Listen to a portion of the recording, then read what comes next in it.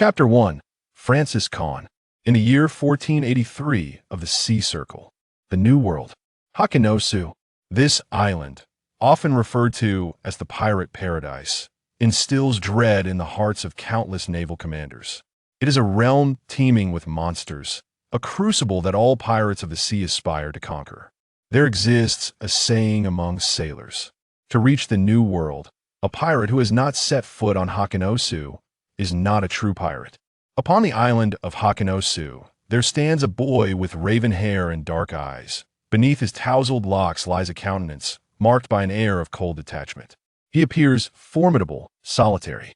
Perched atop a mound of corpses, he raises a bottle of liquor high, allowing the fiery liquid to cascade down. Ha ha ha! The strong spirit flows over him, accompanied by unimaginable agony, as if his very being were engulfed in flames. Yet the black-haired youth laughs maniacally, reveling in the exhilaration of victory. He combats pain with fervor. He seeks to heal his wounds with strong drink. As he regains his composure, the boy becomes acutely aware of the pain and fatigue coursing through his body. His complexion pales, and his spirit wanes. Life upon the sea is unforgiving. At merely 10 years of age, he has already danced on the precipice of death multiple times. He treads upon the edge of a blade, waltzing with the Grim Reaper. He cannot afford to falter. He must grow stronger, lest he be cast aside in the unforgiving embrace of the ocean. The merciless sea has devoured the dreams of countless pirates. Conch, happy 10th birthday. From beneath the pile of corpses, a boy with crimson hair gazes longingly at a donut, drooling as he presents his favorite treat to his revered elder brother. Even after emerging from a fierce battle, the red-haired boy remains spirited, betraying no sign of weariness. Francis Con leaps down from the heap of bodies, accepting the offering from the red-haired boy, taking a bite and exclaiming, "It's sweet, your gift is splendid." Con tears the donut in half. The red-haired boy's smile widens, his split lips giving him a somewhat sinister appearance. "But Katakuri, you should really eat less, otherwise your mouth will split wider and the other children won't want to play with you," Con instinctively cautions. "Other children?" Katakuri replies nonchalantly, opening his mouth nearly to the roots of his teeth, revealing an exaggerated grin as he shouts, "I only need conch." He remains entirely unconcerned about how others perceive him. "Indeed, you have always been one to march to the beat of your own drum. Do keep it up," Con says, glancing toward the harbor of the island. Calculating the time, Captain Rocks and the others should be returning soon. Let us prepare to welcome them. Hee. Katakuri scratches his head, his cold and aloof exterior belying a cheerful demeanor. Conch, Captain Rocks is the undisputed pirate overlord of the seas, and Mama is an important officer in the Rocks pirate crew. I wonder when he'll officially become a crewmate? Official crewmate? Indeed, Conch. Once I become an official crewmate, I can better protect my younger siblings. Katakuri clenches his fists, grinning broadly. Family is paramount, and Conch is my most cherished family member. Con gazes at the red-haired boy, who has grown from a child he once cared for into a young man. In a fleeting moment, he feels the strange illusion of aging. Reflecting on his memories, he realizes he has spent a decade in this familiar yet foreign pirate world, and this cheerful, independent red-haired boy beside him is destined to become the renowned first of the 3 sweet commanders of the future Yonko Big Mom pirate crew. One of the most infamous pirates of the world to come, uniquely adept in the realm of observation hockey. This world bears a resemblance to an anime he once watched in his previous life. Perhaps it is a parallel universe, thus allowing for his own existence, which should not have been. According to the plot of the anime from his previous life, the era of great pirates had yet to commence. In this time, the absolute ruler of the seas is known as Rocks, recognized as a monster among the various powers of the ocean. The crew comprises 3 of the future Yonko and 2 of the legendary pirate captains of the next generation, including the likes of Wang Ji, John, and Silver Axe, among the most formidable pirates of the sea. It can be said that no pirate crew possesses the strength to confront them directly. Even the formidable naval headquarters dares not engage them lightly during that time. A naval admiral was even killed by Rocks himself. Such a powerful pirate crew sounds capable of dominating the world. Yet through the unfolding narrative, Khan understands that becoming an official member of the Rock's pirate crew is far from advantageous at this juncture. The time until the demise of the Rock's pirate crew is rapidly approaching. In the future, the naval hero Garp will join forces with the future pirate King Roger, two formidable figures from vastly different realms of existence, to wage war against the Rock's pirate crew at God Valley. This conflict is infamously known as the God Valley Incident. This battle leads to the downfall of the Rock's pirate crew. Khan occupies a unique position within the Rock's pirates, and Katakuri harbors a special admiration for him due to various circumstances. Having lost his family at a young age to the hands of nobility, he has become deeply attached to Khan, whose father was once a childhood companion of Wang Ji. While Wang Ji aspired to become the world's strongest swordsman, they chose divergent paths.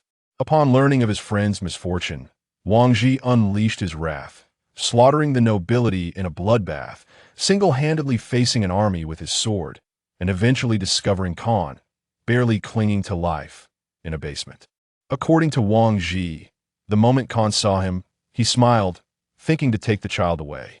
Subsequently, he made a name for himself by defeating a naval rear admiral with just 3 strikes, breaking free from the encirclement of 3 naval warships, wielding his sword to carve a path to freedom. His fame spread like wildfire across the seas. Later, pursued by navies, pirates, and bounty hunters alike, Wang Ji's swordsmanship advanced by leaps and bounds, his strength growing with each battle. Due to various factors, Wang Ji joined the Rock's pirate crew, becoming one of Rock's right-hand men, holding a status above even the likes of Whitebeard and Charlotte Linlin. In terms of swordsmanship, even the proud Golden Lion Shiki recognizes Wang Ji as one of the monstrous powerhouses of this era. Although he possesses a formidable ally, Khan refuses to become a sheltered flower. He understands that in this chaotic world, what is needed is immense strength. No one can rely on others for a lifetime. Conch, they say you have another name, is that true? Katakuri asks, curiosity gleaming in his eyes. Upon hearing this, Khan's expression tightens, and he quickly inquires, who told you that? It was Uncle Shiki. Khan once bore 2 names. The first name was King, a title bestowed by Wang Ji, reflecting his hopes for Khan's royal destiny. The second name, given at his request, was Wang Yi, which was relatively normal. It was only after he single-handedly slayed a ferocious tiger that Wang Ji revealed Khan's origins and truth, prompting him to adopt his current name. Yet this aspect of his identity remains a dark chapter of his past. Chapter 2. Newgate. Khan possesses 3 names in total. The current name has accompanied him the longest. The other 2 are merely nicknames. Wang Ji saved his life, thus adopting his surname is only fitting. However, Wang Ji, a man devoted to the sword, excels in every regard, save for naming perhaps the people of this world cannot comprehend. But for Khan, bearing the odd name of king for several years has been quite cumbersome. A true king requires no name to adorn himself. At that time, Khan always wore a sullen expression to outsiders. It appeared as though he were aloof and haughty. Even Wang Ji believed it stemmed from his traumatic past. Yet, upon arriving in this world, he was utterly oblivious, having been trapped in a basement. It was merely due to a name. Had it not been for the incessant chatter of the Golden Lion Shiki, enlightening Khan about his own past, he would have remained in the dark regarding his origins, later learning more about himself from Wang Ji. Does Khan not wish to speak of it? Katakuri seems to grasp something, chuckling, Mama and Uncle Wang Ji will be returning soon, let's go greet them. At this moment, the future foremost of the Sweet Commanders remains a cheerful child. There's no need to call him Uncle Shiki in my presence, just refer to him as that old bastard Shiki. In Khan's eyes, the Golden Lion Shiki is the most despicable scoundrel, continually fixating on his dark expression, using it as a seasoning for his drinking escapades. Had it not been for this, his name would not have morphed into a dark history. That might not be appropriate. Katakuri has always been a polite and cheerful child. While liked among the Rock's pirates, Newgate's gaze lights up whenever he sees him, radiating a particularly vibrant glow. Shiki is nothing but an old bastard. As Khan speaks, he raises his middle finger, reflecting a hint of personal grievance. Katakuri chuckles, never straying from Khan's side. He could have chosen to remain elsewhere, as his mother would have arranged a safer haven for him. Yet, Katakuri willingly follows this man, for he knows Kanj to be a person of cold exterior yet warm heart, one who has saved him and has shown immense care for him and his siblings, facilitating their quicker integration into the life of the Rocks Pirates. He is the elder brother of his dreams. Let us go. Katakuri, our future is just beginning. Khan eagerly anticipates the return of the Rocks Pirates, hoping that Wang Ji will bestow upon him the coveted gift he desires. The timeline is drawing near the great battle of God Valley. Without a relentless pursuit of strength, one might find themselves lacking even the merit to survive in the future. Katakuri senses Khan's fervent anticipation and chooses to remain silent. Anyone who lays eyes upon him would undoubtedly perceive him as an aloof young man. The fervid heart contrasts sharply with his frigid exterior.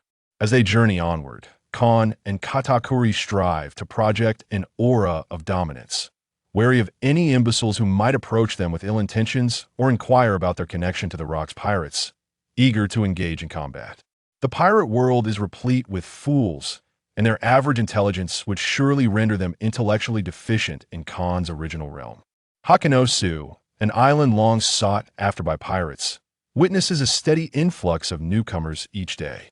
These pirates pay little heed to the reputation of the Rocks Pirates or any other crew. Many overconfident individuals believe themselves to be the mightiest, while some foolishly challenge the Rocks Pirates for fame, proving to be far more naive than the Navy.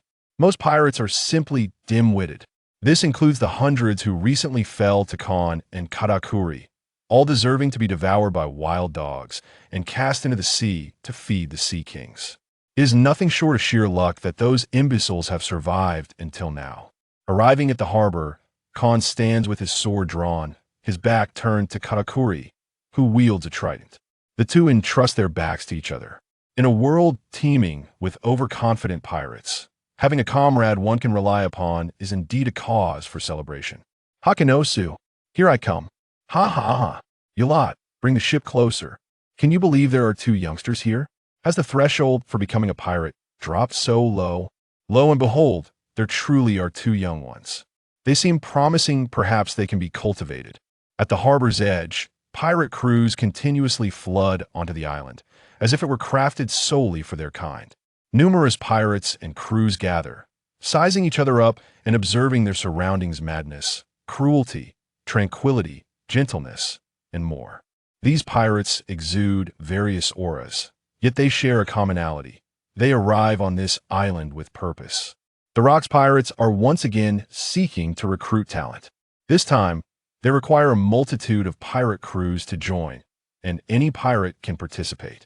This news has ignited a frenzy across the seas, with countless pirates rushing to seize a place on the formidable ship of the sea overlord, Rocks. Khan gazes at these pirates, his mind preoccupied with another thought. What is Rocks' true purpose in deploying to God Valley? To dominate the world. Rocks has already established himself as the supreme ruler of the seas. Taking a step further would entail overthrowing the world government, a feat that seems insurmountable for the Rocks Pirates. Merely striking at the second largest stronghold of the Celestial Dragons is a gamble of all they possess. This hardly aligns with Rock's usual style. Kulahoyalu. Khan and Katakuri are startled, accompanied by a distinctive laugh. A towering figure over 6 meters tall, wielding a naginata, adorned with a captain's hat, cascading golden waves of hair, and clad in a moon-white battle robe, launches from a nearby ship like a cannonball, landing heavily upon the shore. In the blink of an eye, you two youngsters have grown so much. Would you be interested in becoming my sons? Newgate recognizes Katakuri at a glance, his eyes gleaming with excitement, and upon seeing Khan, his enthusiasm only intensifies. This future strongest man in the world stands before the two children, extending an invitation with an outstretched hand. Instantly, the surrounding pirates part, creating a wide berth. Newgate is a pirate of legendary renown in the New World, one of the most formidable officers in the illustrious Rocks Pirates, known for his immense strength and destructive capability. At that moment, a group of pirates emerges from the crowd, forming two factions, boldly standing before Newgate. Those aligned with Charlotte Lin and Wang Ji. A pirate of higher status from Wang Ji's faction, adorned with glasses, steps forward and declares, "Lord Newgate, you cannot do this. Captain Wang Ji has done me a great favor if you wish to take them. You must first defeat me. Newgate has a history of transgressions. Chapter 3. The Devil Fruit. Kulahoyulu. Newgate laughs heartily. Wang Ji is among the few I find quite agreeable. I remember your name, Kinder. No need for such seriousness. I shall not take on away. It is an immense honor for you to remember me, Lord Newgate. Kinder, a capable aide to Wang Ji, possesses formidable strength, yet adheres to numerous self-imposed rules that hardly befit a pirate. The tension dissipates like smoke. Newgate waves his hand in another direction, calling out, "Waydibe, come here." "Dad, I'm coming." A girl with ice blue hair, dressed in a flower-button striped shirt, donning a purple-blue skull cap, and draped in a blue cloak strides forth. She appears to be about 5 years older than Khan, radiating confidence. Confident, aloof. Like a plum blossom in the depths of winter, she stands proudly independent. Newgate's longing is merely for admiration. He is not without children, and Waydibe is his first adopted daughter. Katakuri stood behind Khan, gazing ahead. Upon seeing the appearance of Waydibe, he remarked in astonishment, "Does Uncle Newgate truly have such a beautiful daughter?" Khan. "This sister is exceptionally lovely." Katakuri spoke in a hushed tone, yet most of those present were formidable individuals, and the heavy atmosphere rendered the surroundings exceptionally quiet. Allowing his words to resonate among the crowd, Waydibe, with one hand resting on his waist, raised an eyebrow and smiled, remarking, "Little brother, your words are truly sweet." When Katakuri felt shy, the sister's gaze was unlike that of the other children. It exuded a certain maturity, devoid of disdain. She was truly beautiful. We seem quite compatible," Khan remarked unexpectedly. Waydibe was taken aback, revealing an expression of amusement. This little fellow, with a serious demeanor yet an adorably cool appearance, was utterly charming. Khan touched his face, realizing that his youth often led others to underestimate him. There was little he could do about his baby fat. La la la. These little ones seem to be getting along quite well, don't they? Newgate laughed heartily, having always held a notion about Khan and Katakuri. However, both children were backed by formidable figures, or else he would have long since taken them under his wing as sons. Newgate's sole purpose for joining the Rocks Pirates was to seek out his family. My, Newgate, you always have your eye on my children. What are you plotting? If you truly desire a son, I could bear one for you, you know? A striking female pirate, over 8 meters tall with an alluring figure, sashayed over, capturing the attention of many. Even though she was one of the officers of the Rocks Pirates, a natural destroyer, nothing could diminish her charm. Newgate's expression darkened as he replied, "Lingling, my family will find me on their own. Your assistance is unnecessary." He reminisced about their first encounter aboard the Rock ship, when Lingling would boldly declare, "I am Lingling. I shall become the queen of the seas." How spirited they had been in those days. Sighing, he couldn't help but feel disillusioned with the current state of the Rocks Pirates. People change, but Newgate never anticipated such swift transformations. The rise in status and notoriety had fostered varying ambitions among pirates like Shiki, Silver Axe, and Charlotte Lingling. Had Newgate chosen not to join the Rocks Pirates, no one could have compelled him, not even Rocks himself. "Newgate, I haven't yet settled the score for the last time you secretly took Khan." Wang Ji arrived slightly later, instantly grasping the situation with his keen gaze fixed on Newgate. In this world of pirates, Wang Ji was one of the few normal individuals. His appearance bore distinct Eastern features, rugged and resolute, making him an exceedingly handsome man. The 3 zombies under Moria's command are not Silver Axe, Wang Ji, or John. Such assumptions are unfounded, as they perished in different locations. If they were truly them, then Rock's body would also be in Moria's possession. La la la. Wang Ji. It has been several years since we last met. Allow me to treat you to a drink. Newgate exclaimed joyfully, pleased to see one of the few unchanged comrades aboard. Wang Ji replied helplessly, "Newgate, we can discuss drinking later. I have matters to attend to. La la la. I shall await your arrival. In good spirits." Newgate made his way to the bar on the island. Waydibe closely followed her father, sensing that someone was watching her. Without turning, she waved and called out, "Little brother Khan, you're so cool. Come find your sister when you grow up." Wang Ji, remaining in place, scanned the surroundings, realizing that something was afoot with these 2 youngsters. This fruit appears to be an upper-tier variant of the flourishing fruit, a rare find indeed, compared to the Logia type. "The Zoan type would generally suit you better," Wang Ji remarked, expressing regret. "Yet if I could procure a mythical Zoan, it would be even better." Khan accepted the fruit, his heart brimming with excitement, and said, "Uncle Wang, this is enough. It sufficiently compensates for my shortcomings." "That's good." Wang casually glanced over Khan's wounds and gently patted his shoulder. "Child, you have grown." It was something he had long needed to acknowledge. The boy would surely soar to great heights in the future.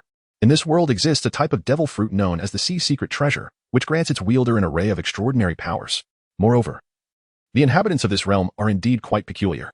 Individuals like Khan, Wang, and Waydibe, who possess a seemingly normal appearance, handsome and appealing, are a rarity. The devil fruits are categorized into three main types: Zoan, Logia, and Paramecia, with Logia being the most scarce among them. Furthermore, the mythical Zoan fruits within the Zoan category are even rarer than the Logia. Such treasures are seldom found upon the vast seas. Charlotte Linlin is believed to possess a mythical Zoan fruit. However, Khan, being merely a child, could not expect everyone to be as selflessly generous as Wang. He had no means to barter his way into such fortune. After all, one cannot simply stir a water tank with a toothpick. Khan took a bite of the fruit he had long since identified, and a peculiar flavor flooded his mouth, far more overpowering than that of durian, evoking a sense of nausea.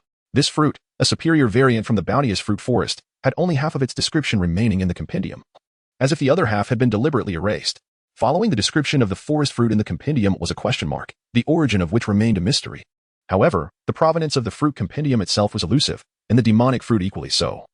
The mere fact that this particular fruit was recorded in the compendium indicated it possessed abilities worthy of such documentation. Khan perceives an air of mystery surrounding this fruit, and its inherent abilities, as described, are quite commendable. It is certainly worth a try.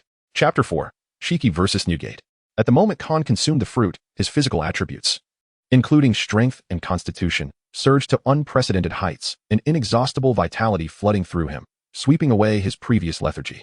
He radiated vitality, experiencing a remarkable enhancement in all aspects of his being. This was the formidable power of the devil fruit. Relishing this transformation, Khan clenched his fists and mimicked the motion of wielding a sword, envisioning its form in his mind as he swung forward, unadorned yet profound. The simple action stirred a reaction in Katakuri, who had been observing intently. A shiver ran down his spine, a sensation of sharpness enveloping him. He then exclaimed with excitement, "Incredible, Brother Khan! You've grown even stronger." Indeed, Khan's shortcomings lie in his high offensive capabilities contrasted with his weak defense. His technical skills are exceptional, while his physical constitution is merely average. From a tender age, he exhibited extraordinary talent in swordsmanship, astonishing even the renowned master Wang Ji, a paragon among swordsmen, and compelling other legendary figures such as Shi Ji and Zhang to acknowledge Khan as a prodigious talent in the art of the sword. Reflecting upon his past life, Khan grasped the sword at 15, bested his mentor at 16, sheathed his sword at 17, and witnessed his mentor return gravely injured from overseas, passing shortly thereafter. At the age of 18, he ventured abroad, armed with nothing but his sword, vanquishing renowned masters of the swordsmanship along the way.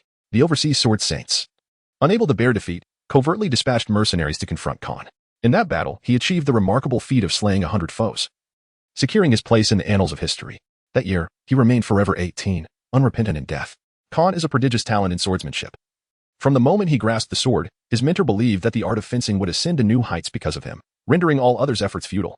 In those early days, Khan harbored no grand ambitions. He merely wished to satisfy his hunger and find companionship.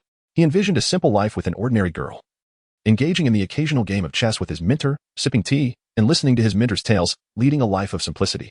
However, fate had other plans, revealing to him once again the grim realities of the world. "Master, my swordsmanship has reached the pinnacle of this realm, yet my physical limitations hinder my growth," Khan reflected, his gaze filled with nostalgia and reluctance. He silently vowed, "I do not wish for my swordsmanship to fade into obscurity in another world. I shall ascend step by step to the apex, wielding my sword to vanquish all formidable adversaries that the future may hold. I aim to reach the highest summit, so that those who cling to their so-called glory and revel in their past splendor may come to realize that their era has long since passed." The ability to lose gracefully and the inability to do so represent two fundamentally different attitudes. Returning to the moment, Khan chuckled softly, "Katakuri, every individual's physique has its limits. Yet skill, fruit, and willpower know no bounds. Your physical prowess far surpasses mine, and your potential is remarkable, yet you have never bested me.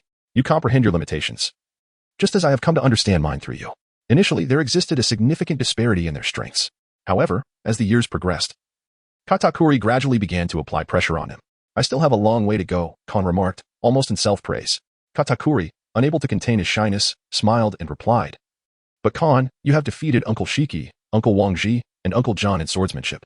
In pure sword duels, these three esteemed swordsmen had all succumbed to Khan, much to Shiki's chagrin, who spent a considerable time seeking out Khan's minor flaws, seemingly to quell his own sense of inadequacy. Khan calmly remarked, "It is merely swordsmanship. No matter how formidable one's skills, the disparity in levels must not be too vast. Otherwise, how can one defend against 100 meters of sword energy? In this world, humanity is far more formidable than in the previous realm. Brother Khan is already quite impressive." Katakuri mused, "Once Brother Khan consumes the devil fruit, he will undoubtedly become even more powerful. I sincerely hope to engage in a contest with him. I firmly believe that Brother Khan can also ascend to the title of King of the Seas." In the young Katakuri's eyes, rocks epitomized the King of the Seas. There will be opportunities. Katakuri clenched his fists, quietly resolving to hone his skills to perfection. He aimed not only to train his haki, but to pursue techniques akin to those of Khan, who possessed an almost divine proficiency. A king, perhaps? Khan felt the power coursing through him, adapting to the changes while contemplating his future aspirations. He had long established his goals, to strengthen his physique, refine his armed haki, and strive to ensure that his physical capabilities in haki were not significantly inferior to those of the top-tier monsters. Now, he sought to fill the gaps in his abilities. By consuming that fruit, he felt more assured about gradually ascending to the pinnacle with his otherwise mediocre physique. He aimed to develop the fruit's powers, primarily focusing on supplementary swordsmanship and creating one or two exceptional techniques. In Khan's view, developing a couple of hidden, powerful abilities was far more practical than amassing a plethora of flamboyant skills. Reaching the summit was a challenge well worth pursuing. Khan felt a long-lost fervor and anticipation as the two wandered through the streets. Katakuri sensed a transformation in Khan. The already striking Khan appeared even more handsome. Was it merely her illusion? Khan is truly magnificent. The gusts of wind surged wildly from the island, and Katakuri suddenly realized he could not open his eyes as the wind intensified. At that moment, Khan furrowed his brow and gazed up at the sky. The clouds roiled and parted, splitting the heavens asunder. Khan, surely no one on the island will engage in conflict? Katakuri remarked, unfazed. It had not escalated into a genuine confrontation. Khan was unable to perceive the awe-inspiring shock of Conqueror's haki, indicating that the astonishing spectacle on the island was merely a playful skirmish between the two combatants. Soon, they arrived in front of a dilapidated bar. Ha ha ha. A boisterous and arrogant laughter resonated from the heart of the ruins. A man clad in samurai attire, with long golden hair resembling a lion's mane, wielded dual swords at the center of the wreckage, exuding an overwhelming presence akin to a lion king reigning supreme, filled with utmost arrogance. This man was none other than one of the most significant officers of the Rocks Pirates, the notorious pirate Shiki. Just moments ago, a cataclysmic battle had transpired here. Newgate. You are no match. Shiki jeered, a cigar clenched between his teeth. Shiki, you scoundrel, I was preparing to invite Wang Ji for a drink. Newgate seethed with rage, wishing fervently to crush this lunatic on the spot, assuming he could indeed do so. Enough, the captain is coming soon. You both must cease fighting. Wang Ji interjected at this critical moment. Shiki guffawed, ha ha ha. I grant this favor to Wang Ji, after all. He is the man who has outshone me in swordsmanship. Newgate snorted coldly. Their relationship was decidedly unfriendly, resembling more of a rivalry. The place is utterly ruined. Let us change locations. We cannot have a banquet without dessert. Charlotte Linlin fixated intently on the vigorous men in the arena, licking her lips and shouting, long bread. Prepare the dessert for me. Chapter 5. 3 women. The clash between Shiki and Newgate had obliterated numerous structures in the vicinity, sending the crowd scattering in panic, leaving behind only devastation. Charlotte Linlin observed the contest between the giants with great enthusiasm, perhaps due to a peculiar fascination. After Shiki and Newgate espoused, she began to voraciously indulge in desserts to assuage her excitement. Linlin, this is my latest creation, a cake that guarantees exquisite taste, proclaimed a stout, hobbit-like man clad in a chef's uniform, presenting his proud masterpiece. The thrill made his leaf-like mustache quiver with delight. Is that so? Charlotte Linlin unceremoniously seized the cake, devouring it with little regard for decorum. Upon finishing, her face flushed with delight, her gaze dreamy as she exclaimed, truly, it is delicious. Khan surveyed the chaotic scene, observing Charlotte Linglin's exaggerated manner of eating. He was acutely aware that Katakuri's eating style was a hereditary trait, one he had attempted to alter in vain. Fortunately, it was not that particular bar that had been damaged. Otherwise, the captain would surely have erupted in fury. At that point, Shiki, you would truly need to contemplate how to withstand the captain's wrath. Wang Ji offered a subtle reminder as he approached Khan, inquiring about his current feelings. Khan replied, a splendid fruit. That's wonderful. Wang Ji chuckled. Shurji, who had been attentively listening, seemed to have caught wind of an intriguing topic and remarked with a sardonic tone. You little rascal, you haven't consumed a devil fruit, have you? With your unparalleled swordsmanship, do you truly require such a thing? Oh, how could I forget? You can't even withstand a single layer of my flying slash. Khan paid no heed to the trivial and meaningless provocation. It paled in comparison to the dark history of names. I eagerly await your challenge to my swordsmanship. In a single phrase, he is the man who triumphed over Shiki in the art of the sword. Shiki, thwarted in his ambitions, was consumed by frustration. His swordsmanship fell short of that of this little rogue, and the fact that this rascal's skills had grown even more refined was rather embarrassing. Subsequently, he burst into laughter, exclaiming, ha ha ha, that thing you ate tasted like dung. Did you almost vomit? I truly struggle to describe that flavor. Khan, with a tone laced with mild surprise and a hint of realization, inquired, so, Shiki, have you eaten dung? You little rascal. Shiki was incensed by Khan's calm yet slightly emotional words. The nonchalant tone of this brat was infuriating. Were it not for the regard I hold for this little scoundrel, I would have surely cleaved him. Wang Ji cautioned, Shiki, don't overstep, Khan is still just a child. Shiki's expression shifted, akin to someone who had unwittingly consumed a cursed fruit. Uncle Newgate, where's Wadib? Khan inquired with curiosity. noting that the strongest man in the future world had first taken in a little girl. Newgate's gaze sharpened as he scrutinized Khan, nodding with satisfaction. There are few little ones like you. It is a pity you are not my son. For my daughter to know you is a privilege. One day, she will understand that meeting you is her greatest fortune. Father, look. Newgate gestured and laughed heartily. Here she comes.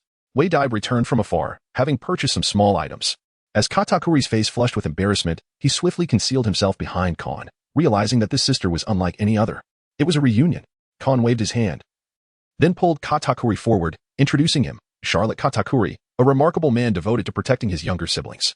Curiously, Wei Dai inquired, and you? Frankie's Khan. You may call him the king. Suddenly, this remark sliced through the conversation, and the triumphant Shiki erupted into hearty laughter, entirely disregarding Khan's darkening expression. Khan, is he the child that my father often mentions? Wei Dai sensed a shift in the atmosphere, yet she found it amusing. Both Khan and Shiki were intriguing, distinctly different from the typical pirates. Wang Ji furrowed his brow, pondering whether he had erred in unilaterally naming Khan. It appeared that something quite entertaining was unfolding, and you lot didn't wait for me. That's rather inconsiderate. A man with dreadlocks, clutching a bottle of rum in one hand and groping a voluptuous beauty with the other, staggered into view. This man was the notorious pirate John. Exuding a roguish charm, straddling the line between virtue and vice, a madman rivaling Shiki. Fortunately, my ears are keen. Otherwise, I might have overlooked you all. By the way, was Captain Rox the one who summoned us here? John, evidently still under the influence, squeezed the woman beside him, eliciting a sensual sigh that jolted him further awake. Eyeing the crowd, John scanned the room, proclaiming, I seem to have stumbled into the wrong place. Ha ha ha. You rascal, stop the nonsense. Just admit you came looking for Wang Ji. Shiki redirected the conversation with a whistle. And the pirate crew, who didn't know you adored trailing after Wang Ji. Go on, go on. John retorted disdainfully towards Shiki. I have nothing to discuss with you, you lunatic. You can't even match Khan, that little brat. Yet you refuse to acknowledge it. Both Shiki and John, two madmen, dismissed each other with contempt. Wang Ji interjected, let us save the reminiscing for later. We must head to the gathering point. The group proceeded to the bar that Rox favored most, now the largest on the island. Upon entering, 3 women encircled Khan and Katakuri. Has Katakuri grown this much? One petite girl with short golden hair and a youthful appearance, named Bikin, gazed fervently at Katakuri and Khan. She had once received assistance from Newgate aboard the ship, and was now bolstered by her connections. If only she could whisk away these two. Khan and Katakuri were ones I had watched grow. They were bound for greatness. A lovely woman named Shiki, known for her alluring looks and figure, beamed with delight. She was among the more capable women aboard, skilled in intelligence work. These 2 little ones are simply adorable, remarked a stunning woman, far surpassing the previous 2 in beauty. Clad in a samurai kimono with fair skin, this enchanting creature had ties to Kaido and had once shared a bed with Shiki, thus holding a certain status within the Rox pirate crew. Occasionally, she would transform into Shiki's likeness to tease Khan. Being a Paramecia-type devil fruit user with the power of imitation, all 3 women were exceedingly ambitious, perhaps even more perilous than the rather simple Charlotte Linlin. Ha ha ha. The raucous laughter of Rox echoed from within the bar. The culture of the Rox pirate crew was hardly as devoid of humanity as outsiders claimed. While conflicts and rivalries occasionally arose among the factions, they would not turn against each other nor engage in the folly of infighting before outsiders, unless the crew faced imminent collapse. Otherwise, they would remain intact. However, the hierarchy was indeed strict, with clear distinctions in status. This was a universal truth. Inside the bar, the environment reflected this reality. The higher the status, the greater the strength, and the closer one was to Rox. Of course, figures like Newgate, Wang Ji, John, Shiki, Charlotte Linlin, and Silver Axe did not fall within this hierarchy. Anyone with a modicum of insight into the Rox pirate crew would understand that these 6 held a position just below Rox himself, rendering it unnecessary for them to engage in clandestine struggles for rank like lesser characters. The combat prowess of these 6 commanders was nothing short of terrifying. Each was among the apex pirates of the seas, each possessing unique strengths. The seemingly unserious John, with his myriad of tactics, formidable strength, and wildly imaginative thoughts, had countless hidden cards, lacking only in his avarice and lechery.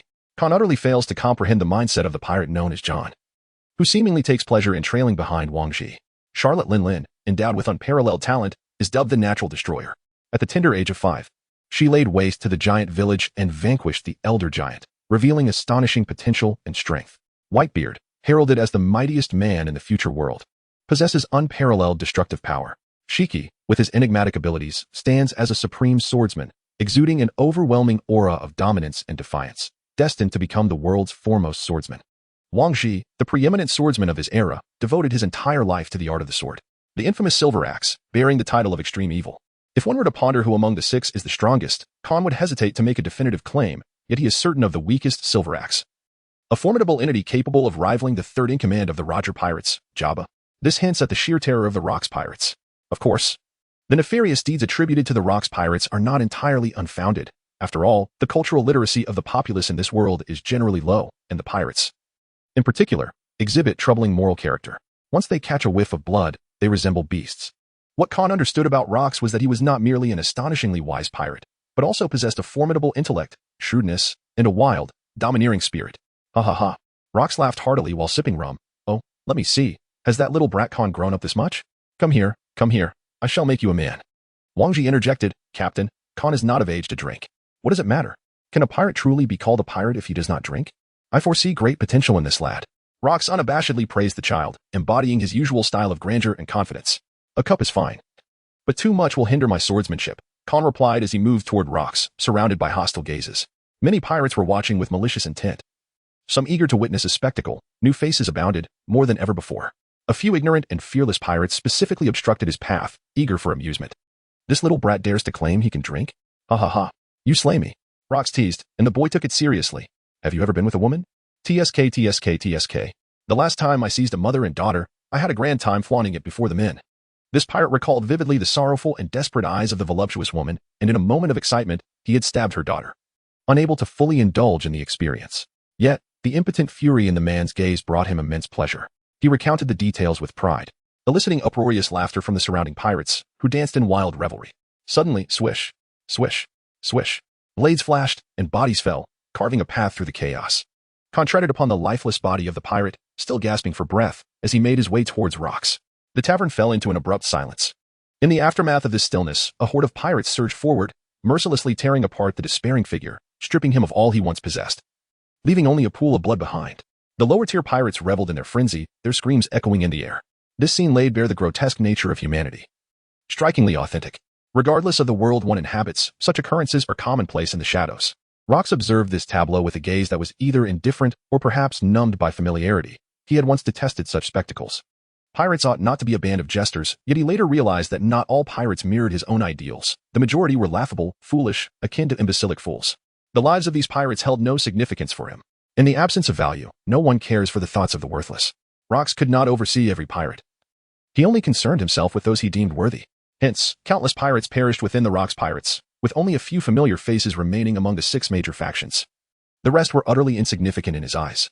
Kindness does not nurture warriors, a proverb that aptly applies to pirates. As long as these fools lack the strength to stand out, Rocks would not extend his attention to them. Most of the vile behavior within the Rocks pirates stemmed from these short-lived buffoons. Little one, behold these fools, how absurd they are. He mused. Indeed, it was quite ludicrous. Khan sipped his pleasantly flavored rum, and amidst Wang Ji's helpless gaze, remarked that the quality of newly recruited pirates had been dwindling. Captain, there are many monsters upon the sea, yet none among these pirates could ever hope to be a top-tier beast. Ha ha ha. They are certainly unworthy. The fate of those pirates might well be sealed for tomorrow. The sea had granted them the chance to survive, yet most could not seize it. Rocks erupted into boisterous laughter, declaring, the worthless are, of course, inconsequential. The sea has no need for them. I have great faith in you. Your potential and strength surpass that of Lingling's little lackey. The future of the sea will undoubtedly be splendid with you in it. Rock's eyes gleamed with anticipation.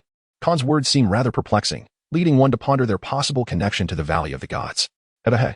It is evident that you possess an unwavering determination to ascend to the pinnacle. Unlike the fools around you, the fruits of success are well suited to you.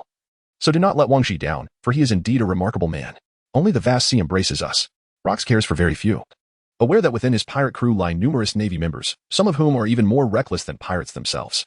He comprehends the necessity of shedding pretense while still keeping an escape route, allowing himself to unabashedly reveal his true nature. Yet, these ultimately amount to mere jesters. Chapter 7. Gathering at the tavern. Thud, thud, thud, thud, thud. Refreshing. Rocks guzzled down several barrels of ale, displaying no signs of inebriation. His capacity unmatched by any in the crew. Ha ha ha. Rocks, I must bring you down. Rum, my favorite. Newgate, John, and others, drawn by the lively atmosphere, joined in the revelry, drinking heartily alongside their captain. The insufferable John even shooed Khan away, treating him like a mere child. Yet, Wang Ji exchanged a glance with John. Being old partners, their understanding required no words. Khan understands that Wang Ji does not wish for him to indulge in alcohol, nor to be swayed by external influences that might distort his values, nor to become arrogant, reckless, or extreme. Once an individual attempts to disrupt the established order, they may repeatedly transgress their own limits, thus ceasing to be truly human. This may well explain why the Silver Axe consistently falls short compared to others. Those devoid of any moral boundaries are unworthy of kingship.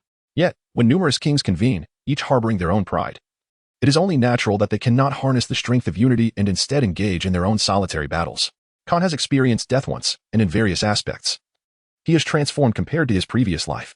In certain matters, he perceives with clarity, or perhaps it could be said that he is indifferent. His true ambition is merely to ascend to the pinnacle and become the singular entity, to crudely elucidate his ultimate objective, to trample upon him's head, compelling her to submit to him. In recent years, Khan has been accompanying Wang Ji and has found it quite agreeable. However, having spent an extended period within the pirate crew has inevitably influenced him, manifesting in ways such as his eloquent speech and occasional reckless behavior. Khan distanced himself from the locks and continued to forge ahead, while the surrounding pirates dared not approach him. The path he traversed seemed to carve itself out, vividly illustrating the principle of survival of the fittest. In this realm, lacking strength, skill, or powerful allies made survival exceedingly arduous. Upon encountering Katakuri, Khan expressed his delight and inquired, "Are you not going to seek out your younger siblings?" "No need," Katakuri replied. "They are quite safe, being under protection, and no one dares to disturb them." Katakuri scratched his head, his curiosity piqued, and asked, "Brother Khan, what does the taste of alcohol resemble?" Khan pressed his lips together and remarked, "I can't discern much of a flavor. It seems somewhat sweet." Indeed, things that are exceedingly sweet are often delightful. Katakuri's expression brightened with surprise as he exclaimed, "I too wish to partake in alcoholic beverages, but I am still too young. I sincerely hope to grow up swiftly." Khan cast a profound glance at Katakuri, finding the moment rather intriguing. In childhood, one yearns for maturity, only to reminisce about the past upon reaching it. It appears that you two young ones truly enjoy each other's company. Approaching them was the elegantly attired black charcoal moth, who looked at the pair with warmth and said with a smile, "I heard from Sister Lingling that Katakuri loves to follow you. It seems you are a very dependable brother." This woman exuded an irresistible allure. With her innocent gaze, enchanting figure, and angelic visage, it is difficult for any pirate to resist such temptation. Shiki certainly could not. In a moment of weakness, the two became inseparable companions. Khan gestured towards the bar, indicating that if one were to seek Shurji, he would be inside, likely sharing a drink with the captain.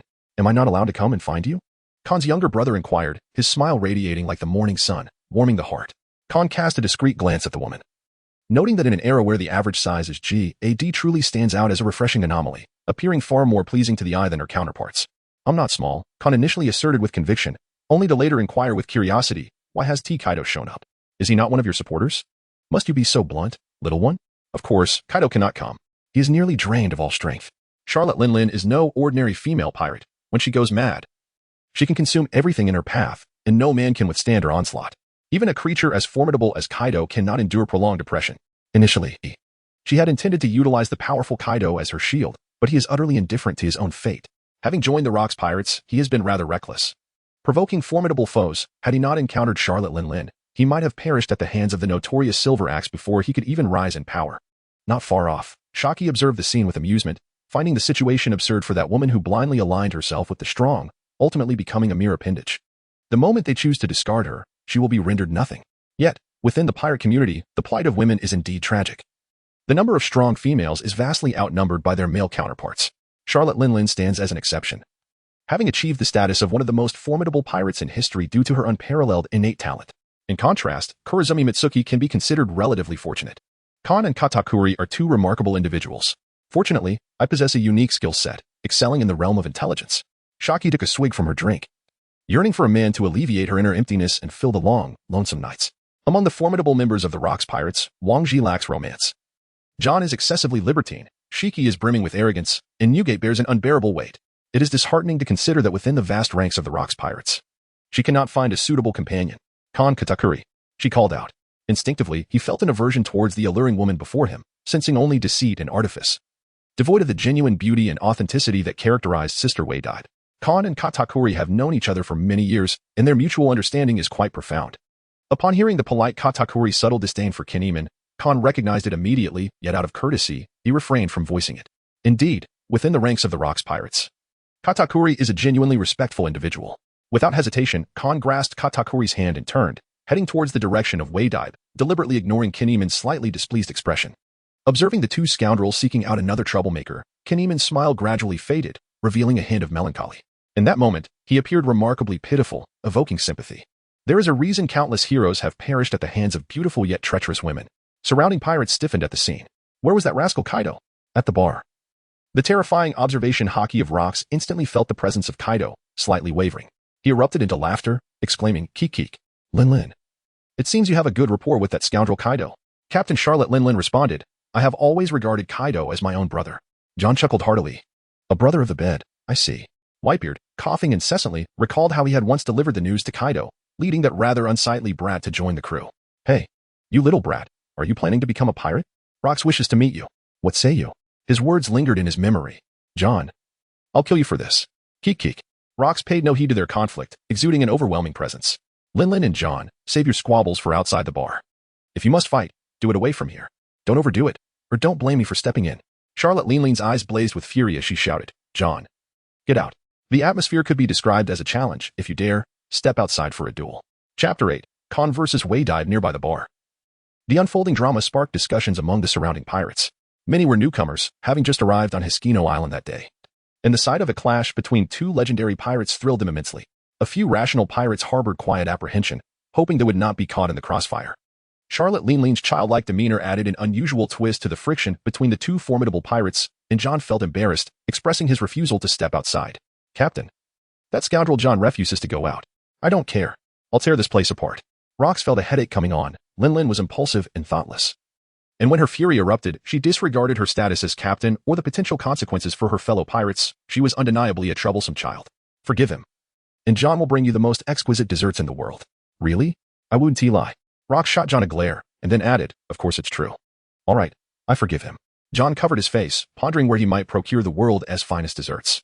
He was well aware of the chef's capabilities with that long loaf. He could not afford to serve Charlotte Linlin anything subpar, or it would lead to further complications. Truly, one should never provoke a woman, especially one as formidable and childlike as her. Ultimately, one must face the consequences of their own flirtations. John silently regretted his earlier decision to send that little brat Con away. Charlotte Linlin had a fondness for children, particularly those with exceptional talent and striking appearances. Outside the bar, Con, Katakuri, and Waidibe arrived at a relatively open area. Katakuri, who had been closely following Con like a devoted shadow, felt a surge of excitement at the prospect of witnessing a challenge against his brother. He was eager to observe the unfolding spectacle, though he remained uncertain about Waidibe's true prowess. After all, being the daughter of Uncle Newgate undoubtedly implied considerable strength. Con confirmed. Are you truly intent on challenging me to a duel? With a slight tremor in her body, Waidibe drew her sword, replying of course. She had long yearned to witness the extent of Con's swordsmanship. Ever since she had begun following her father, he had consistently praised this pirate, who was several years her junior, igniting her curiosity and an impulsive desire to compete. After all, she had yet to experience a fervent desire to prove herself. Defeating several renowned swordsmen, albeit without the use of haki or fruit abilities, and merely relying on the art of swordplay. Was it truly feasible for a child of less than 10 years to achieve such feats? It was utterly monstrous. Facing such an entity, even a mere child, was enough to send a thrill of excitement coursing through her veins. Con, shall we begin? Waidibe nodded, taking a step back to gather momentum before raising his sword and thrusting it forward with remarkable speed, almost imperceptible to the naked eye. In the world of pirates, finesse is often overshadowed by the sheer physical prowess of the strong, leading them to forsake technique in favor of raw power. However, Waidibe, under the influence of Whitebeard, does not pursue elaborate techniques. Instead, he prioritizes practicality, thereby establishing a firm foundation in both speed and fundamentals. His strikes are driven by a relentless pursuit of swiftness, characterized by their unadorned simplicity. Con remained utterly still, exhibiting no superfluous movements as he held the sword firmly in his grasp. With a swift upward arc, he struck precisely at the vulnerable point, simultaneously severing the opposing blade. Observing the dire turn of events, Waidibe attempted to evade, retreating several steps. However, as she pivoted sideways, a sudden chill enveloped her. The sword now rested against her delicate neck, as though she had unwittingly propelled herself into its path, leaving her emotions in a tumultuous state. Losing the duel was not the true terror. Rather, it was the utter inability to discern Con's prowess. She could not fathom the depths of his skill. Whoosh. Con sheathed his sword and, observing Waidibe's dejected expression, remarked, your foundation is quite solid. Opting to pursue speed is indeed a fitting choice for you. Yet, I still fell short. Regaining her composure, Waidibe sighed. The disparity in talent among individuals is insurmountable. A girl like me will never ascend to the pinnacle. How I wish I were not a woman. Perhaps I could be stronger. Con expressed his dissent regarding the notion that girls could never reach the pinnacle of achievement. He stated, the physical constitution of women is generally inferior to that of men, and individual talents vary. However, on the vast sea, the majority are merely ordinary individuals. Your abilities surpass at least 90% of your male peers. Your physique is far superior to mine, which has yet to consume a fruit. Surprised, Waidibe realized that she had lost too swiftly to notice that Con himself belonged to the category of those with mediocre physical prowess. In the grand scheme of the ocean, her constitution could indeed surpass that of most. Yet, she never imagined that a person of average physique could rise to prominence. suggesting that they must possess exceptional talents in some regard. If he were to consume an appropriate fruit, the outcome would likely be formidable. But why was Khan's physique so ordinary? Was he not the son of the world's greatest swordsman, Wang Zhi? By lineage alone, he should not be lacking. You should consume a suitable fruit and continue to pursue fundamentals and speed, Khan advised, guiding her toward a path. Haidai hesitated, responding. I am not particularly keen on consuming fruits. I've heard they taste quite unpleasant. Is this truly the extent of your resolve to seek power? Khan thought it unnecessary to prolong the conversation, as he was eager to test the abilities of the fruit he had recently acquired. He had anticipated this fruit for far too long. Of course not, Haidai exclaimed. I have yet to find the right fruit, but once I do, I will not hesitate to consume that devil fruit, even if it tastes as foul as excrement. Excrement? Khan mused, contemplating another influenced individual, having never tasted Ali Gay, noticing his intent. Haidai implored, could you teach me swordsmanship? I wish to understand how to cleave iron. Khan came to a halt. Iron cutting? Perhaps it is one of the realms of swordsmanship in this world. To enter the realm of iron cutting signifies that a swordsman has stepped into the domain of the swordmaster. Surely, you have heard others speak of iron cutting. Could you tell me how they described it? Khan felt a sentiment towards Waidibe akin to that he held for Katakuri, aware that his teacher was willing to impart knowledge. Waidibe candidly shared what he knew. Some swordmasters spoke of iron cutting as the ability to perceive the breath of all things, while others claimed that through their relentless cutting, they could eventually sever iron itself. Khan, upon hearing this, elucidated that the notion of listening to the breath of all things is an abstract concept. It is entirely understandable that one may find it difficult to grasp, particularly given the absence of a systematic education on the matter in our world. Beside him, Katakuri nodded incessantly, exhibiting a profound agreement. In truth, he invariably followed Khan's words and actions. However, Katakuri was not devoid of intellect. He possessed his own principles and boundaries. In his eyes, the nearly flawless Khan represented the pinnacle of his aspirations. Chapter 9. At the age of 15, Waidibe gazed on with eager anticipation. Khan continued unaffected, stating that one should not overthink breathing. It is a literal instruction to regulate one's breath, achieving harmony with the body to attain an optimal state. Listening entails emptying the mind and using the body to perceive all that surrounds you. When you can discern subtle differences in your environment, it indicates that you have barely entered a new realm. You may begin by closing your eyes, allowing your hands to become attuned to the sword you hold. Among swordsmen, there are those who achieve unity with their blades, thus sensing through their own sword is a fail-safe approach. Once your breathing reaches a certain level and your body is in peak condition, you can then combine this with fine perception and attentive listening. This practice will occasionally lead you into that heightened state, and with mastery, you will become a sword master capable of cutting through iron. The notion that one can slice through iron through practice and skill stems from innate talent. Such masters possess a commendable affinity with their swords, cultivating impressive muscle memory, albeit sometimes lacking cognitive sharpness. By honing the fundamentals and savoring each swing of the sword, continually adjusting your breath while concentrating your spirit on the blade, you will forge a memory that brings substantial benefits, aiding your future growth. Waidibe experienced a sudden epiphany. In the world of pirates, the paths to mastery are often shrouded in ambiguity. To become stronger in the absence of formidable adversaries and seasoned mentors, one must navigate through trial and error, risking life repeatedly. It is not as detailed or accessible as Khan makes it sound. Suddenly, a clear direction emerged. Is this the distinction between having a renowned mentor and lacking one? In some respects, old dad still falls short. As Khan spoke, his lips began to feel somewhat parched. Katakuri seized the opportune moment to offer a glass of water, receiving a glance of appreciation from Khan that filled him with profound satisfaction. Weibei observed the earnest yet endearing interaction between Khan and Katakuri, finding it quite intriguing. A 10-year-old child, no matter how mature, still bore a youthful visage. Grateful for Khan's guidance, Weibei bowed deeply. Khan waved his hand dismissively, indicating there was no need for thanks. If gratitude were to be expressed, it should be directed towards Katakuri. Beside him, Katakuri's face flushed with shyness, as he had initially failed to comprehend the teachings of Khan. However, Khan, having sensed his struggle, devoted himself to the arduous task of mastering the already familiar realm of cutting steel, ultimately managing to impart his knowledge to Katakuri. Then let us thank little brother Katakuri, remarked Waidibe, her delicate visage blossoming into a radiant smile. Such a unique charm surpassed the myriad of beauties that the world has to offer. Katakuri chuckled softly, a hint of shyness evident in his demeanor. Despite his age, he remained a young boy, cheerful, polite, and contrasting sharply with his aloof exterior, he possessed a fervent spirit within. Waidibe observed the bashful Katakuri alongside Khan, whose gaze exuded a charming coolness. She found herself increasingly intrigued by these two boys. They were far more captivating than the peers she had previously encountered. Khan, your explanations are remarkably clear. They are indeed treasures upon the vast ocean. How might I express my gratitude? Waidibe pondered for a few moments, feeling a touch of frustration as she struggled to find an answer. I will let you know once I think of something. I truly admire both of you. With that, she took her leave, choosing not to intrude upon Khan any further. Katakuri gazed at the departing figure of Waidibe, exclaiming with a sense of admiration, Brother Khan, Waidibe is truly attentive. Are you not considering marrying such a wonderful older sister? Khan, With a swift clap, startled Katakuri, admonishing, "What are you thinking at such a young age? Today's training shall be doubled." "Oh, I shall strive diligently," came the earnest reply. Katakuri pondered to himself, "Kon, when I first met Sister Weidibe, did she not say, we seem quite compatible? Could it be that there is something amiss with my hearing?" Katakuri found himself immersed in self-reflection. After a moment, he inquired, "Kon, have you ever had a girl you liked?" "Yes," came the reply. Kon addressed the question, after which there was no further discussion. Katakuri did not inquire further. Kon once contemplated finding a girlfriend, someone with whom he could nurture a future that led to children. He had a childhood companion, a close friend from his early years. It was a season of blooming flowers, a time of innocent first love. At the tender age of 15, in the throes of youth, he unexpectedly encountered his childhood sweetheart. It sounded like a romantic tale. At that moment, he uttered his first words to the girl, "My dear, when do you intend to bear me a child?" Smack. "You rogue. Don't think that just because you are handsome, you can act with impunity."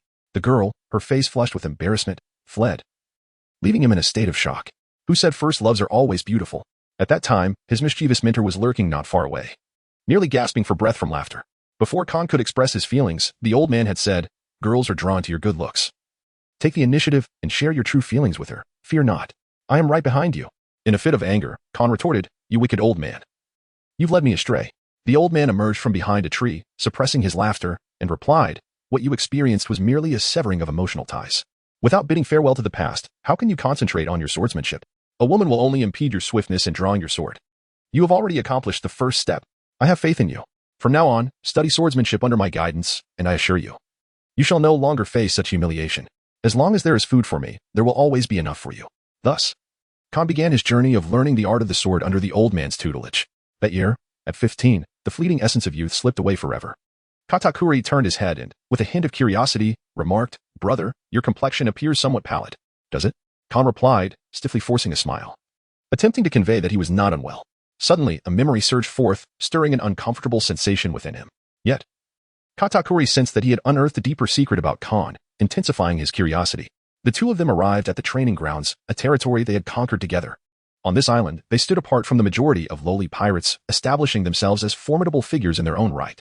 Both Kon and Katakuri are quite young, symbolizing their immense potential for the future. As usual, the two engage in rigorous training, practicing stances and performing push-ups. Such exercises are instrumental in fortifying their physiques. As for the disparities in strength, they stem from the inherent differences in individual constitutions. The variations in physical capabilities among people in this world are truly astounding. Kon's physique was rather unremarkable, akin to that of most individuals adrift upon the vast ocean, not much different from his previous life. However, in his former existence, he had honed his body to a world-class level, wielding swordsmanship that placed him at the pinnacle of humanity. In this life, Kon, through a profound understanding of his physical form and diligent training from a young age, had brought his body to a state approaching that of his previous life, only to encounter a plateau. For a full 2 years, he experienced little in the way of transformation. Devoid of spiritual energy and lacking the ability to harness power through internal martial arts techniques, he found himself unable to cultivate the advanced form of hockey known as armament hockey. Such was the stark reality. Chapter 10. Training. Kon harbors no profound disappointment regarding his physique. Upon careful reflection, it becomes evident that in this world, countless factions believe that gaining the support of the giants equates to acquiring the power to conquer the world. Many notorious pirates yearn for the strength of the giants. However, the prowess of the giants pales in comparison to that of true warriors. Considering the characteristics of Japanese anime and the cultural backdrop that informs it, one can surmise that the world's elite powers are likely intertwined with lineage, race, and innate talent. No matter how ardently ordinary individuals strive, they are unlikely to ascend to the pinnacle. Even with formidable gifts, one cannot overcome the constraints of fate and heritage. The ruthless and unyielding nature of this world is its stark reality. Most people are merely commoners, and the majority of pirates are simply unremarkable seafarers. In the vast oceans, a pirate with a bounty of several million is regarded as a formidable figure in the eyes of the populace. If Kon were not reliant on mutations, he would truly struggle to compete with the top-tier warriors found in Japanese anime, all of whom are intricately linked to lineage and fate. At their core, these narratives conceal the essence of national culture, a trait that is prevalent across the vast majority of Japanese animated works. The physical prowess of Katakuri far surpasses that of Kon, and Kon has never triumphed in an arm wrestling match against him. Although the speed of his defeats has gradually diminished, he is acutely aware of the widening chasm between their strengths. After concluding his warm-up, Kon endeavored to perform push-ups, eager to ascertain the extent of the transformation wrought by the fruit he had consumed. 1, 2, 3, 999. An hour later, drenched in perspiration and gasping for breath, Kon rose to his feet, evidently having yet to reach his limits. He gazed at his dust-covered hands, refusing to relent. He maintained a relentless pace, executing over 3,000 push-ups at an average of 1 per second. His former threshold had barely exceeded 1,000. And each additional repetition beyond that became a formidable test of his willpower. Over the past year, Khan has endured multiple instances of unconsciousness during his training. However, Wang Ji remains by his side, understanding Khan's profound desire to grow stronger, a yearning so intense that it leads him to neglect his physical well-being, to disregard the principles of systematic training, and to engage in endeavors beyond the limits of his body, all in an effort to transcend his limitations. Ultimately, this results in significant bodily harm. Futile, he has also attempted to achieve breakthroughs through the trials of combat, facing life and death. Yet this has only resulted in more hidden injuries. Futile, Khan finally comprehended that without external influences, his life would remain stagnant. Fortunately, fate had closed one door for him while opening another. It was not impossible to change his constitution.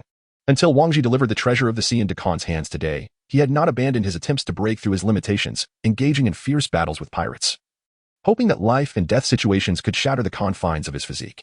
Without Katakuri present, he had come perilously close to death several times today. It was utterly futile. Ever since he consumed the fruit, Khan had shed his internal injuries, overcome his physical bottleneck, and gained the ability bestowed by the fruit, which he could now explore. As for certain inherent flaws of the fruit, they were unavoidable. One must gain something at the cost of another. The fruit's deficiencies were evident in two aspects: the suppression of sea prism stone and the vulnerability to seawater. During training, Katakuri was drenched in sweat. But he inadvertently caught sight of Khan's expression. A subtle smile curled at the corners of his mouth, and he couldn't help but chuckle quietly. Khan would never be constrained by physical limitations. Unbeknownst to them, Wei Daib observed their training from a distance, and inspired by their dedication, she too began to train. Katakuri has completed his foundational training at twice the usual pace, commencing the mastery of his weapon's fundamental skills. Khan felt a profound sense of relief upon witnessing this scene. At last, he no longer needed to conceal himself, no longer required to hide his talents for the sake of his own interests. As Katakuri practiced, wielding his trident, he approached with a sense of urgency and inquired, "Brother Khan, shall we engage in a match?" "Certainly," Khan replied without a moment's hesitation. "Katakuri, there is no need for such formality. Had it not been for you, I might have perished in one of those fierce battles." "Not at all." Katakuri fervently shook his head. His brother Khan believed in him. Otherwise, he would not have ventured into so many confrontations. "Brother Khan, you have saved me countless times. Even in my absence, Uncle Wang has arranged for others to support. If it were not for your encouragement to stay close, I would not have attained such strength." Katakuri clenched his trident with fervor. "Brother Khan," he exclaimed, "you urge me to perfect my thrusts. If one practice is insufficient, then I shall repeat it 1,000 times. It is thanks to you that I have grown to this very moment." Katakuri wields a trident, a rather peculiar weapon. Its tip is sharp, possessing formidable penetrating power. It is ideally suited for thrusting, making the mastery of this skill of utmost importance. Khan had also suggested that Katakuri practice aiming and projection as one of the trump cards for a final desperate struggle during a fierce battle. Katakuri wielded his trident with such finesse that he effortlessly vanquished a formidable pirate with a bounty in the tens of millions. In this era, bounties exceeding 10 million signify a high caliber of threat, a stark contrast to the rampant inflation of the Great Pirate era. Currently, there are fewer than 50 pirates boasting bounties surpassing 100 million. The fact that 9-year-old Katakuri could achieve such prowess, particularly during a fierce skirmish against a group of adversaries, is truly remarkable. Khan is quite pleased with Katakuri's various performances and growth. Perhaps the old man felt the same way when he observed himself in the past. "Katakuri, what is it, Brother Khan?" Khan lifted his gaze to Katakuri, astonished to realize that he had unwittingly grown a head taller than himself. At the age of 10, Khan was merely 1 meter and 60 centimeters tall, while 9-year-old Katakuri was nearing 2 meters, destined to reach a staggering height of over 5 meters in the future. "You are doing exceptionally well. Continue along this path and never doubt yourself," Khan encouraged.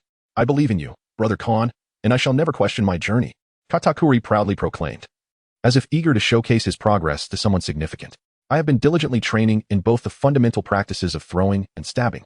He aspired to become the foremost of the future 3 sweet commanders. At this moment, he was also a child yearning for the recognition and praise of his esteemed brother. Khan, with an encouraging gaze, remarked, "Excellent. Besides these, do not forget the importance of charisma. You must hold this power in high regard." "I will." Katakuri is the progeny of Charlotte Linlin, endowed with remarkable physical talents. Growing up in the environment of the Rocks pirates, his insight far surpasses that of an ordinary pirate, allowing him to comprehend the significance of hockey.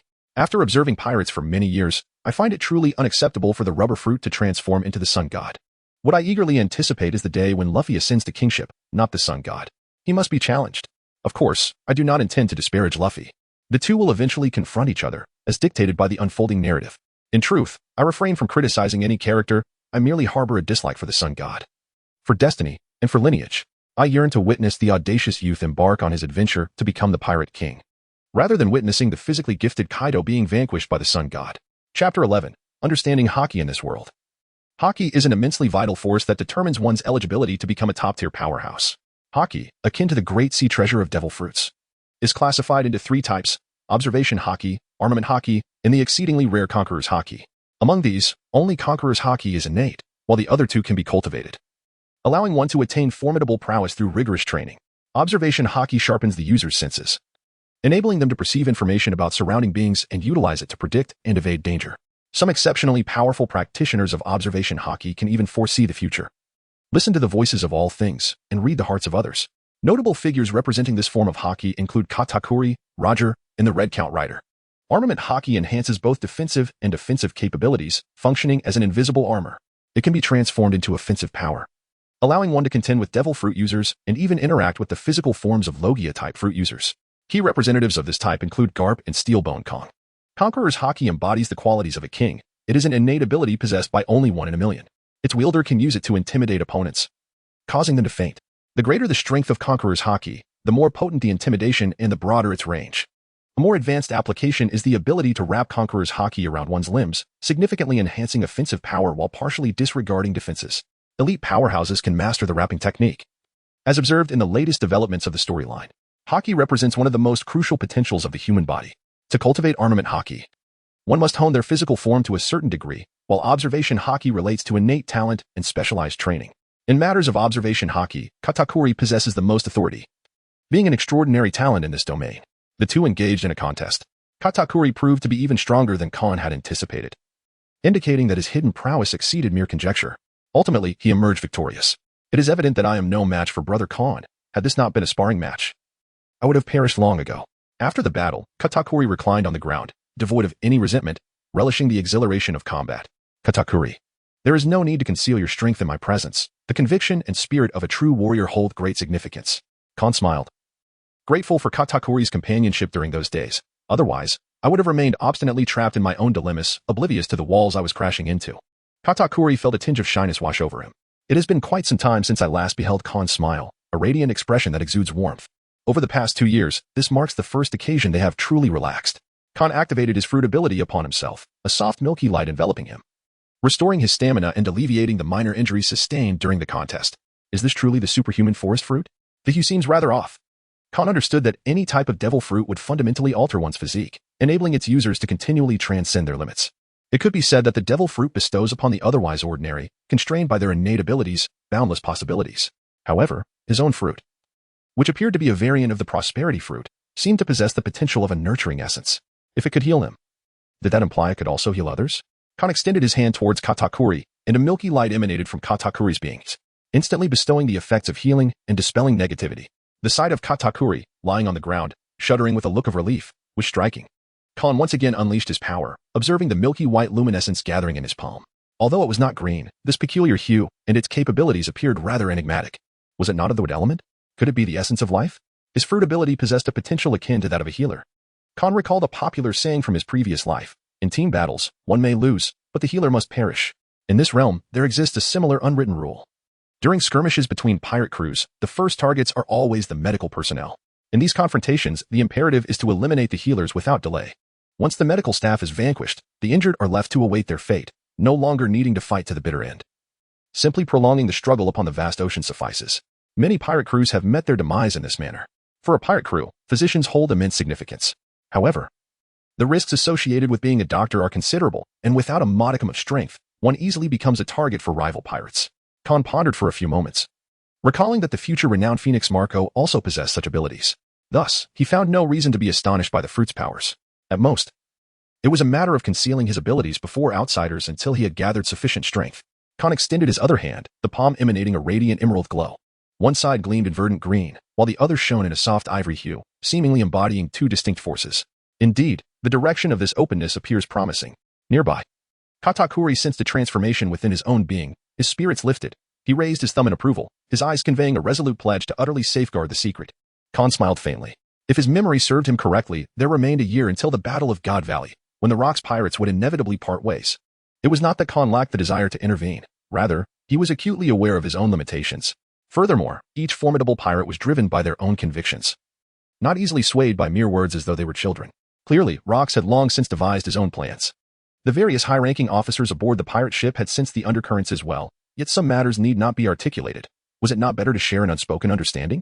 Khan once shared thoughts with Wang Ji that diverged from the norms of this world, even capturing the attention of Rox. He received praise from the adults for his insights. The formidable maritime sovereign, Rox, readily embraced new ideas, his ambition surpassing that of ordinary men. He was destined not to remain as ignorant as the unenlightened masses. Yet, while he acknowledged these revolutionary concepts, he had no intention of acting upon them. Rox remarked, "Indeed, it is a remarkable revolutionary thought. You have shown me a world unlike any other, ha ha ha. However, a bunch of scoundrels following your ideology, many of them no longer qualify as human, but are rather complete pirates, myself included, in a world devoid of the profession of piracy and the lofty celestial dragons, where one could be nourished from a young age without the specter of life-threatening dangers. If I had lived in such a world from the start, my pirate crew would likely not exist, let alone lose more than half its members. I might not even be here, ha ha ha." Rox, mid-sentence, masked something with laughter. From that moment, Khan understood that Rox was a man who adhered to his own convictions.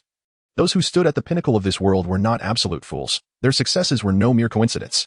He did not dwell on what fate awaited the Rox pirates a year hence, nor was it necessary to comprehend Rox thoughts. The moment they set sail, they had entrusted their lives to the sea. Chapter 12. Katakuri is a good child. Khan and Katakuri have momentarily ceased unnecessary training, possessing a clear understanding of their own capabilities. It is a simple matter. Identify deficiencies and address them. Excessive training is inadvisable. At that time, he was plagued by a mental affliction akin to a sinister inner demon, fearing that he would be perpetually constrained by his physical limitations. These past 2 years have been transformative. The spirit of Khan has been perpetually tense. At this moment, the two lie on a small patch of grass, relishing the rare moments of leisure, engaging in a plethora of nonsensical topics, sometimes unaware of the very words they utter. Brother Khan, do you not intend to continue developing your fruit abilities? No rush. Let us first regain our composure before proceeding. Brother Khan, do you have feelings for Sister Wei-Dide? Ah, little one, it's best not to pry into such matters. Oh. Khan reminisced about his past and decided to have Katakuri perform a sweeping strike to sever emotional ties. Women merely hinder the speed of a thrust. Brother Khan, that fellow named Roger has rejected Captain Rock's invitation. Why don't we eliminate him? Roger's crew? Khan recalled Roger as a ridiculous individual who fancied himself enlightened. To the common folk of the sea, there is no distinction between the celestial dragons, royalty, nobility, and the decaying navy. He deserves a fate worse than death. While that pirate crew possesses formidable strength, our captain's spirit and vision are far more expansive. Brother Khan, how did Captain Rock suddenly recruit so many crew members? More will follow in the future. Oh, Katakuri's gaze was filled with astonishment and admiration. Brother Khan, have you spoken with Captain Rox? We discussed our respective haki, Khan interjected, steering the conversation away from that topic. Katakuri was captivated by this topic. Khan and Katakuri each deliberated on their insights regarding haki. After all, theory pales in comparison to practice. Everyone possesses their unique perspectives, which evolve at different stages. Both individuals are exceptionally perceptive, and their mutual exchange of ideas would undoubtedly benefit each other's growth. Katakuri excitedly spoke of his achievements in observation haki. Delving deeper into the topic, Brother Khan, I have heard of certain beings who possess innate observation haki. Some are even born with this ability. Is this true? As he uttered these words, Katakuri's eyes brimmed with longing. Khan rose and gazed into the distance, where the vast expanse of the ocean lay. This miraculous sea, teeming with anomalies, harbors the very monsters you spoke of, concealed within its depths. One day, they shall undoubtedly astound the world. Among these creatures born with the gift of foresight, the Crimson Countlaid is perhaps the most undeniable. Katakuri cradled his trident in anticipation, his gaze filled with hope. Though his time had yet to arrive, he harbored an insatiable yearning for the sea. The Rock's pirates broadened his understanding of the world. Katakuri believes in the miraculous sea. Khan once told him, those who believe in miracles are, in themselves, a miracle. Katakuri, during today's battle, you employed the technique of armament haki. Khan. I see you've noticed. Katakuri scratched his head and said, Khan, I've realized that I can occasionally wield armament haki, just as you mentioned. However, without proper guidance, it is quite challenging to harness this power effectively. Khan extended a finger, and an inky hue swiftly enveloped it entirely. The armament haki coiled around him. At the moment his physique met the required standards, a force was instinctively channeled by Khan. It was minimal, far inferior to that of a seasoned practitioner of armament haki. The newly birthed power was initially feeble, yet he held great optimism for the potential and future of this haki. Katakuri gazed at the pitch-black fingertip, marveling at the exquisite control exhibited. The application of the armament haki was executed with remarkable ease, perfectly enveloping the precise location. In the future, it is certain that Khan's mastery of armament haki will reach an astonishing level of prowess. Khan dissipated the armed color of haki, feeling little exhaustion, while the abilities of the fruit drained his mental energy. This was preferable to the physical toll exerted by the surgical fruit. To him, these two forces were akin to metaphysics. Yet, certain miracles can be elucidated through the lens of science. The concept of tunneling effect suggests that one can never precisely pinpoint a particle's exact location. Indeed, a particle might concurrently manifest in two disparate locations. Theoretically, if human cells were to align perfectly with a wall, one could achieve the miracle of passing through it, akin to the legendary art of wall traversal in mythology. In theory, a person can sever all cognitive limitations, yet is equally capable of being bound by them. Khan wielded his sword with remarkable combat skills. However, even the most formidable techniques require a solid foundation to be executed flawlessly. Without the constraints of physical limitations, Khan's innate talent rivals that of anyone in the vast ocean. I eagerly anticipate embarking on adventures with him in the future. Katakuri, smiling, reached out towards the sky and said, "Brother, you must not forget me. With such immense potential." Khan could never cast him aside. "Once I attain the pinnacle of power as a great pirate, all you need to do is accompany me. No one will be able to stand in your way. It is indeed essential to occasionally check in on our younger siblings." Katakuri chuckled softly.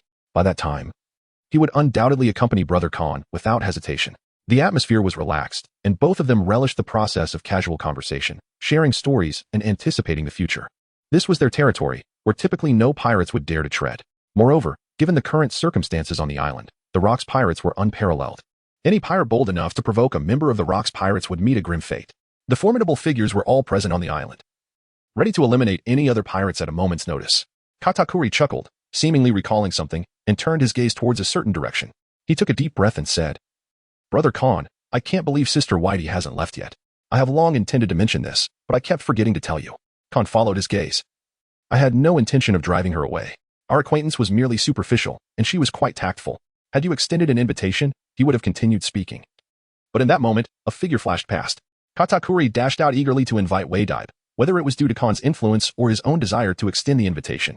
Wadaibe accepted the invitation to come over. Khan scrutinized Katakuri, a subtle smile gracing his lips, causing the polite boy to feel somewhat bashful. "Very well, let us train together." Having multiple sisters around would be beneficial. Khan understood that Katakuri would likely experience moments of tedium while spending time alone. The trio engaged in discussions about hockey, sharing various experiences and insights. During this exchange, Khan learned some amusing anecdotes about Whitebeard and the myriad adventures of Wadaibe across the seas. He realized he had not extensively roamed the oceans himself, having merely wandered near Hiskino, while steadily training alongside Katakuri. Chapter 13. The distinction between Conqueror's hockey and regular hockey. One may sever iron with paper, just as iron may fail to cut through paper. The principle may be thus. Yet achieving it truly depends on innate talent, a realm in which you still fall short. Khan imparted his wisdom earnestly to his two students. Wadaibe, diligently jotting down notes, observed Khan display a maturity that seemed incongruous with his cherubic visage. Was he truly a child? Wadaibe considered herself relatively mature, as girls often mature sooner. Having lost her parents at a young age, and witnessing her homeland ravaged by war, she had traveled far and wide with Whitebeard, enduring countless hardships and injustices. In this chaotic and squalid era, where no sanctuary existed, she had seen the plight of the destitute and had grown to cherish her father all the more. Grateful to have found a semblance of family in this wretched world. Yet, there was an instinctual awareness that the boy before her possessed a greater maturity than her own. Her father had once articulated profound thoughts, all echoing Khan's sentiments. The imbalance and turmoil of the world stemmed from its foundational structures, like a tree with decayed roots. Without uprooting and replanting anew, it was impossible to give birth to a truly new era. Wadaibe had always heard about Khan from her father, but had never interacted with him directly. Their first encounter was not as sacred or unattainable as she had envisioned. He was not a deity, but rather a person.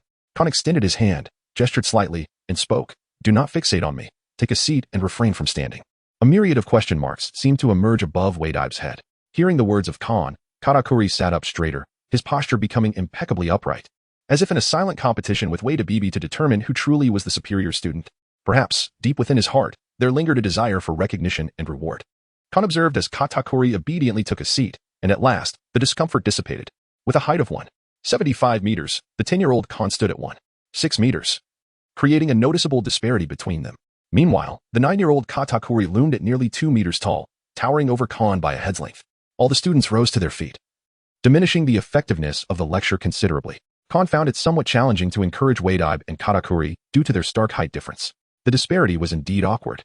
In this world, the variations in human stature are simply incomparable. While the majority of individuals possess an average height, a select few can effortlessly surpass 2 meters, with some even reaching heights exceeding 10 meters. Fortunately, Katakuri had taken a seat. Khan reminisced about how his mentor had taught him, never anticipating that he would find himself in such an awkward position. It was no wonder that his mentor always insisted he take a seat during their lessons. Observing Katakuri dutifully sitting down, Kon reached out to pat the shoulder of his devoted admirer, conveying his encouragement. He was met with a gaze of adoration from his loyal follower. At that moment, a hearty laughter erupted. Ha ha.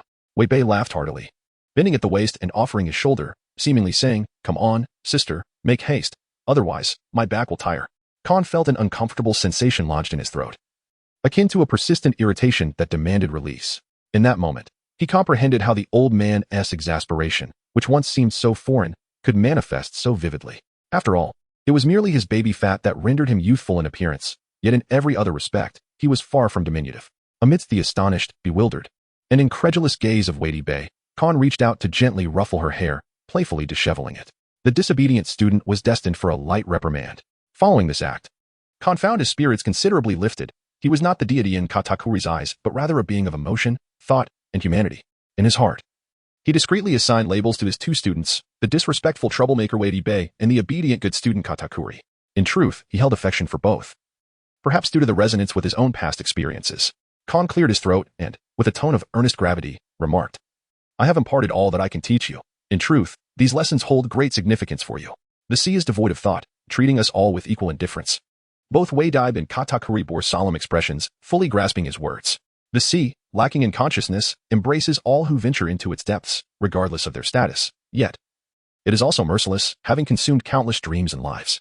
Katakuri has followed Kon for quite some time, mastering the art of observation haki and possessing the ability to slice through steel, primarily due to adhering to Kon's teachings. In terms of innate talent, he undoubtedly ranks among the elite on the vast seas.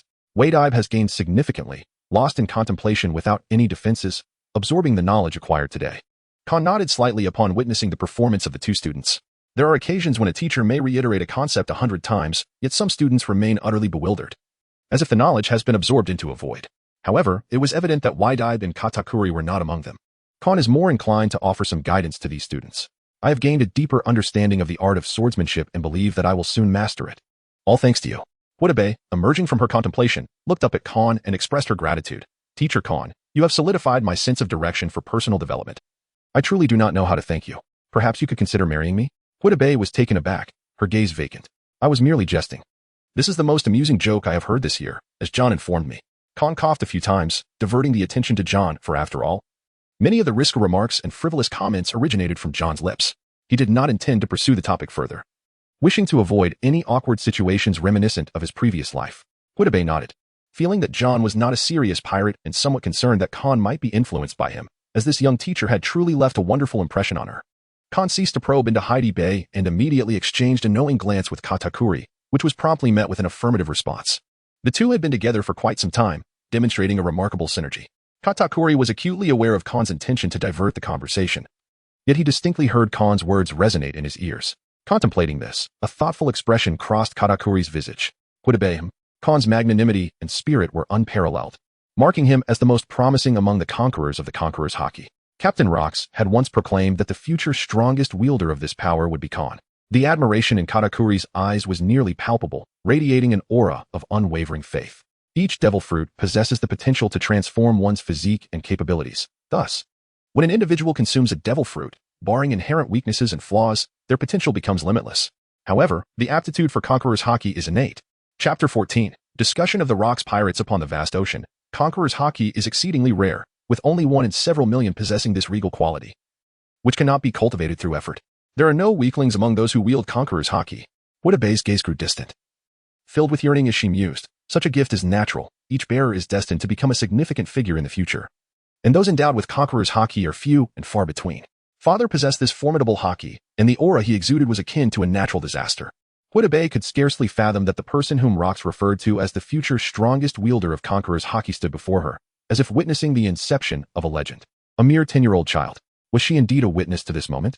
It has been said by the mighty that within the latter half of the New World, the number of those with Conqueror's haki is as plentiful as the fish crossing a river. In truth, while not as exaggerated, their numbers are not insignificant.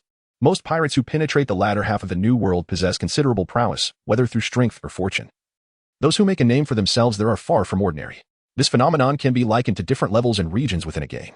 The four seas represent a novice's domain, with few formidable figures. Even those present are drawn to broader horizons, thus venturing into the Grand Line. The first half of the Grand Line serves as a crucible, Those unable to navigate its trials either perish in the sea or abandon their ambitions, with some emotionally fragile pirates retreating from the Grand Line back to the Four Seas. The latter half of the New World, however, is akin to a top-tier dungeon, teeming with formidable creatures, leading to fragmentation and territorial disputes, until rocks emerged, sweeping across the major factions of the New World, compelling the Navy to retreat in trepidation.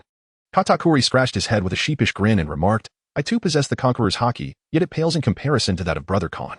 Waydibe gazed at Katakuri, her expression deepening in astonishment. A wielder of Conqueror's haki bowing before another wielder, utterly revering Khan.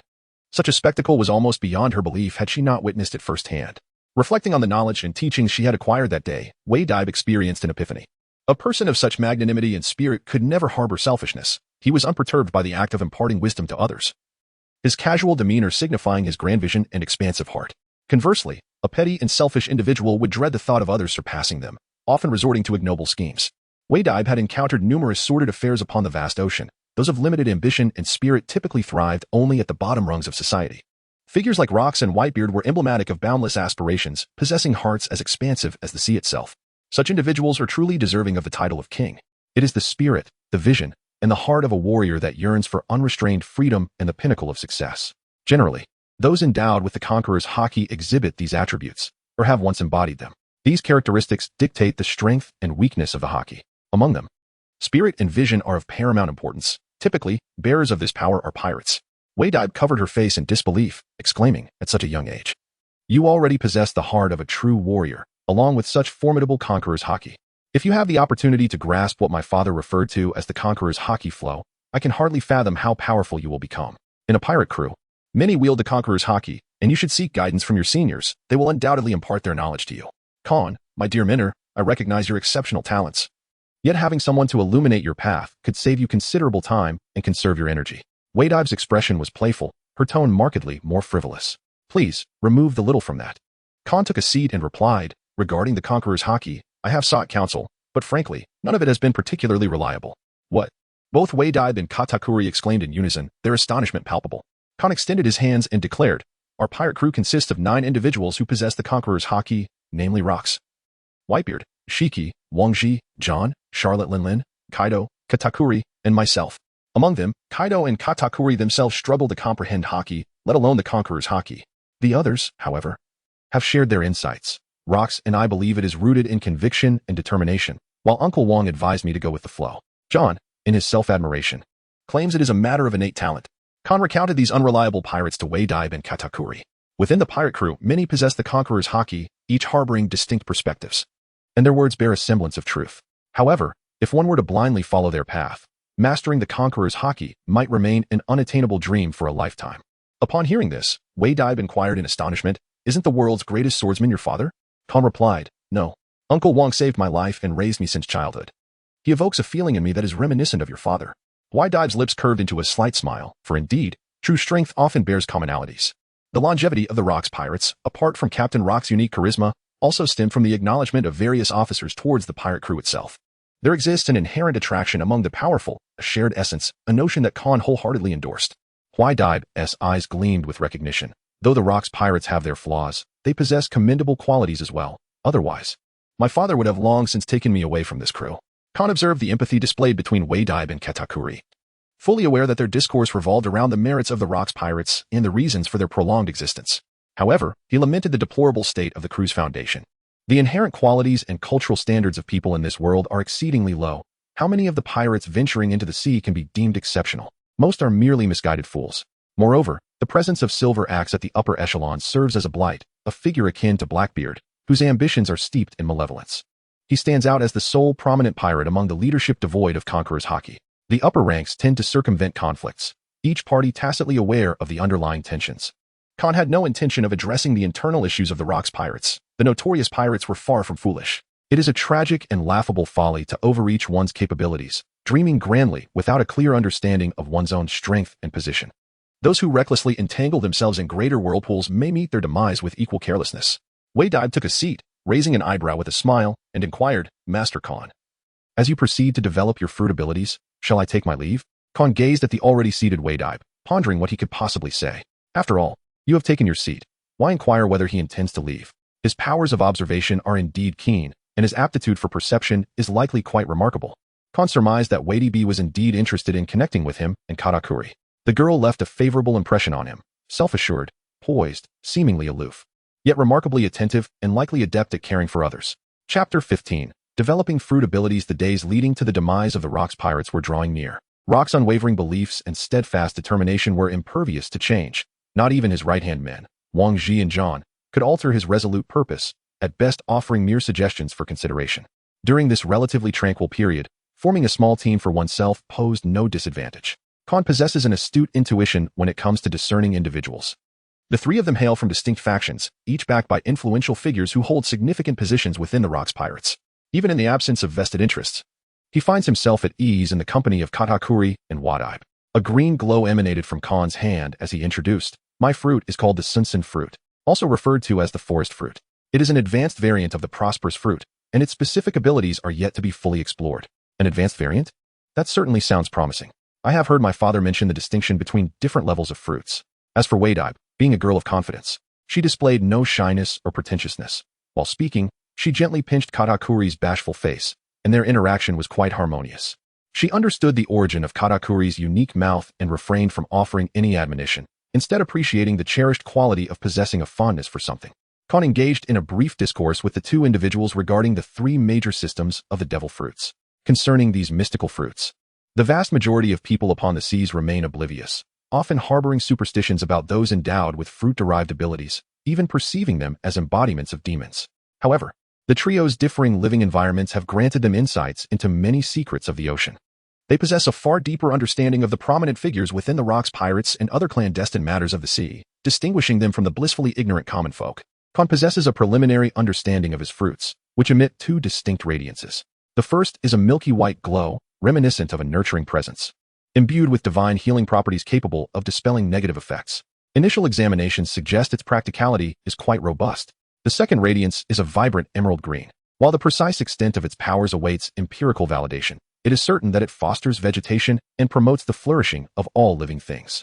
Kon deduced that the emerald glow was a derivative of the milky radiance. The verdant hue was indeed a magnificent color. His contemplation was interrupted by Whidby's words.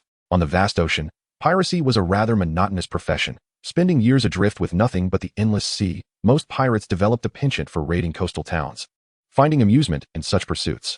The colors most commonly associated with pirates were blue and white, symbolizing the azure sky and the fluffy clouds above. Kon had long resided on Hashino Island, where the radiance of his abilities was universally regarded as comforting, and he fully empathized with the pleasant emotions that Wadib was experiencing at that moment. "Kon, you have sprouted something," exclaimed Katakuri in astonishment. Before their eyes, green shoots emerged from Kon's hands, swiftly growing into a magnificent ornamental tree. Before long, the tree bore 3 plump, red fruits. Kon, taken aback, seemed bewildered, as he did not consciously invoke his powers to manifest such an extraordinary tree. Upon reflection, it appeared that his emotions had inadvertently influenced the fruit's abilities, naturally fostering the growth of this fruit-bearing tree. The extraordinary fruit ability of Kon filled Katakuri's eyes with intrigue. However, Wadib did not exhibit such excessive admiration. She shifted her alluring hips and reached out to pluck a vibrant red fruit from the ornamental tree, taking a bite out of it. Kon was astonished. He remained uncertain about the purpose of this fruit. Why did she place such unwavering trust in him? Perhaps it was due to what she had heard from Katakuri regarding his Conqueror's haki. After all, true kings do not stoop to engage in petty deeds. Oh. Wadib was enveloped in a sense of indulgence and reminiscence. This fruit possessed an indescribable deliciousness, transporting her as if she were on a cloud. Her entire being infused with an ineffable sense of ease. Delightful. Upon witnessing this, Katakuri gazed at the fruits adorning the tree, unable to suppress the salivation that ensued. Those fruits must be exceedingly sweet, indeed. Kon plucked the fruits from the tree, and by the time he reached the last one, the tree had withered. He handed one of the fruits to Katakuri, while he himself savored the final fruit. The taste was exquisite, yet that was all there was to it. There was no profound transformation. It resembled merely a simplified manifestation of a restorative skill.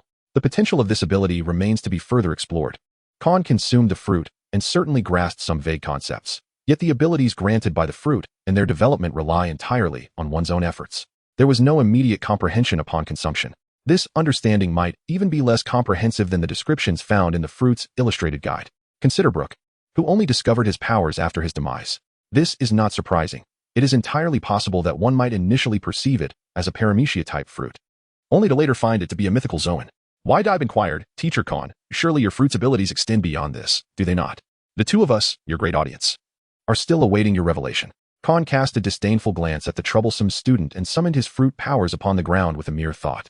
Vines grew and entwined. The soil beside Wide-Eyed shifted, and a vibrant green leaf emerged from the depths, rapidly growing until it formed a tangled mass of vines. Snap!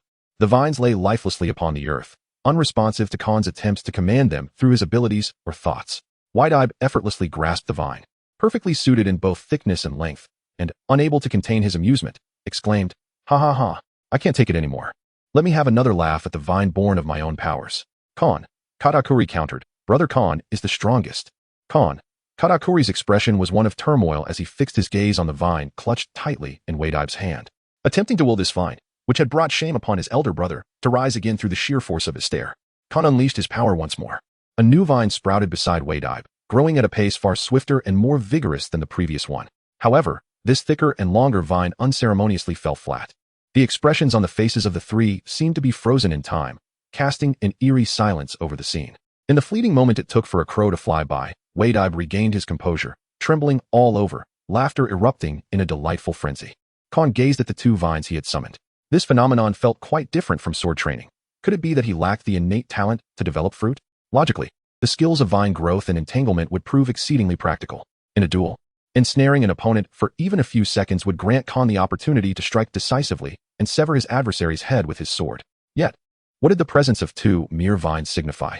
It appeared that he was not yet adept at guiding others in fruit development, and Khan had no intention of continuing to cultivate the verdant glow in front of the two individuals. "Khan, where are you going? Brother Khan?" Both Huadib and Katakuri looked at him with confusion as he rose to his feet. "I'm just off to procure some oranges for you. I shall return shortly." Chapter 16. The tea art of the black charcoal cicada in a small grove located to the south of Hiskino. Khan found a delightful spot, ideal for fruit development. He had temporarily shaken off Katakuri and Huadib, seeking a suitable location to hone his abilities. There was no one nearby, and typically, pirates would not venture into this grove during daylight. It was rumored that at night, peculiar sounds would emanate from this area. The purpose of summoning the vines had initially been to teach Huadib a minor lesson, yet it had instead turned into a spectacle of ridicule. Khan had always been perceived as a prodigy in the eyes of the elders and a nearly omnipotent elder brother in Katakuri's view, but today, he found himself in an embarrassing predicament. After several hours of development and training, Khan had grown more familiar with his fruit abilities and would no longer make a fool of himself. Suddenly, a small orange tree sprouted from his palm, growing in the blink of an eye and bearing fruit. It was a miraculous power. Khan plucked one of the oranges and took a bite. It was delectably sweet. Compared to the initial attempts, he now consumed vegetation at a far quicker rate, and he could also slow down the growth process. Some may not comprehend this, but for Khan, the visible growth of the orange tree was a true feast for the eyes. However, he knew Katakuri and Huadib were still awaiting his return. Khan, accompanied by the orange, sought out the two individuals and gleaned information from them. The pirate crew would host a grand banquet tonight, as Captain Rox had resolved to hold a month-long celebration at the island's heart. During this period, all pirates residing on the island could partake. Generally, pirates do not engage in production, and such a degree of consumption would undoubtedly be considerable for the Rox pirates. However, it was not beyond their means. Given that the lower-tier pirates constituted the majority, aside from the 6 major factions within the Rox pirates, most of the pirates were required to pay tribute. Having spent time at sea, the lower-tier pirates bore a notorious reputation, as their lives were perpetually at risk. Human nature can indeed be quite terrifying. In such circumstances, even Wang Zhi turned a blind eye. They were powerless to alter the essence of this world. To oppose the prevailing tides of the world solely with a pirate crew is a reckless endeavor, even for the Rox pirates. It must be acknowledged that while Rox may not be the most cunning of pirates, he possesses a clear understanding of the world's true nature. The trio of Khan ventured to the heart of the island, where most of the pirates observed from a distance. Those who had witnessed the events of the morning willingly parted to create a path. After some inquiries, many pirates had garnered a preliminary understanding of the Rox pirates, and none were foolish enough to provoke the 3 of them.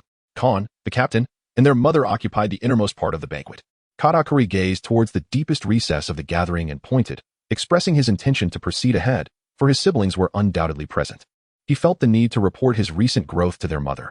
Otherwise, he feared he would be forbidden from accompanying Khan in the future. Khan was soon to join Wang Zhi's faction. Before the banquet commenced, the leaders of the 6 major factions occupied their respective positions, only converging together once the festivities officially began. Bidding farewell to Huadib, he was subjected to some light-hearted teasing. His appellation had devolved from little teacher to little brother. Khan felt a moment of rigidity in his body, and his pace quickened. He was unaccustomed to such situations, having had little interaction with girls in his previous life. "Hello, Miss Waydibe, Black Charcoal Mushian appeared behind Waydibe, greeting her with enthusiasm and a radiant smile. What a coincidence to see you again so soon. Coincidence? Waydibe turned around, her tone icy. We are both from the same pirate crew. How's that a coincidence? Black Charcoal Mushian's expression faltered slightly, yet she skillfully concealed her discomfort. Her smile remained charming and gentle. Their encounter was far from serendipitous. The words spoken by this beautiful woman were known only to her, and their veracity was questionable. Had she not been aware of Waydibe's connection to Newgate, she would not have approached with such eagerness to foster a relationship. There are few girls in the pirate crew. I genuinely wish to get to know you, Miss Waydibe. And harbor no ill intentions. Black Charcoal Mushian lowered her head slightly, her delicate hands fidgeting as if she were a bit aggrieved and sorrowful. The surrounding pirates could hardly bear to watch, yet they dared not intervene. Black Charcoal Mushian earned her keep through arduous toil, standing as she did behind the formidable pirate Shiki, with rumors linking her to the notorious Kaido. Waydibe and her crew were not to be trifled with. Everyone knew how fiercely protective Newgate was of his only daughter. Who would dare provoke her? Waydibe's expression was one of disdain. Though unfamiliar with the term green tea, she could sense its underlying insincerity. Had Black Charcoal Mushian been forthright in her intentions, Waydibe might have been more inclined to engage with her. However, at that moment, her mood soured. The gazes of the surrounding pirates became increasingly peculiar. I can understand you. Waydibe's initial words caused Black Charcoal Mushian to shudder. In the vast ocean, those without strength found it exceedingly difficult to survive, especially women. The world was harsh, and it was entirely normal to resort to whatever means necessary to endure. But Waydibe continued, yet I am not you. Empathy did not equate to acceptance of another's survival tactics. Such a notion was disconcerting. Watching Waydibe's figure retreat swiftly, Black Charcoal Mushian realized she had once again failed in her attempt to forge a connection with Kon and Katakuri through this young woman. She merely wished to make a friend. Tears threatened to spill from her eyes, which shimmered with unshed sorrow. Taking a deep breath, she let out a quiet sigh. Seemingly to bolster her own spirits, and discreetly wiped away the tears that threatened to escape, her face still adorned with a gentle smile as she walked away. This scene tugged at the hearts of the surrounding pirates, who felt compelled to bare their souls in a desperate pledge to protect this heart-wrenching woman. Black Charcoal Mushian had garnered a considerable following within the Rocks pirates. With clever maneuvering, her recent display could yield significant benefits, cultivating foolish pirates willing to lay down their lives for her. Each individual possesses their own unique means of survival. Black Charcoal Mushian had long understood that everyone was different, making it challenging to connect with figures like Kon and Katakuri. Yet, she believed it worthwhile to attempt. After all, what was there to lose? My daughter is in trouble? Newgate, clutching a massive barrel of rum, noticed Waydibe's arrival and inquired. Waydibe smiled and replied, No, father. Chapter 17, Kaido's Dream in the eastern region of the island's center. Kon was voraciously consuming meat, replenishing the energy expended by his body. Ever since he ingested the devil fruit, his appetite had significantly increased, far surpassing his previous capacity. Yet, this was a fortuitous development. In this world, the strong are known for their prodigious appetites, and it is quite commonplace for those with robust physiques to devour several head of cattle in a single meal. Kon savored the delectable feast, feeling the transformation within his body as his cells became increasingly vibrant and alive, yearning and consuming. Each morsel of meat that grazed his palate brought forth a profound sense of joy and satisfaction. How much do you think Kon could consume? I would wager at least a ton of food. Given Kon's potential, perhaps even 5 tons. The surrounding pirates erupted in raucous cheer. Amusement was scarce among them, and they often sought entertainment through jest and wagers, a favored pastime of the Wangji faction. The atmosphere within this faction was notably amicable, with camaraderie flourishing among the pirates who embraced a path of elite prowess. Wangji himself preferred not to be surrounded by throngs of followers. Instead, his faction comprised like-minded pirates, united in spirit, all possessing commendable strength and adhering to a moral code. Apart from Wangji, the strongest among them was Kinda. With a bounty of 537 million, his prowess ranking him within the top 10 of the Rocks pirates, superior to the aides of other cadres. In this era, strength undoubtedly warranted such a bounty. After consuming roughly a dozen tons of meat, Kon's cells ceased their cravings, and he halted his feasting. Among the pirates, some cheered while others expressed sorrow. Those with close ties danced shoulder to shoulder, the festivities having yet to formally commence yet already brimming with exuberance. Many of the pirates present were new faces, having arrived that very day. They had heard of the Rocks pirates' extensive recruitment efforts, journeying from all corners of the sea to this island, with a handful having come to Hiskino Island upon hearing whispers of the opportunity to join. The sudden lowering of entry barriers to the renowned sea-dominating pirate crew sent ripples throughout the ocean, and most arrived with an air of skepticism until they discovered that they could indeed join the Rocks pirates, which ignited an overwhelming thrill within them. Becoming part of a truly formidable maritime force incited sheer madness among these pirates. To be satiated was indeed the most comforting of experiences. Kon patted his belly, a look of contentment gracing his features as he surveyed his surroundings and remarked, Uncle Kinda, do we truly have this many pirates in our faction? Kinda explained. They have come of their own accord. You know the boss's nature. He would never intentionally drive away these pirates. Khan comprehended that these pirates approached with the intention of aligning themselves with the Wangji faction. After all, the renown of the world's greatest swordsman in this era is undeniably immense, particularly the favorable reputation Wangji enjoys among pirates, civilians, and the Navy alike. Typically, naval warships do not deliberately seek to trouble them. Khan had heard a rumor that once, before becoming the Pirate King, the formidable Wangji traversed the seas, honing his swordsmanship alongside the current admiral of the Navy. The two shared a profound bond, yet fate led them down divergent paths. At that moment, the surrounding pirates began to stir restlessly. Khan noticed the commotion in the distance and followed his gaze. There stood Kaido, wielding a kanabo, forcefully pushing aside a few newly joined pirates. With a single strike, he flattened a scowling pirate and swaggered towards the direction of Wangji and other key officers. You lot are utterly worthless. Save your breath. Wangji and his crew surely have no need for inept individuals like yourselves, lacking even the minimum strength. You wouldn't measure up to any other faction either. The newly joined members of the Rocks Pirates were filled with indignation yet dared not voice their thoughts. Fully aware of Kaido's formidable reputation, which had long echoed across the seas. While he may not rival the top-tier pirates, he was undoubtedly a monstrous presence among them. Wangji, Kinda, and others took note of Kaido's approach but chose to disregard him. Their realms were simply too disparate. Kaido, dismissing the minions, approached Khan, stating, Khan, it has proven quite difficult to meet you. Cade, you appear to be in good spirits. Cade cast a glance at Wangji, who was not far off. While continuing to support the kanabo on his shoulder, Khan observed Kaido's subtle movements. Even the once iron-headed child had learned to read the room. It seemed that Silver Axe had indeed left a profound impression on this immensely promising newcomer. Oh ho ho, I have always maintained good spirits, Kaido remarked, noticing an available seat. Without hesitation, he claimed the spot beside Khan. Khan, I have heard that you have consumed a fruit. It must surely be an exceptional one. Oh ho ho. It appears that your physical limitations are no longer a concern. Any devil fruit can transform one's physique, with potential boundless. There are no worthless fruits. Only incapable users. Khan expresses skepticism regarding Kaido's latter statement. He believes that no fruit is devoid of potential. Each fruit possesses limitless possibilities. However, the abilities of the fruit users vary significantly. For instance, the fish fruit, the quake fruit, and the float fruit are renowned due to the accomplishments of their respective wielders. The starting points of the fruits themselves are also disparate. An ordinary Zoan-type fruit cannot be compared to a typical Logia-type fruit. Otherwise, Kaido would not have consumed the infinitely potential mythical Zoan-type fish fruit and evolved into the Azure Dragon form, ultimately securing his place among the four emperors and earning the title of the strongest contender across land, sea, and air. Khan picked up the rum from the table and took a sip. Since his last encounter with the drink, he had developed a certain fondness for it. Kaido, noticing this, shouted towards the other side, Where's my drink? His tone was rather brusque. You little brat, are you asking for a beating? He added. It was our captain who showed mercy when this little rascal was causing trouble. If it were up to me, I would let him lie down for a while. Kaido cast a glance at Wangji, then at Kinda. Khan had once said, When friends arrive, there is fine wine. When wolves come, there are shotguns. Hand the drink over to him, Wangji commanded. They immediately erupted into laughter, eagerly vying to fulfill the task. As Kaido indulged in the large barrel of rum, he felt a sense of pride. He relished mingling with Wangji's faction. Had they not rejected him, he would not have joined Charlotte Linling's crew. Contemplating this made it hard not to feel disheartened. While sipping his drink, Kaido surveyed the atmosphere within Wangji's faction. Khan smiled, remarking on the significant changes he observed. Everyone undergoes transformation. If I were to remain unchanged, I would surely be perceived as a fool. Kaido's thoughts drifted to the past, his expression darkening slightly. I meant to say, your courage has diminished. In earlier times, Kaido had narrowly escaped death at the hands of Silver Axe, and he had since learned his lesson.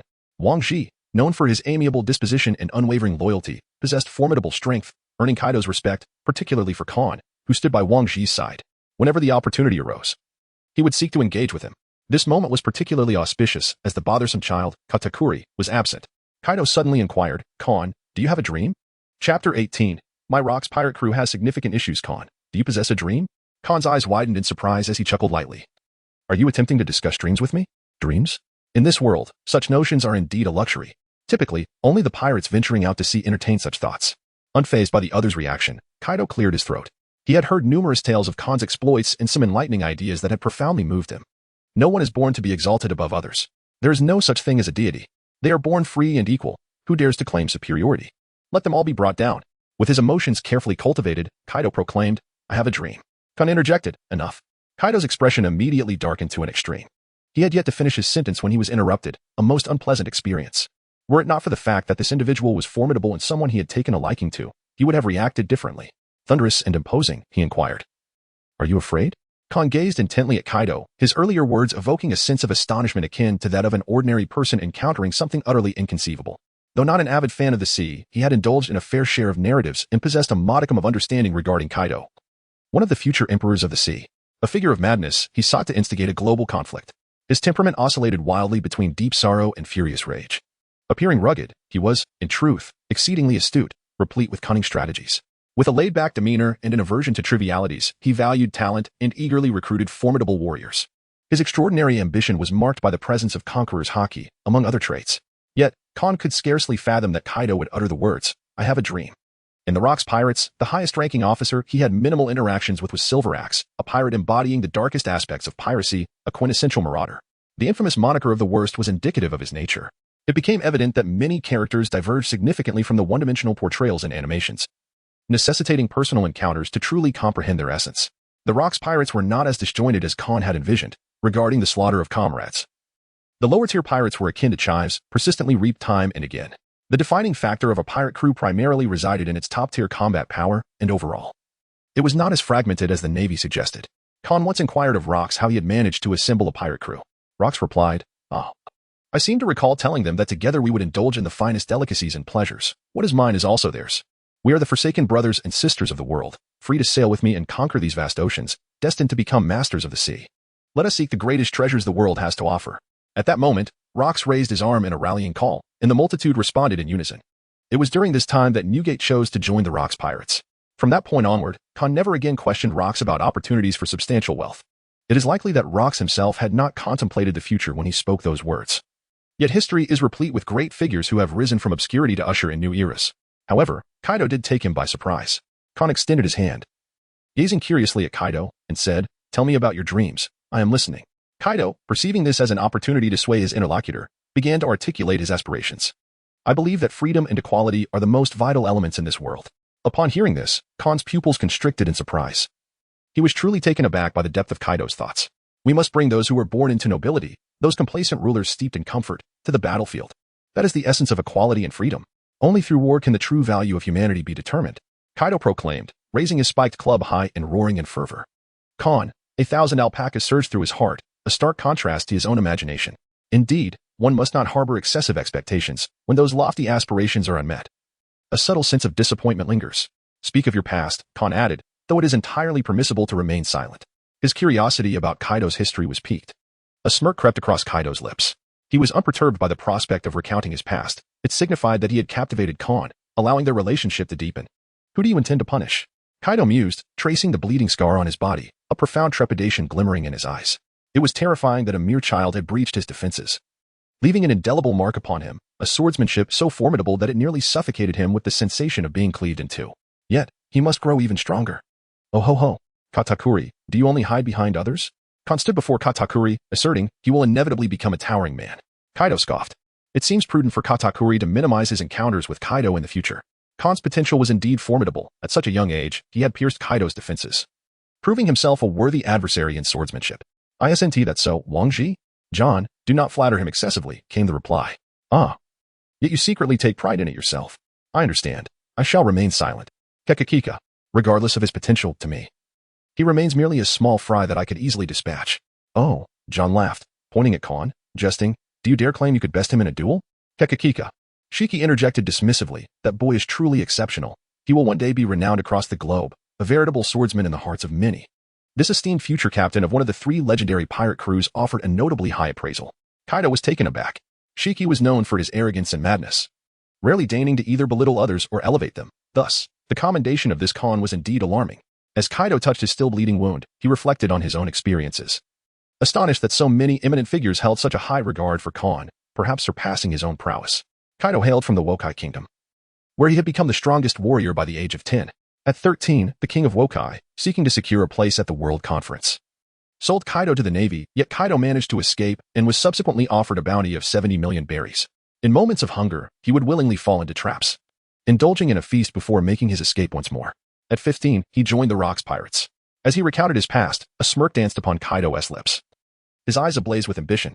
He possessed dreams and the resolve to alter this world, seeking comrades of like mind, partners formidable enough to stand by his side. He aimed to drag the world government's lackeys, political tools, and celestial dragons into the fray, striving for his vision of freedom and equality. Upon hearing Kaido's past, Khan initially believed it to be a tale steeped in madness and ambition, only to discover it was, in fact, an inspiring narrative. The issues within his Rocks Pirates crew were far more profound than he had anticipated. Chapter 19. Wang Zhi's aspiration let us ignite a war that sweeps across the entire world, spreading freedom and equality everywhere. Kaido rose, his arms lifted high, embracing the heavens. In that moment, a sense of the sacred enveloped him. His words were profoundly infectious, and the lofty goals he articulated transformed into a sword of belief, rallying others to rise alongside him. Kaido, spare the rhetoric. I wouldn't mind seeing you rest for a while. Wang Zhi's voice, though soft from a distance, resonated clearly in Kaido's ears and echoed within his heart. Kaido shuddered. If such words had come from any other subordinate, resentment would have brewed within him. Yet they were uttered by Wang Zhi, the one who had once saved him from Silver Axe. Thus, he knew he must remain silent and respectful. Khan gazed at Kaido with a sly smile. Every youth has once harbored a flame within, a fervor that reverberates in their hearts. They joined the fray to protect their homeland, filled with passionate zeal. They questioned the status of the celestial dragons, raising their voices in protest, only to face betrayal from comrades and the very nation they sought to defend. In their confusion, they yearned for freedom and equality, yet found no clear path. In retrospection, only the specter of war had accompanied them for years. Thus, they resolved to ignite a war that would engulf the world, drawing all those perched high above into the fray. We are all alike. Though the initial intent may be noble, without a guiding direction, one may veer towards extremism, lost in the allure of power and strength, gradually descending into moral decay, forsaking the ideals of liberty and equality in their quest to dominate the world. The dragon-slaying youth ultimately transforms into a malevolent dragon. Kaido noticed Khan's smile, which unsettled him, as if he were being seen through, yet he anticipated what words might follow. 100 meters away, positioned centrally, stood the two main pillars of the Wang Zhi faction. Wang Zhi, I have followed you for so long and understand your feelings for Khan. He's an exceptional child. Kinda adjusted his glasses, smiling softly as he remarked. Everyone perceives the world and the sea differently. Khan possesses a clarity that surpasses ours. He shall inherit all we have and become a legend. That is too burdensome. I understand you do not wish for him to bear such a weight, but this world is profoundly flawed. The common folk possess no rights of choice. They live in mediocrity, unable to secure their very existence. The lives of commoners are valued less than that of a noble's dog. In this world, being ordinary signifies oppression. Survival hinges entirely on fortune and the whims of the powerful. Wang Zhi closed his eyes, seemingly reluctant to contemplate or witness the dire state of the world. He was merely a fragment of this reality, unable to effectuate change on a grand scale, save for altering the territories under his control, striving to enhance the lives of the commoners therein. They should not have to pay tribute to the heavens, nor endure the oppression of nobility and celestial dragons. They should not fear becoming slaves, nor dread the raids of pirates, nor suffer under the decay of the navy, which enforces conscription and coerces labor, nor be displaced. Indeed, these improvements were largely due to Khan's numerous ideas, which transformed these regions into paradises. Without his guidance, he would have been at a loss on how to govern. Each return was met with grand celebrations, the faces of the people radiating genuine smiles. This warmth affected not only them but also every member of Wang Zhi's faction.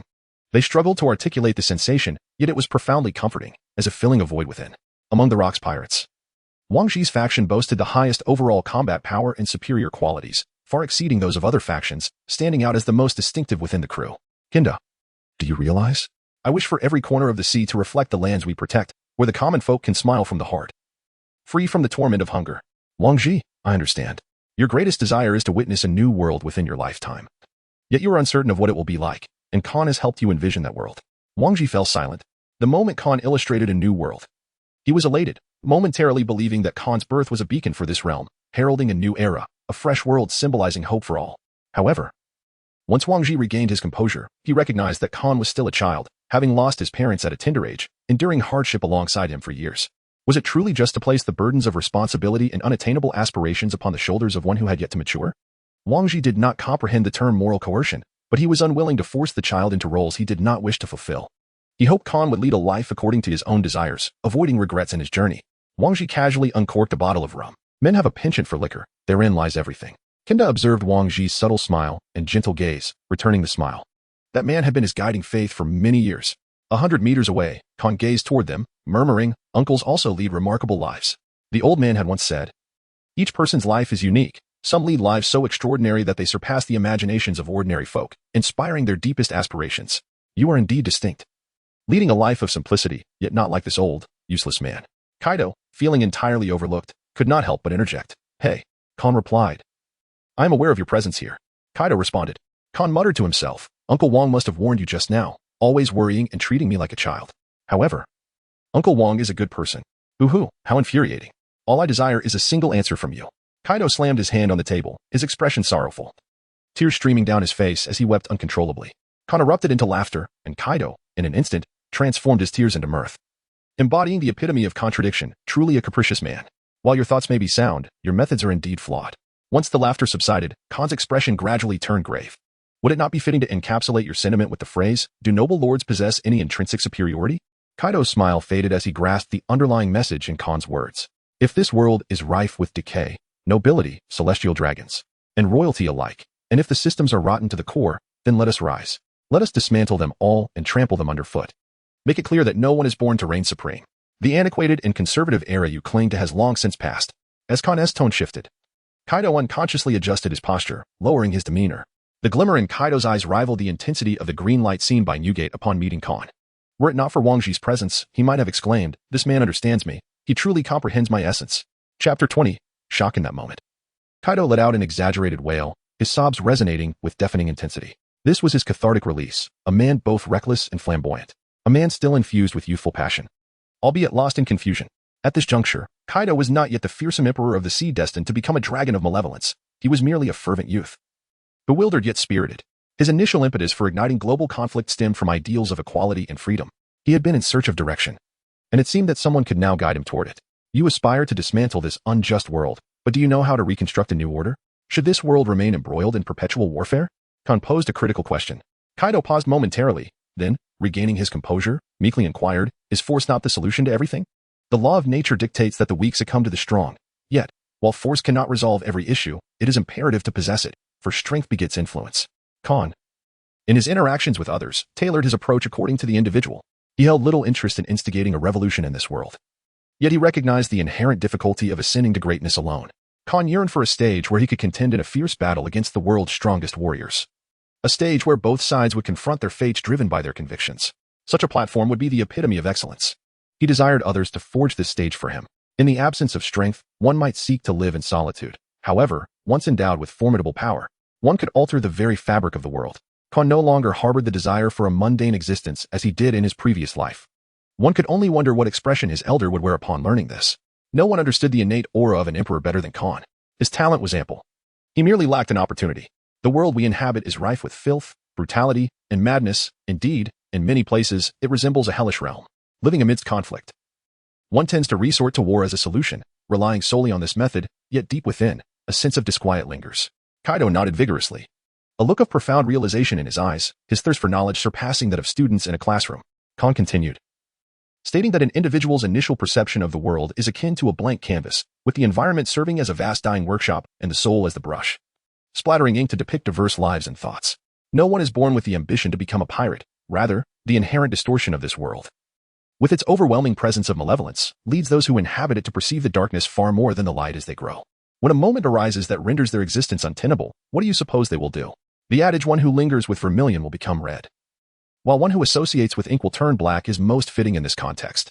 Those influenced by this world have already sown the seeds of wickedness within themselves, resulting in a relentless proliferation of evil. Kaido seemed to have just begun to grasp this concept, his mind buzzing with the revelation, deeply shaken. He regretted having quarreled with the young Katakuri and aligning himself with Charlotte Linling's faction, realizing he had delayed hearing such truths for several years. How did the nobility, the celestial dragons, and royalty come into existence? Their emergence is a product of systemic and power corruption, which also serves as their shield. The world government resembles a tree with roots long decayed. A change is imperative. The birth of pirates is intricately linked to the very fabric of this world. Without burying the old era, a new world shall never dawn. Amidst his astonishment, Kaido inquired, "Kon, if I desire to bring about genuine freedom and equality, must I overthrow the world government, establish a new order, create new systems, and topple the detritus of nobility, royalty, and celestial dragons? Your understanding is profound." Kon nodded in approval. Moreover, if you truly wish to transform this world and fulfill your aspirations, there is one crucial task remaining. What task? Kaido's voice trembled, his excitement palpable. The dissemination of cultural education. But how can one save the world without knowledge? Kaido questioned. The world government wields control over the economic lifeblood, possessing the mightiest forces at sea, firmly directing the currents of global affairs, ensuring that the populace is only privy to what they wish them to know. After all, the uneducated are the easiest to govern. The inadequacy of education in this world has led to a populace with generally low intelligence, rife with superstition and ignorance. What has this resulted in? a collective lack of intellect and an abysmal cultural awareness among the people. Kaido, lacking formal education, was simply endowed with a higher degree of insight. Khan attempts to engage in discussions with the common folk, yet they merely respond with derision, questioning his sanity or, in secrecy, report him to the Navy and the world government in exchange for short-sighted gains. This is precisely the outcome desired by the world government. To keep the world under their dominion. Khan's words carry immense significance. These aspirations cannot be realized in a mere moment or even within a few years. They demand decades, perhaps an entire lifetime of dedication to yield fruitful results. Among the Rocks pirates, the most audacious in turn is Kaido's, who believes he can forge a new world, one dominated by the strong and their power, drawing all those who reside high above into the throes of war. To pursue this ambition, Kaido accepted an invitation to join the most formidable pirate crew on the seas, the Rocks pirates, hoping to accompany Rocks in igniting a war that would engulf the entire world. Initially, he made a stir within the crew, challenging various powerful foes, wielding his kanabo with abandon, teetering on the brink of self-destruction. It was not until he nearly met his demise at the hands of Silver Axe that he temporarily set aside his ambitions, realizing his strength was insufficient, and sought the allegiance of Charlotte Linlin. At first, Kaido aspired to follow Whitebeard, who rejected him, and subsequently sought the company of Wang Zhi, who also turned him away. It was only today, after listening to Khan's discourse, that Kaido comprehended the true desires within his heart, recognizing the short-sightedness of his previous notions. In this moment of reflection, he found himself drinking heavily and weeping profusely. There truly exists someone who understands him, someone capable of guiding him. He comprehends me. This man understands me. An impulse surged within Kaido to seize Khan and take him away, yet he managed to rein in these fervent thoughts. Should he act on impulse? Wang Zhi's sword is far from mere decoration. The world's greatest swordsman, merely contemplating this is terrifying, for he could genuinely slay him. Khan, you have illuminated my path. At last, I understand what I strive for, and the source of my long-standing turmoil. I possess a clear objective. Although I may not yet fully grasp your discourse on the dissemination of cultural education, you have bestowed upon me a renewed purpose in life. After weeping, Kaido shifted to laughter, then curiously inquired, wouldn't it be more feasible to discuss these matters with Captain Rocks? Khan remained silent for a long while before finally speaking. Captain Rocks cannot wait any longer. Chapter 21. The Turning Point of Fate. He cannot wait. Kaido yearned to inquire further, but found himself at a loss for words. He observed Khan laughing, a smile that mingled admiration with a touch of sorrow. Our captain is a sovereign who steadfastly upholds his beliefs. Nothing can deter a man's resolve to face death. Kaido chose not to press the matter any further and downed his rum in one gulp. This drink, the most romantic of all for pirates upon the sea. With a resounding thud, he set the empty barrel aside and quietly departed, wielding his spiked club. He needed time to compose his thoughts after the overwhelming revelations of this day. Khan gazed at the empty wine barrel, a smile gracing his lips. This world, the vast sea, and the remarkable individuals around him brought forth an abundance of surprises. In the future, he yearned to witness an array of splendid and magnificent landscapes, to encounter diverse personalities, customs, and cultures, and to carve out a life uniquely his own. In his previous existence, he had been burdened with countless regrets. In this life, he resolved to leave no room for remorse. In the dead of night, the allure of the ocean beckoned him. I long to see the sea, yet I feel inadequate. Perhaps I am being overly cautious? Khan's complexion was flushed, his head resting on the table, clearly intoxicated, his words beginning to blur. Drink less, Wang Zhi gently advised. In a few days, come with me to the sea. During this time, let us embark on an adventure. The ocean is truly captivating. You're so annoying. I'm not drunk. Khan lay sprawled across the table, turning over to find a more comfortable position. I can drink more. Bring me another barrel. No, 3 barrels. Wang Zhi, seated beside Khan, faced his lifelong companions, the sword and brotherhood, knowing that there would be ample opportunities to indulge in drink in the future. Adults can be so tedious. Khan mused, his consciousness hazy. He yearned to grow up, yet simultaneously wished to remain in this moment, questioning whether he could truly ascend to greatness alone.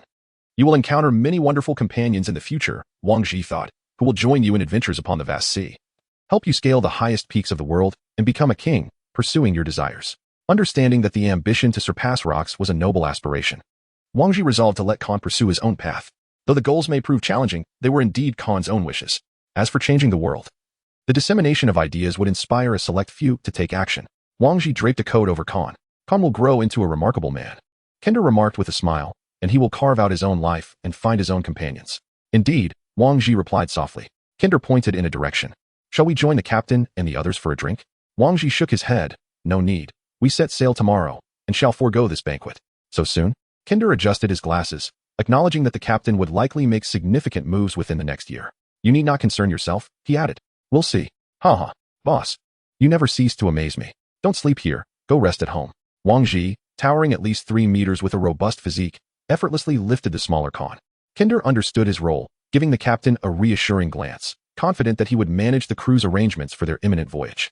The month-long feast meant to celebrate newcomers was of little importance to them. While other factions might seize this opportunity for expansion, they would not. The atmosphere of the banquet was lackluster, rife with debauchery and tedium. A multitude of pirates were simply not their kind of company. Surely another notorious pirate, Newgate, would sympathize. Rather than linger here, it is far better to seek adventure upon the seas. Kinder served as Wang Ji's second-in-command, also acting as steward, overseeing every aspect of ship life. With Wang Ji leading the pirate crew out to sea, Kinder remained behind to safeguard Khan, a testament to Wang Ji's regard for him, as well as Kinder's own desire. After years apart, they were now embarking on a voyage together. Their shared understanding and the romance of adventure could only be felt by those who sailed. Although not all had willingly chosen the life of a pirate, on the ocean, they were free. Within the vicinity of Charlotte Linlin's faction's banquet, Kinder was approached.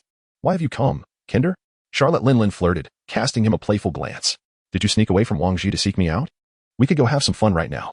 Kinder, filled with exasperation, anticipated Charlotte's antics but could hardly accept them. "This brazen woman. I am here to find Katakuri. Khan will embark on an adventure with us tomorrow, and I wish for them to meet. If possible, let Katakuri join us at sea for no more than a year." "Very well, Katakuri, you may go," Charlotte Linlin replied, her excitement waning. She lacked a clear understanding of herself, failing to comprehend why figures like Newgate, Wang Ji, and Rox were disinterested in sharing her bed. Men are merely tools for procreation, she thought, feeling a twinge of disappointment, while Katakuri brimming with enthusiasm. Khan has resolved to set sail, and he can take others along. What a coincidence, but why not Wang Ji? "John, what brings you here?" "Looking for someone." "Hey, do you want to join in?" No, I can distinguish between public and private matters. Do you think Shiki rejected you for no reason?" John swayed unsteadily, pointing towards Kaido in the distance. "Hey, you little rascal, Captain Rox wants to see you. Hurry up." In the corner, the taciturn Kaido suddenly raised his head, his eyes bloodshot. Upon hearing John's words, he immediately stood up, hefting his kanabo, and without hesitation, made his way to the island's center to seek out Rox. The gears of fate began to shift with Kaido's actions. Why is this kid suddenly so diligent? John pondered, shaking his head as he waved goodbye to Kendi and Charlotte Linlin. "No need to see me off," Kendi remarked, as Charlotte Linlin tossed away an uneaten cake with precision. "Who said they wanted to send you off?" Kendi departed with Katakuri, leaving the place empty. Charlotte Linlin, somewhat despondent, shouted in displeasure, "Long bread. Bring out the desserts. I want snacks." After finishing her treats, she mused, "Perhaps I should set sail as well. I might find some decent men. After all, didn't the captain say we have a year?" Rox had scheduled a gathering of all crew members a year later, insisting that regardless of their locations, every officer and member must assemble. At that time, Rox would lead them to accomplish great feats and earn substantial wealth. While the promise of riches was merely bait for the majority of lower-tier pirates, it was the prospect of significant undertakings that truly excited the high-ranking officers. Chapter 22, New Regulations. The Rox pirates were overwhelmingly powerful, so formidable that the Navy headquarters shunned confrontation, so intimidating that the world government harbored deep fears yet hesitated to take action against them. This power left the high-ranking officers adrift, lacking direction. The agreement between Rox and his officers awakened ambition and anticipation within many. Among the elite, not only the inherently ambitious Silver Axe and Shiki, but even the easygoing Whitebeard found himself curious about Rox's promise of grand endeavors. The main reason lay in the monotony of their lives over the past few years. The sudden emergence of something novel inevitably sparked interest. The 6 top officers sensed that something monumental would indeed unfold a year from now, feeling the winds of change approaching. The Navy headquarters and the world government would eventually take action against them. For years, the Navy had avoided direct conflict, even when Silver Axe seized the Heavenly Gold. The world government turned a blind eye, as if it were inconsequential.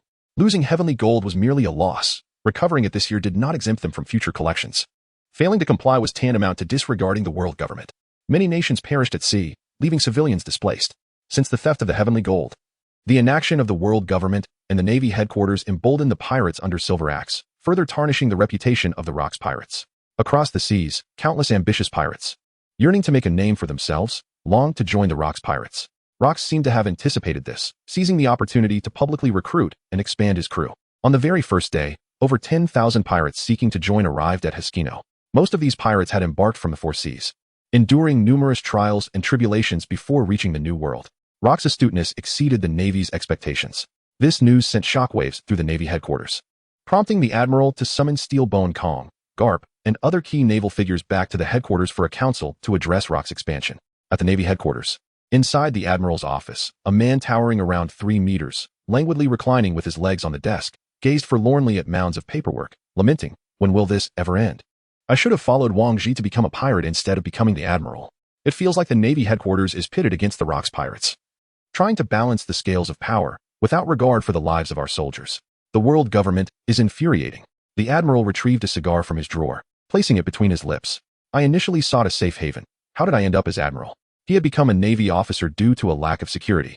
But upon realizing the myriad of monsters in the ocean, his sense of safety vanished. He grew stronger, surpassing one monster after another, ultimately becoming a monster himself. Exhaling a plume of white smoke, the troubled admiral leaned back in his chair, staring at the ceiling and pondering. Why do I still lack a sense of security even as admiral? The trap set by the world government had already taken shape. Public opinion forced the navy into action. The world government stood on a moral high ground, deceiving the masses into believing they had finally done something commendable, conveniently overlooking past transgressions. Both he and Rox understood that war was inevitable. A conflict between them was unavoidable. It seemed that the Navy headquarters might no longer be referred to as such, but rather as the enforcers of the world government. It's impossible to outmaneuver these schemers in the world government, each one dirtier than the last. Hoping that nothing significant happens is simply unrealistic. The world government had woven an intricate web, having executed countless measures to maintain control over the past 800 years without failure. Even Rox, with his cunning, faced inevitable challenges in his ambitions to dominate the world. Though he understood the world government's intentions, he could not allow Rox to act unchecked to maintain order and uphold justice. What must I do to change this world? The self-absorbed admiral sighed, his gaze growing somber. Yet, I am perhaps the most ineffectual admiral, able to perceive the essence of matters but powerless to effect change. The telephone worm rang, a peculiar creature resembling a snail that facilitated long-distance communication, mimicking the expressions of the caller. Admiral. Steelbone Kong and the others are en route to the Navy headquarters. Captain Garp and Sengoku have just engaged in a skirmish with the Roger pirates and will return as soon as possible. I understand, Crane. Is there a date set? Admiral. Please be serious. The Rox pirates are expanding their influence. For the sake of justice, regardless of the might of the Rox pirates, should they threaten the seas, we, the Navy, shall spare no effort to eradicate evil and uphold righteousness. As the conversation ended, the Admiral grimaced at the hollow rhetoric of justice. Yet, as a Navy officer, he had no choice but to endure it all. I wish I were more like Garp, a straightforward fellow. Exiting the office, his demeanor shifted to one of seriousness, radiating an air of solemnity. On the eastern side of Hiskino Island, Katakuri arrived at the territory of the Wangji faction, surveying his surroundings. Kinda had arranged for him a private room to rest.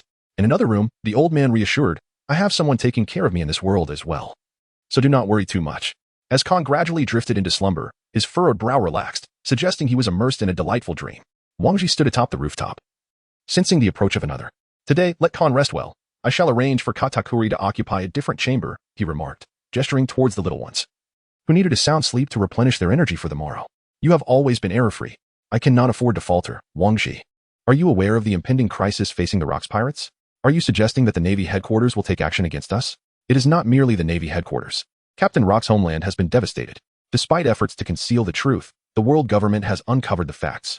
I fear that Captain Rox, he will not act rashly. Rox is not so impulsive. I understand, yet our pirate crew is the most formidable in history. The world government will not allow the Rox pirates to operate unchecked. They will undoubtedly employ every means at their disposal to obliterate us. Chapter 23. The state of the seas. You harbor no treasonous intent, yet possess the capability for rebellion. This constitutes your greatest transgression. The Rox pirates are formidable enough to instill fear in the world government. This is the original sin. As dawn broke, life began to stir anew. Rays of sunlight filtered through the curtains, casting a gentle glow into the room. Khan suddenly awoke, lying in bed with a dazed gaze fixed upon the ceiling.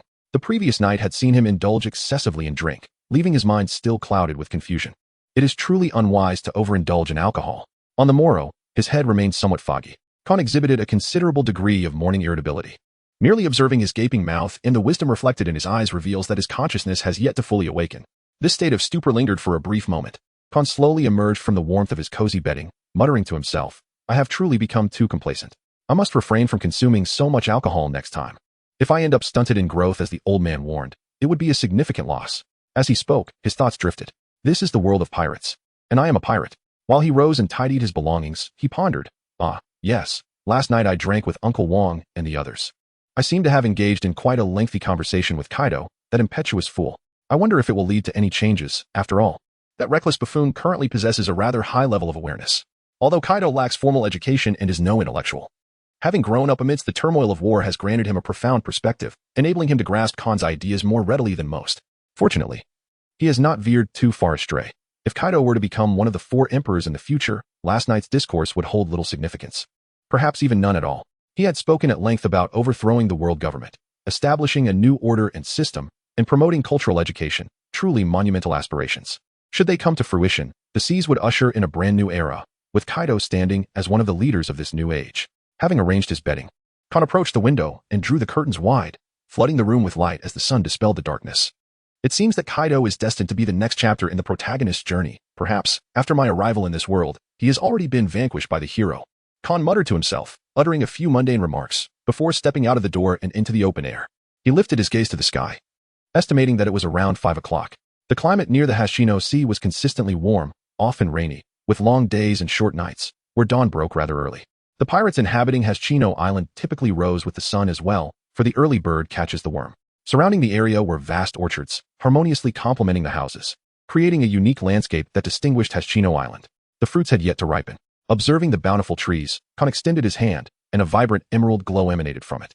The ground stirred, and a tender sprout broke through the soil, rapidly growing until it transformed into a lush fruit-bearing tree, reminiscent of an apple tree from a past life.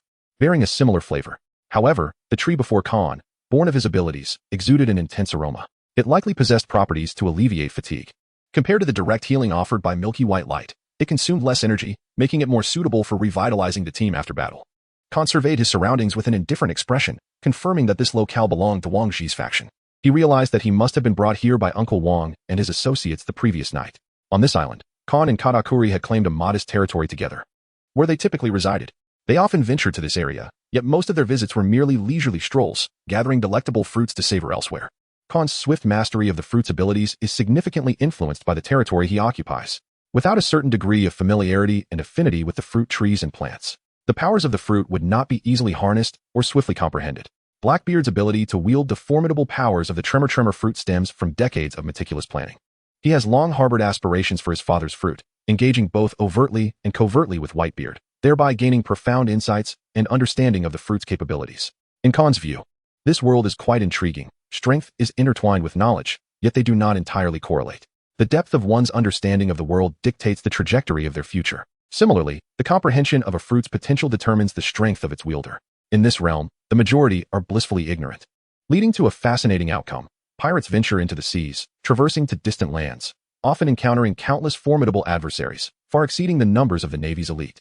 The overall might of the pirates is significantly greater.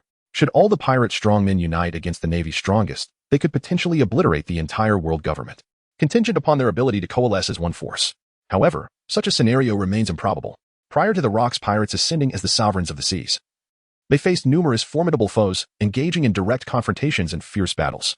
Only after they claimed supremacy did they encounter two rival pirate crews, subordinate only to the Roger pirates. At sea, these crews rank third and fourth among pirates. While they may lack overwhelming battle prowess, their captains are formidable in their own right. Comparable to the most elite of pirates, capable of serving as ample candidates for the rank of admiral within the Navy. Had the 8 treasure water armies Green Pepper and World Destroyer Wald not yet made their names known, the seas would certainly witness the emergence of a 5th and 6th pirate crew.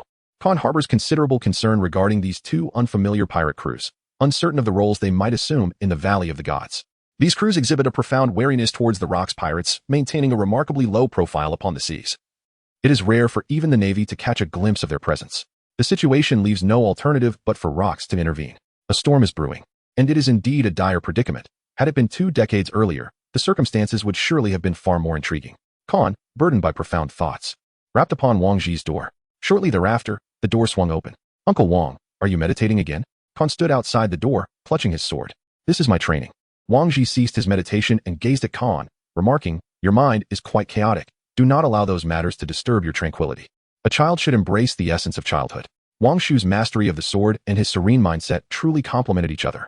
Kon, with a cheerful grin, replied, as long as the adults at home are still around, I might as well remain a child.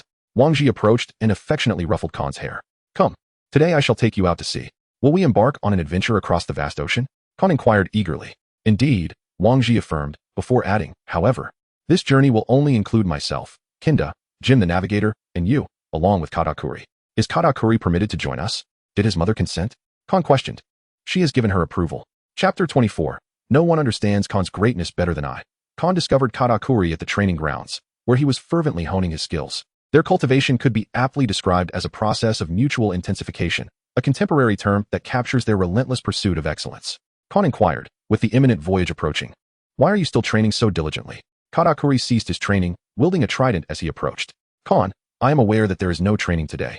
Yet habits are difficult to change. Fortunately, this time I am embarking on a journey at sea with Uncle Wang Ji. Otherwise, Mother would certainly prohibit me from venturing out. For I am still quite young, and the ocean poses a considerable danger to me. I must become stronger. He was exhilarated throughout the night, and even now. His excitement had yet to subside. In the morning, he sought out his younger siblings, who gazed at him enviously, wishing to accompany him on his maritime adventure. However, Katakuri, determined not to burden Uncle Wang Ji, resolutely declined their requests. The sea is not a place for frivolity and play. Uncle Wang Ji, where is he? He inquired. I believe he has gone to bid farewell to the captain and others. Uncle Newgate would likely be quite disappointed, as he still owed Uncle Wang Ji a drink. Carrying their respective emotions, they found Wang Ji, Kinda, and others at the heart of the island, bidding farewell to Rox and Newgate. Charlotte Linlin was, as always, absent, likely indulging in desserts within her domain, as women typically shun the revelries of men. Upon seeing Khan, Rox acknowledged him, while Katakuri remained overlooked. For potential alone does not guarantee the favor of such a maritime sovereign. The sea is rife with fleeting pirates. Rock's ascendance cannot merely be attributed to luck or fate. Kaido also spotted Khan and his companions, rushing towards them with bloodshot eyes, an overwhelming force that shook the very ground beneath them. Khan, is Kaido coming to challenge us? Katakuri asked, not mincing words. You could have simply asked if I had provoked him. Embarrassed, he scratched his head and chuckled. So, Khan, did you provoke Kaido? Indeed, I did. Katakuri immediately gripped his trident tightly, fixing a cold, fierce gaze upon Kaido, a chilling expression of impending combat etched upon his face. Whoa. Khan, why did you leave? Khan's fists instinctively clenched. Kaido rushed over, weeping uncontrollably in front of the two. He was a man of unparalleled freedom, doing as he pleased without a care for others' opinions. As a formidable figure, he could weep at any moment or burst into laughter, embodying the pinnacle of contradiction. Khan, with an impassive expression, stated, I have not yet departed, keep your distance. Khan, why are you suddenly leaving? Kaido cried out, his tears flowing freely while he gestured frantically. His pallid complexion seemed to hint at something deeper, and upon closer inspection, one could discern that his legs appeared somewhat unsteady, suggesting an overwhelming fatigue. Is it truly possible to be so drained from relying on others? Can the mightiest creature of land, sea, and air succumb to such weakness? Khan inquired. Do you wish to accompany us? Kaido's eyes sparkled with intensity. Casting a furtive glance around, he noted the absence of Charlotte Linlin, a perfect opportunity to stir up trouble. Katakuri could not comprehend the unfolding events, yet he grasped one thing. How did that rascal suddenly forge a connection with Khan? What was the motive behind this proximity? This posed quite a dilemma. Curiosity piqued, Khan inquired, are you truly at your limit? Kaido retorted, you can do it, can't you? You certainly can, whereas I cannot. The words that escaped Kaido's lips were in stark contrast to the turmoil within his heart. I cannot. Khan resolutely dismissed himself. He was still young and wished to grow taller, not wanting to be relegated to the stature of a diminutive race in this world. Why did you insist on aligning with the Charlotte Linlin faction? The John and Shiki factions would have suited you well. Kaido remained silent for a considerable time, his expression laden with melancholy as he responded, primarily, she is far too imposing. When she referred to me as her younger brother, I found it difficult to refuse. Khan inhaled sharply. In the land of flowers, there exists a saying, women of the sea are as fierce as the sea kings.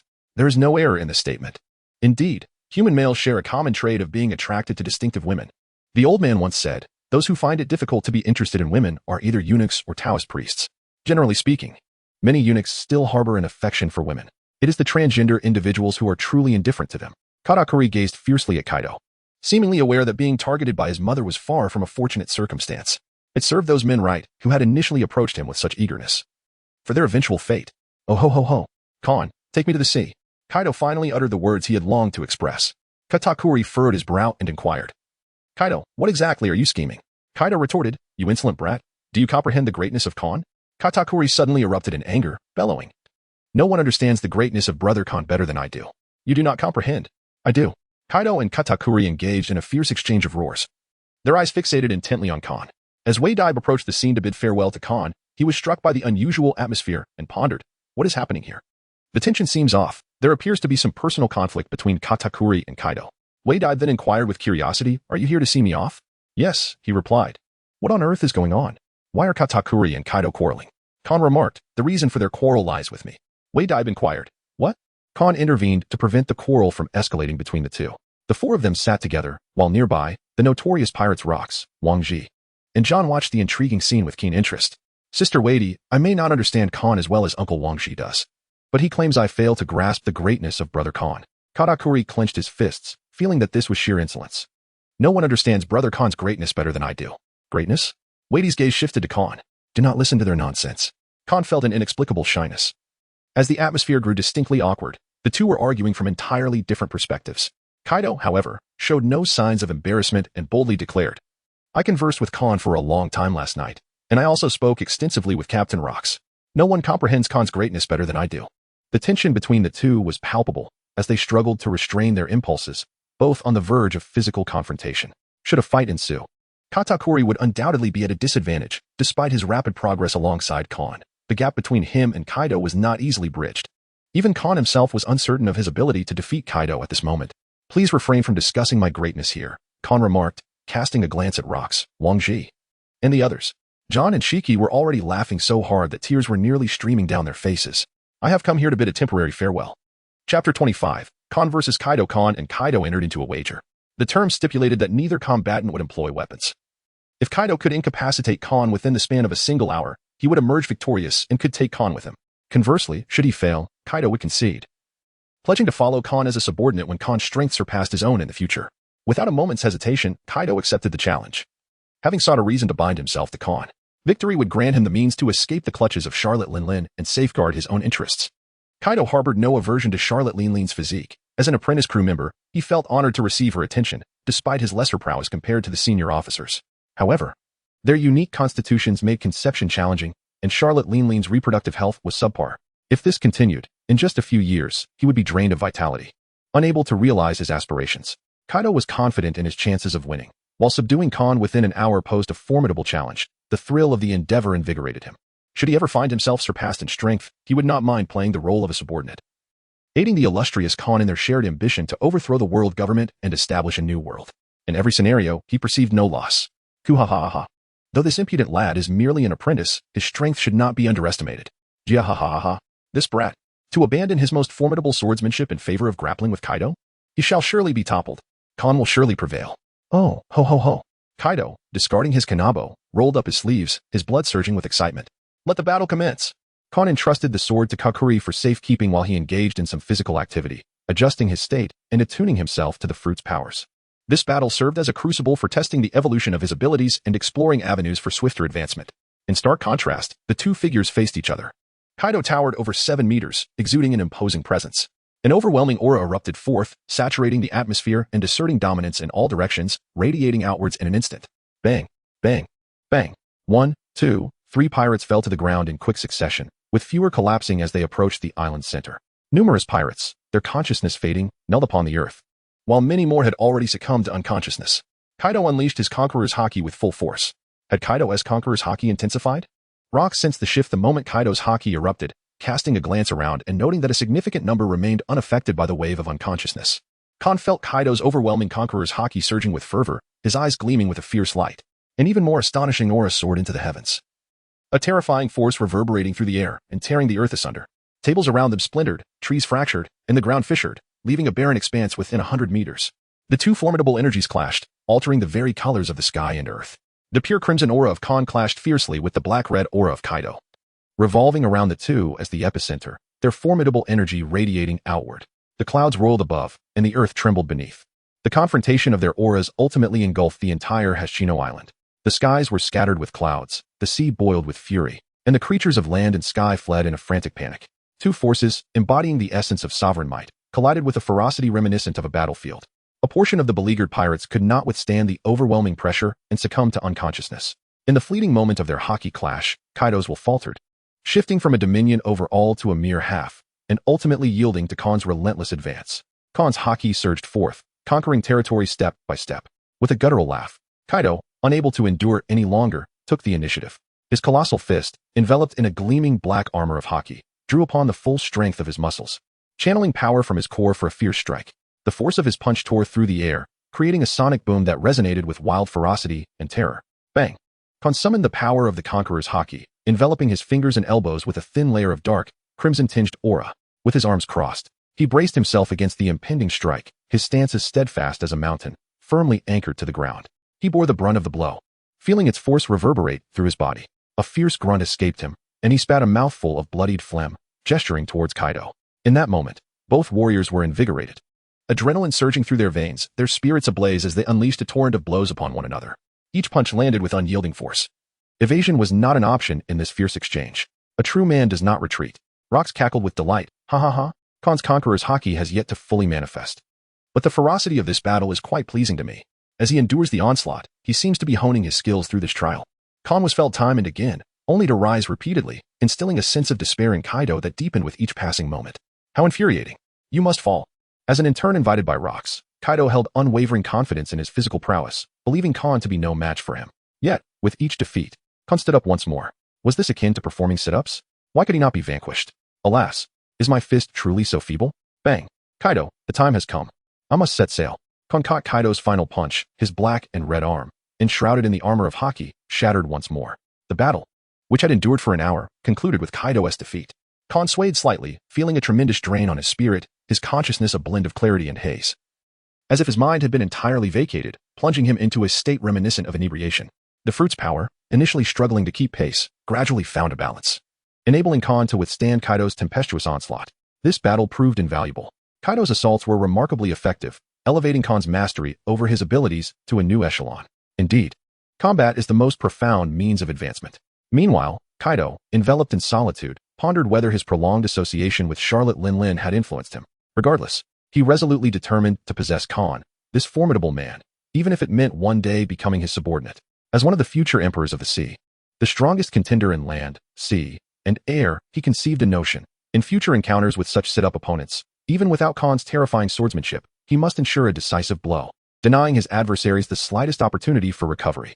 Khan paused for a considerable time before once again invoking his fruit abilities to restore his severely battered visage and heal his physical injuries.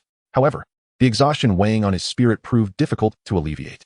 His endurance and physical prowess could not rival Kaido's. Fortunately, he had not compromised himself for that mythical Zoan fruit at the hands of Charlotte Linlin. Chapter 26, My First Voyage, The Bet I Lost. In an unexpected moment of hesitation, Kaido revealed that he truly valued Khan, harboring a desire to avoid being exploited by Charlotte Linlin. The battle was exhilarating. As Khan's body and consciousness gradually recovered, he activated his fruit abilities, summoning a magnificent fruit tree in his palm. He plucked several fruits and tossed them to Kaido, remarking, "Your physical strength is astonishing. I believe you would rank among the top 5 in our pirate crew." "Not in terms of strength," Kaido replied, in good spirits, swallowing a few fruits as he nonchalantly bore his kanabo and strode towards Charlotte Linlin's territory.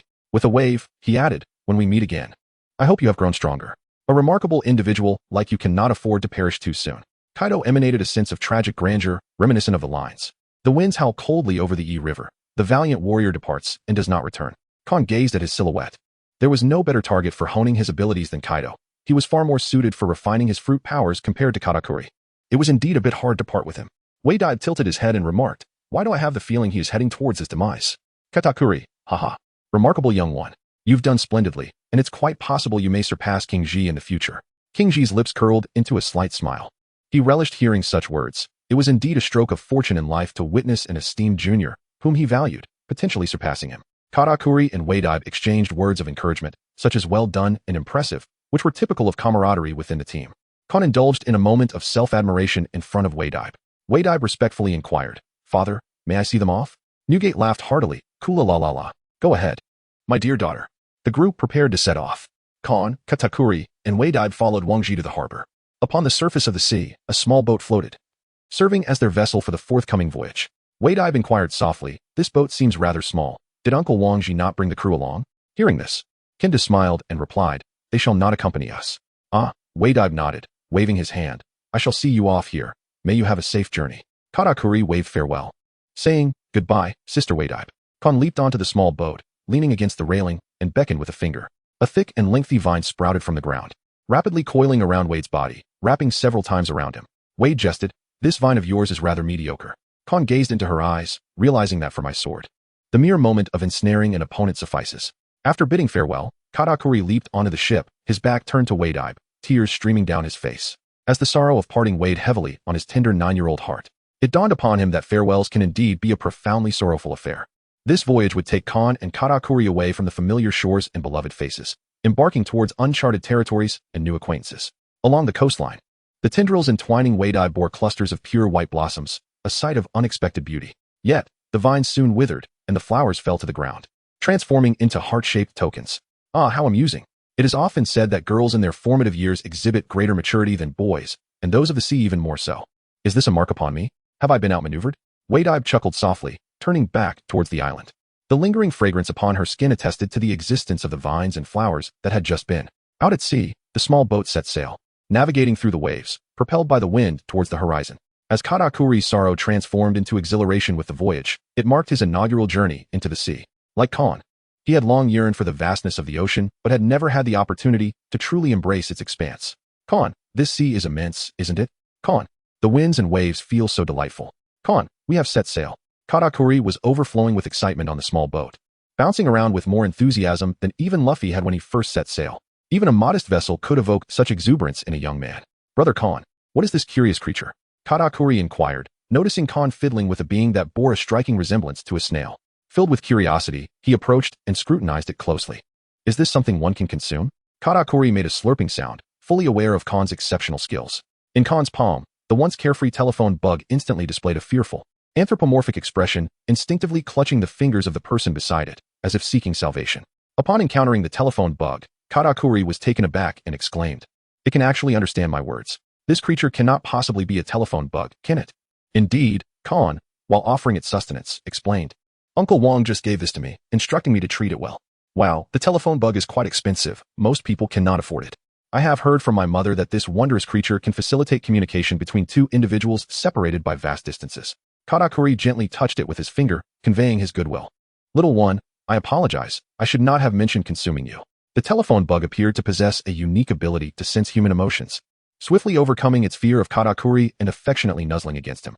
The telephone bug serves as a bridge for communication, adeptly mimicking the expressions and tones of the human voice from the other end of the line. "Kon, you are so knowledgeable. There are many books on the island. Hee. I feel dizzy just looking at books." Kon and Katakuri commenced a lively exchange of various topics aboard the modest vessel. Both harbored a profound longing and anticipation for the vast ocean, and as they set sail, an indescribable feeling enveloped their hearts. During their conversation, Wang Ji, Kinda, and Jim were preoccupied with their own tasks. Though the boat was not large, it was equipped with all the essential amenities. In a short while, Katakuri found himself hungry. Under Kon's suggestion, they decided to explore the kitchen first. However, they were soon apprehended by Kinda, who expelled the two gluttons from the kitchen, instructing them to catch sea creatures instead to ensure an ample supply of meat. "Brother Kon, it seems there is no meat in the kitchen." It appears they are concerned about the lack of vegetables while sailing the vast ocean, hence only vegetables are provided. Then let us catch some sea creatures. The thought excites me. Upon reaching the sea, Katakuri felt the essence of freedom and exclaimed from the depths of his heart, "Brother Kon, let us compete to see who can catch more sea creatures and who can catch the larger ones. My luck is usually quite favorable. You are certain to lose." Kon, with a rather childish retort, picked up the fishing rod that Kinda had prepared for them and approached the ship's railing to fish for sea creatures. "Brother Kon, I will not be defeated." Chapter 27, The New World, Seeking Continued Reading. In the vast ocean, Kon and Katakuri enthusiastically engaged in a competition to catch sea creatures. After all, entertainment options were scarce at sea. Without the company of women, the long voyage would lack any semblance of enjoyment. Most pirate crews differ from the Straw Hat Pirates, who revel in their whimsical merriment. The journey at sea often constitutes the most tedious part of a pirate's life. Even the Straw Hat Pirates, after prolonged sailing, would rejoice at the sight of land. Kon and Katakuri were embarking on their maiden voyage. Filled with an insatiable curiosity about the vastness of the ocean and all its wonders, they engaged in a competition to catch sea kings, the colossal sea creatures measuring several dozen meters in length. Neither of them held any regard for these behemoths unless their flavors were exceptional. Otherwise, they would cast them back into the depths of the sea. Kon, this magnificent sea beast, approximately 15 meters long, possesses an exquisite taste. "I recall you prepared it for me a year ago," Katakuri remarked, his mouth watering at the memory of that delectable experience. Overwhelmed by the anticipation of relishing such a culinary delight once more, Kon exclaimed, "I recall this type of marine creature. Its flavor is exceedingly delightful, and its flesh ranks among the finest in the marine bestiary. However, due to its scarcity, it commands a high price, typically reserved for the nobility and royalty. Commoners who discover such a creature at sea without reporting it, or who attempt to keep it hidden, face the dire consequence of death." Katakuri, filled with indignation, remarked, "The nobility and royalty are utterly despicable. The common folk are left to starve, yet we find ourselves powerless to intervene. I recognize our limitations, and I understand that it is paramount to care for myself and my younger siblings. I have heard my mother speak of the establishment of a nation where all races coexist harmoniously with humanity, named Wangwa. In that land, everyone would be nourished and free from the oppression of nobles, royalty, and pirates." Upon hearing these words, Kon was reminded of the vast nation established by the future four emperors, Charlotte Linlin. Indeed, it was a remarkable realm, one that instilled a sense of longing in the hearts of many commoners, who, despite the occasional madness of Linlin, found themselves yearning to join her domain amidst the despairing world outside. It is a lamentable state of affairs. The absurdities of this world's regulations are staggering. It is said that in some nations on the brink of collapse, the heavenly tax has been collected for a century, and failure to comply is tantamount to suggesting that the world government will fall within 100 years, an act of great disrespect. Consequently, the world government would dispatch naval forces to enforce compliance. One can only imagine the hardships faced by the populace within those nations. The supposed order upon the seas is nearly non-existent, serving solely to uphold the decaying rule of the elite. Were it not for sheer desperation, most would prefer not to venture out to become pirates. The life of a pirate is fraught with uncertainty, plagued by the constant threat of bounty hunters, the navy, and rival crews, hardly an enviable profession. The majority of pirates hail from the lower ranks. Those who appear glamorous are few and far between. Driven to the seas by necessity, and devoid of hope, many pirates nurture a sense of malice within, believing that if life holds no promise, they might as well indulge in fleeting joys, making the most of their existence. This creates a vicious cycle. After Khan and his companions set sail, another high-ranking member of the Rocks Pirates, Charlotte Linlin, also took to the sea. After all, men of the ocean harbor reservations towards women. Even such a formidable figure as she struggled to attract truly exceptional pirates. Rather than squander time on the island of Fiskino, it would be more prudent to seek out men to further solidify the foundation of her envisioned nation. Kaido, under extreme reluctance, was compelled to accompany Charlotte Linlin on her voyage. This future champion of land, sea, and air combat found himself reduced to a mere tool for Linlin's amusement during their interminable maritime journey, a truly humiliating chapter in his history. The latter half of the sea, conquered by Rocks, was dubbed the New World, signifying a fresh era. Some say it reflects Rocks' ambition to dominate the seas, while others view it as a testament to his imposing presence. Nevertheless, this title has garnered recognition throughout the ocean. Even if few in the future recognize that it was named by Rocks, the moniker of New World will echo through the ages. Khan. The waters we traverse are called the New World. My mother told me it was named by Captain Rocks. After our pirate crew conquers this expanse, it shall be known as the New World, a name that has now spread across the seas, with Captain Rocks becoming a true sovereign of the ocean.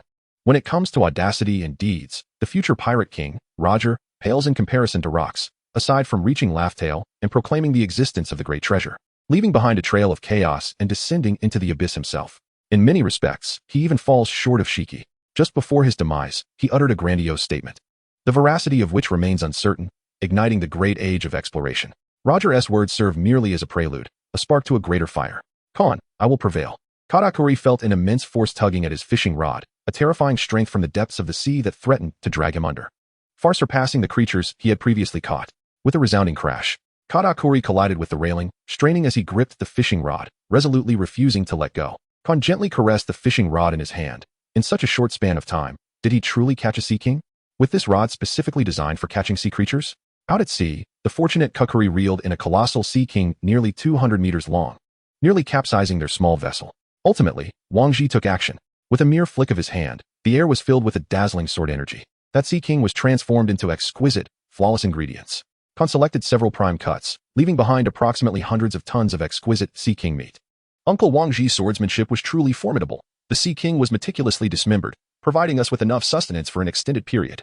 Katakuri, seldom witnessing the prowess of formidable pirates, was profoundly captivated by Wang Ji's swordplay. It is imperative to preserve this bounty, for it would soon spoil otherwise. Khan beckoned Katakuri to assist with the chores, as both possessed substantial appetites. Indeed, the appetites of the ocean's strongmen are never modest. Nevertheless, the abundance of sea king meat, alongside some marine beast flesh, would sustain them for a considerable time. The ocean is fraught with peril, particularly from the sea kings, which most of the world's populace cannot hope to confront. It is a rare occurrence for Khan and Katakuri, at such a tender age, to vanquish a sea king with such ease. Furthermore, the unpredictable nature of maritime weather adds to the dangers. One moment hail falls, the next snowflakes drift, and then fierce gales rage. The extreme fluctuations in weather left Khan in awe, illuminating the challenges of communication between islands. It is not that common folk cannot survive, but rather that they may choose to never venture out to sea. The life of a pirate is perilous, devoid of any glimmer of hope or future.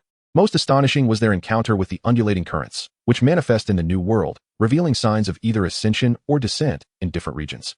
Chapter 28. The 8-Foot Lady. Please continue reading.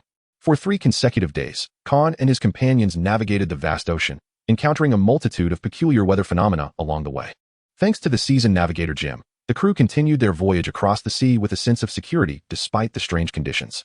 Throughout this journey, Katakuri remained in a state of exhilaration, unfazed by the hail that fell, which he would gnaw upon, or the snowflakes that descended, which he would lick with delight. He held an unwavering trust in Khan, Wang Ji, and the others. Indeed, there was no place safer on the ocean than aboard this small vessel. Katakuri leaned against the ship's railing, exclaiming, "Brother Khan, is that a magnificent waterfall ahead?"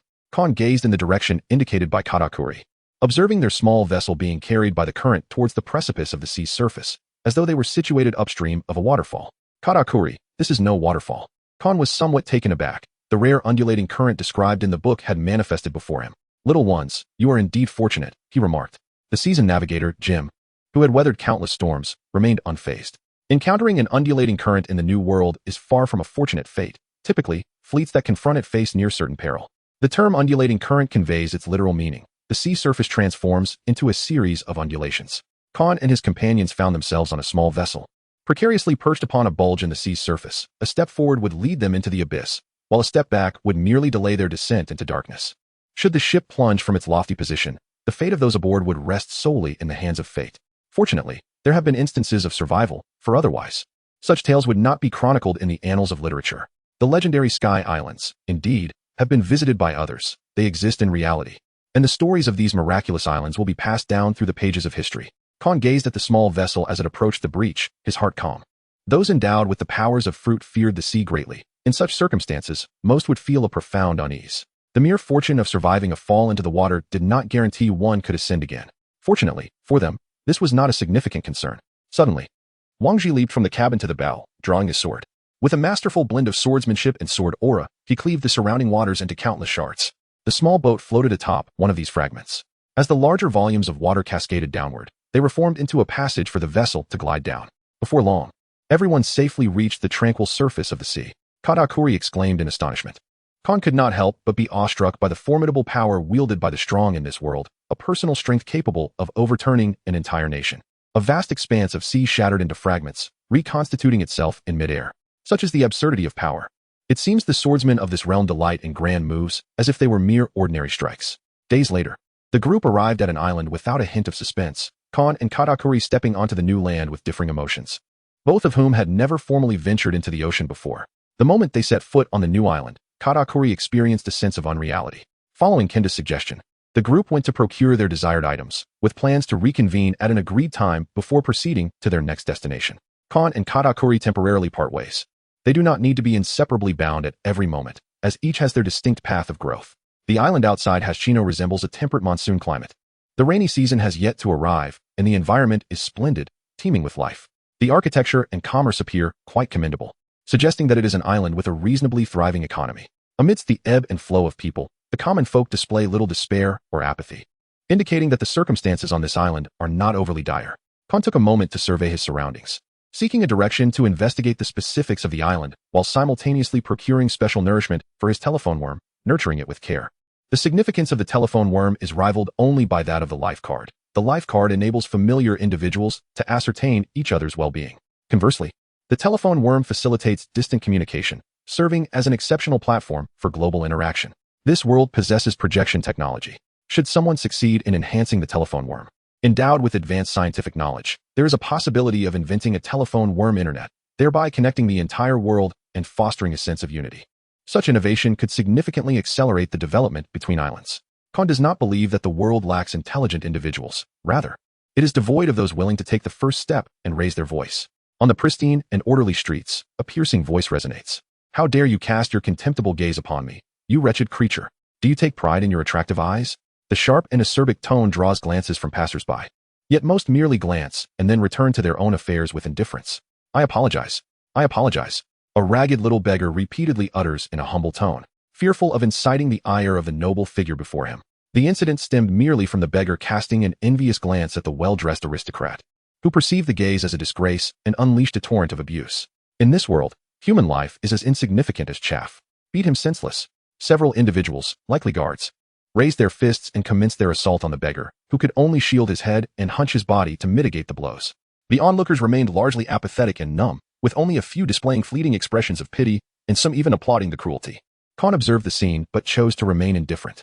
It was impossible for him to assist every unfortunate soul. Aiding one in a moment would not suffice for a lifetime. While intervening might provide a fleeting sense of satisfaction, the world would remain afflicted once he departed. What this world requires is neither the cold, unfeeling machinery of indifference nor the excessive compassion of self-proclaimed saints. After the ordeal, The little beggar limped away on his path homeward. Khan silently trailed behind, traversing a narrow alley, and plunged into an entirely different realm. Constricted, filthy, chaotic, and dilapidated. This was the stark reality lurking beneath the surface. To truly perceive a world, one must gaze upon its shadowy facets. Fixating solely on its opulence obscures the truth.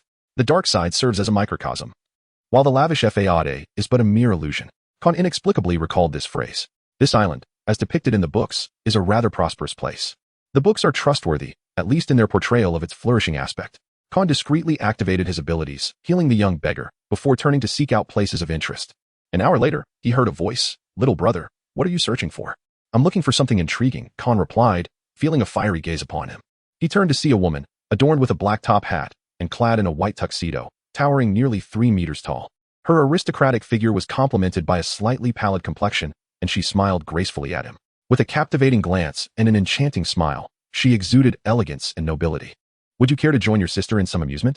In the dimly lit surroundings, this extraordinarily alluring woman, exuding an air of regal sophistication, extended an invitation to Khan.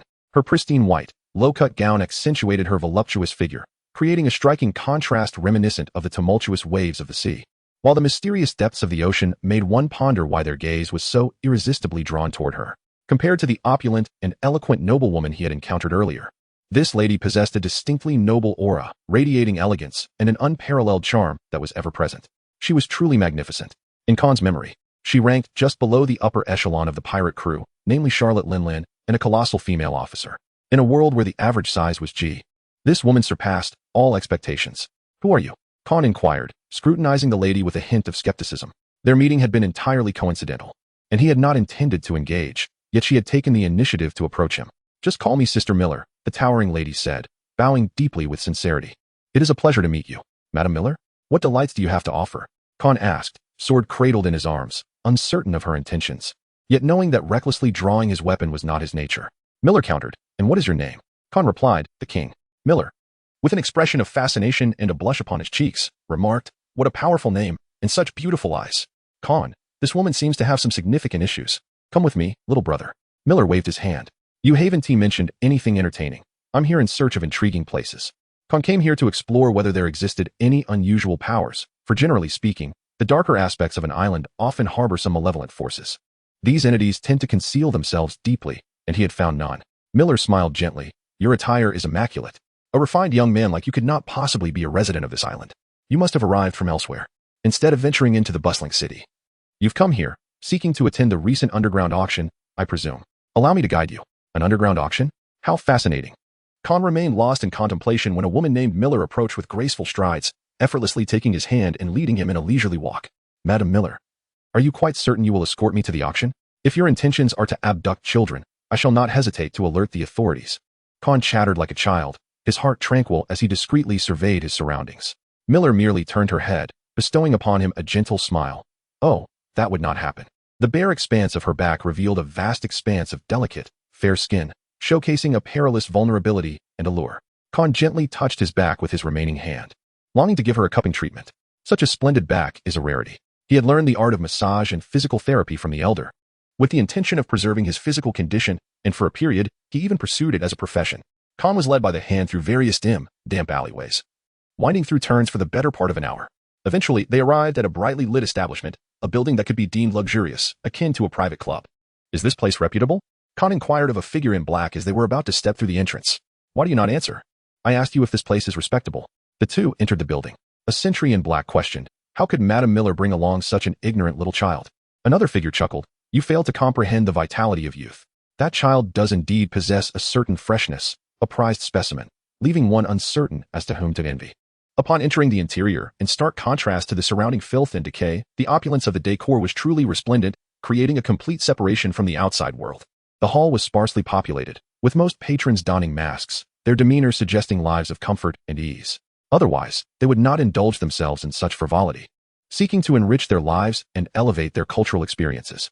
"Madam Miller, the child you have brought is simply delightful." Within the hall, many individuals of concealed identities greeted Madam Miller, indicating her distinguished status in this realm, a genuine person, unmistakably not a creature of the uncanny. Upon first sight of her, Khan sensed her discordance with the environment, an oddity, yet upon physical contact, he could feel the essence of life within her. However, This vitality felt somewhat distinct from that of an ordinary person. "We have arrived." Madam Miller released Khan's hand and summoned a scantily clad female attendant. "Prepare him well. Will you?" Khan did not hesitate. He grasped the hand of the young waitress. "Why are you standing there in a daze? Take me to the auction." Khan regarded the young waitress with disdain, contemplating his next move. After all, the 8-foot madam was merely a tool. Even if she possessed some extraordinary qualities, a small, dilapidated island could never compare to a single strand of hair from the Rocks Pirates. Very well. Please follow me. The auction will commence in an hour and a half. The girl instinctively took in Khan's appearance, her cheeks tinged with a hint of shyness. "I will attend to your needs, sir." After a brief moment, they entered the private room. Khan lay languidly on the bed, relishing the moment, while the young girl perched upon his back, glistening with fragrant perspiration. Her massage skills were truly remarkable, and the service was exceptionally attentive. "Dear guest, our services do not encompass such offerings," she reminded him, her hands aching from the exertion. "What?" Khan exclaimed in astonishment. Having once worked as a temporary laborer, he was well aware of the nuances in this line of work. He promptly retrieved some money from his clothing and handed it to the girl, urging her to continue. "Do not stop." The girl accepted the money with a wry smile and resumed her task. She was the maidservant of Mrs. Miller, fully aware of what was expected of her in this situation. Yet, why must she engage in such activities? An hour later, the girl lay despondently on the bed, drenched and flushed, gasping for breath as if her hands no longer belonged to her. After finishing his bath, Khan emerged in a leisurely manner. He noticed a young girl on the bed, gazing at him with a look of deep resentment. It was supposed to be her responsibility to assist him with his bath and provide some special services in the process. Now, her hands were numb. "I have already stated that I am not the kind of girl who offers such services," she lamented. "I provide a more comfortable kind of service." "What kind of service is that?" Khan asked, his eyes filled with confusion. Suddenly, he fell into deep contemplation and then abruptly realized the answer. Enlightenment struck him as he picked up the telephone bug attached to his thigh and tapped it a few times. The telephone bug, evidently understanding his command, promptly dialed a number. "Hello, is this the Navy? I wish to report something." Chapter 30. I report myself for solicitation. Please keep reading.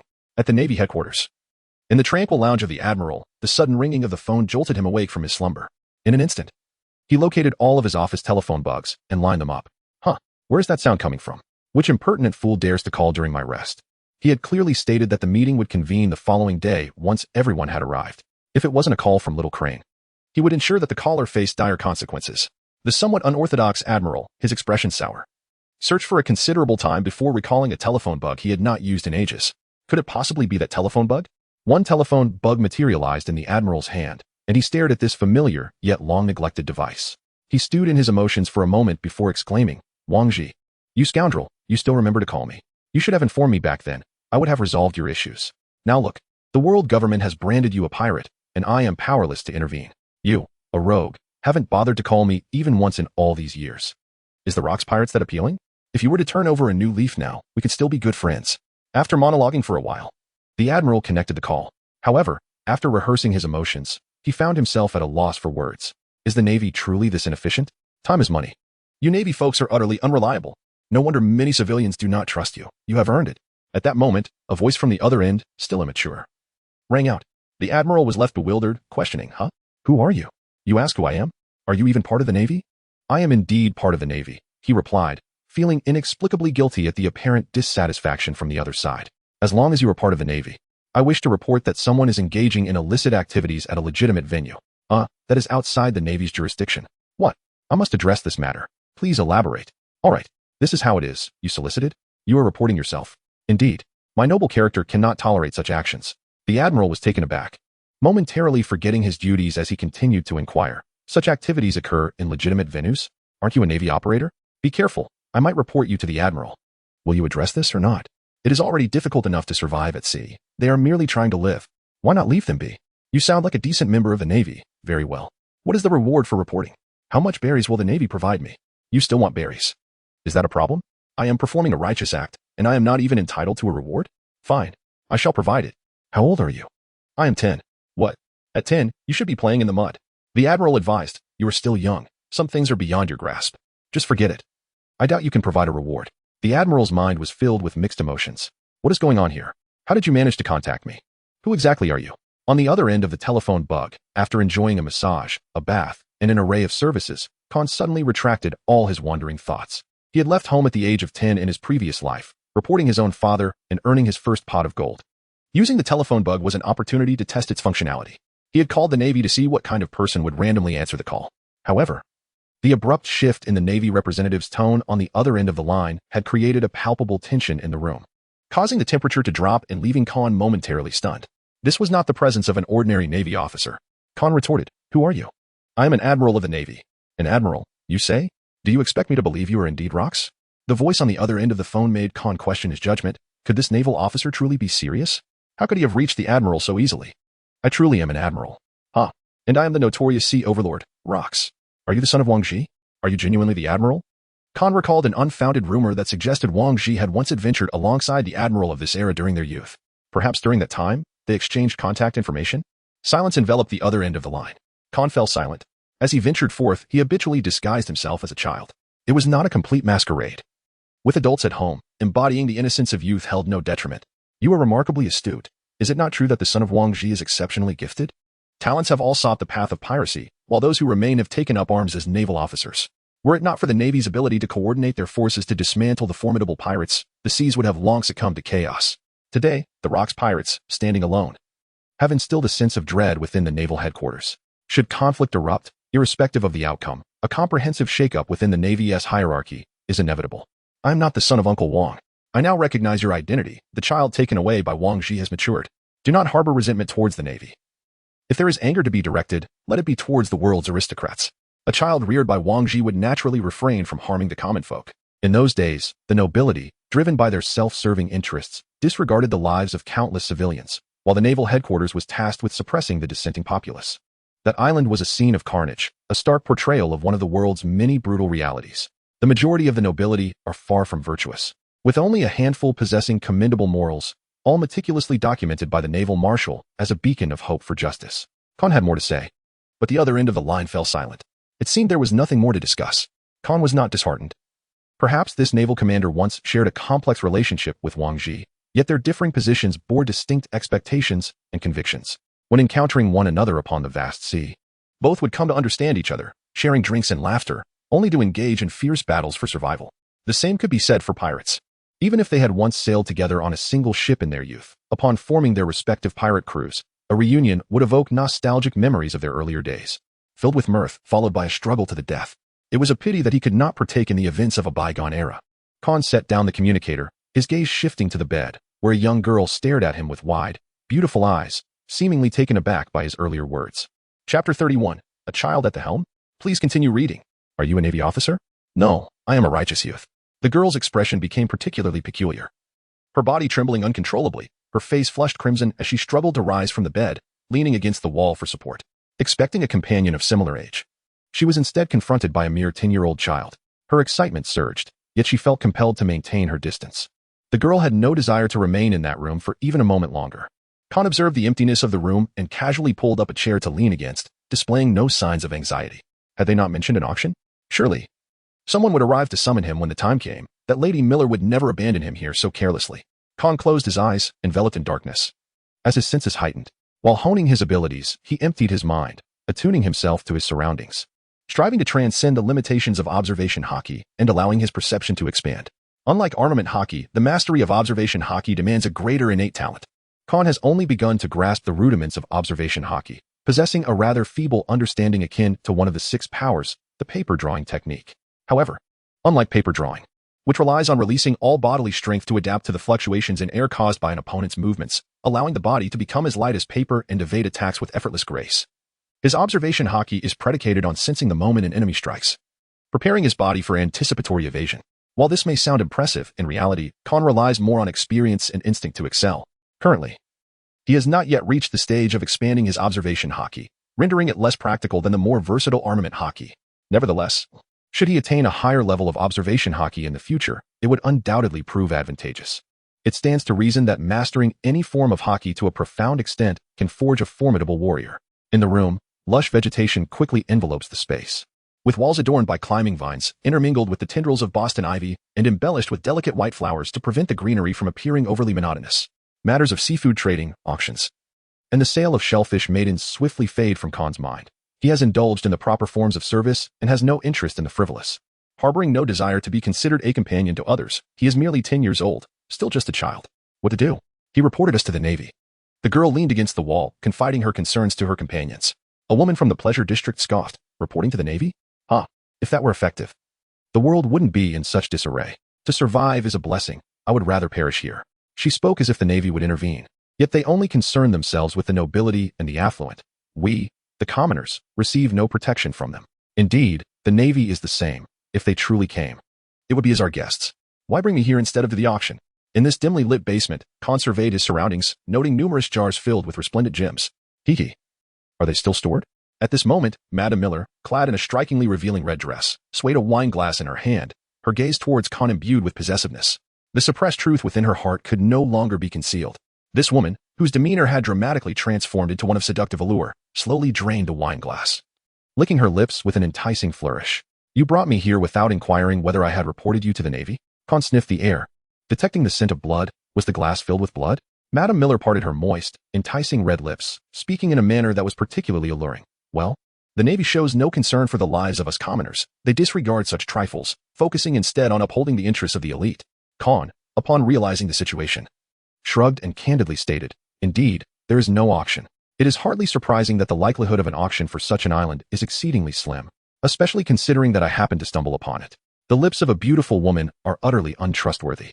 Any ordinary man or one unable to restrain his baser instincts would likely find himself ensnared, oblivious to his own demise. Khan was not the least bit surprised by his predicament. Rather, he found himself increasingly intrigued by certain matters. What could be the true intentions of this Mrs. Miller, whose name remained uncertain? It appeared she believed she had him firmly in her grasp. Could it be that his youthful countenance, adorned with a hint of baby fat, had led her to underestimate him? Surely not. The young sovereign, he mused. The lady sincerely wished to invite him to partake in some amusement. A gentle smile graced Mrs. Miller's lips, her presence exuding an air of elegant allure. The striking juxtaposition of her tenderness and seduction was utterly captivating. Amusement? What sort of amusement?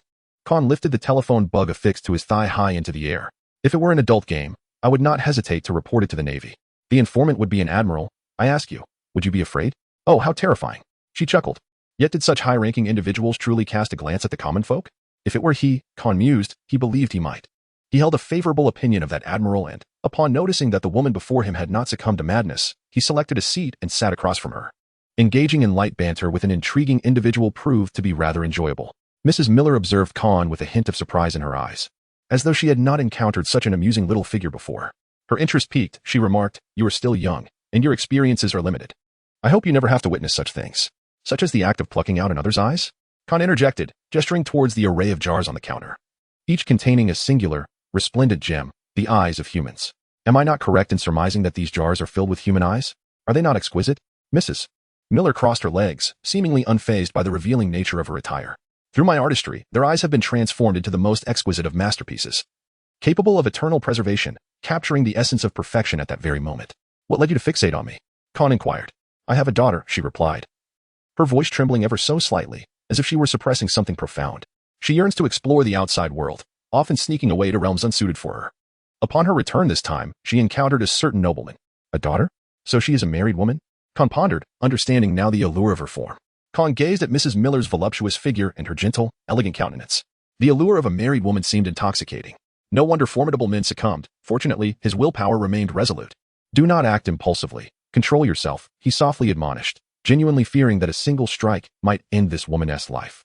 Mrs. Miller, regaining her composure, looked at him with an entranced gaze and proposed, stay and become my next husband. Chapter 32, Securing the Bloodline. Please continue reading. Mrs. Miller, you wouldn't want your family to discover your involvement in such activities, would you? I have no family left. Do you not have a daughter? Indeed. I love her dearly. Mrs. Miller produced a jar from behind her, within which lay a resplendent gem. My daughter, is she not beautiful? Are you out of your mind? This world is inherently mad. Rather than let her perish at the hands of the nobility, it is far better for her beauty to endure forever. Mrs. Miller's face was awash with rapture, her suppressed emotions nearing a breaking point. I must take my leave. Khan had lost interest. The world outside was far more dismal than the ruthless island of Hiskino, a truly despairing place, starkly contrasting with the fairy tale realms of his past life. You cannot leave. Mrs. Miller suddenly erupted in fury, her fingers transforming into sharp spikes, lunging toward him with blinding speed. Leave me those mesmerizing eyes. Too slow. Khan nonchalantly rose and evaded the attack. The spikes effortlessly pierced through the entire seat. With one failed attempt, Mrs. Miller, under Khan's unwavering gaze, yanked off her red dress, her smile growing ever more sinister. Am I beautiful? At that moment, Mrs. Miller's perfect figure was fully revealed, voluptuous and captivating, yet devoid of any excess. Indeed, many men would find it hard to resist her charm. Con spoke truthfully. Numerous men would undoubtedly lose their senses upon encountering her. If I am so beautiful, why not offer your eyes to me? Mrs. Miller waved her 5 spikes, frantically clawing, her mind clearly unraveling. Indeed, she was not entirely sane. Compared to the lunatics John and Skeet, she was far from their level. Con nimbly evaded her erratic attacks, even gradually closing his eyes, perceiving the situation as a mere trial, honing his mastery of observation hockey. John, Skeet, you think I have not heard of them? Mrs. Miller, noticing her adversary remained unaffected by her rage, entered a frenzied state, her body sprouting numerous spikes, her speed becoming ghostly. Each assault could effortlessly pierce through walls, even metal. Yet no matter how she attacked, she could not touch a single hair on Con. Instead, she left the basement in ruins, teetering on the brink of collapse. How can you be so strong? As Mrs. Miller gradually regained her composure, astonishment filled her heart. Could this little fellow's earlier words hold any truth? After years of hunting geese, one is eventually pecked by a goose? It seemed she had come to realize that he was not someone she could easily handle. Con understood that she had never regarded him as a threat, considering him merely a child with lingering baby fat. There was only one being with such extraordinary talent as Charlotte Lingling. He subtly rotated his sword. Swish. The iron blade clashed with the spikes, perfectly severing 4 of them. Upon striking the 5th, sparks flew, emitting a soft chime from the collision. The immense force sent Mrs. Miller stumbling backward, her control faltering. Not severed? Con opened his eyes. Bemused by his own observation hockey, his feet not pausing in the slightest as he shattered the floor beneath him and surged forward with terrifying explosiveness. Having consumed the fruit, his physique had already undergone a transformation. Monster! Mrs. Miller screamed, unleashing her fruit's power, wrapping herself in thorns, advancing rather than retreating, retaliating fiercely. Hidden among the thorns, her palm shot forth spikes, aiming to pierce her prey's heart. In that moment, she recalled the memory that terrified her most. How can such a commoner possess such beautiful eyes? Such a waste. Pluck out one of her eyes. No. In her panicked gaze, Con's initially fierce strike transformed into an intangible sword aura. Each move was a pinnacle of swordsmanship. The terror in Mrs. Miller's eyes gradually faded. She seemed to witness a scene both brilliantly vivid and profoundly mundane, a lifetime flashing through her mind. Yet, it could not withstand that one strike. Truly beautiful. You see, you have indeed chosen the wrong target to strike against me. Con sheathed his sword and approached the fallen Lady Miller, inquiring, why did you ultimately forsake your fruit's power? Perhaps it could truly pierce my heart. Confronted with death, Lady Miller was no longer engulfed in terror or despair. Instead, a gentle and serene smile graced her face. Her gaze calm and composed, her elegant and noble demeanor intact, reminiscent of their first encounter's beauty. She slowly extended her hand. This is for you. Con grasped it firmly and placed it against his own cheek. In that moment, her eyes gradually closed, surrendering to a tranquil slumber. Lady Miller's essence was irrevocably claimed by Con. Congratulations on your liberation. When you descend, do not refer to yourself as a peasant. Though humanity is born unequal, do not belittle yourself. You are beautiful, Lady Miller. He felt the warmth of her hand slowly dissipating from his face. The power of the fruit granted him an extraordinarily acute perception, including the ability to sense human emotions and the warmth of life. Indeed, taking a life could become addictive, especially when it involved someone extraordinary. As Con recognized his own enjoyment in that moment, he silently cautioned himself, for he did not wish to descend into madness. Old man, your words were not misplaced. Gifted, yet devoid of a warrior's heart. Con has always believed that a sword is an instrument of murder.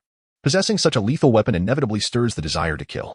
If one were to lead a life of tranquility, it might suffice. But in this world, a sword is wielded for the purpose of taking life. Regardless of the rationale behind drawing it, the act remains one of homicide. Con approached a corner of the room and, with a single stroke of his sword, cleaved through a section of the wall. This wall had remained intact even during Lady Miller's moments of madness, indicating that something was amiss. The truth confirmed that there was indeed a hidden secret. In the corner behind the wall, a beautifully adorned little girl was curled up, her figure strikingly familiar. It was the young beggar who had been beaten by the nobles. Con instantly comprehended the intricate chain of events. The little beggar he had inadvertently assisted was the daughter of Mrs. Miller. Mrs. Miller harbored a long-standing grudge against the nobility. And upon her daughter, who had always shunned counsel, discovering the full story, the situation reached a critical breaking point. Emotions surged with extreme volatility, teetering on the edge of collapse and turmoil, leaving no avenue for escape. He found himself fortuitously caught in the line of fire, and to complicate matters, he possessed a pair of particularly enchanting eyes. Con stepped forward and beheld the little girl's eyes, a profound cerulean that elicited a sense of joy. Truly, they were exquisite. The other eye was obscured by disheveled hair, reminiscent of Mrs. Miller's fate. Such is the helplessness of this world. Chapter 33, The Essence of the World, seeking continued reading. She still loves you. Con approached the small girl and gently caressed her head. Despite being pushed to the brink of mental collapse, Her consciousness long lost, she still loved you. Yet, her expression of love was misguided.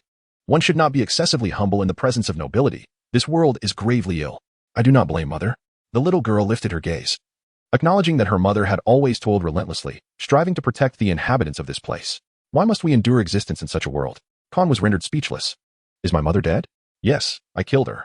Mother had always said that one day she would meet her end, hoping it would be at the hands of a worthy person. The little girl, not knowing where she found the courage, ran outside to see her mother, who appeared no different from one in slumber. Sobbing, she embraced her mother tightly. As your mother, she sacrificed one of your eyes. Do you not hold any resentment towards her? The girl offered no reply but brushed aside the hair that covered her other eye, revealing a blood-red orb. The juxtaposition of her two differently colored eyes lent her an unusual allure, enhancing her perfection. This little girl would grow to be even more beautiful than Mrs. Miller. Do you wish to inherit your mother's abilities? Is there a way you can assist me? In her eyes, there was not a trace of bitterness, only hope. This world had taught them to endure adversity with grace. Khan had long since sown his seeds within Madame Miller, seeds reflective of his own abilities. From the very outset, he sensed an extraordinary vitality within her, a hallmark of a fruit user. His judgment was not amiss. Madame Miller possessed the paramecia-type thorn fruit, granting her the power to transform into a thorned being, with spikes capable of sprouting from any part of her body. After a brief moment, Khan held in his hand a fruit adorned with peculiar patterns, feeling a sense of wonder. He had merely intended to experiment, yet he succeeded in extracting the remnants of a devil fruit from another person. He was not the only individual capable of such a feat perhaps. One could explore development from the direction of the tree of life, incorporating certain characteristics of the devil fruit tree to forge a unique ability. Currently, there are two limitations to extracting devil fruits from others. One must eliminate the fruit's user, and the extraction must occur within a specified time frame. Your talent should not pale in comparison to that of Lady Miller. Do not squander the potential of this fruit. Khan bestowed this fruit, which held no value for him, upon the young girl. Under her own exploration, Lady Miller could exchange several formidable moves with him. Khan temporarily kept the little girl by his side. At the appointed time, he went to the port to meet Wang Ji, Kinda, and others. As the group gathered, Khan recounted his experiences, then, like a carefree steward, entrusted the matters to the adults, taking Katakuri with him to help the little girl uplift her spirits. After learning about Mrs. Miller's past, Wang Ji and Kinda exchanged dry smiles. Such events were far too common on the seas. Mrs. Miller, once admired for her striking eyes, had her sight cruelly taken by a nobleman, only to be further victimized by another, who stole her childhood sweetheart and subjected her to the brutality of a group of lowly thugs, resulting in her pregnancy. The child born from this tragedy was tragically missing one eye. This horrific past twisted her psyche, leading her to develop an obsession with hunting nobles who possessed beautiful eyes, sinking deeper into her dark desires, leaving no noble offspring unscathed. On the pedestrian street, Khan set down the phone. Mrs. Miller was beyond salvation.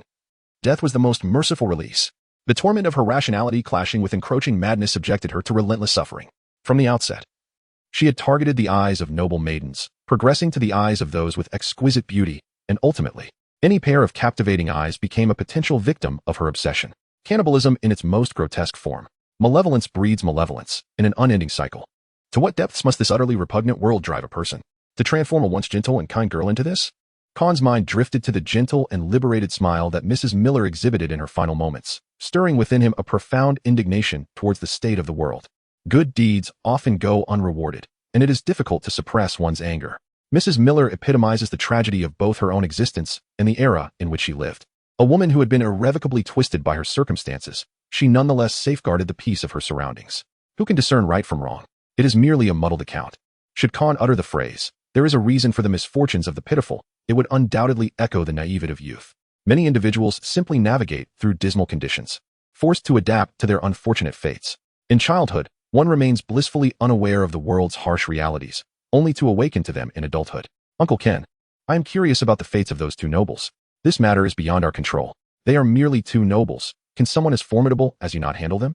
The noble who gouged out Mrs. Miller's eyes has long since met his demise, his entire family exterminated, while the other noble belongs to the celestial dragons.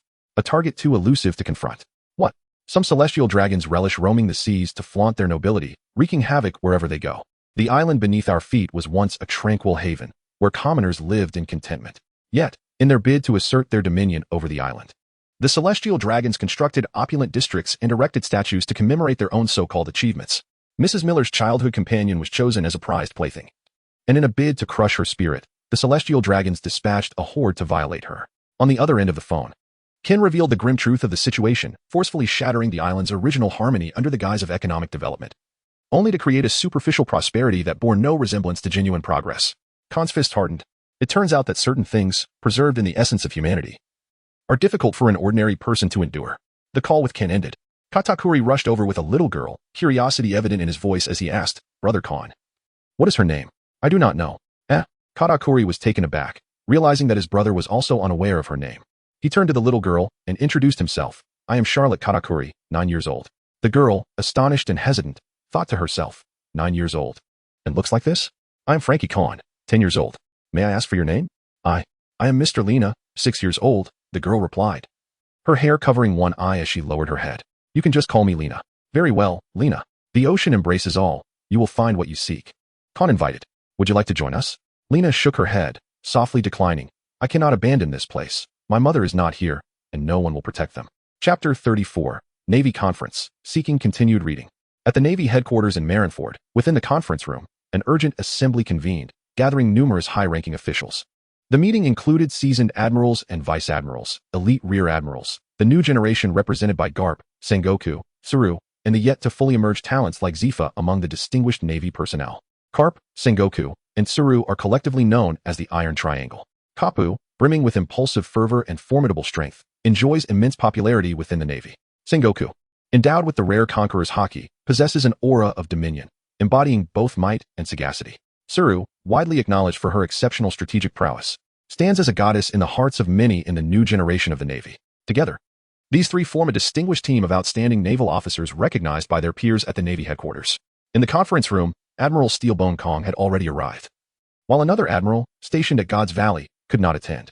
Nevertheless, 2 candidate admirals and 2 retired veterans, esteemed for their extensive experience, were present, underscoring the significance of this meeting. The Navy headquarters had lost an admiral to a solitary defeat at the hands of Rox. However, the maritime overlord deemed it beneath him to dispatch subordinates to ambush a single admiral, choosing instead to face him one-on-one. Currently, the Navy headquarters has not replenished the admiral's position, not due to a lack of capable candidates, but because there is no necessity. The Navy's power remains robust, with no signs of a leadership vacuum.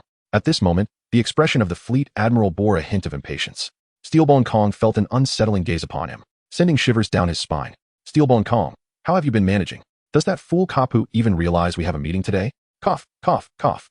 Perhaps he was delayed on the way. Just then, a voice echoed from outside. "Kapu, I've urged you to hurry. We're late." "Ah la la la. Don't be so anxious, Sengoku. Would you like a donut?" "Get lost. Kapu, you scoundrel. Do not wipe your booger-covered hands on me." "Don't be so petty, Sengoku." "Tsuru, don't hold me back. I shall slay him." "Oh, everyone is here. Fleet Admiral, you are present as well." Kapu, with bronzed skin, a muscular physique, and a prominent scar on his left cheek, burst into the conference room with a carefree demeanor, greeting the assembled naval officers while still holding an unfinished donut. The elder naval officers smiled at Kapu, quickly gesturing for him to take a seat. The upright Fleet Admiral, seated in the most prominent position, glared at the nonchalant Kapu, who was receiving such gracious treatment, his frustration boiling over. "Are you feeling a bit too frisky? This is a meeting. No donuts allowed in the conference room." Cap devoured a large bag of donuts, and then took out some rice crackers, crunching away at them. Alas, the rice crackers too proved unsatisfactory. Carp, filled with disappointment, reluctantly set aside the sunbae. Beside him, Crane, eager to prevent this scatterbrained individual from further inciting the marshal's ire, swiftly snatched the sunbae away. The Marine Marshal gazed at Carp, a mix of frustration and exasperation welling within him. Though he was only slightly older than Carp, his ascent to the rank of Marshal was solely attributed to his prowess and capability. Esteemed figures such as Admiral Steelbone Kong and other veterans of the Navy had long proclaimed that the Marine Corps required a leader imbued with vitality, determination, and strength to command them. This new generation of Marine admirals had emerged with remarkable prominence. The Marshal surveyed the assembly of both the younger and older generations of Marines. Among the new breed, Carp and Sengoku were universally acknowledged for their formidable combat abilities, possessing the potential to ascend to the rank of Admiral. Although Zifa maintained a more reserved demeanor, he was acutely aware that his capabilities were on par with Carp and Sengoku, having also reached Admiral-level strength. Furthermore, some semi-retired veterans still possessed the ability to unleash extraordinary combat power in short bursts. As for the current admirals, especially the elite Marines, Steelbone Kong, acclaimed as the mightiest admiral, was initially the favored candidate for the position of Marine Marshal, yet he had declined to take up the mantle, choosing instead to relinquish the role. Such extraordinary strength and a multitude of formidable individuals rendered the Marine headquarters nearly unparalleled in might. The Marine Marshal spoke. "I have summoned you all for a singular purpose, to discuss the Rox pirates. Let us share our perspectives on this pirate crew." The older generation of Marines and Admiral Steelbone Kong collectively turned their attention to the younger generation, seemingly eager to evaluate the future of the Marine headquarters. Carp was the first to speak. I believe we should prioritize eliminating the Roger pirates, considering it is wiser to eradicate the weaker pirate crews first. Sengoku chuckled lightly, expressing his disagreement with Carp's assertion, suspecting that Carp simply wished to pursue the Roger pirates on his own. Suru interjected with a kick, presenting her perspective. In the New World, the Rock's pirates dominate, truly embodying the essence of maritime supremacy. Observing the recent movements of the significant officers within the Rock's pirates, it appears they have refrained from any outrageous actions. The only one who has been audacious is Silver Axe, who has become considerably subdued following his confrontation with Zephyr. I remain uncertain whether Rocks will orchestrate any significant maneuvers in the future, yet it is evident that the pirate crew is rapidly expanding with unclear intentions, which does not bode well. Aside from Rocks, Carp's comments about the Roger pirates indeed highlight their potential, if left unchecked. Their influence on the world will undoubtedly rival that of Rocks. We must set aside the other pirate crews for now. Our foremost task is to keep a vigilant eye on the Rocks pirates. The fleet admiral holds Tsuru in high regard and recognizes the formidable potential of the Roger pirates. However, the world government has annihilated the homeland of Rocks, and upon receiving this news, he was nearly driven to fury, wishing to eliminate those Marine vice-admirals, all of whom have succumbed to the world government's influence. It is inconceivable that Rocks will not seek vengeance. The Navy headquarters must remain ever prepared for a bloody confrontation with the Rocks pirates. God Valley might very well be their target. Carp and Sengoku, you are to head to God Valley and be on standby. The fleet admiral has resolved to trust the world government in this matter for the sake of the sea and justice. Planning to devise a strategy to dismantle the Rocks pirates. Is it possible to decline? Carp expressed his disdain, as that place is a notorious haven for the celestial dragons. Should you dare to refuse, the position of admiral is yours for the taking. If you choose not to accept, I will unilaterally expel you from the Navy. The fleet admiral shot a fierce glare at this rogue, yet couldn't deny Carp's immense potential. It seems the strongest of the Navy in the coming era may very well rest upon Carp's shoulders. From a distance, Steelbone Kong felt pity for the fleet admiral, burdened by such a rebellious character as Carp. This role of the fleet admiral is indeed a challenging one. Fortunately, he had relinquished the position in the past. Steelbone Kong ran his fingers through his luxuriant hair, glancing at the fleet admiral's receding hairline, sipping his tea. Such is life. Chapter 35, The Story of Roger and Carp That Must Be Told. Seeking continued reading. The Navy meeting primarily focused on addressing the handling of the Rocks pirates and the evolving relationship between the Navy headquarters and the world government. The Navy has economic ties to the world government. All military funding for the Navy headquarters comes from them, rendering the Navy subordinate to the world government.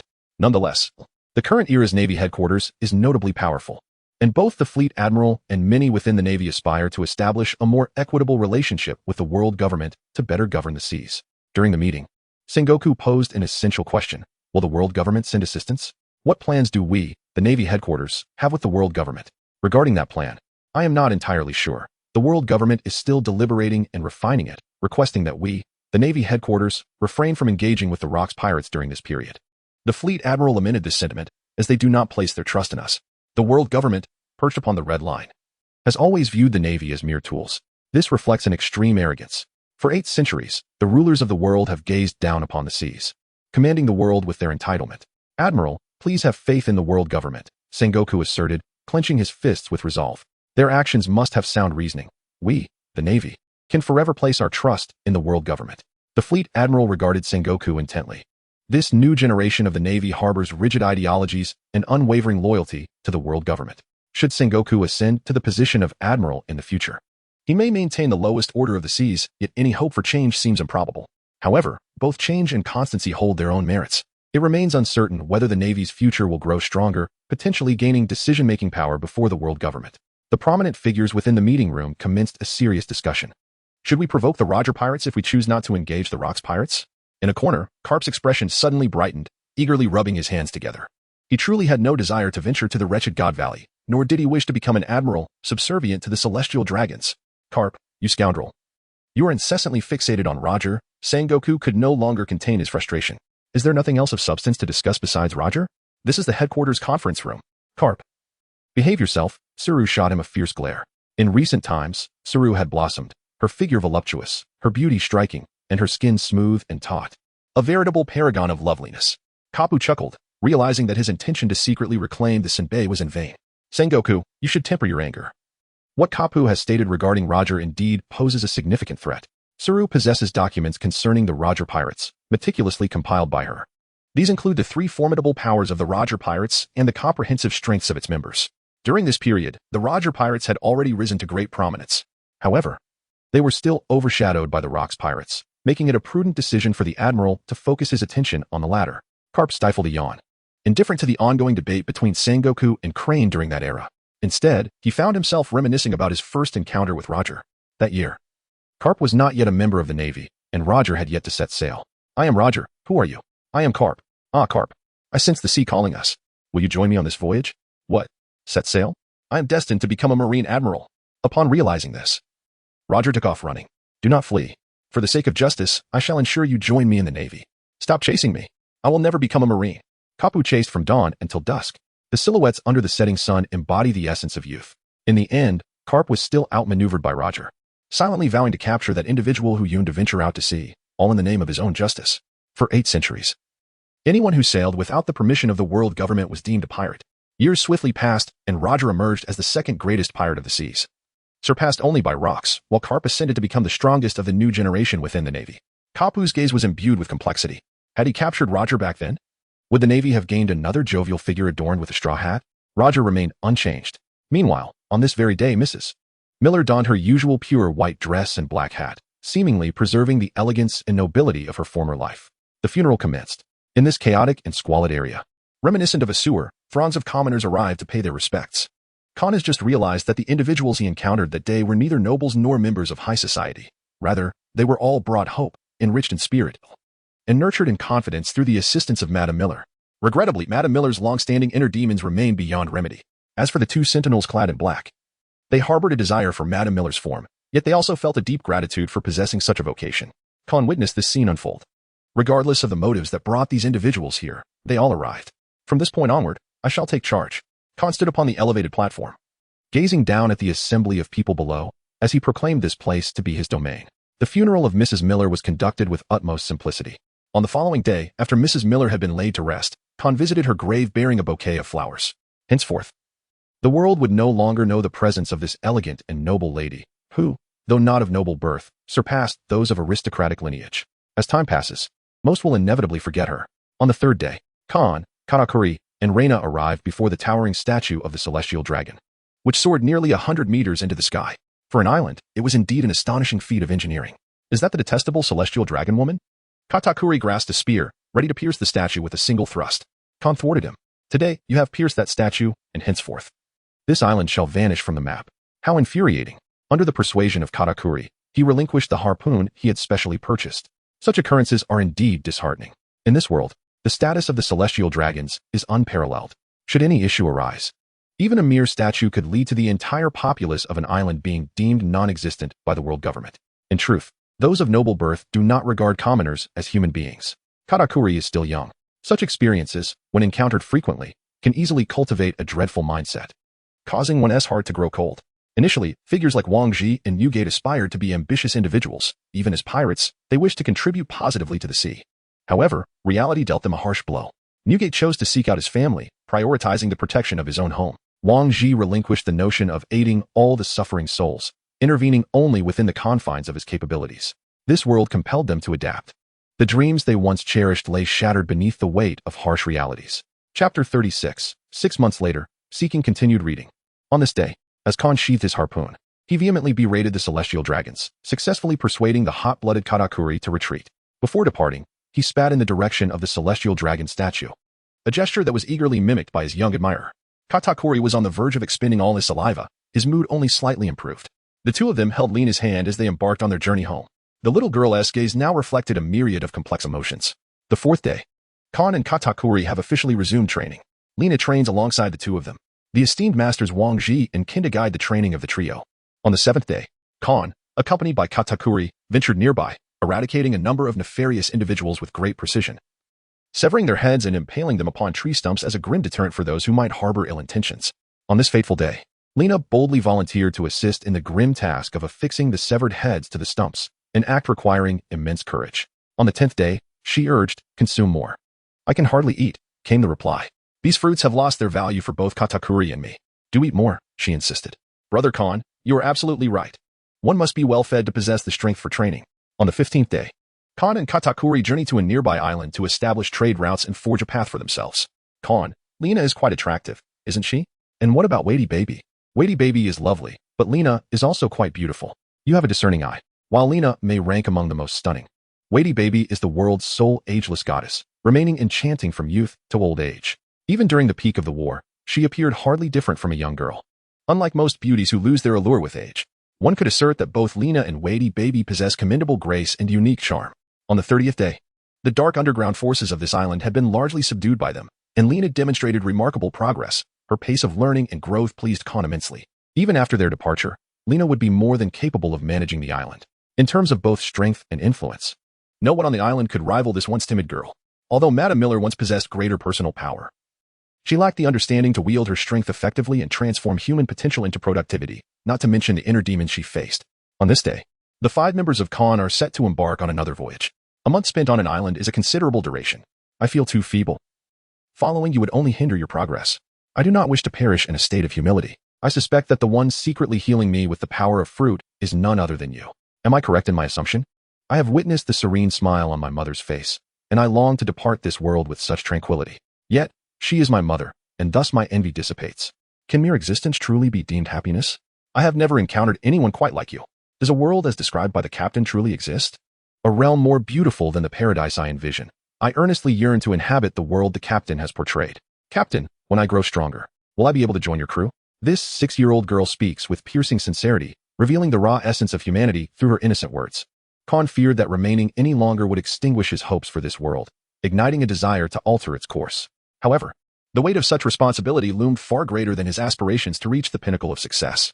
Lena had already resolved to stay. Khan respected her decision. They had spent an entire month on this island. Once more, they set sail. Katakuri waved farewell, tears streaming down his face. Over the past month, the 3 of them had forged a profound bond. When I possess a pirate ship, my vessel will always welcome you. Khan leaned against the ship's railing, bidding farewell to this clever and courageous girl. The timidity that once resided within her had vanished. Lena stood on the shore, her gaze lingering with reluctance as she watched the departing figures. Khan's emotions are intricate. In just a month, the transformation he has witnessed in this girl is akin to a lifetime of growth. He has observed her evolve at an astonishing pace. Perhaps her innate talent is not exceptional, yet her capacity for learning and introspection is undoubtedly remarkable. In a world often characterized by mediocrity, such qualities are indeed rare. Reflecting on this past month, Khan, with a delayed understanding, discerned that Mrs. Miller had always been aware of her own complexity. However, her mind had long begun to falter. In an effort to compel Khan to liberate her from her existence, she orchestrated events. In retrospect, he perhaps felt he had been utilized by this elegant and noble lady. Yet, this utilization had granted him a rather pleasant interlude and introduced him to a charming little girl. Notably, Lena's eyes bore resemblance to those of the nobleman who had once assaulted her. Whether it was fate or a benevolent twist of fortune that favored this young girl remained uncertain. Lena, with an additional eye, exhibited no adverse rejection. On the small boat, Kendall chuckled softly. Is this not quite different from what you imagined? Wang Ji nodded, acknowledging the disparity. Kendall remarked, Khan's thoughts have transcended childhood. He possesses a profound understanding, and his actions are guided by reason. I can empathize with you. After all, we adults remain, and he shall forever be a child. Wang Ji gazed out at the sea, a faint smile gracing his lips. The small team of 5 set sail once more. Over the course of 6 months, they traversed numerous maritime locales, encountering a myriad of adventures. Their footprints were imprinted across the 4 seas, the Grand Line, and the New World. Khan and his companions primarily focused their explorations in the New World, journeying to nearly 100 islands. Typically, they would arrive at an island and stay for merely half a day before departing, for time was perpetually insufficient. The New World boasts an astounding number of islands, surpassing 10,000 in total, with nearly 1,000 of these falling under the jurisdiction of the Wang Ji faction. This realization left Khan reflecting on the improbability of visiting each and every island within his lifetime. The Grand Line offers a multitude of routes, and the pathways leading to Mercury Island are even more numerous. It is widely believed that Mercury Island is the final island of the New World. However, as a traveler from another world, Khan is aware that the true last island remains unnamed. He remains uncertain of what lies upon that final island. Yet, during this period of sailing, the diverse landscapes, the unique islands, and the distinct customs and cultures have left both Khan and Conqueror, 2 individuals previously unacquainted with such wonders, utterly astonished. The adage holds true: to read a myriad of books and traverse countless miles. The experiences gleaned from life far surpass the illustrations found within texts, revealing an abundance of people and events that are difficult to fathom. Throughout the journey, Khan had heard and witnessed numerous tales, stories of vistas inaccessible to those who live a life in complacent seclusion, for the world government obstructed their passage to the sea. Those who possess a wealth of experiences and a broad perspective are more prone to rebellious thoughts. The world government's restrictions on maritime ventures indicate an attempt to exert control over the entire ocean, signifying that the celestial dragons are not entirely devoid of worth. Indeed, intelligent individuals exist among them. To truly transform this world, one must begin with the liberation of thought. Roger, it appears you have harbored such intentions, yet they are imprudent. Khan continued to ponder and grow. Chapter 37. The arrival of Charlotte Linlin. 8 months had elapsed since Khan and Katakuri departed from Hachino, and the 5 of them reached an island belonging to the Wangji faction aboard a small vessel. They were met with a warm welcome. The islanders greeted the outsiders with enthusiasm, offering any assistance they could provide. It must be noted that this island was quite commendable. Every household displayed an array of meats at their doorsteps. The women were robust, the men possessed sturdy physiques, and the children were plump and rosy-cheeked. There was little distinction from other islands of the Wangji faction, save for the apparent lack of wealth and a perception of lower civilization. Nonetheless, the common folk were able to smile genuinely from their hearts. As Katakuri savored his dessert, a blissful expression adorned his face. In gratitude towards the villagers, he hunted several colossal sea kings, intending to bestow them upon the community. This gift was exceedingly generous. We cannot accept it. Indeed, dear guests, this gift is too grand. Katakuri appeared quite dejected. Wang stepped forward and said, "Please accept it. This is a gift from the child, or he shall be heartbroken." The villagers accepted the offering, planning to host a banquet in honor of the 5 outsiders. The flesh of sea kings has always been a luxury, and the common folk lacked the means to hunt them, even in this bountiful island where such meat was a coveted delicacy. There is meat to feast upon. Even those villagers who were initially less enthusiastic drew closer, displaying a warmth that surpassed that of others. These outsiders do not require your hospitality. You lot should leave. The village chief chastised a few villagers with his cane, expressing his discontent with their laziness. How have you turned into such idlers after years of prosperity? It is truly disgraceful. If you have nothing to do, then take the initiative to be of service. Apologies, outsiders, but after these prosperous years, there are always a few indolent souls in the village. The esteemed old village chief sighed, lamenting how some failed to appreciate the good fortune of their days. Lost in impractical dreams, Katakuri inquired with curiosity, "Grandfather, are you truly happy?" "Indeed, we are quite content," the old village chief replied with a smile. "After enduring the tumult of many years, it is unexpected to find ourselves enjoying a few peaceful days in our old age. We are deeply grateful for the life we lead. Compared to the vast majority of places beyond the sea, we are remarkably fortunate here. We live free from the fears of pirates, the world government, and the navy. What could be more significant than living a life of safety and tranquility? Having lived through so much, I never imagined I would witness such serenity. This is all thanks to that esteemed gentleman. May the one known as Wangji enjoy a long and prosperous life, so that this island may remain in peace and harmony for years to come. This elder has experienced a lifetime of upheaval, having faced countless adversities. As a stateless wanderer, his status was akin to that of a substitute slave. It was only in his twilight years that he relocated to this island, and through the community's nomination, he became the village chief, governing this tranquil haven. Katakuri's gaze was laden with complexity. The experiences he had endured had long since deconstructed and reassembled the worldview instilled in him by Hashkino. He inexplicably felt as though he existed in 2 vastly disparate realms. In certain places, the actions of individuals ignited a fervor within him. Each strike was directed at a despicable individual. Yet, the inhabitants under Uncle Wang's domain were overwhelmingly grateful, their faces adorned with expressions of pure happiness. This situation was intrinsically linked to Brother Khan. Indeed, Brother Khan was a figure worthy of lifelong admiration. As he matured, he vowed to venture into the vast seas alongside Brother Khan, transforming those waters into the manifestation of their aspirations. After nearly a week on this island, the residents displayed remarkable warmth, welcoming the 5 of them with song and dance. Although the island's common folk were not affluent, their joy was palpable each day. Khan and others have lingered on this island for an extended period, primarily due to Katakuri's impending departure. Charlotte Linlin had preemptively contacted Wang Ji, instinctively exuding her charm, which, as always, met with failure. Ultimately, they agreed upon a time and place. She would arrive today with a baguette to escort Katakuri back. "Ah, it has been quite a while. It seems Katakuri has been faring exceptionally well under your care." Upon her arrival at the island, Charlotte Linlin immediately spotted Wang Ji and Ken, 2 men she desired to be with, waiting by the shore. How vexing it is that such remarkable men are reluctant to share a bed with her. Charlotte could not comprehend why she must seek out those of lesser caliber to realize her worldly ideals. If only these extraordinary men were willing, they could surely produce many offspring as exceptional as Katakuri, or even surpass him. "Ah, Khan appears to have grown quite a bit. He is nearly becoming an adult," Charlotte Linlin remarked with a flirtatious smile. "Stop. He is still a child, and I do not wish for anyone to harbor intentions towards him," Wang Ji coldly replied. "How perilous. No wonder the captain holds you in such high regard. You truly are a man of my esteem." Blood trickled from Charlotte Linlin's face, leaving a faint scar. To which Wang Ji responded gently, "You are indeed delicate." As Charlotte wiped the blood from her face and licked her hand, she reflected on her formidable physique. It was astonishing how easily he could breach her defenses while still exercising restraint to impart a warning. "There are no more than 5 people at sea. Baguette, go test Katakuri. Let me witness how much he has grown during this time." The baguette was thrown. The baguette fell. Katakuri, with overwhelming prowess, effortlessly triumphed over the relatively weak long bread. Charlotte Lin, her face alight with surprise, remarked, "Your Khan is truly remarkable." Placing Katakuri beside him was indeed the wisest choice. "Now, my body is always available for you," she added, waving her hand as she reclaimed Katakuri. It was evident that this scheme originated from long bread. Charlotte Lin, lacking in cerebral capacity, would never permit a potential talent like Katakuri to align with other formidable pirates.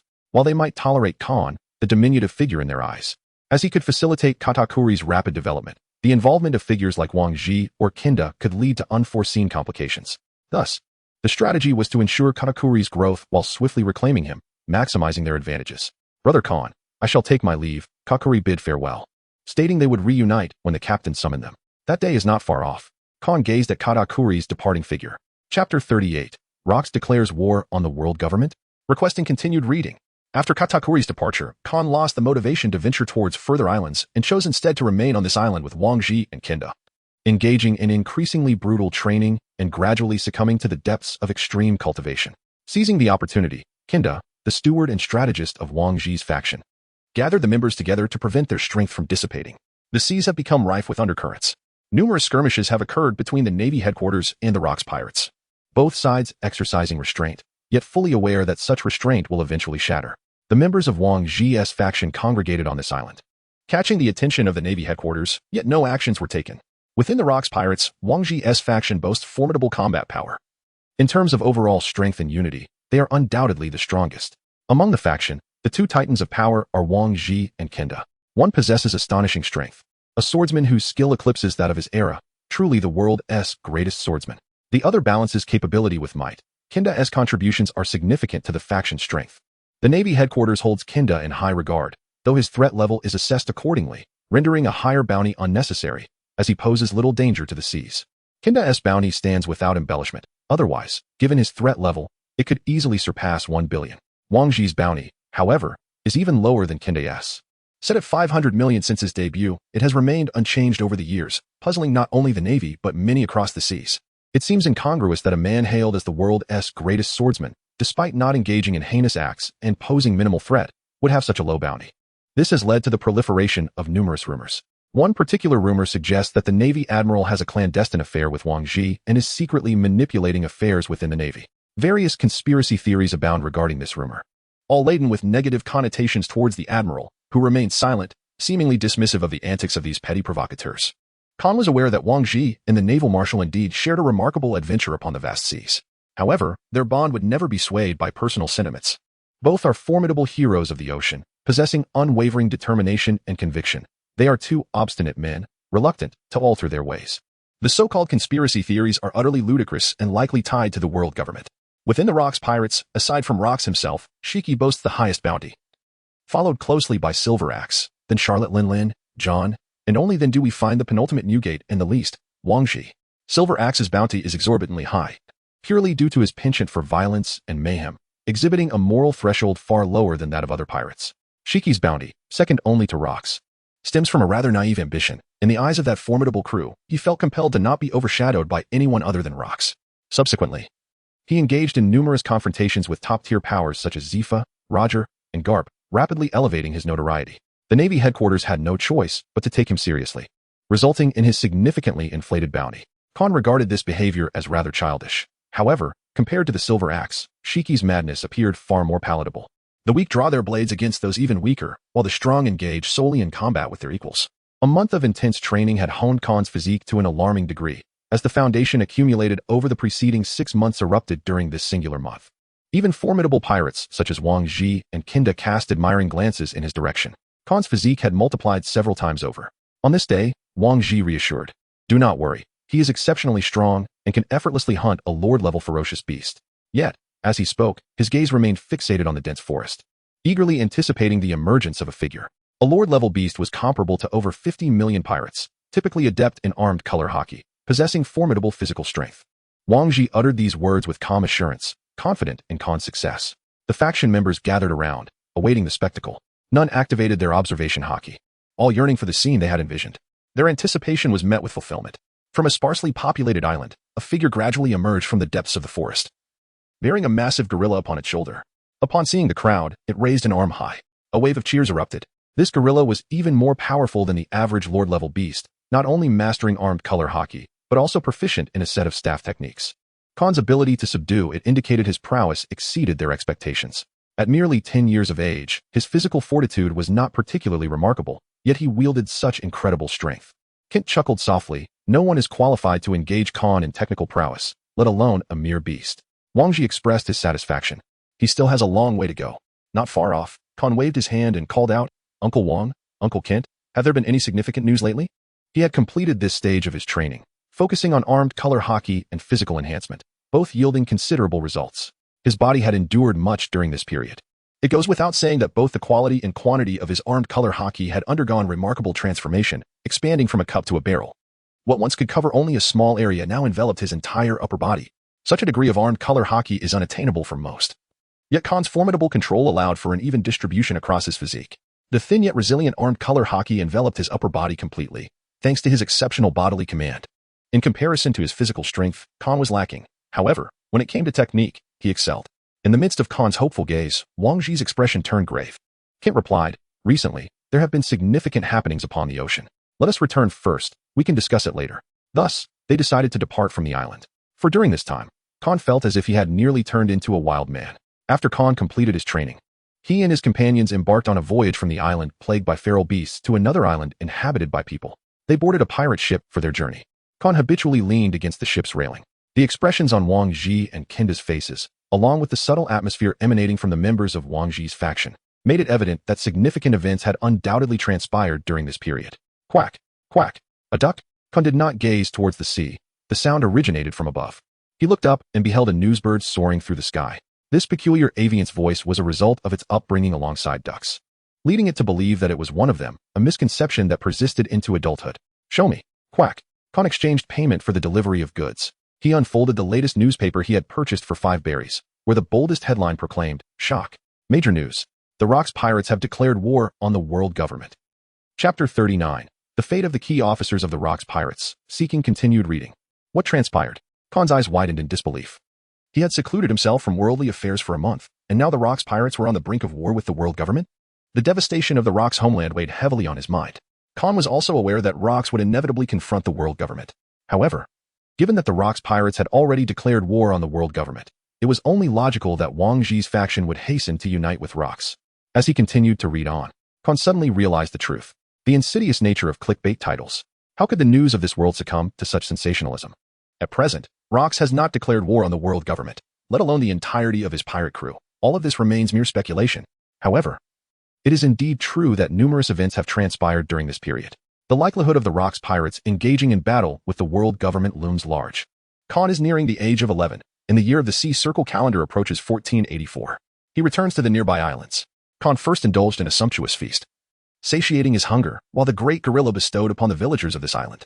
Subsequently, he sought the counsel of Uncle Wang and Uncle Kin to uncover the veritable events that had transpired during this period. He learned of numerous matters concerning other officers of the Rocks pirates. Upon the vast ocean, a fragile equilibrium persisted between the naval headquarters and the formidable Rocks pirates. A balance more precarious than anticipated. This equilibrium was swiftly disrupted when Shiki was ambushed by the navy, leading to a fierce bloodbath, with Zephyr joining the fray upon receiving word of the conflict. This battle raged for 3 relentless days and nights, culminating in Zephyr's defeat. Yet, even in defeat, he forged a reputation that instilled fear in the hearts of the uninformed navy regarding his immense power, earning him the respect befitting a future admiral. The notorious Silver Axe stormed into the Navy's G5 branch, resulting in the death of a rear admiral. A night of slaughter ensued, leaving the G5 branch with severe losses. Senior Officer John, while frequenting a brothel and aiding in the business of the charming courtesans, encountered Admiral Steelbone Kong, fleeing without a fight. Having taken advantage of the courtesan's services, Admiral Steelbone Kong pursued him personally but failed to apprehend him. It was later revealed that John had returned, paid the courtesan's dues, and escorted her back to her hometown. The Navy's external announcement declared that John had kidnapped a respectable woman. Upon hearing the news, Khan displayed a bemused expression, unable to articulate John's actions. One could only remark that John truly deserved to be likened to a lunatic on par with Shiki.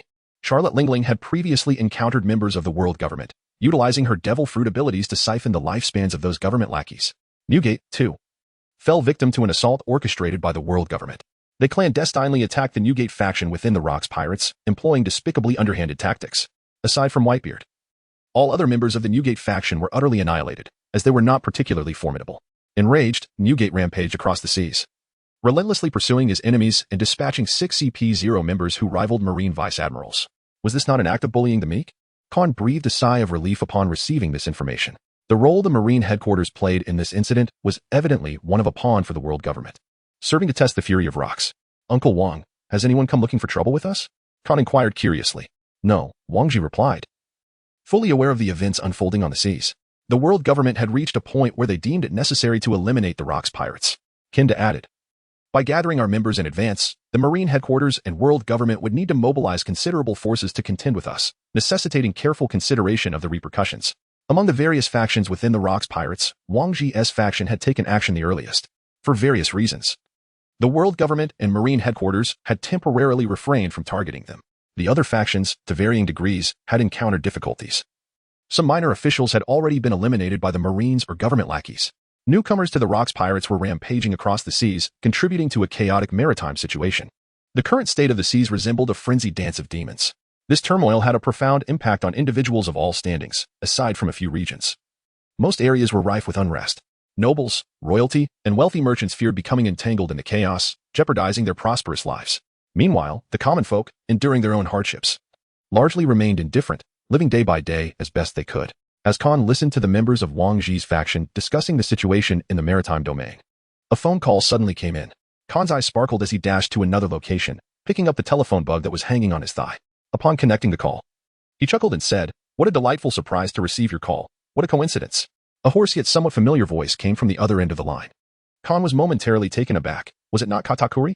He had not provided his contact information to Wei Daib and Reina. Wei Daib had not the opportunity, while Reina lacked a transponder snail. In this world, transponder snails are not a luxury accessible to all, they're a rare commodity. He recalled a voice he had once heard and thought of someone. The world government has launched a demon extermination order against your faction as territory, bypassing me, the admiral. Dozens of islands have been obliterated, with those naval officers directly obeying the world government's commands. You must act swiftly to halt this. At that moment, a grim tidings resounded from the other end of the transponder snail. The connection was severed. Khan's pupils suddenly contracted. They had been robbed. Curse the world government. Taking advantage of the Wang Ji faction's concentration of forces, they dispatched the navy to seize the unguarded towers. The navy, ever subservient to the world government, is indeed numerous. The current fleet admiral is truly spineless, a trait that seems to run in the family. The future fleet admiral, Akainu, will undoubtedly endure the same indignities. Khan was exceedingly displeased. Having encountered a dilemma, his conscience was besieged by guilt, yet he astonishingly allowed the pirates to handle the matter. This situation must be promptly communicated. The Demon Extermination Order has been authorized by the world government, empowering the naval headquarters to conduct indiscriminate and devastating assaults on the designated areas, aimed at utterly obliterating any entities or individuals that pose a threat to the dominion of the world government. Who, then, are the true pirates? Is it the pirates themselves? Or is it the world government that embodies the villainy? Khan pondered the intricate web of cause and effect, realizing that the actions of the world government were bound to provoke Wang Ji's ire. Even if he wished to conceal the truth, it would not remain hidden for long. Their motivations must surely serve some advantage for the world government, prompting their decisive actions. The cataclysmic battle of the Valley of the Gods came to mind. A momentous clash immortalized in the original narrative, and Khan felt a flicker of revelation. This was a grand conspiracy laid bare, while schemes of subterfuge may be unraveled. A blatant plot is insurmountable. Khan found Wang Ji and Kinda, conveying to them the alarming news. It was his first encounter with Wang Ji, whose very presence radiated an aura of malevolence, akin to that of a demon lord descending upon the world. The sword beside him exuded an ominous energy that sent shivers down the spine. The members of Wang Ji's faction were visibly shaken. In Chapter 40, the faction led by Wang Ji made a decisive move, choosing to confront the demon-slaying order head-on. The deployment of the demon-slaying order typically involved 10 warships, 5 vice-admirals from the headquarters, and a multitude of elite naval forces, rendering it a terrifying prospect for the vast majority. However, for a top-tier powerhouse like Wang Ji, the absence of an admiral-level adversary was sufficient to tilt the scales in his favor. By bringing all faction members along, Wang Ji signaled his intent to annihilate the demon-slaying order, demonstrating just how fearsome his wrath could be across the vast seas. Khan, eager to gain experience, sought to join the adults on this endeavor. The dozens of islands obliterated by the demon-slaying order were unfamiliar to Khan, places he had never visited. Thus, he felt little emotional weight regarding their destruction. While he harbored some sympathy, he could not muster a profound sense of injustice for the countless innocents who inhabited those islands. To him, they were mere numbers, devoid of tangible reality. If he were to concern himself with every injustice, he would surely lead a burdensome existence. In a world rife with inequity, Khan was more invested in the well-being of his few cherished relatives, Wang Ji and Kinda. To the lofty figures of the Red Earth continent, the islands lost to the demon-slaying order were simply statistics. Yet, to Wang Ji, those people and those islands were entities he felt compelled to protect. He was the kind of person whom Khan had resolved to follow for life. On board, Kinda seemed to perceive Khan's inner thoughts, smiling as he remarked, "No matter how corrupt the world government may be, one cannot deny that they have persisted for 8 centuries. This lengthy duration has taught them to disregard everything concerning the seas, viewing rapidly multiplying populations merely as numbers, resources that sustain their rule." Khan found the essence of this wretched world utterly exasperating. Before Khan could finish his thought, he was interrupted. Kinda adjusted his glasses and chose to remain silent, fearing that Wang Ji might shatter them, leaving him to pick up the pieces.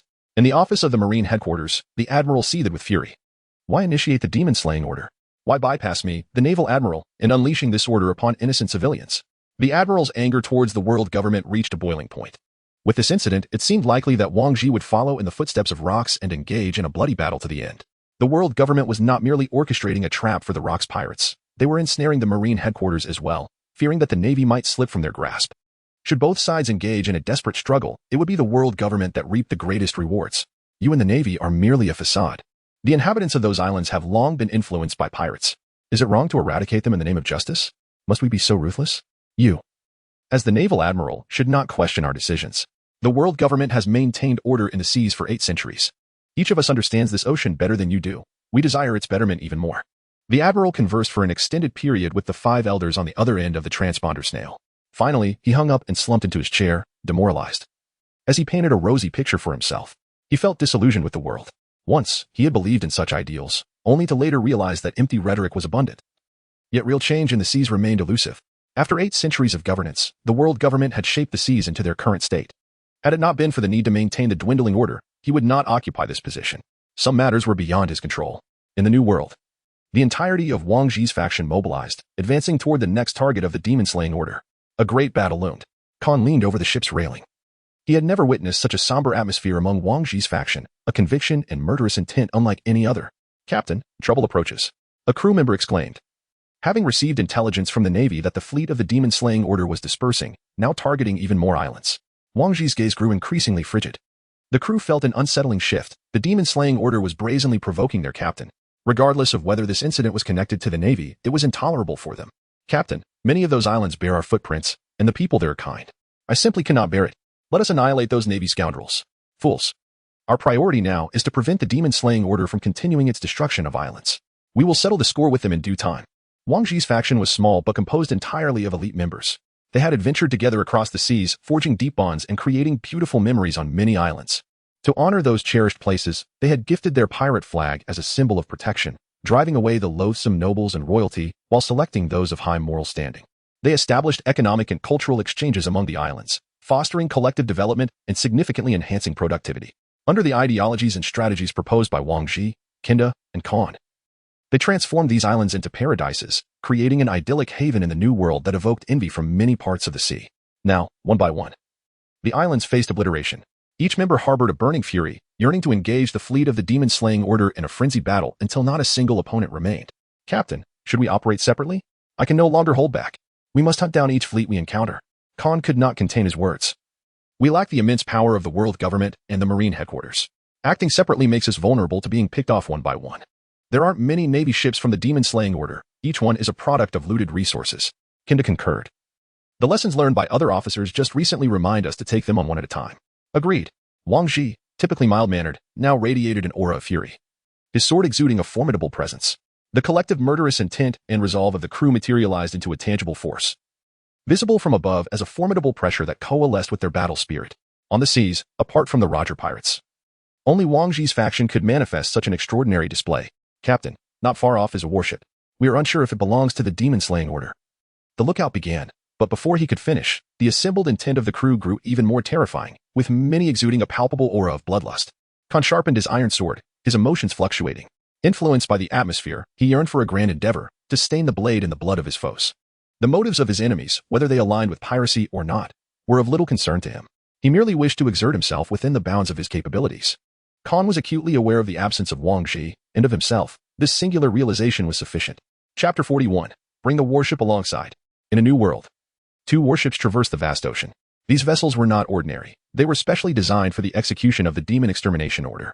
Such warships represented the pinnacle of naval strength and aggression, meticulously crafted by the esteemed shipyards of Water 7, their quality beyond reproach.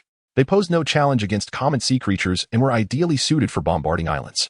Each warship carried approximately 1,000 elite naval soldiers, a formidable force. The demon extermination order, authorized by the world government, empowered the Navy headquarters to conduct indiscriminate, devastating assaults on designated areas, aiming to obliterate any threats to the world government's dominion. Equipped with a golden transponder snail and a silver transponder snail, the golden one was overseen by the Navy headquarters admiral and fleet admiral, serving as a signal for the initiation of the demon extermination order. The silver transponder snail, stationed at the Navy headquarters, received notifications from the golden one. The world government executed its duties with commendable efficiency, with the Navy headquarters serving as its FAA.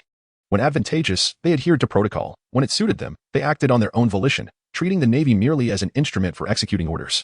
On one of the warships, a robust man stood on the deck, his white naval cloak billowing in the wind, embodying the essence of justice. Admiral, I have exterminated 5 islands. Shall I continue? Inquired a naval officer. Are you questioning the orders of the world government? The admiral retorted, glaring at the officer. Our every action is in the name of justice. Admiral, there is a vessel ahead, sailing without a pirate flag. It's uncertain whether it belongs to pirates. Reported the lookout. The admiral strode to the front of the fleet, gazing into the distance. Since they have set sail without the world government's permission, they must be pirates. Pirates must perish. Advance. For the sake of justice. A naval soldier murmured, perhaps it's merely residents from nearby islands fishing. Crack. The soldier spat blood and was hurled backward, crashing onto the deck. Are you questioning justice? The admiral bellowed. The nearby islands have all been tainted by pirates. The inhabitants are of the same lowly ilk. We, who follow the world government, must execute justice immediately. Bring the warship alongside. The admiral felt a surge of pride, envisioning his imminent promotion and closer ties with the world government. He paid no heed to the struggling soldier on the deck. The nearby sailors expertly seized the struggling man and cast him into the sea. Who would care for the truth? Their only concern was personal advancement and wealth. Meanwhile, aboard the pirate ship of Wang Ji's faction, a lookout uncertainly reported, Captain, I'm not sure, but the warships appear to be approaching us.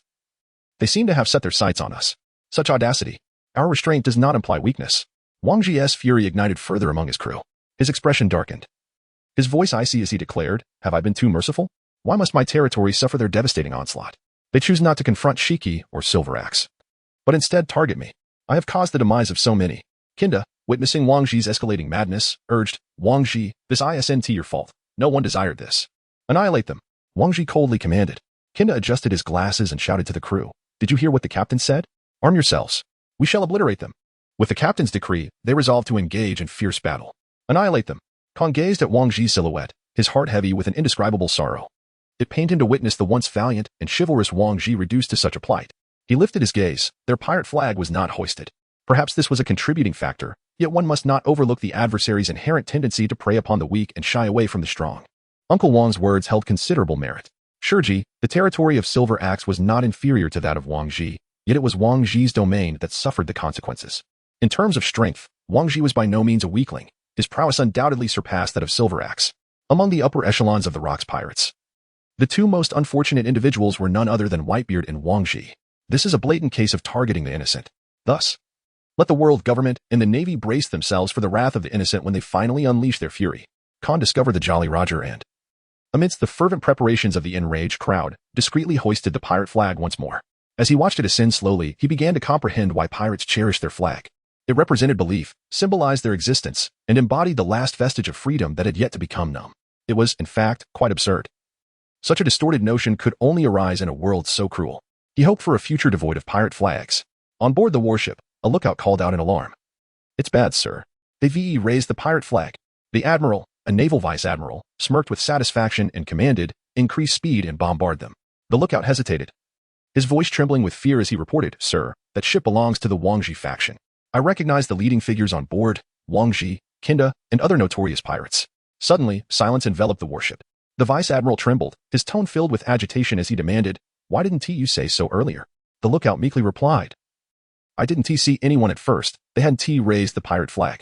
The implication was clear. They were perilously close to the pirate vessel. Relay the message to the world government that we are under siege by the Wang Ji faction. After a fierce battle, we were forced to retreat. Ensure that the report sent to Naval Headquarters details our heroic deeds.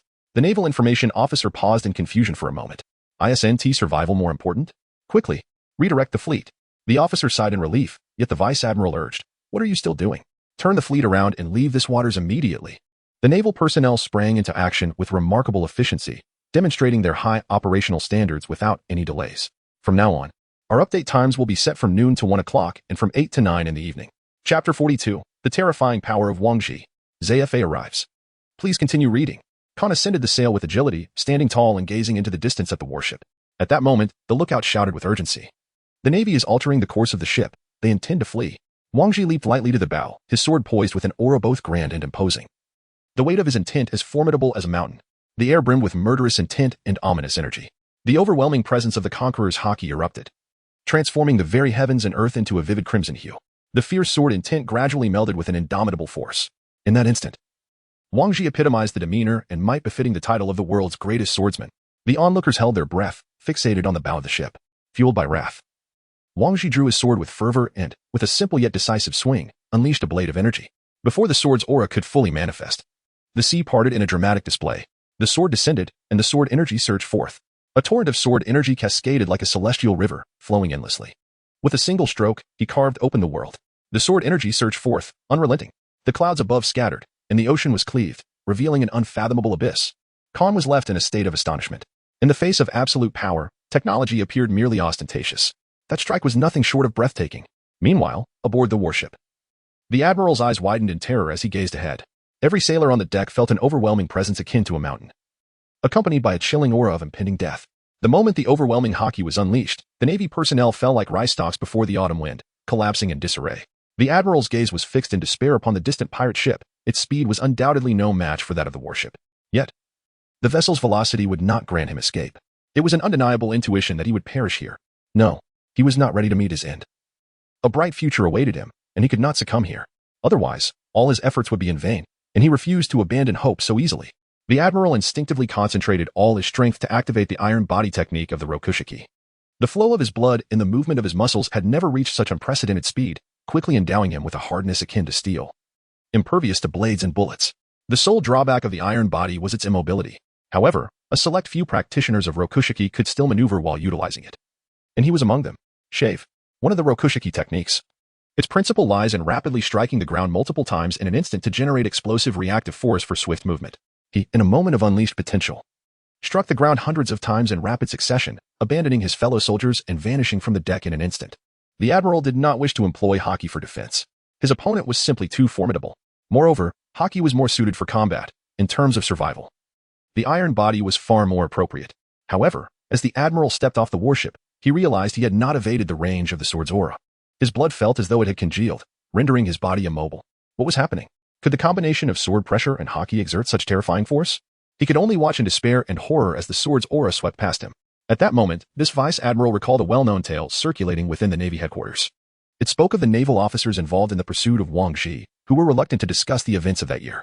When questioned, they would either remain silent or display shock, as if they had never truly returned from that fateful encounter. So it was. Wang Ji was invincible. This was the last thought that crossed his mind before his demise. After a single strike from Wang Ji, a warship was obliterated, along with the Vice Admiral himself, claimed in an instant. And then, tranquility returned. Khan and his comrades gazed intently at the naval forces confronting them across the decks, each brandishing their weapons as they leaped aboard the last remaining warship. A fierce melee ensued. From the outset, the battle was overwhelmingly one-sided. The Demon Slayer fleet boasted elite naval warriors, and their adversaries were equally formidable. The faction led by Wang Ji consisted of no more than 100 members, and such a number was insufficient to withstand the onslaught. This assessment was echoed by both the Navy and ROKs, receiving unanimous recognition from the vast ocean. Aboard the warship, Khan effortlessly dispatched his foes, devoid of any sense of accomplishment. The Navy had long been paralyzed by fear, stripped of their fighting spirit. He struck down another sailor who attempted to flee. Khan found himself at a loss for words. How is it that you, the Navy, exuded such bravado when taking lives and conquering islands, yet now you appear so feeble? This lack of resistance diminishes my sense of achievement. You are, after all, the Navy. Do not behave like us pirates. Even if you are akin to us, muster the courage for a final stand. Your actions render it difficult for me to regard you with any respect. The so-called justice of the Navy seems utterly laughable. Across the vast ocean, the ranks of the timid and cowardly Navy are plentiful. After all, combat is entwined with death, and the uncertainty of survival breeds fear. such trepidation is entirely natural. Unlike the bravado often proclaimed, in terms of tenacity in battle, the Navy pales in comparison to pirates. The Navy possesses an avenue for retreat, while most pirates find themselves with no escape. I cannot concur with your sentiments. At that moment, a Navy lieutenant colonel stepped forward, wielding a Navy-issue blade, prepared to face death without flinching. The members of Wang Ji's faction, recognizing the gravity of the situation, vacated the battlefield to allow the two to confront one another. Do you believe I am mistaken? Khan remained unperturbed. No, your previous assertions hold merit. I have committed the most heinous acts and shall not deny my malevolence. The Navy lieutenant colonel shook his head, proclaiming, I am as much a scoundrel as the most wicked of pirates. I acknowledge that there are commendable individuals among pirates, and I understand that the majority are compelled to set sail against their will. I am aware that there are also miscreants within the Navy, and I recognize the depths of my own depravity. However, justice itself is not to be mocked. I am simply powerless. What is your name? Khan inquired with curiosity. Does it truly matter? The lieutenant colonel raised his blade, pointing it at his adversary. Khan smiled, raising his sword to point at his opponent. The naval colonel also chuckled. Since the issuance of the demon-slaying order, his thoughts had never been clearer than at this moment. In this instant, words were unnecessary. With differing stances, a fierce battle ensued. Though not intense, the clash was exhilarating, bringing delight to both sides engaged. Well done, Navy. Khan refrained from utilizing his abilities to heal the faint wound upon his body, opting instead to allow it to mend naturally. He turned and departed. Upon the deck of the warship, only a naval commander, his face adorned with an expression of unparalleled bliss, lay eternally with closed eyes. Khan was unaware of the name of this naval officer, and perhaps he would never come to know it, yet the impression this sailor left upon him would endure, unyielding to the passage of time.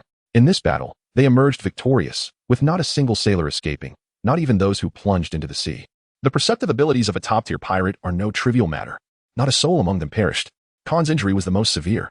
Upon returning to the pirate ship, the atmosphere among Wang Ji's faction had significantly improved, with much of their pent-up emotions released.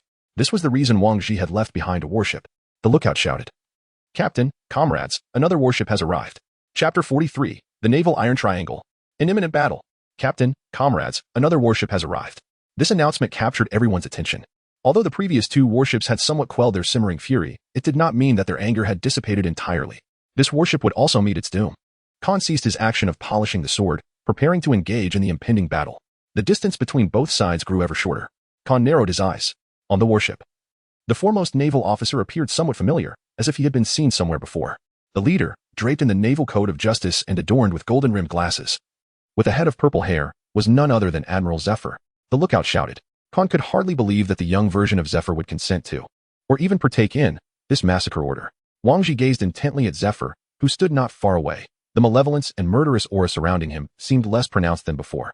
He furrowed his brow, seemingly incredulous that this naval officer would be involved in such affairs. Across the vast ocean, Admiral Zephyr's reputation loomed large.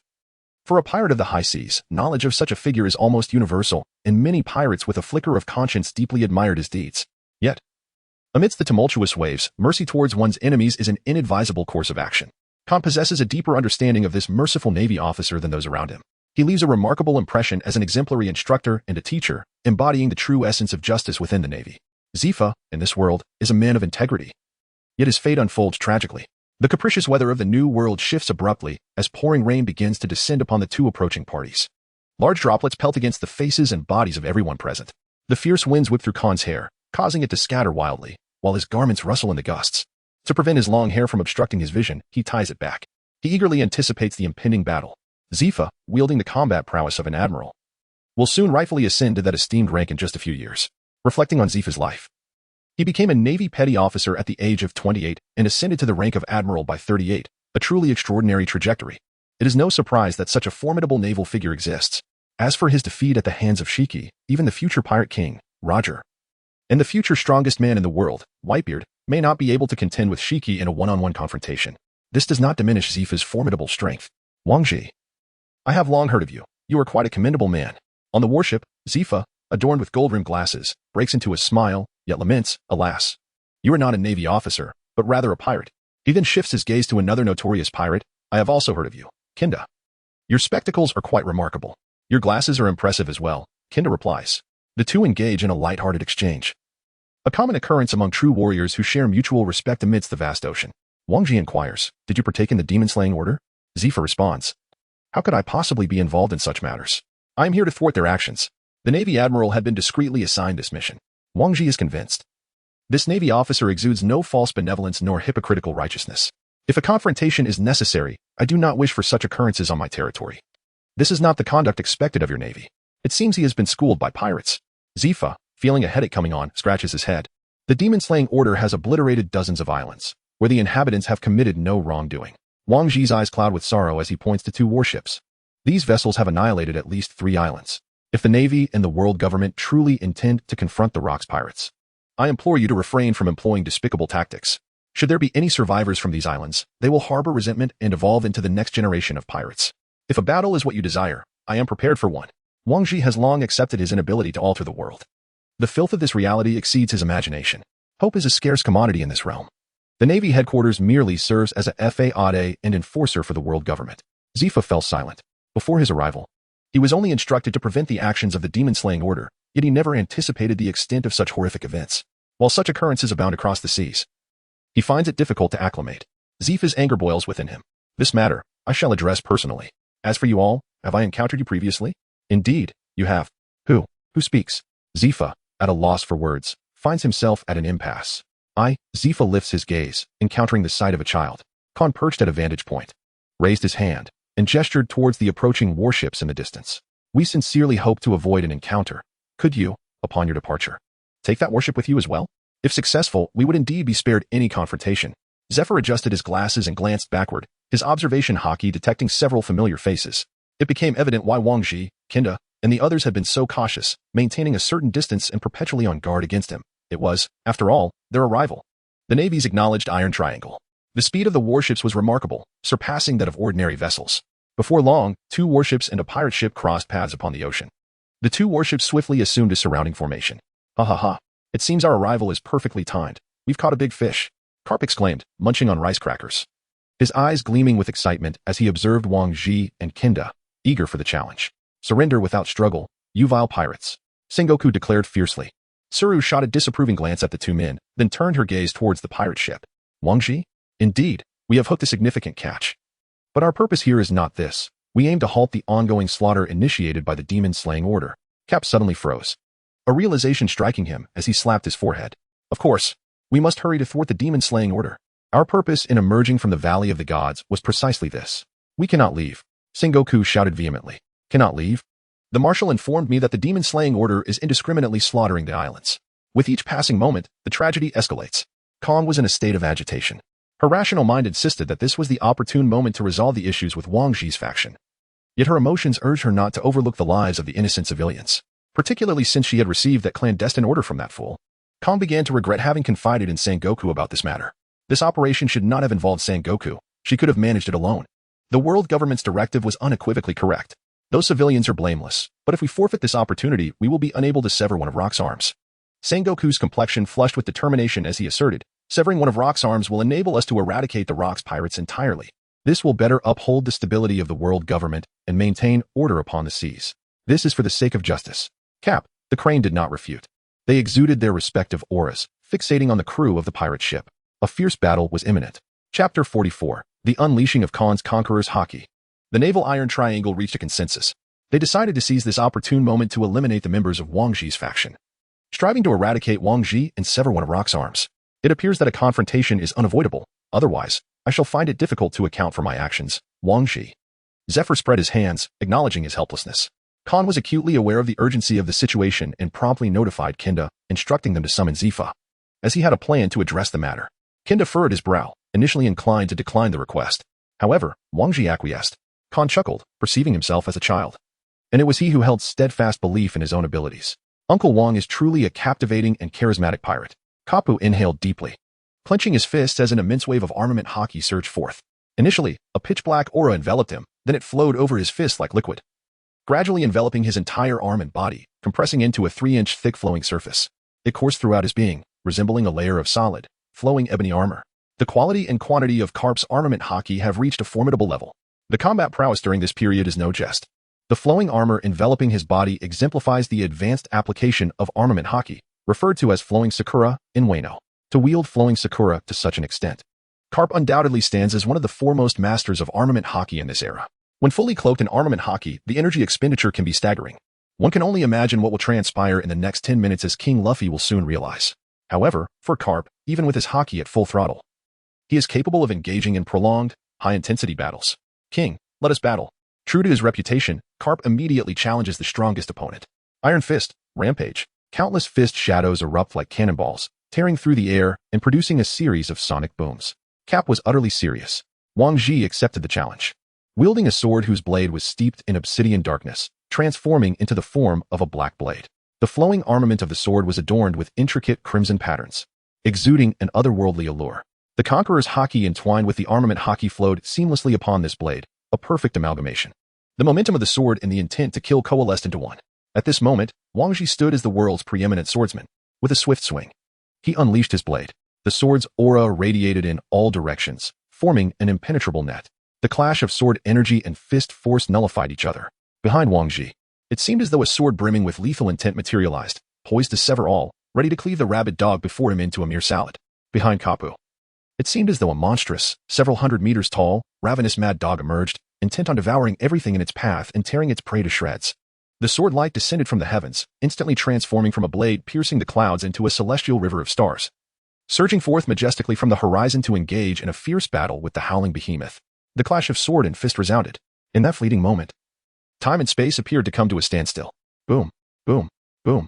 The astonishing sounds of explosions erupted, resonating thunderously in the ears of all present. Khan tightly covered his ears as the surrounding navy vessels erupted with chaos. Many sailors collapsed onto the deck, their faces contorted in agony. A terrifying scene unfolded, reminiscent of celestial beings clashing while mere mortals suffered the consequences. At the epicenter of the collision, black and crimson lightning crackled, emitting an extraordinarily blinding radiance.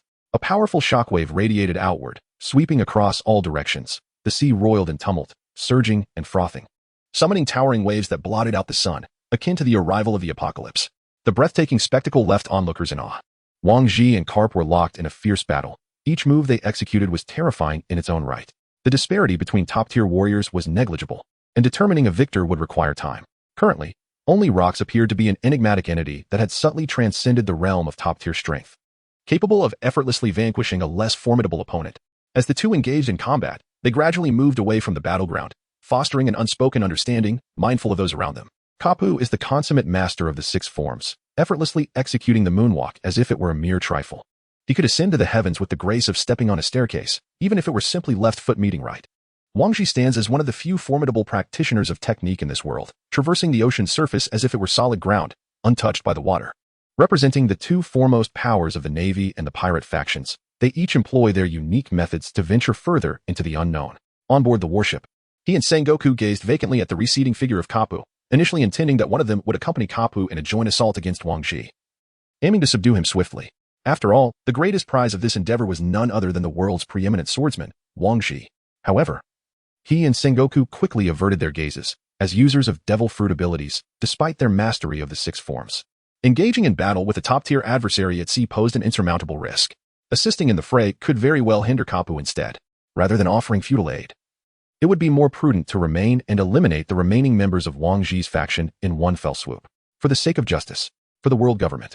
Sengoku bellowed, "Charge." At that moment, an overwhelming aura, unfathomably powerful, overshadowed Sengoku's rallying cry, dousing the rising morale of the Navy like a bucket of cold water. Among the three types of haki, the Conqueror's haki is a divine technique used to subdue foes. The potency of Conqueror's haki is intrinsically linked to one's own spirit, will, and magnanimity.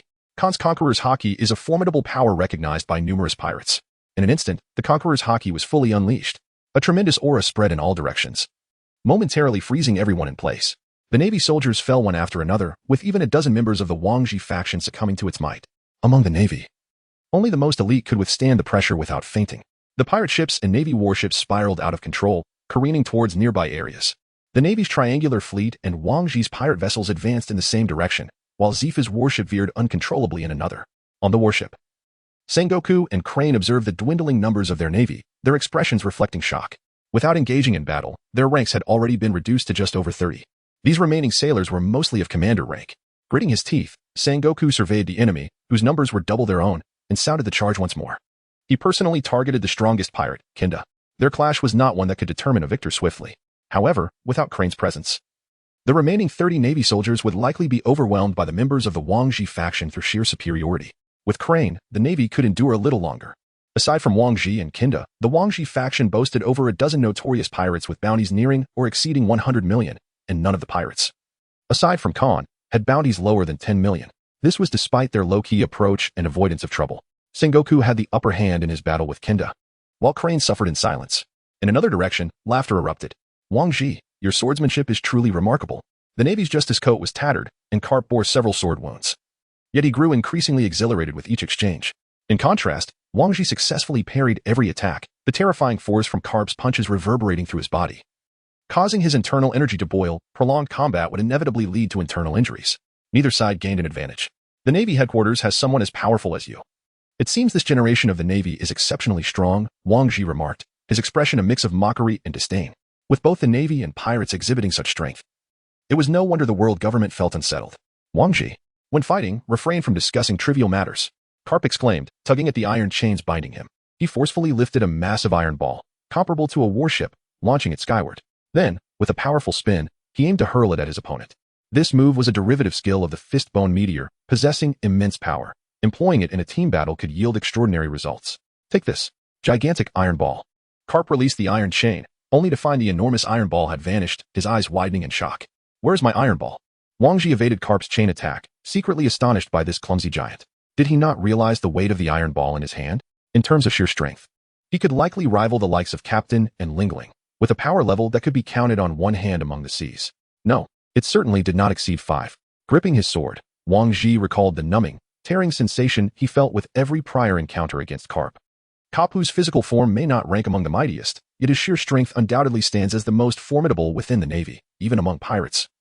Only Rox possesses the capability to truly contend with him. Kapu found himself in a perplexing predicament, suspended in midair in a manner that defied scientific explanation. Scratching his head, he gazed at the iron chain crafted from high-loose stone that bound him, utterly baffled as to the whereabouts of his massive iron ball. Wang Ji looked up at the Navy officer who had halted in the air. He had an inkling of the extraordinary abilities this individual possessed, suspecting that he might become one of the most formidable Navy officers in 8 centuries. It was truly unreasonable. Even the 6th form technique, moonwalk, could not maintain such a suspension for long. One could only conclude that Kapu's actions, methods, and strength were utterly illogical, rendering any scientific discourse futile. The only recourse was to subdue him through sheer power.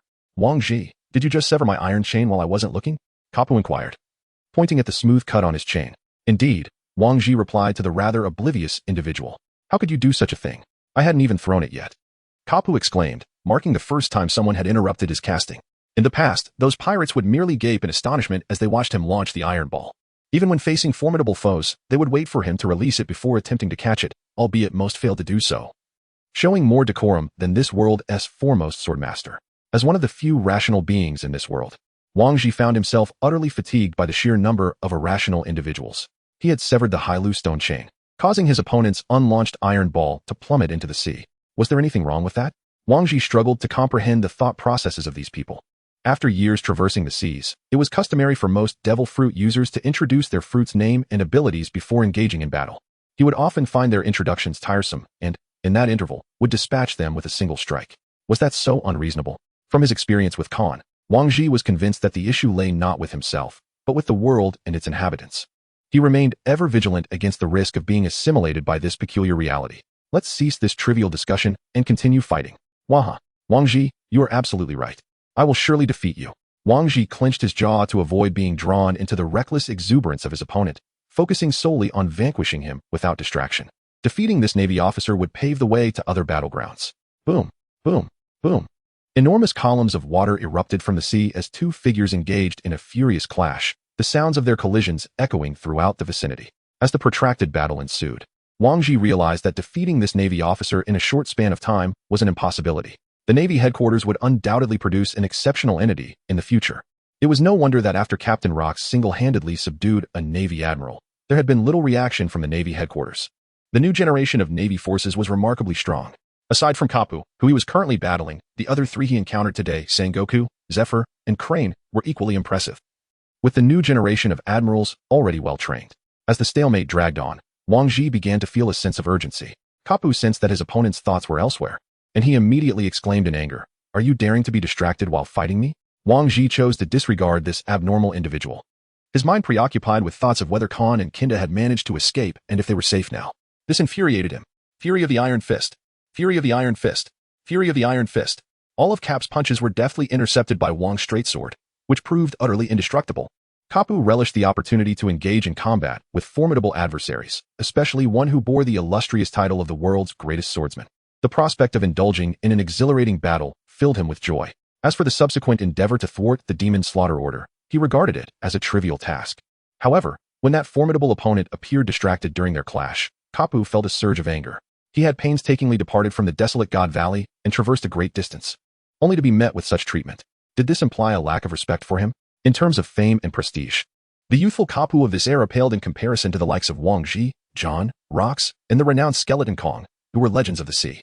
Yet, brimming with youthful exuberance, Kapu firmly believed he would not be bested by anyone. Youth was synonymous with vigor and fervor, and Kapu embodied this sentiment perfectly. Growing increasingly impassioned as the battle progressed, intensifying the pressure on Wang Ji. At last, Wang Ji devoted his full attention to their confrontation, launching a concerted effort. Ha ha ha. You still have to engage with me earnestly. If you don't fight with all your might, don't even think about leaving. Kapu laughed heartily, eagerly preparing for the clash. In that moment, Wang Ji moved with the swiftness of lightning, the sudden burst of speed catching Kapu off guard. By the time he regained his composure, his opponent had vanished from sight. Ha ha ha, little navy, let me entertain you. The words, laden with an overwhelming aura of dominance, accompanied an oppressive force that was nearly suffocating. Under the weight of this tremendous presence, the surrounding space began to warp. Kapu trembled all over and turned around, gazing towards the source of the sound. Who could it be? How could there be such an overwhelming presence? Chapter 46. Rox dominates Kapu. Khan's boastful Zifa. A chilling laughter echoed. A figure of unparalleled majesty streaked across the distance like a shooting star, swiftly arriving in this maritime expanse. This figure halted, standing majestically in the sky. It was none other than Rox, the universally acknowledged sovereign of the seas in this era. Wang Ji also sensed Rox's aura, prompting him to leave the battlefield without hesitation, heading towards another conflict. As long as Rox was present, no one on the surface of the ocean could contend against him in a one-on-one battle, let alone defeat this maritime overlord. How do you possess the sixth form moonwalk? Kapu exclaimed in astonishment. The sixth form? Isn't it something one can master with just a glance? Rox, perched in the heavens, looked down upon Kapu suspended in midair, a faint smirk playing on his lips as he appraised this formidable naval officer. One can master it with just a glance. Kapu's vigilance reached its zenith, accompanied by an unprecedented surge of excitement and exhilaration from deep within. At long last, he encountered the pirate he had long yearned to capture. Ha ha ha. I am beyond ecstatic. Rox, come forth in battle. I shall undoubtedly seize you, you scoundrel. No, this is where I shall bring you to justice. Upholding the order and righteousness of the seas, Kapu let out a furious roar. Veins bulged from his neck, and the muscles in his arms tensed. He unleashed a powerful punch towards the heavens.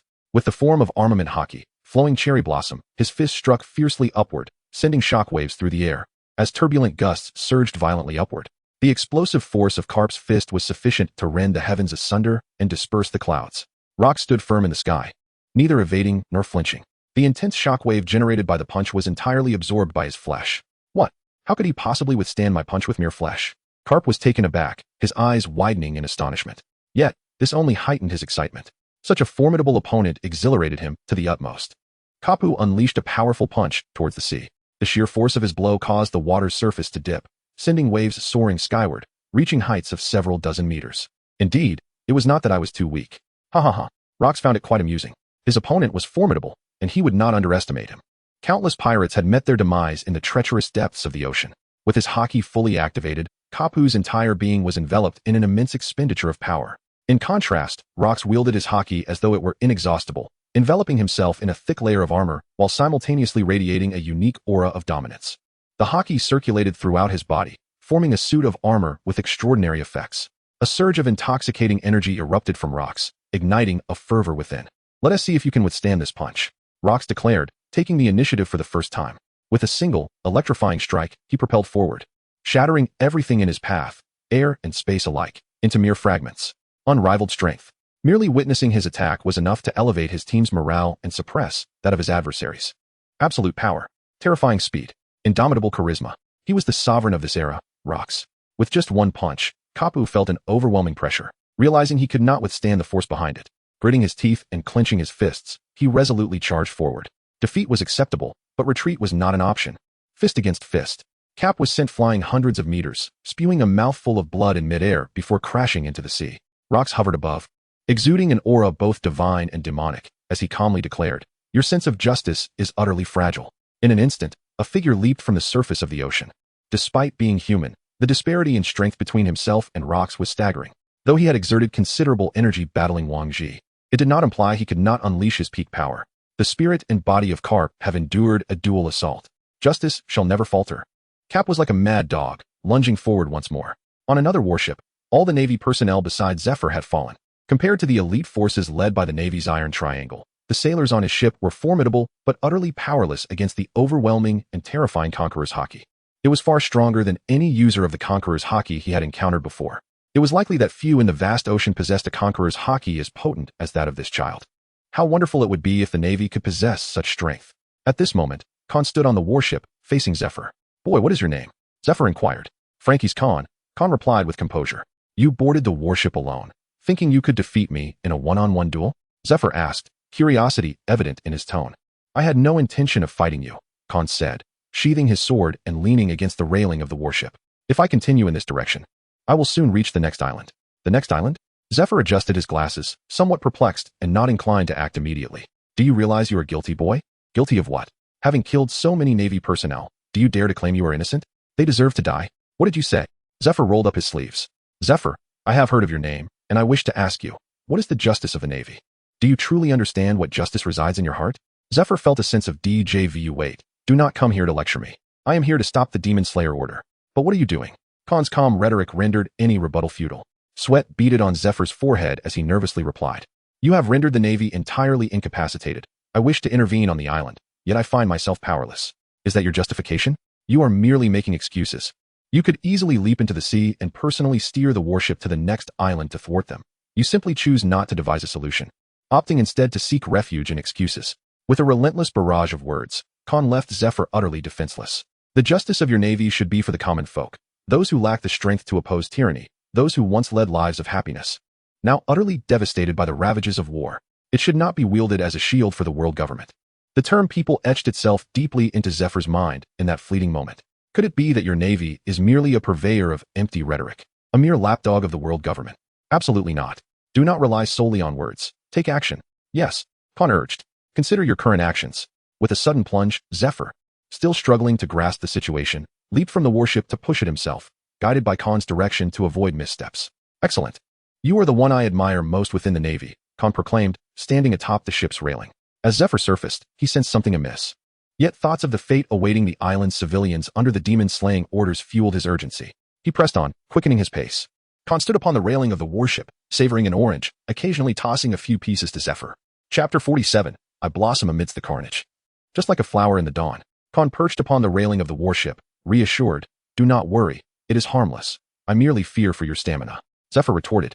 "Am I incapable?" Quite the contrary. Though he spoke boldly, he did not decline the offered morsels. After consuming a few, he discovered their delightful flavor and felt a refreshing sensation wash over him, prompting him to request Khan to toss him a few more. Khan also declined, feeding while he ate. The two shared a pleasant rapport.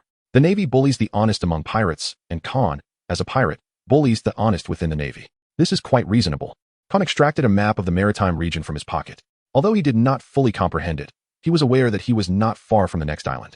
Otherwise, he would not have encountered the Demon Slayer Brigade. This meeting was no mere coincidence. Both parties were hastening towards the same destination, albeit with differing objectives and identities. Their actions starkly contradicted their roles. The pirates sought to protect the island, while the Navy aimed to annihilate it. This serves as the most poignant irony of the world. Such occurrences reflect a dilemma that transcends the mere prevalence of piracy. It necessitates addressing the root causes. The common folk of this world are so naive and industrious, to the point of being resigned to their fates. Even when presented with a fleeting opportunity to breathe, they would never consider becoming pirates, a profession fraught with peril that could easily instill fear. Truly, the world is utterly desolate. Upon reaching the next island, the two were greeted by the sight of a warship anchored not far from the shore. "Look, they are not bombarding the island," Zephyr exclaimed with fervor. Khan let out a chuckle, his expression laced with intrigue. "Shall we venture to the island and take a look?" Zephyr shuddered, an ominous premonition creeping over him. The two hastened to the isle, where they bore witness to the most grotesque facets of humanity: plunder, arson, and murder. Naval forces seized resources, amassed wealth, and committed unspeakable acts. They took advantage of the chaos, subjugating women and reveling in their malevolence with raucous laughter. Zephyr's eyes widened in disbelief, his mind swirling with self-doubt. This cannot be real, he exclaimed. The nature of humanity is indeed intricate. Within every soul lies a devil and a saint. Khan, with a chilling demeanor, approached him, bearing a cruel smile. They are merely indulging in a moment's excess while executing their duties. After all, destruction is inevitable, is it not? Why not seize this opportunity for a fleeting pleasure? Justice resides with me. Once the deed is done, who will care about such matters? I am simply seeking a modest gain during the course of my mission. I shall return to claim my rewards and ascend the ranks. Zephyr crumpled, overwhelmed, whether by the weight of Khan's words or the harrowing scene before him. He could not tell. Khan extended his hands, a sinister smile spreading across his face. He unsheathed his sword and charged forward, joining the ranks of the Navy. This time, he was the hunter, and the Navy became his prey. A grand carnage was born. With each stroke of his sword, he dispatched a scoundrel. For the women of the Navy, he offered 2 strikes, severing their kidneys. The Navy quickly regained their composure, showcasing their elite training as they surrounded Khan, their blades descending with a cruel and icy glee. They envisioned the moment when Khan would perish beneath their chaotic onslaught. Too slow. In a mere flicker, Khan moved with agility, claiming a life with each strike. Within a few breaths, 8 souls were extinguished. No high-ranking officers from the Navy headquarters were present to intervene. On the battlefield, none possessed the authority to restrain Khan. He navigated through the crowd with ease, occasionally engaging in direct confrontation, yet never lingering in battle, systematically targeting the weaker members of the Navy. A massacre commenced. He blossomed amidst the slaughter, much like a flower in the dawn. Cease this, Khan. Enough is enough. Zephyr unleashed the 6th style, shave, appearing before Khan in a heartbeat, halting his relentless killing spree. The surviving Navy personnel, upon seeing Zephyr, felt a surge of hope. Vice Admiral Zephyr is here. Swiftly vanquish this demon. He is a monster. A true monster. Cries for help and shouts filled the air, creating a cacophony that disturbed Zephyr's focus. Enough? Do you truly believe this is sufficient? Khan, drenched in blood, pointed his sword at the group of Navy officers and commanded, silence. Just as these petty naval officers were about to reveal their triumphant expressions, Zephyr cast them a fierce glare. They lowered their heads. Many of the Navy personnel harbored resentful glances. I wish to inquire, aside from me, a pirate, who possesses the authority to hold them accountable. At the moment their blades are raised against the people, do they truly deserve to be regarded as embodiments of justice? They have become indistinguishable from the pirates in your eyes, who are accused of pillage and murder. In fact, they are even more hypocritical, standing atop a moral high ground that is utterly repugnant. Khan's tone grew increasingly fervent as he exclaimed, as pirates, we shall not embellish our actions with grandiloquent justifications. We are simply enamored with these islands and their people, and thus we offer them our protection. This battleground has long ceased to be about so-called justice. It is merely the realm of the victors. Khan articulated the essence of this battle. Do not employ the grandiloquent guise of justice as a justification for your complicity in wrongdoing. You now have the option to withdraw from this battlefield. I shall deal with these unjust naval officers, for I am a pirate. The clash between our factions is but a natural order. Zephyr discerned the underlying implications. If they were to indeed return these naval officers, they would face no repercussions. Can those who commit such acts truly find redemption? While Zephyr refrains from executing naval personnel, the vast majority of pirates he apprehends are dispatched to impel down. Yet who shall hold these naval officers accountable? No one. Upon their return, promotions await those deserving, and wealth shall flow to the greedy. This wretched lad has afforded himself the finest justification, has he not? If I depart, how will I account for it? Is this your notion of justice? I have never cloaked my actions in the mantle of righteousness. Zephyr muttered a quiet rebuttal, conceding that Khan's words held considerable validity. The justice of the Navy should mirror that of the common folk. Open your eyes and behold the expressions of those who gaze upon you. Khan gestured towards the terrified civilians, their faces marred by an inability to even weep. Zephyr stole a glance, his guilt rendering him unable to continue looking. Withdraw from this battlefield, and perhaps they may still believe in your justice. Trembling, Zephyr yearned to silence Khan, yet found himself compelled to listen further. I understand. I have never set foot on this island, nor have I ever encountered you. You little scoundrel. Zephyr abandoned the naval officers and fled toward the sea with unparalleled swiftness. Plunging into the depths and seizing a naval vessel, he soared into the sky, fleeing with increasing altitude and distance. On the island, the fallen naval officers exchanged glances, their eyes filled with despair. Chapter 48. A spark can ignite a prairie fire. Please continue reading. No, this cannot be. That scoundrel has abandoned us. He has sullied justice.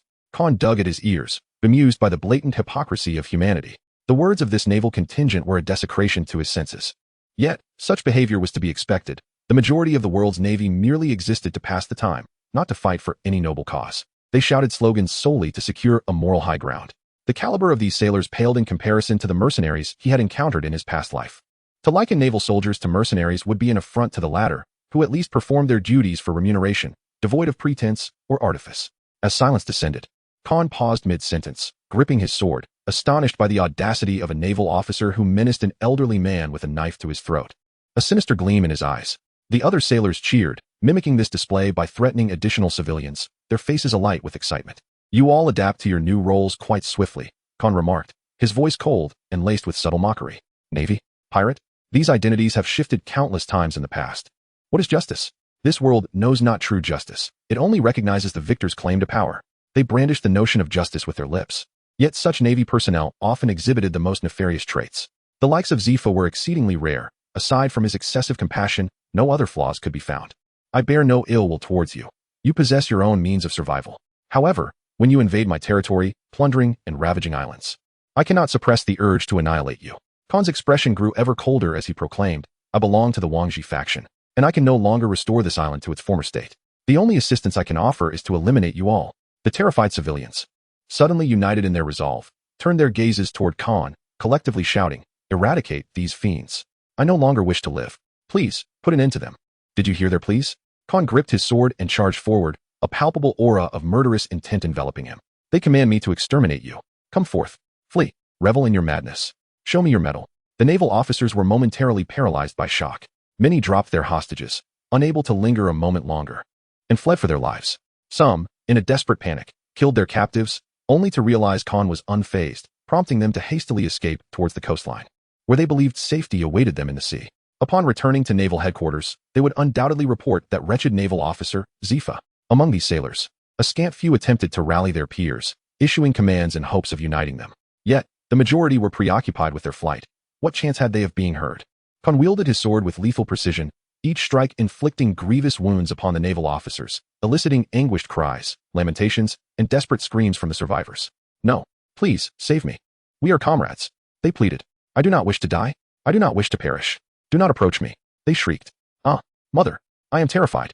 The defeat was as overwhelming as an avalanche. The fleeing naval officers, hearing the chorus of agony behind them, felt a chill run down their spines, their legs yearning to propel them faster, fearing that they would not escape swiftly enough.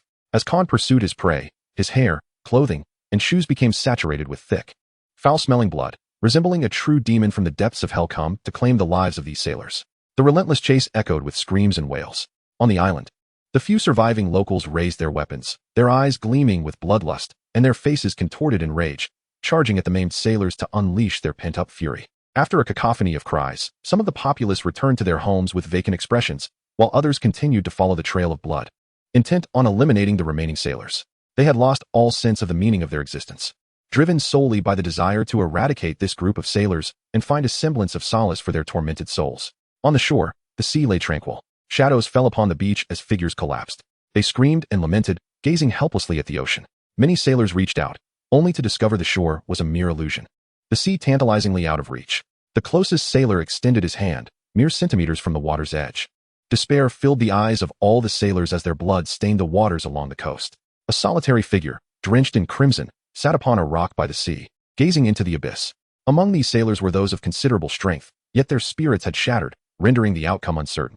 Time trickled away, and a sparse crowd arrived at the shoreline, delivering the final blows to the sailors. The demon-slaying order was divided into 5 battalions, and this naval vessel had seemingly ventured out for a hunt. Soon, a vice-admiral from the naval headquarters was likely to lead his forces to the scene. Khan faced them, his visage obscured by blood, leaving only his crimson eyes visible. "Those of you who wish to live, who seek vengeance, follow me." The crowd fell into a brief silence. A portion of them stepped forward, while others turned back toward the island, preferring to meet their end in their homeland. The numbers were few. Khan, utilizing his profound understanding of shipbuilding, crafted suitable wooden pieces for them. The townsfolk, without much ado, emerged in unison to assist, and soon a modest vessel was constructed. They set sail towards the vast ocean. With great capability comes great endeavor.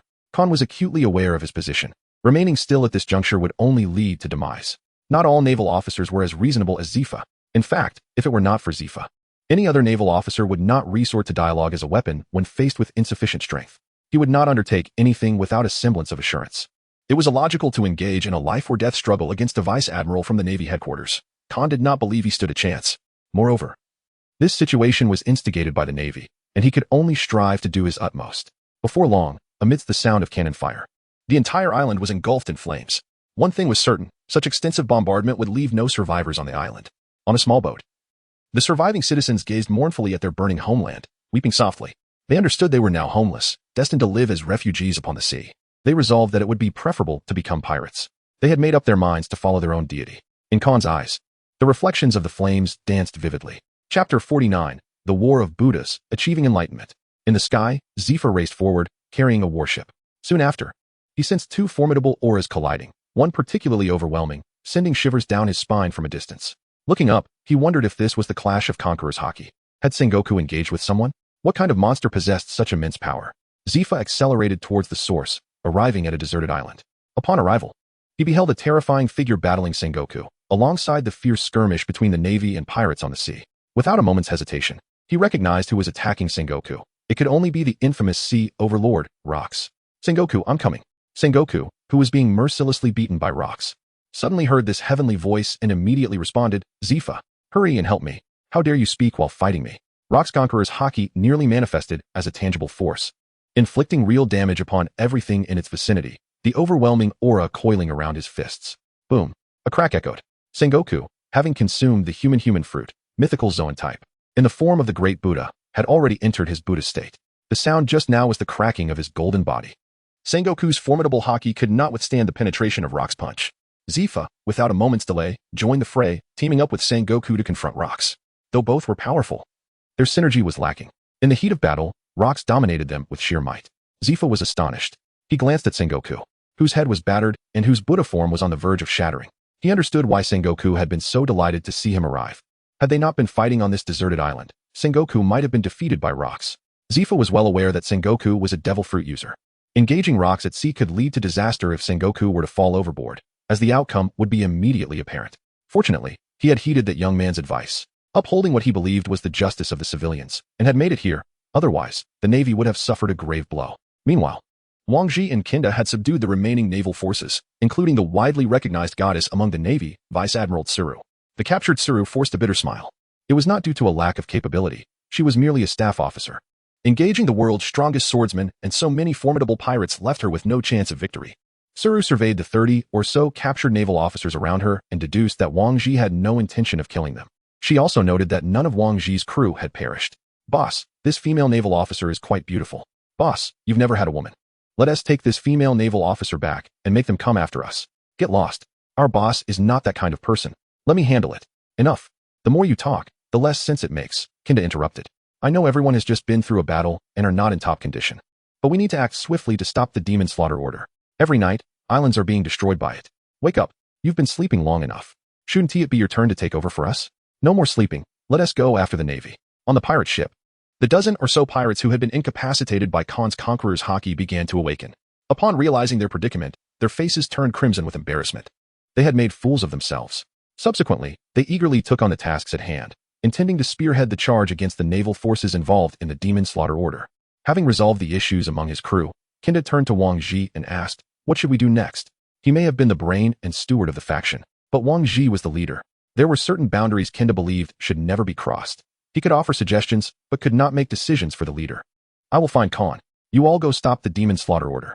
Kinda pointed towards Rocks. Shouldn't we stop the captain from continuing this fight? Prolonging this confrontation benefits neither side. If the captain brings other officers, we could seize the opportunity to clip the navy's wings. I'll intervene. Wang Ji lightly leaped, landing upon the sea, gliding effortlessly across the surface. Upon reaching the deserted island, he declared, Captain, the navy's demon slaughter order has already destroyed dozens of islands and claimed millions of lives. I must act promptly to halt it. Wang Ji, you need not elaborate. I am well aware. Rocks unleashed his full power, simultaneously repelling Sengoku and Zephyr, standing aloft in the sky, disdainfully exclaiming, a bunch of lackeys for the world government. Daily preaching justice, it's nauseatingly hypocritical. Zephyr steadied himself, letting out a sigh. On this day, he had been schooled and berated by pirates too many times to refute. Sengoku was sent flying thousands of meters, crashing through towering trees, his golden form nearing destruction, blood staining the ground as he struggled back to his feet. Let us cease this fighting. Zephyr approached Sengoku, contemplating the day's events and the implications of the demon slaughter order. He yearned for an opportunity to converse with Khan in depth. Sengoku, this is not the opportune moment for battle. We must locate Garp, rescue them, and retreat swiftly. Sengoku understood the gravity of the situation. Continuing the fight would only lead him to meet his end. There was no need to uphold justice any longer. Rocks descended from the sky, patting Wang Ji on the shoulder, his demeanor fierce yet friendly. Wang Ji, do not fret. I shall join you in exterminating those scoundrels. He was Rox, commanding an unprecedentedly powerful pirate crew, drawing numerous formidable figures to his side. The emergence of the Rox pirates was no accident. It was an inevitability. At the coastline of the deserted island, Zifa declared, "You cannot leave." Sengoku's heart sank. Today, he feared he would perish here. "Damn it. You dare to disregard my authority?" Rox's forehead pulsed with veins, his Conqueror's haki radiating uncontrollably as he nearly lost his composure, wishing to obliterate these despicable Navy officers on the spot.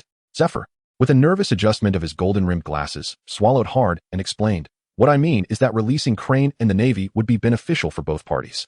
Seeing this, Sengoku dared not glance at Rox, mustering the courage to add, "Indeed, Rox, it's impossible for you to annihilate us in such a short time. If you're not keen on wasting time, just let them go." Rox, hearing such a mix of cowardice and bravado for the first time, raised his massive fist.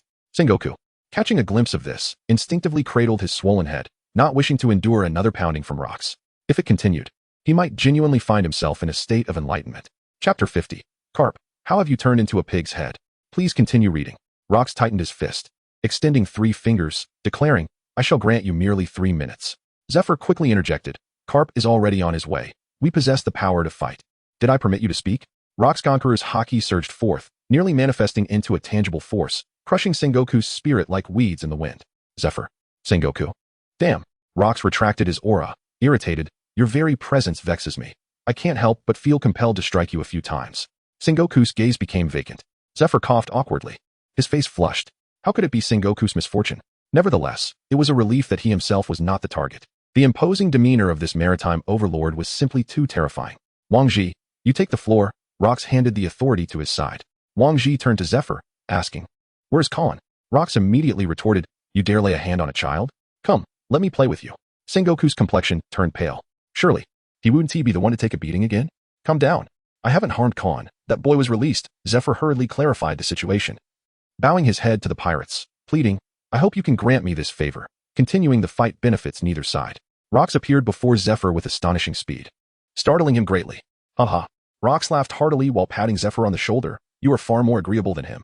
Have you considered leaving the Navy to join me?" Cold sweat streamed down Zephyr's forehead.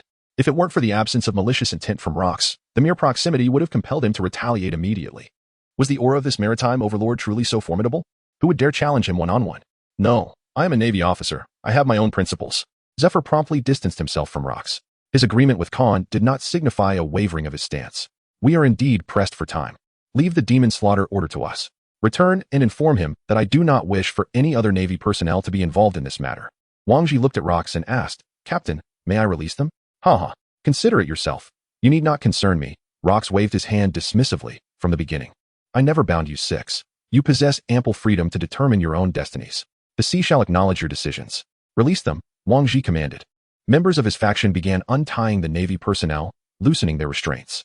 Amidst the clash of swords and blades, numerous Navy officers were accidentally injured during the unbinding process. Eventually, it came to Vice Admiral Crane. Members of Wang Ji's faction rushed forward, untying her with a gentlemanly demeanor. This was the treatment exclusive to Wang Ji's faction. Had it been John, he would have taken the opportunity to feel her up a bit more before releasing her. Many Navy officers received a few punches and kicks from members of Wang Ji's faction. At least they were fortunate to have their lives spared. Just moments prior, they had been engaged in mutual slaughter, and the fact that they were not all annihilated was truly merciful. Vice Admiral Crane, along with over 30 Navy officers, was released. Many members of Wang Ji's faction secretly lamented, "Such a stunning beauty. It would be a pity to let her go so easily. Let her remain on board, and she can label us as pirates for the world government. We would become a team, acting as gallant protectors together. How splendid." After all, the world government is not benevolent. Once a Navy officer is captured by pirates for too long, they automatically earn the pirate label. Being a pirate is the least valuable identity. Many people unwittingly become pirates. "Wait a moment," Rox spoke, causing Zephyr, Sengoku, Crane, and the other Navy officers to tense up, fearing the pirates might have a change of heart. "Is this the extent of your resolve, Navy? Placing yourselves above justice and assuming the worst of others? I'm not so untrustworthy. However, you have injured many, and leaving so simply is out of the question." Rox's aura erupted instantaneously, combining armament haki and Conqueror's haki, perfectly controlling the range, causing a multitude of Navy officers to vomit blood, many awakening in agony. "Get lost." Rox retracted his aura, turning his back to the Navy, not casting them another glance as he leaped onto his ship. Wang Ji, Kinda, and others swiftly prevented their members from leaving, as they set out to thwart the demon slaughter order. Rox conferred with Wang Ji and Kinda, seeking Khan alone. In this maritime region and desolate island, soon, they vanished from sight. After Wang Ji, Rox, and the other pirates departed, Sengoku's eyes turned red, large tears streaming down his face, falling to the ground. Damn it! Cursed pirates! In this battle, would Carp have charged into death? Zephyr, unable to comprehend Sengoku's reaction, felt profoundly shaken, having always advocated against killing Navy personnel. He now questioned whether pirates like Wang Ji and Kinda truly deserved death. He eagerly anticipated encountering that young lad, Khan, once more. In the air, a staggering figure approached. 2 iron fists relentlessly pounding him. Cough, cough, cough. Ha ha, I've finally regained my balance. This figure was none other than Carp. During the earlier clash with Rox, Carp had been caught off guard and heavily struck on the chin, leaving him dazed, spinning in confusion, entirely losing his sense of balance. He had fallen into the sea, surfacing only to plunge back again, unable to steady himself or discern direction. This condition is known as benign paroxysmal positional vertigo. This world has its own equivalent term. In a bid to regain his equilibrium, Carp resorted to the most primitive method, relentlessly striking his own head, gradually rediscovering the balance of his physique. This process unfolded at a sluggish pace. Only now has he truly reclaimed his stability. At the moment of achieving balance, Carp leaped several times, traversing thousands of meters to arrive at this desolate island. His keen observation allowed him to sense the presence of his comrades. Zephyr exclaimed in astonishment, "Carp, how have you transformed into a pig's head? Are you still capable of speech?" Carp was at a loss for words. Should he confess that he had been soundly defeated by Rox, barely escaping with his life? With a hearty laugh, Carp approached Zephyr and patted him on the shoulder, inadvertently receiving a punch from Rox that caused him to lose his balance. Relieved to see that Zephyr was unharmed, he then turned his worried gaze towards Sengoku and the other Navy officers, inquiring, "Sengoku, what is the status of our casualties? Are you all right?" Sengoku. Rox and his crew have fled. Justice has failed. Sengoku exclaimed, tears streaming down his face, his expressions filled with bitterness and rage. Damn those pirates. They have sullied the honor of the world government's justice. Standing nearby, Zephyr observed, while the 2 members of the Iron Triangle offered their perspectives from different angles.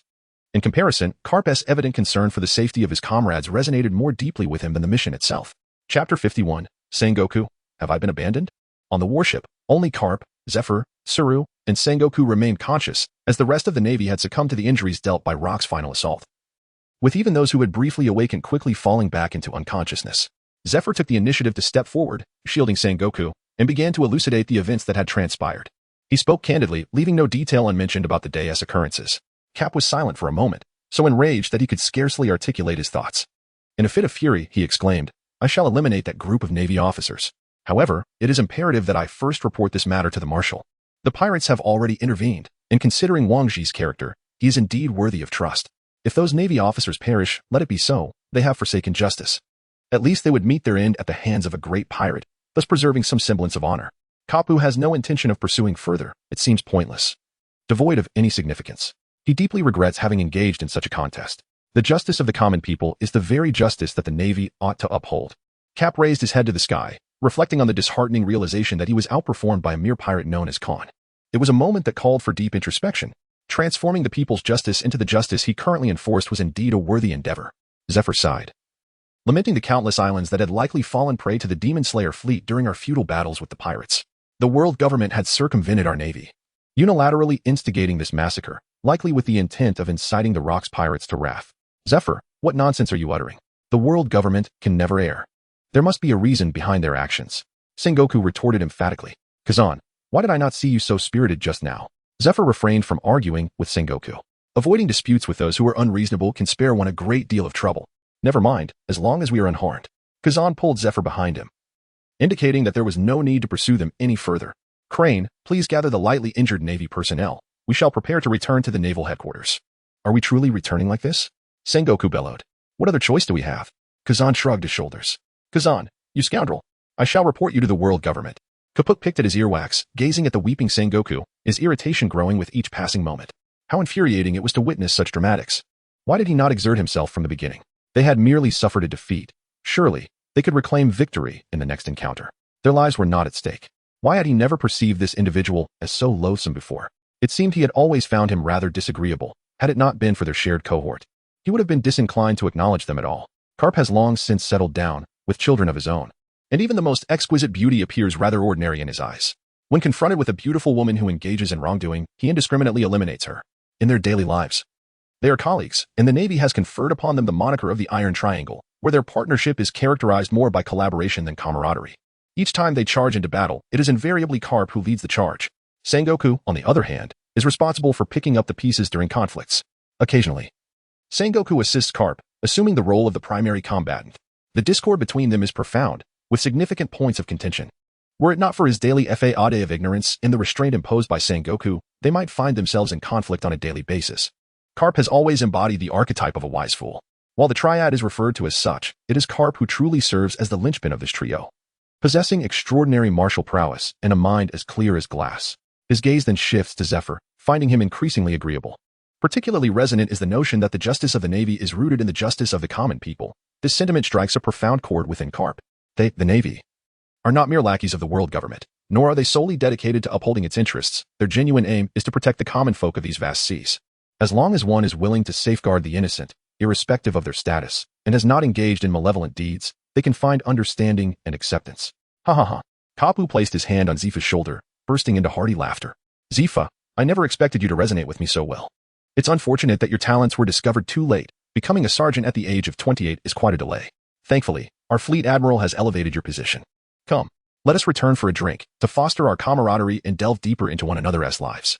Zifa replied, delve deeper? That phrase sounds rather peculiar. Nevertheless, Kapu is quite an intriguing character. You've sustained such severe injuries. Are you alright? In matters of loyalty, Zifa far surpassed Sengoku, placing greater emphasis on justice and the bonds of friendship. In this regard, he outshone Sengoku, who, despite his unwavering fidelity to the world government, prioritized it over his relationships with comrades and the common folk. Is this all? Just a bit of blood? Kapu coughed, blood escaping his lips. His battle with rocks had been no easy feat. Zifa found Kapu to be quite agreeable. He was a late bloomer, having missed Kapu's generation. However, he believed Kapu was someone with whom he could connect. Don't overexert yourself. My sailors on that warship are all fine, Zifa said, thumping his chest. He then took Kapu by the arm. To my warship we go. They have rested long enough. It is time to attend to our duties. Let us move. Kapu boarded Zifa's warship, rousing several sailors from their slumber, and soon the entire crew was awake, their faces flushed with embarrassment. Together, they set sail for home. The warship departed swiftly, vanishing without a trace into the vast expanse of the sea, leaving Sengoku and Tsuru in a state of disarray. Tsuru glanced at Sengoku beside her, regretting that she had brought him along, feeling it only added to her troubles. Sengoku, watching the retreating figures of Kapu and Zifa, could not stem the flow of tears. He shouted in anguish, Tsuru, are we truly returning like this? Tsuru, unwilling to engage in conversation, rolled her eyes at him, then proceeded to awaken the medical personnel aboard to tend to the injured sailors, gathering those who were less severely hurt. The warship was restarted for the return journey. Sengoku found himself spiraling into despair. Rather than offering comfort, it would be more prudent to take action. Tsuru's mind was inexplicably filled with images of the Marine Admiral. That insufferable man would undoubtedly mock her for returning in such disheveled spirits. Alas, she was merely a desk officer, ill-equipped to engage in battles against these formidable pirates. The pirates of this era were increasingly fierce. In a one-on-one confrontation, not even to mention rocks, just a single opponent like Wang Ji or Kinda could easily subdue her. Tsuru wished to avoid such brutish thoughts. She aspired to be a serene beauty, leaving the fighting to the specialists. The Marine headquarters was teeming with experts, and it was not her place to intervene, despite the overwhelming number of skilled pirates. However, pirates were a disorganized bunch. While the Marines could concentrate their forces for a decisive strike, rendering any direct comparison futile. At present, only the Rocks pirates posed a significant challenge on the seas. The world government possessed the strength and capability to intervene, and Tsuru understood well that the ranks of the world government were filled with formidable figures, with many hidden superpowers on the red line. Sengoku, witnessing the scene, remained forlornly in a corner of the warship, shedding tears in solitude. Chapter 52. The Gathering of Rock's Major Officers. In the vast ocean, a pirate ship sailed with great speed toward the next island. A closer inspection revealed that this vessel belonged to Wang Ji, a notorious pirate of great repute. At this moment, the pirate flag was hoisted high, causing all other pirates to steer clear of it, wary of provoking trouble.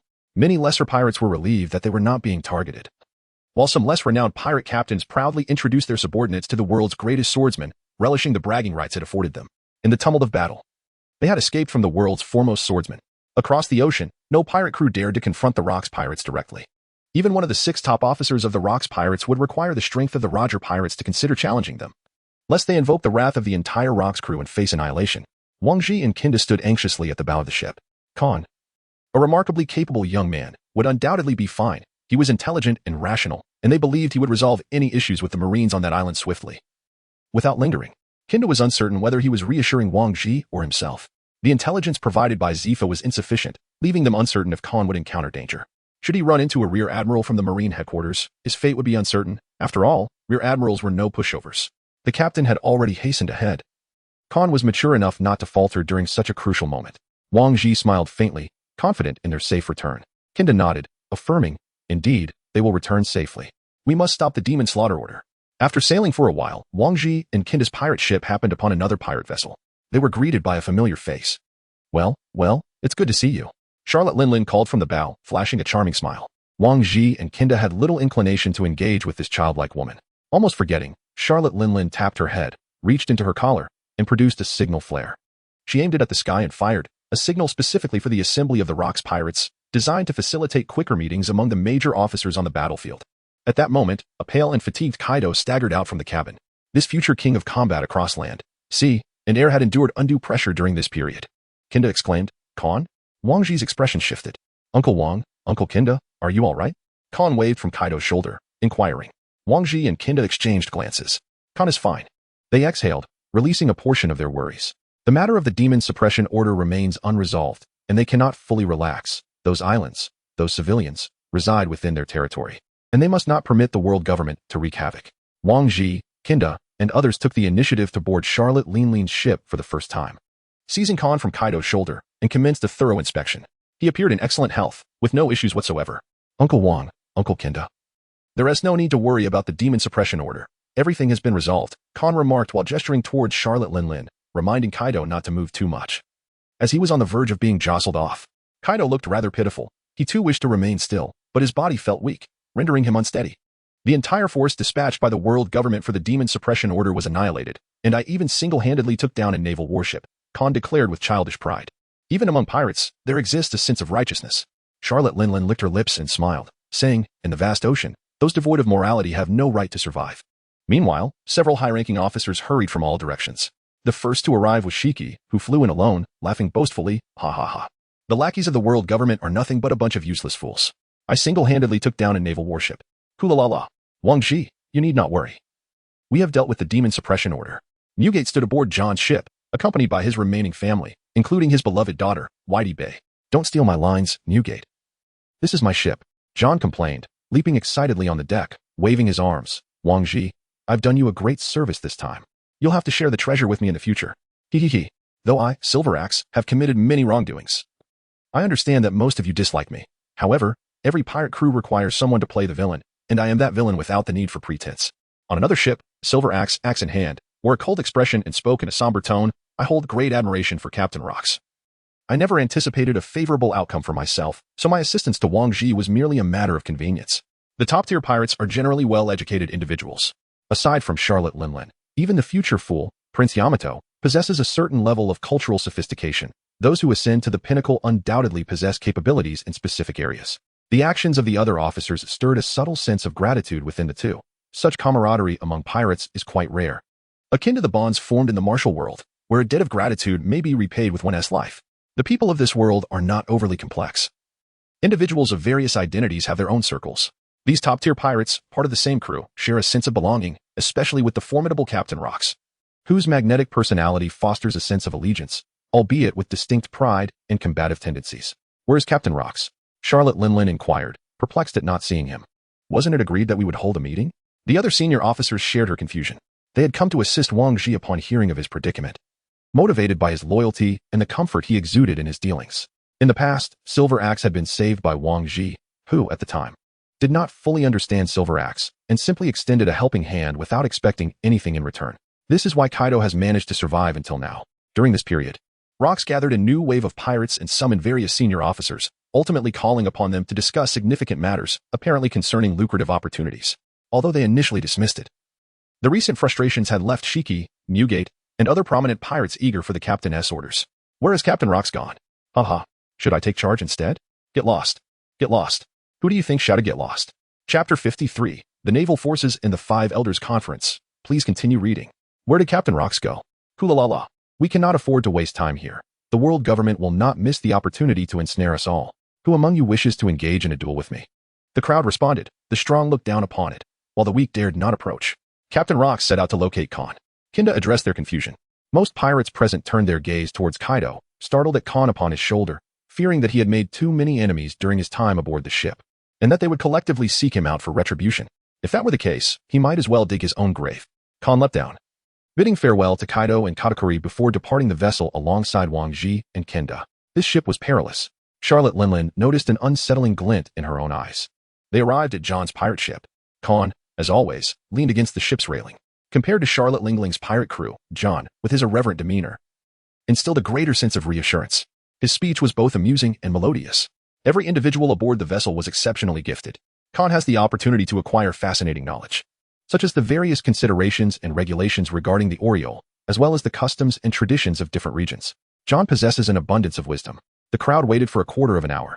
On the surface of the sea, the figure of Captain Rocks could not be seen. John, in a light-hearted manner, exclaimed, "Who knows when Captain Rocks will arrive? Perhaps I should share a joke with you all." The crowd responded, "Khan, why not recount your experiences during this period?" Wang Ji shifted the topic, suggesting that rather than listening to John's humor, it would be far more enjoyable to hear Khan's stories from this time. Khan recounted his experiences aboard the Zephyr warship amidst the company of notorious pirates such as Wang Ji, John, Newgate, and Kenda, along with a recently acquired young admirer, Haydibe. This gathering was truly unparalleled. In the conference room of the naval headquarters, Carp, entirely bound in bandages, sat nonchalantly in his seat, engaging in lively discussion with his newly befriended companion, Zephyr, about justice and a myriad of eclectic topics. The two seemed to have an inexhaustible array of subjects to explore. He was genuinely delighted to have a friend who not only tolerated his loquacity, but also shared similar thoughts and ideas. It was indeed a joyous revelation. In stark contrast, Sengoku, with a large bandage wrapped around his head and a darkened expression, sat despondently in the corner. Our recent encounter with certain members of the Rocks pirates, as well as with Rocks himself, has led us to ascertain the formidable nature of their combat prowess. Rocks' strength is beyond imagination. In a one-on-one battle against him, Carp found himself at a significant disadvantage, though not entirely devoid of resistance. This situation, however, is not the worst imaginable. I estimate that 3 individuals of Carp's caliber would be sufficient to restrain Rocks, yet to eliminate him might necessitate an assault by 5 of such formidable warriors. Suru's conjecture is not without merit. Kapu faced Rocks in a one-on-one confrontation and was swiftly defeated. In a 2-on-1 scenario with 2 Kapus against Rocks, the outcome would be uncertain. However, 3 Kapus could securely overpower him. Yet, as Rocks is alive, should he choose to flee, could anyone in the Navy truly restrain him? Suru gazed at the Navy Admiral, believing that employing 5 Kappa-level officers to encircle Rocks would be the most prudent strategy, minimizing losses through mutual support, and potentially eliminating the maritime overlord without sacrificing a single life. Had Rocks not formed a crew, the threat to the Navy headquarters would not have been nearly as significant, likely comparable to the Red Count Rider, simply a matter of orchestrating an ambush to eliminate him. The Navy does not adhere to the code of honor when dealing with pirates. With the Admiral leading the charge, alongside 2 Admirals, Kapu, Sengoku, and other formidable allies, how could they fear a single Rocks? At most, Rocks could take one of them down. The strength of the Navy headquarters lies in its ability to concentrate forces and dismantle pirates one by one. Suru's judgment was astute. In the future, Ryder would indeed be ambushed, resulting in the loss of an admiral, with Kapu seizing the opportunity. This underscored Suru's remarkable foresight. The combat prowess of Rocks' crew, comprising not only Rocks but also Wang Ji, Newgate, Shiki, John, Charlotte Linlin, and Silver Axe, is indisputable.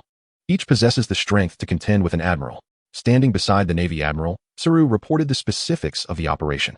As a staff officer and rear admiral, her capabilities likely precluded her from ascending to the rank of admiral, making her better suited for the role of chief of staff. The admiral intended to cultivate Suru's potential, gradually delegating related administrative tasks to her, garnering the support of many seasoned Navy personnel for this promising officer. These notorious pirates engage in life-and-death battles, where even admirals may falter in one-on-one encounters. It is no wonder that 7 top-tier warriors were summoned for this assembly. A summary of the Navy headquarters elite combatants was presented.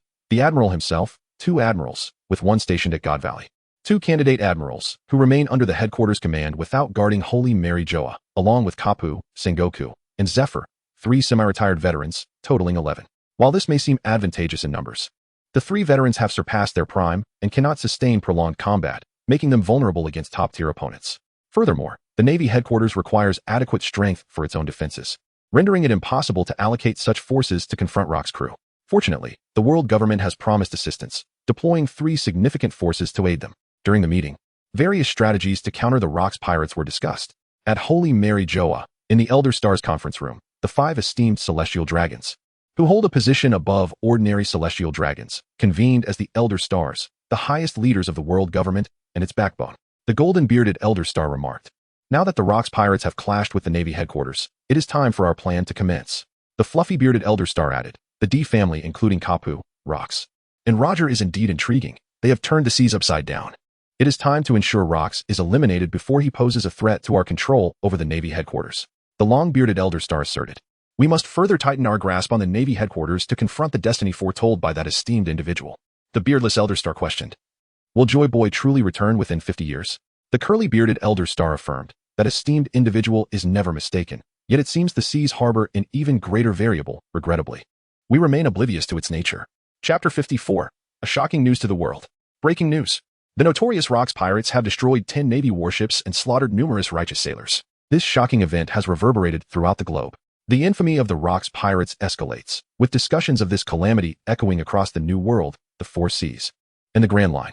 The common folk tremble in fear, with many parents employing the name of the Rox pirates to frighten disobedient children. The demon-slaying order was obliterated by the heinous acts of Wang Ji and his minions. This segment of the news article was omitted. Instead, it portrayed the brave Navy warships as victims of a surprise attack orchestrated by the senior officers of the Rox pirates. After a fierce battle, they perished heroically. Such heinous acts occurring on the seas prompted the world government to issue a stern condemnation, disseminating information meant to placate the public. They evaded the core of the issue, neglecting to mention the initiation of the demon-slaying order, instead painting the fallen Navy personnel as symbols of justice, solely denouncing the malevolence of pirates like Wang Ji, while glorifying the valor of the Navy warriors. The world government expressed profound sorrow for the fallen and vowed to avenge their gallant fighters by eliminating the Rox pirates. They pledged full support to the Navy headquarters in their campaign against the Rox pirates, ensuring the restoration of maritime order. Consequently, an inevitable clash between the Navy headquarters and the Rox pirates looms on the horizon, unstoppable by any force. Having ruled the seas for 8 centuries, the world government possesses a plethora of cunning strategies, far from the inept portrayal seen in anime. Even among the celestial dragons, there exist elite members. The Elder Stars represent the pinnacle of celestial dragon hierarchy. At the Navy headquarters, Zephyr sat at the dining table, perusing a newspaper, his expression fraught with shame. The world government concealed the facts and truths once more. He had previously believed that the government acted out of a desire to avoid adverse effects, viewing matters from a positive perspective. Now, it appeared he had misjudged. The Navy personnel were treated as mere pawns, purposefully maneuvered into a desperate battle against the Rox pirates.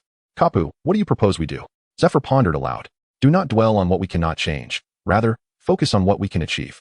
As he glanced at Kapu, who was heartily indulging in a feast in his home, and then at the absurd contents of the newspaper, Zephyr tore it to shreds.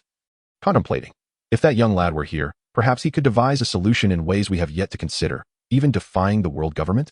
Wahaha! Kapu exclaimed, looking up at the 5 characters on the wall and laughing heartily. Zephyr, I never expected you to hang up those 5 words justice of the people so promptly. Zephyr chuckled innocently.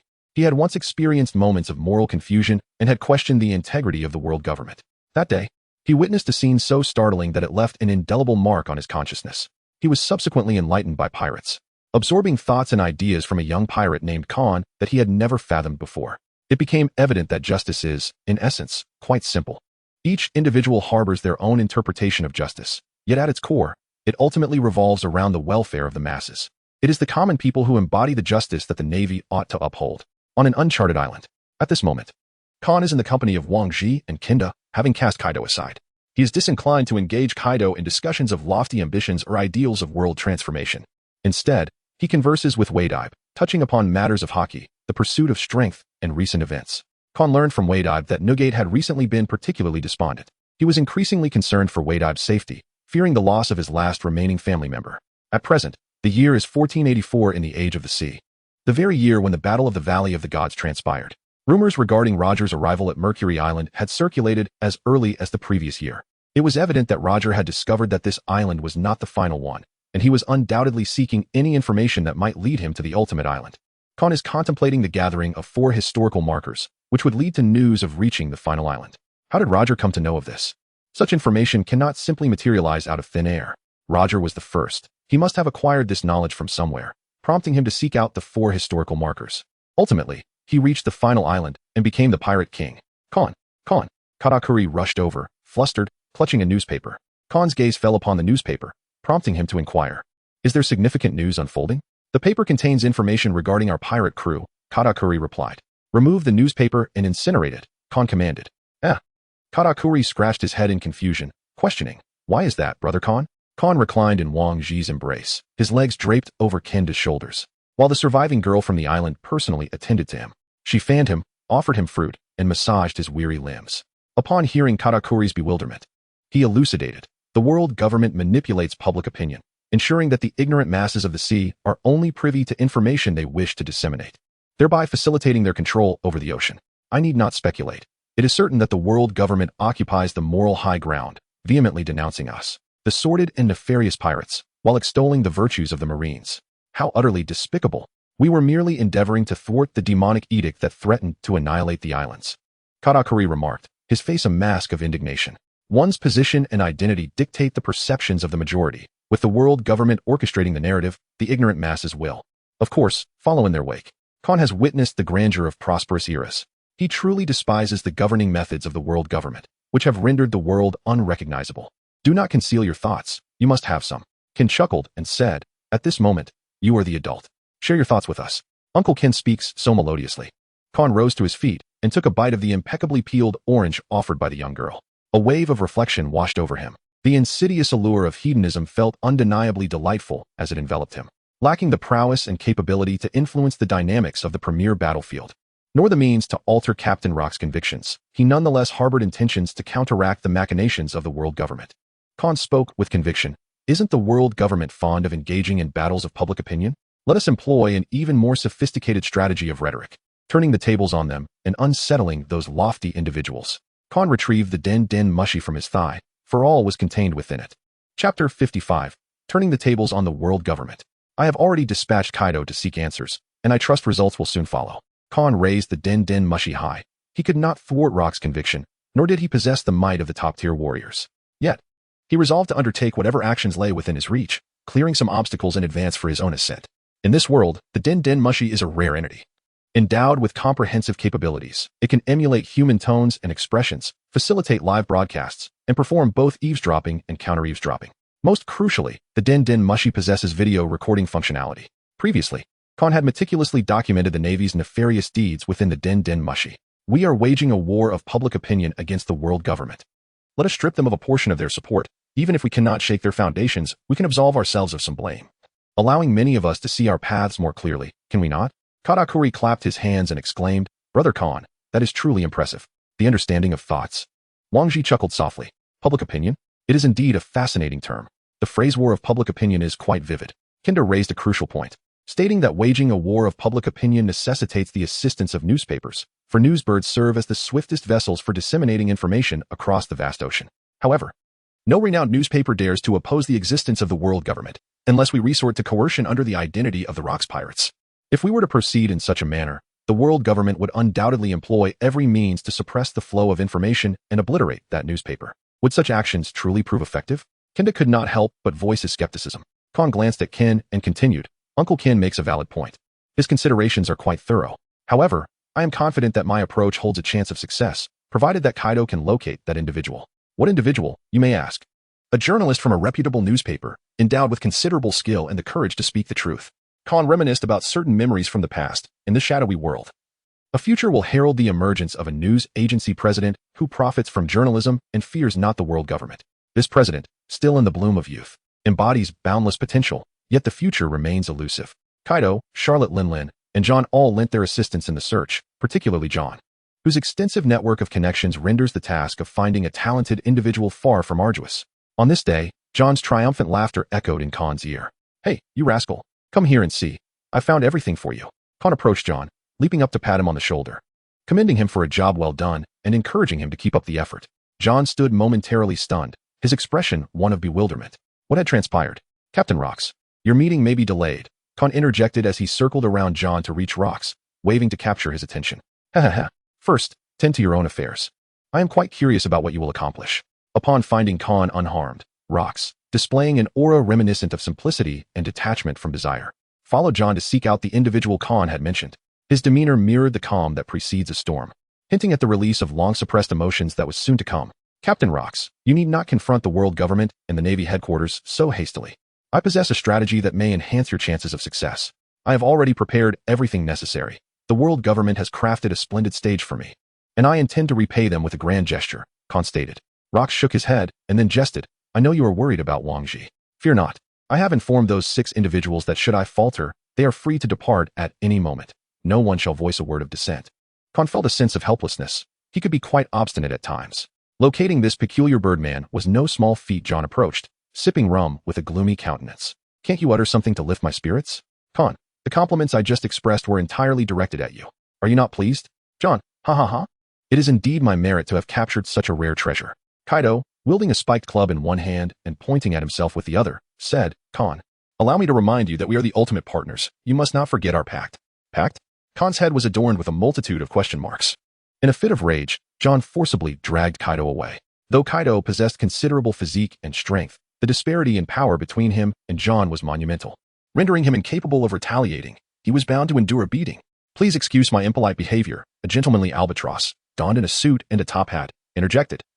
Rubbing his hands together, he had discerned during the earlier conversation that this austere-looking young man held a position of great authority, even surpassing the notorious pirate Kaido in stature.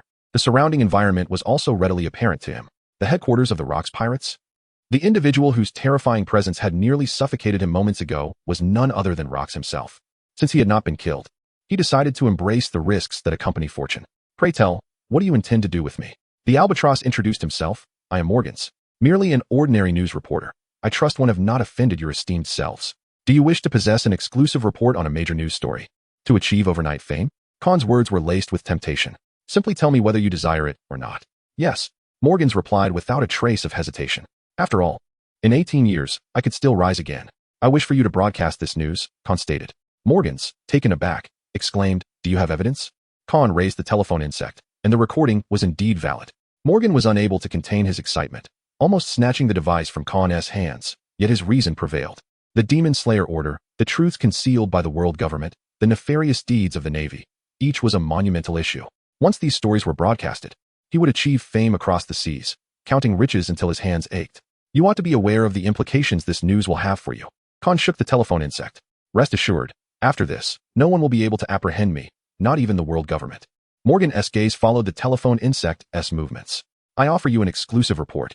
Khan raised two fingers, stating his two demands. First, the report must be objective and factual. Second, it should spread across the seas as swiftly as possible.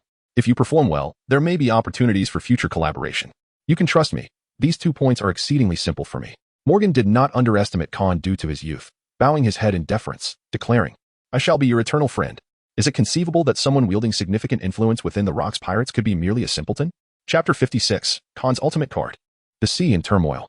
In the makeshift dwelling, the place was indeed splendid, majestic, befitting one of the strongholds of the Rocks Pirates. Morgan, who had been observing his surroundings, quickly deduced that this was a temporary structure. Nonetheless, compliments had to be offered. Let us speak plainly, I have no desire to squander time. Khan sat upon a tree stump, flanked by the imposing Kaido. You are astute, quite an intelligent individual. I grant you an exclusive report, and in return, I expect a satisfactory response. Naturally, I will employ every means to disseminate the grand news throughout the world. Morgan was so thrilled he could hardly contain himself at the mere thought of it. I require efficiency, and you need what you currently lack. The Rocks Pirates can facilitate that for you. Khan extended his index finger, exuding a slight aura of intimidation. I can aid you in achieving your ambitions unimpeded. For that is also my desire. Speak.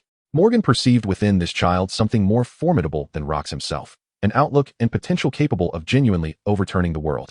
He could envision the world government being struck back with the same ferocity. How amusing it would be to witness their expressions change. I wish to report that my employer exploits and suppresses me, fearing my capabilities may usurp the narrative authority of the news agency, Morgan lamented, his voice tinged with both performance and sincerity. He worked at the largest news agency upon the seas, renowned for his unparalleled abilities, and was among the few brave enough to speak the truth and deliver genuine reports, thus accumulating considerable reputation and attracting the president's attention and envy.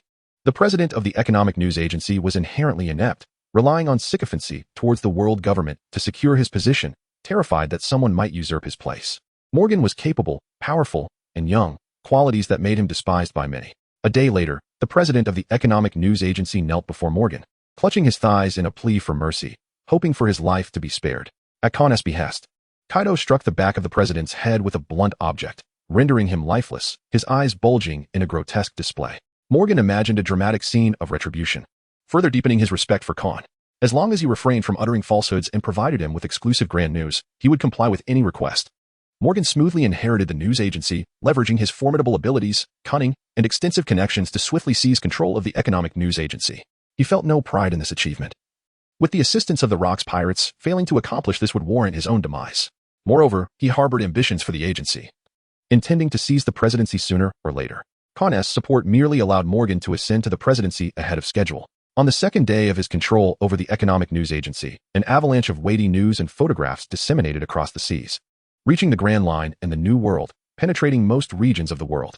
The world government had yet to react, while the news released by the newsbirds was beyond anyone's capacity to halt. In this world, newsbirds served as the primary medium of dissemination, and Morgan, being a friend of the newsbirds, could enlist their collective strength to accomplish his objectives. Khan was not idle. He enlisted John's help and mobilized his territory to spread messages and sell news among those willing to follow him after surviving the last demon-slaying decree. The profits would belong entirely to them. Morgan wholeheartedly supported the idea, having already taken his share and not minding sharing a bit more. Moreover, a significant portion of the newspaper's profits would be submitted to the Rock's pirates, the purpose of which Morgan was unclear about. Yet he received a promise from Khan that a more significant news story was forthcoming. Exclusive. Faced with such immense surprise, Morgan was undaunted. Big news. Big news. This time, the news concerned the demon-slaying decree, the world government, and the Rock's pirates. With these three keywords, people flocked to purchase newspapers in droves. In a world marked by low productivity and scant entertainment, where survival was paramount, newspapers served as the primary source of leisure and relaxation for the masses. The world government's demon-slaying decree aimed to obliterate islands, inciting the wrath of Wang Ji from the Rock's pirates. What was truly going on? The Navy slaughtered civilians during the demon-slaying decree. I could hardly believe it, especially since I recognized some of the individuals in the photographs. How could they commit such acts under the banner of justice? They are indeed a bunch of hypocritical lackeys of the world government. A pirate, upon seeing the news in the paper, remarked coldly. His hometown was not destroyed by the decree, yet it too vanished into the sea, leaving him a refugee. To survive, he was labeled a pirate after setting sail. Most people who bought the newspaper swallowed hard upon reading the news, carefully concealing it in their clothes to read at home. Everyone loved a good gossip. This harrowing and authentic report sent shockwaves throughout the world. The World Economic News Agency gained notoriety. Countless individuals at sea remembered this newspaper and became its fans. Wealth. They had attained fame, prestige, and fortune. Ha ha ha. Morgan felt dizzy. The World Economic News Agency was now entirely under his control, with loyal confidants in the most pivotal positions. This monumental success earned him undeniable prestige, winning the complete admiration of all his followers. Morgan chuckled foolishly while not forgetting to send a portion of the tremendous profits to the Rock's pirates. He was not yet the cunning and unfathomable figure of the dark world he would become, but he was already showing signs of greatness. On a warship, Zephyr gazed at the newspaper and sighed. Though the paper contained no mention of him, it severely undermined the credibility of the world government, adversely affecting the Navy's headquarters as well. Fortunately, the newspaper was quite factual, even stating that the demon-slaying decree bypassed the Navy headquarters, being directly initiated by the world government, and revealing the closeness of certain Navy officials to the world government. You truly possess a unique mindset. The significance of newsprint is undeniable.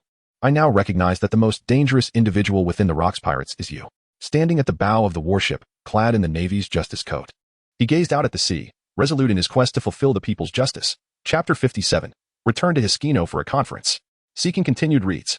Holy Land Mary Geos. In the conference room of the five elders, 5 esteemed elders with 1 foot in the grave were driven to madness by the news. Golden-bearded elder. How could such a report spread across the seas? Fluffy-bearded elder. The World Economic News Agency has temporarily lost contact. Our infiltrators have not relayed any messages. It is certain that something has transpired within the agency. I suspect the Rock's pirates are behind this. The Rock's pirates? Haha. You can't possibly believe that Rock's possesses such intellect? They turned our previous reports against us, catching us off guard, making it difficult for us to halt or erase the dissemination of this information. The elder with the mustache wore a furious expression. Such tactics could only belong to a pirate? We are more familiar with Rock's than anyone else. He is a cunning pirate, but his perspective and understanding dictate his methods.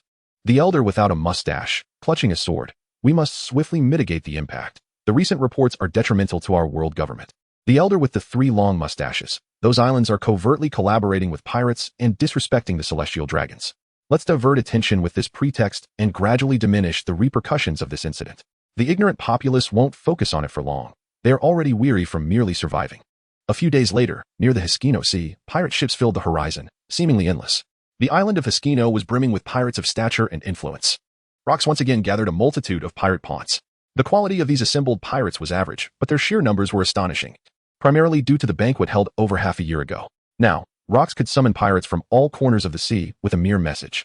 In recent days, The seas were lively, with the World Economic News Agency and the news organizations controlled by the world government engaged in a fierce battle of public opinion.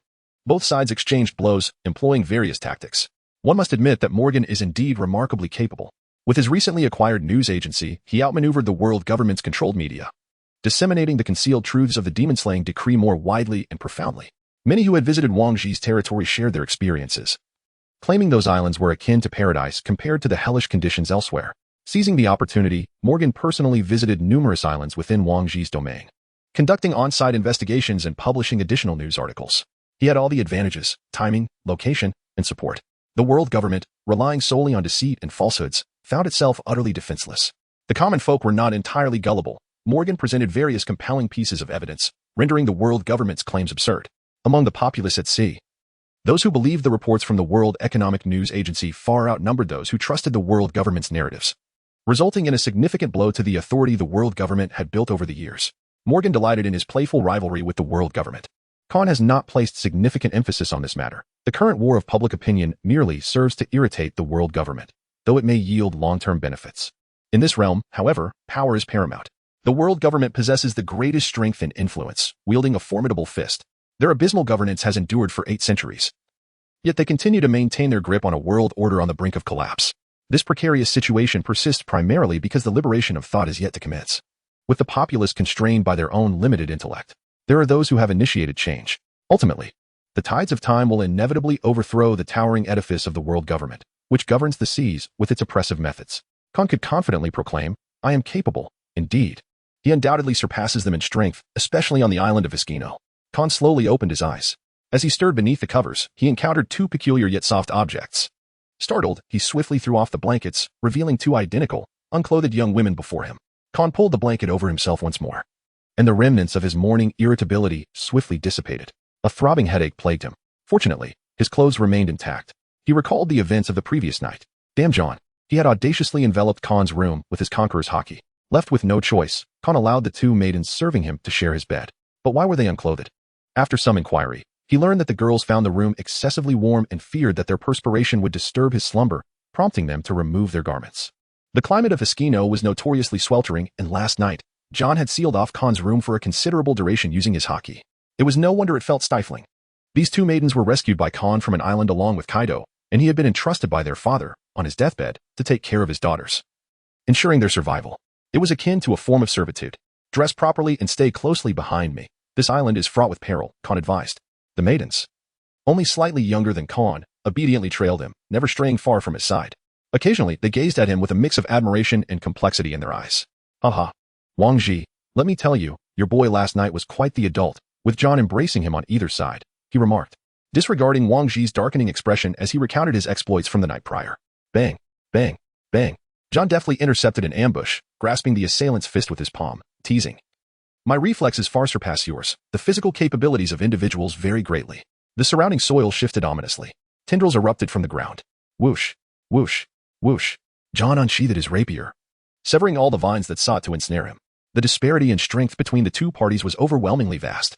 Khan ceased his actions and approached Wang Zhi and Kinda, pointing at John and lamenting, Uncle Wang, Uncle Kinda, he has been bullying me. With a newfound justification, Wang Zhi and Kinda readied themselves for confrontation. After a while, John, being well-versed in the ways of romance, discerned that the 2 young ladies had yet to be deflowered and inquired with curiosity. Could it be that you were lacking in that regard? Khan cast a fierce glare at the scoundrel, pointing towards Wang Zhi and Kinda, his eyes brimming with a menacing threat that seemed to warn, beware lest I summon the adults. Yet, he remained but a child. As noon approached imperceptibly, the officials gathered. The assembly of the Rocks pirates officially commenced. The principal participants were the cadre members, yet many brought their families along, resulting in a considerable turnout. This meeting, however, proved to be rather unfruitful. Khan was on the verge of dozing off. One young girl fanned him while another provided a massage. He nearly succumbed to slumber until Rocks proclaimed that their pirate crew would officially declare war on the world government, prompting a raucous cheer from numerous officers present. A group of individuals who seemingly thrived on chaos. The majority of the officers exhibited an alarmingly low level of decorum. The cultural ethos of the Rocks pirates was rather dismal as well. After the meeting concluded, Rocks retained Khan for a private conversation. Chapter 58. Khan and Rocks, please continue reading. Ha ha ha. Khan, your previous endeavor was truly commendable. I can vividly envision the ghastly expressions on those noble trashes' faces. They have grown far too complacent on the red line, Rocks exclaimed with palpable delight. Khan had previously employed a strategy of public opinion warfare, deftly turning the tables on the world government, which allowed rocks to savor the fruits of victory. Khan was aware that although pirates often operated in the shadows, the majority of them were far from virtuous. However, when others unfairly placed the blame upon him, it was only natural to feel displeased. He yearned to retaliate against such unjust accusations. Rocks shared a similar sentiment. He found the actions of the world government utterly repugnant, rather than allowing their malice to prevail. He preferred to turn their fabricated reports to his advantage. Leaning on the table, Khan fixed his gaze upon Rocks. Captain, you must have summoned me for a reason. Please, speak your mind. Hee. I wish to enlist the power of the World Economic News Agency to disseminate the news of our pirate crew's declaration of war against the world government across the globe. Rocks stated without any pretense, smiling as he inquired, could you assist me with this small favor? With the captain himself requesting assistance, how could Khan refuse? He chuckled in response. Rocks approached him, patting his shoulder, saying, Khan, if I should falter, the responsibility will fall to you. He then exited the conference room. Truly a reckless captain, Khan mused. Khan held a small slip of paper in his hand.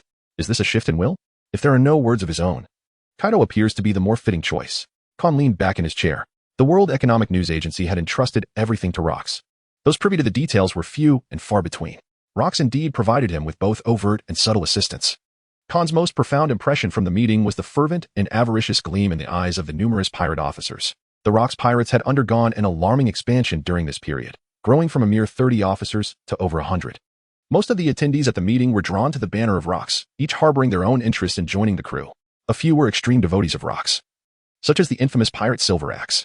The Rocks pirates were declaring war on the world government, and the magnitude of such a conflict was evident without much contemplation. It was likely that many pirates would be utterly terrified by the brutal realities of the battlefield.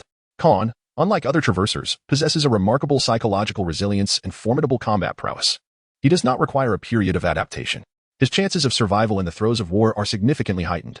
The vast expanse of conflict invariably presents a prime opportunity for a select few to amass wealth. Khan need not speculate. Their intentions are abundantly clear. The majority of the officials are convinced that great wealth awaits them, and they are exhilarated by the prospect of war, luxuriating in indulgence. They feast upon meat while others trail behind, content with mere broth. It seems I have forgotten something. How could that be? Khan immediately rose to his feet, momentarily forgetting the presence of the two young girls beside him, who awaited his return outside. Among pirates, there were numerous copper alchemists who delighted in playing with goldfish, and encountering such individuals could pose a significant danger. He feared that he might succumb to the temptation of taking lives once more. A few years prior, he had confronted a slave trader organization, and alongside Katakuri, he had dispatched hundreds, their corpses forming a small hill. In his eyes, copper alchemists were no different from slave traders, both repugnant and a disgrace, diminishing the overall decorum of villainy. Khan perceives his identity as a pirate to be that of a villain. It is only natural that one's rear end dictates one's thoughts. The old man once remarked, in varying circumstances, one must learn to adapt. Khan adapted swiftly. A pirate is merely an identity, one that does not dictate his aspirations. As he exited the conference room, he urged, keep up, don't fall behind. Khan glanced at the two young maidens awaiting him and sighed in relief. Leading the way, he strode ahead with determination, while the twin maidens, in their roles as handmaidens, obediently followed behind. The trio arrived at the Grand Thoroughfare, where a sea of people greeted their eyes. Numerous pirates, having heard of Rock's decision to declare war on the world government, gathered to pledge their allegiance, partaking in a ceremony reminiscent of an oath-taking assembly. Many youthful pirates were filled with fervor, while some older pirates reflected nostalgically on days gone by. Of course, there were those who regarded the spectacle with disdain, their expressions betraying a knowing amusement. Khan remained expressionless. Once, everyone harbored a flame within their hearts, each spirit having experienced at least a fleeting moment of inspiration. He could never mock his former self. That would be utterly absurd. Do you wish to possess strength? Khan abruptly halted his steps and inquired. I do not wish to accompany those devoid of ambition. Yes, came the response, louder now. Yes. Starting tomorrow, train with me. For those who cannot persevere, I shall provide you with a suitable path forward. Khan was burdened with profound anxiety. For the first time after the transformation of his physique, he found himself deeply troubled about the future, even feeling a sense of confusion. He discerned the intricate connections among the plans of Rocks, the intentions of the world government, and the stance of the Navy headquarters. It was a grand conspiracy against Rocks and the Navy headquarters, which could also be perceived as Rocks' defiance and struggle against fate. The world government resembled a player outside the chessboard, manipulating the heavyweight pieces upon the ocean, ensuring they did not spiral out of control. Khan walked along the path home, pondering the fate of the countless expendables, wondering just how many lives would be lost. Yet, he reflected, most of these pawns were either scoundrels or pirates who had strayed from their true selves. It seemed as though Rocks was performing a service for the sea, purging its refuse, while simultaneously positioning himself as the foremost leader in the rebellion against the world government. Regardless of the outcome, It was evident that a vast multitude of pirates would perish in this impending conflict. Khan was unable to discern the merits or shortcomings of these pirates and locks.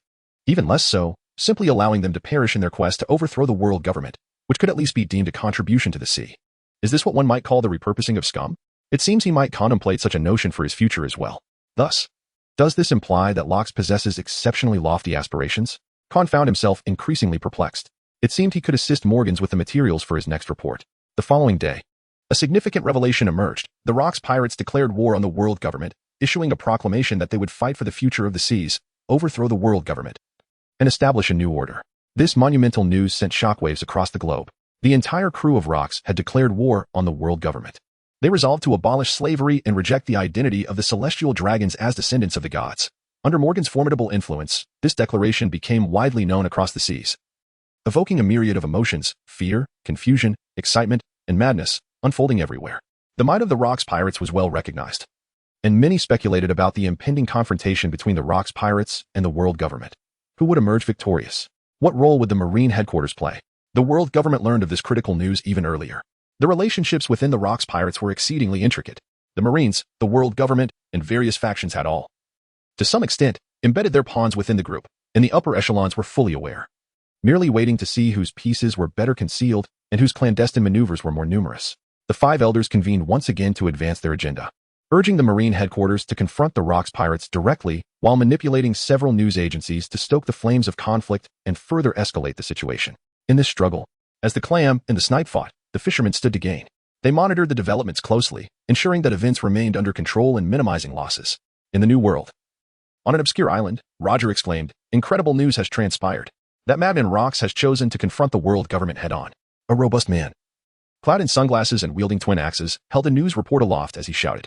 This man was Jabba, one of the formidable trio of the Roger pirates. "Rocks has always been astute, but I truly did not anticipate such a tremendous uproar," remarked a grave-looking man with blonde hair and gold-rimmed glasses. Rayleigh, the second in command of the Roger pirates. "It appears the seas are indeed on the brink of upheaval." Roger laughed heartily as he perused the news. "This lunatic Rocks will plunge the entire ocean into chaos. The seas are a realm of freedom, and I shall not permit anyone to disrupt that liberty." "Rayleigh, I intend to thwart Rocks." Rayleigh adjusted his glasses and sighed. "With our current strength, that may prove quite challenging." Roger chuckled. But I never suggested we lead the charge. The Marines and the world government are still in play, are they not?" After listening, Rayleigh provided a more detailed tactical analysis. Jabba, with excitement radiating from him, exclaimed, "Just the thought of battling so many powerful foes fills me with anticipation." The Roger pirates planned to betray Rocks, knowing that he would soon send emissaries to discuss potential alliances. They merely needed to feign ignorance, waiting for the impending conflict to serve as the final straw that would overwhelm the Rocks pirates. In Roger's view, the seas did not require the likes of Rocks, who would only bring calamity to the ocean. As they prepared to deal with the potential visitors from the Rocks pirates, Roger mused whether he could entice one of them to switch sides. At the Marine headquarters, the Admiral and numerous officers were beset by an overwhelming sense of frustration. The recent media war on the seas had escalated dramatically, and as a subordinate agency of the world government, they had received countless unfavorable reports, resulting in a significant blow to the Marines' reputation. It felt as though the world government had dragged them into the mire.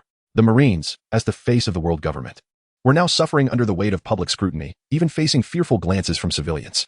The areas where they were deployed were meant to be protected by the Marines, not dominated by the notorious pirates and other factions.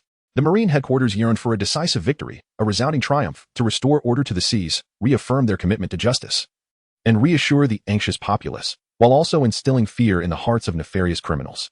In the Admiral's office, two individuals convened. Originally, the dominance of the Rocks pirates in the New World seemed stable. "I assumed the balance between the Marine headquarters and them could be maintained for decades," the Admiral lamented. "The world government is incessantly preoccupied with undermining their own, terrified of any threats to their rule, oblivious to the chaos they have wrought upon the seas. We, the Marines, represent the world government, yet we are often blamed for their misdeeds. We can only do so much to mend the fraying order. First, we must eradicate Rocks' homeland and then target the key members of the Rocks pirates. The Marine headquarters shall cooperate fully.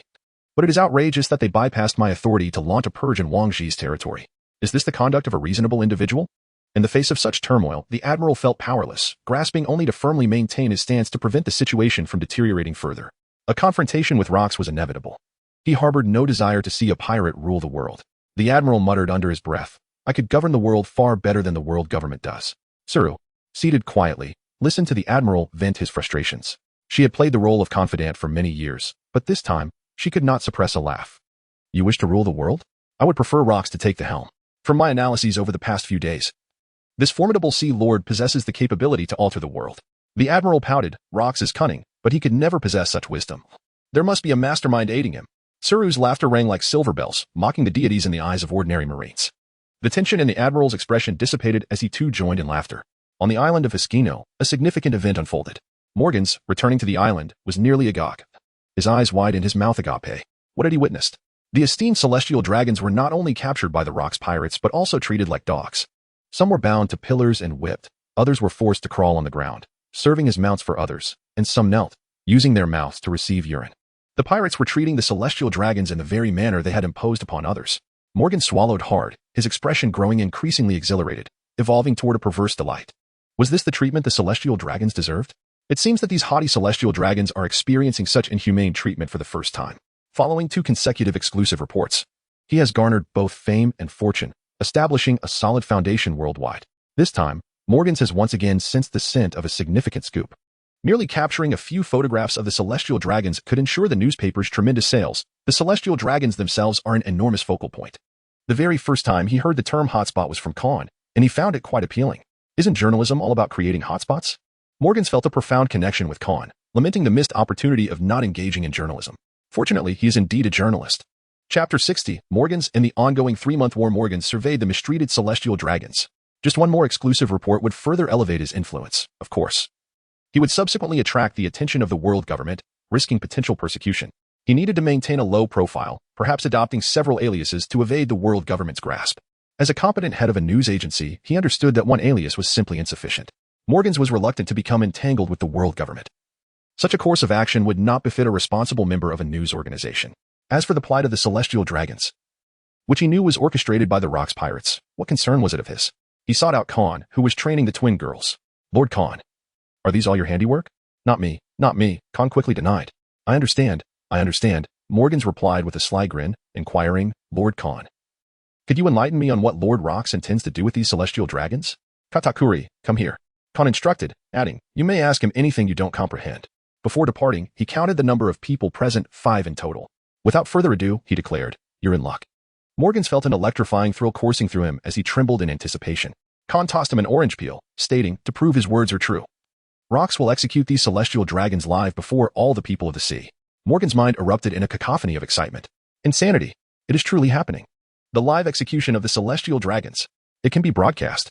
He was unafraid of death. Morgans exclaimed passionately, please, allow me to report on this. I will mobilize all my resources to ensure this broadcast reaches every corner of the world. No other force can impede me. Khan subtly divulged some intriguing information to Morgans.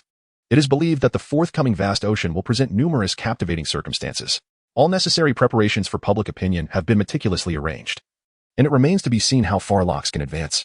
Lox aims to transform this decayed and backward world, a task of extraordinary difficulty. Khan remained oblivious to the true intentions of Rox, yet the ambition to conquer the world and dominate the seas seemed overly vague. What would transpire after such conquest and supremacy? In a matter of days, all the celestial dragons that could be captured were apprehended, while those who could not fled back to the holy land of Mariehua, retreating like timid turtles. During this period, the news across the seas was particularly fervent. A segment of the curious onlookers reveled in the chaos. Amidst a cacophony of various reports, a whisper surfaced, suggesting that the Valley of the Gods harbored significant secrets. This rumor, though buried among a plethora of disjointed tidings, thrived in the peculiar atmosphere of the moment, garnering notable attention.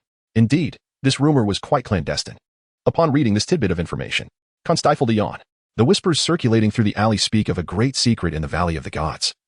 And numerous speculations abound regarding this enigma, the most prominent of which pertains to one of the 3 ancient weapons. What gossip is this? Merely a ruse designed to deceive. Were it not for the clandestine machinations of the world government, subtly stirring the pot and discreetly disseminating such information, one might as well invert one's surname. It is, in essence, a blatant attempt to mislead. Yet, it is also conceivable that the information is a blend of truth and falsehood, intended to provoke Rox's curiosity or incite his desire to venture into the Valley of the Gods. Khan paid a visit to Lox, seeking answers. In Lox's perspective, there was no harm in giving it a try. If it truly came to nothing, they would first annihilate the Valley of the Gods, seizing its immense wealth to strike a blow against the world government. Khan remained unhurried. During this period, the Rox pirates clashed violently with the navy and the minions of the world government. He embarked on a path of self-destructive training. 3 months elapsed. and all three factions suffered considerable losses. The pirate side incurred over 100,000 casualties, with hundreds of pirate ships sinking into the depths of the sea. The Navy faced tens of thousands of fatalities, nearly 100 warships lost.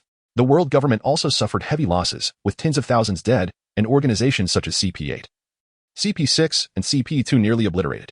CP-0's elite suffered hundreds of casualties, while numerous royal and noble families from various affiliated nations were assassinated, incurring severe losses. In the eyes of many allied countries, the world government had become utterly inept, significantly eroding trust. The five elders sensed they were being targeted. Their losses far greater than anticipated, and a lingering fear of losing control began to take root. However, this fear was fleeting. In Panga City, the esteemed figure upon the Void Throne instilled confidence within them. The prolonged and extensive warfare over 3 months left the world government in a state of greater disarray than the Navy headquarters. The celestial dragons had long ceased to dare venture onto the seas. Countless pirates, weary of the brutal conflict, fled from the New World to the Grand Line, and from there, sought refuge in the Four Seas. There were 2 routes from the New World to the Grand Line. One involved requesting passage from the world government, directly traversing the holy land of Marineford atop the Red Continent, a costly yet relatively safe endeavor. The other route required wrapping the ship in the resin of the Yarkamantia tree, diving 10,000 meters through a vast chasm beneath the Red Continent, navigating through the underwater paths to Fishman Island, and ultimately reaching the New World, albeit fraught with peril. The pirates unanimously opted for the latter route. Serving as a crucial hub between the New World and the Grand Line, Fishman Island remained a placid haven during this time, as pirates dared not encroach upon the territory of the Fishmen, following orders from the upper echelons of the Rocks pirates, including Newgate and Wangshi. No pirate would dare provoke the Tiger's whiskers. The Rocks pirates, who even dared to capture celestial dragons, had no qualms about their actions. On this day, Rocks convened his cadre once more at the heart of Hiskino Island for a meeting. Before all his officers, he vehemently denounced the world government for its inaction over the past 8 centuries. Reflecting upon their own circumstances, he earnestly questioned whether their lives as pirates truly brought them happiness. He articulated the harsh truth. Most pirates languished in a state of indulgence, blinded to the future, their hearts consumed by violence and the pursuit of wealth, finding fleeting satisfaction only in plunder. This impassioned address revealed the genuine thoughts buried deep within most pirates. I know what you desire, and I can offer you a future brimming with hope. Captain Rocks, I believe you can lead us to a hopeful tomorrow. But we have suffered immensely of late and need to reverse this situation. Please guide us to see that hopeful future. A pirate shouted from the crowd. Ha ha ha. The world government deliberately released false coordinates. They must have set a trap there. Rocks laughed defiantly, yet he possessed the true coordinates of God Valley, where his allies awaited. The next battle. Let us seize God Valley. The pirates erupted in jubilant cheers. Chapter 61. Rocks' pre-battle declaration. Please follow up. The true coordinates of God Valley? Rocks' proclamation astonished many of his officers, with some senior members expressing profound shock. Khan was equally astonished by the true coordinates of God Valley. It turned out that the coordinates released by the world government were fabricated, which clarified many events and phenomena. God Valley is reputed to be the second largest residence of the celestial dragons, yet its coordinates have always remained a closely guarded secret amidst the vast ocean, second only to the final island. Those who were uninformed could never uncover the authentic location of God Valley. Over the past year, the world government seemingly covertly dispatched naval luminaries like Garp and Sengoku to safeguard God Valley. However, whispers have circulated in the underworld, with figures like Morgan's obtaining information about the substantial naval presence heading towards the suspected coordinates of God Valley, subtly hinting to Khan that this may not be the genuine site. Meanwhile, numerous pirates, believing they have discerned the location of God Valley, are beginning to stir restlessly. To Khan, this is evidently a trap. The coordinates of God Valley, which have long been ambiguous, conveniently emerged just as the Rocks pirates experience a meteoric rise and expansion. Such a coincidence seems too fortuitous. It is clearly designed to ensnare the Rocks, potentially entangling the Navy headquarters as well. The objective appears to be to deplete the combat strength of both the Rocks pirates and the Navy, allowing the orchestrators to profit from the chaos and eliminate the formidable threat posed by Rocks at minimal cost, thereby further consolidating their control over the Navy headquarters, a dual victory. They must not have anticipated that Rocks had positioned a pawn within God Valley, acquiring the coordinates to the true location. Ultimately, the Battle of God Valley is destined to erupt. It is impossible for the world government to seek an outcome without incurring losses. Khan could assert with certainty that regardless of the circumstances of battle, God Valley would vanish from the maps of the ocean, becoming merely a fragment of history. Ha ha ha. The overwhelming presence of Rocks Conqueror's Haki erupted instantaneously, altering the very fabric of the heavens and the earth. Numerous pirates in the vicinity were forcefully pressed to the ground, acutely sensing an oppressive terror that left them on the brink of unconsciousness, yet they remained conscious. In that moment, they comprehended the true monstrosity of this being. The Conqueror's Haki radiated with an astonishing precision, exerting its influence solely upon designated individuals. Ha ha ha. Bring these individuals to me. Moments later, the group of pirates kneeling upon the ground was brought forth. In the midst of uncertainty, no one spoke on behalf of these pirates, even as many recognized their companions among them. Are you agents of the world government, the Navy, or some other faction infiltrating our ranks? The group of pirates lowered their heads, as if by doing so they could evade the impending harsh fate. I just disclosed the true coordinates of God Valley. Your reactions seem rather pronounced. Are you eager to relay this information to your masters? A cruel smile crept across Rock's lips as he proclaimed, I offer you a promise. The last person standing shall be granted the chance to live. With that, Rox left a lingering statement. Chaos erupted in an instant as the pirates turned upon one another, revealing their true natures, regardless of whether some among them were not traitors. Survival became their paramount concern. No pirate would dare question the promise of the sea overlord, for it was Rox who made it. A brutal massacre ensued, culminating in the survival of a singular individual, whom Rox spared. Some of the more astute pirates discerned the captain's intention, to kill the chicken to frighten the monkey, first offering a promise and then instilling fear. As for the one set free, could he truly escape? Or perhaps, were there merely a handful of traitors within the crew? Their captain possessed such cunning methods. It appeared he had long plotted against God Valley and the traitors within the pirate crew, seizing this opportunity to eliminate certain unstable elements. Truly unfathomable. The earlier episode had no bearing on the spirits of the multitude of pirates. Rox continued his oration. Within God Valley, it is rumored that the whereabouts of one of the 3 ancient weapons lies concealed. The true coordinates of God Valley are firmly in my grasp, whether true or false. The wealth and resources amassed over the years will belong entirely to us. Upon receiving that news and confirming its veracity, the entire world shall be ours. Should we succeed, we will topple the world government and establish a new order. Each of you present shall be crowned and honored. When that time comes, governed by the methods I propose, we will transform this world into a heavenly realm where all shall be well-fed and warmly clothed. No one will wish to be a pirate, nor will anyone dare to oppose us. This world shall be ruled by us, leading it into a new era. The common folk will erect our statues. Our deeds shall endure for centuries, immortalized in history. We shall be the future masters of this world. Following Rock's impassioned speech, the crowd erupted in fervor. The overwhelming majority of the pirates present reached a consensus in their gazes. An unparalleled fervor. They envisioned the hopeful future that Rox had painted for them, a future attainable and visible, one that would alter their destinies. Khan's face twitched uncontrollably. Rock's words had an undeniable influence on him, yet they were indeed eloquent.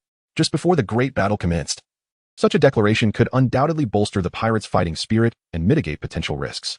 Rox raised his arm and roared with fervor. Let us fight for our future. Attack God Valley. For our future. For Captain Rox. Attack God Valley. At that moment, the pirates were more united than ever. Their voices resonated throughout the Hashino Sea. Initially, most pirates fought for survival, aspiring to thrive and gain recognition on the vast ocean. When someone presented them with a loftier goal, offering a genuine chance to alter their destinies, they would go wild. Not just the pirates. If they succeeded in following Rox, they would be among the first to receive accolades. They could not only shed their pirate identities, but also cleanse their reputations, becoming heroes of this world, standing at its pinnacle and joining the ruling class. The allure of fame and fortune was irresistible. Who wouldn't desire such a fortune? Only a fool would. Countless pirates were filled with excitement. They contemplated assaulting God Valley with unwavering resolve, striving to achieve remarkable feats that would catch Rock's attention, hoping for greater rewards in the future. Rox clenched his fists. The noise on the battlefield faded away. Gone were the clamor and chaos. Instead, there was heavy breathing, eyes ablaze with anticipation, all gazing at Rox. He inquired, what shall we do next? Captivated by his words, the multitude of pirates responded in unison. Take God Valley. Their hearts surged with excitement and a long-lost fervor that was impossible to quell. They were determined to ignite the first battle against the world government. A true war. Chapter 62. Execution of the Celestial Dragons. Shocking the major forces, see continued reading. In the New World, 2 pirate ships sailed across the sea. Upon closer inspection, the flags they bore represented the Rox pirates, as well as the identities of 2 high-ranking officers within the crew, Wang Ji and John, the right and left hands of Rox. They had set sail in search of potential allies, while many other officers had been dispatched to recruit allies as well. The only pirate crew that could warrant the collaboration of Wang Ji and John was none other than the Roger pirates, second only to the Rox pirates. Khan leaned against the ship's railing, indulging heartily in meat. He chose not to remain at the tedious and uninspiring banquet hosted by Hiskino, but instead followed Wang Ji out to sea to discover the nature of a man named Roger. Khan had encountered formidable figures from the Rox pirates. However, he held no interest in the newly joined pirates. Abandoning Katakuri to witness the Roger pirates could not afford him too much disappointment. Wang Ji approached him. Khan inquired, Uncle Wang, have they consumed the devil fruits? Kendall had selected 2 commendable devil fruits for them. Wang Ji gently tapped his forehead with a finger, lamenting the misfortune of the 2 young girls who had been following Khan during this period. Do you not feel any sympathy for these 2 maidens? Sympathy? Khan shrugged. They lack exceptional talent, There is no need to risk their lives for a future. It would be wiser for me to see them married off sooner rather than later. I am not one to play the role of a caretaker. He presented them with a choice. The twin girls opted to follow him. You make a valid point. They will not hinder your progress. Someone must handle the logistics. Khan maintained high standards for his core team. Even the logistical support must possess adequate capabilities and strength. It was essential to recruit them in advance, fostering deep bonds to better form a cohesive unit. Wang Ji exclaimed. Are you not planning to train these two maidens as combatants? On the ship's deck, the twin girls persevered through grueling training. They endured Khan's rigorous regimen for 3 whole months, often teetering on the brink of physical collapse. Ultimately, fueled by an indomitable spirit and unwillingness to concede, they survived. After completing the brutal training, their bodies bore countless hidden injuries. Khan reluctantly acknowledged their efforts. The twin girls possessed only modest talent. Yet he valued their resilience and perseverance far more than innate ability. There are far too many who lack sustained commitment. In truth, diligence itself is a remarkable gift. And these girls exhibited such a quality. They had endured for 3 months without faltering, prompting Khan to decide to cultivate them. Within Wang Ji's faction, there were numerous surplus devil fruits that had gone unused. This was a result of the time Wang Ji had devoted to assisting Khan in locating these fruits, leading to a significant accumulation. Selecting just 2 could alter their physiques, liberating them from the constraints typically imposed upon women. Uncle Wang, would you care to watch the live broadcast with us? Khan inquired, pulling the phone bug that had clung to his thigh and activating its projection feature. A hint of excitement evident in his demeanor as he pondered how Captain Rox would punish the celestial dragons. Wang Ji replied, I almost forgot about that. The entire ocean will witness the execution of the celestial dragons, serving to rally support for the Rox pirates' assault on God Valley. It will act as a banner for our cause.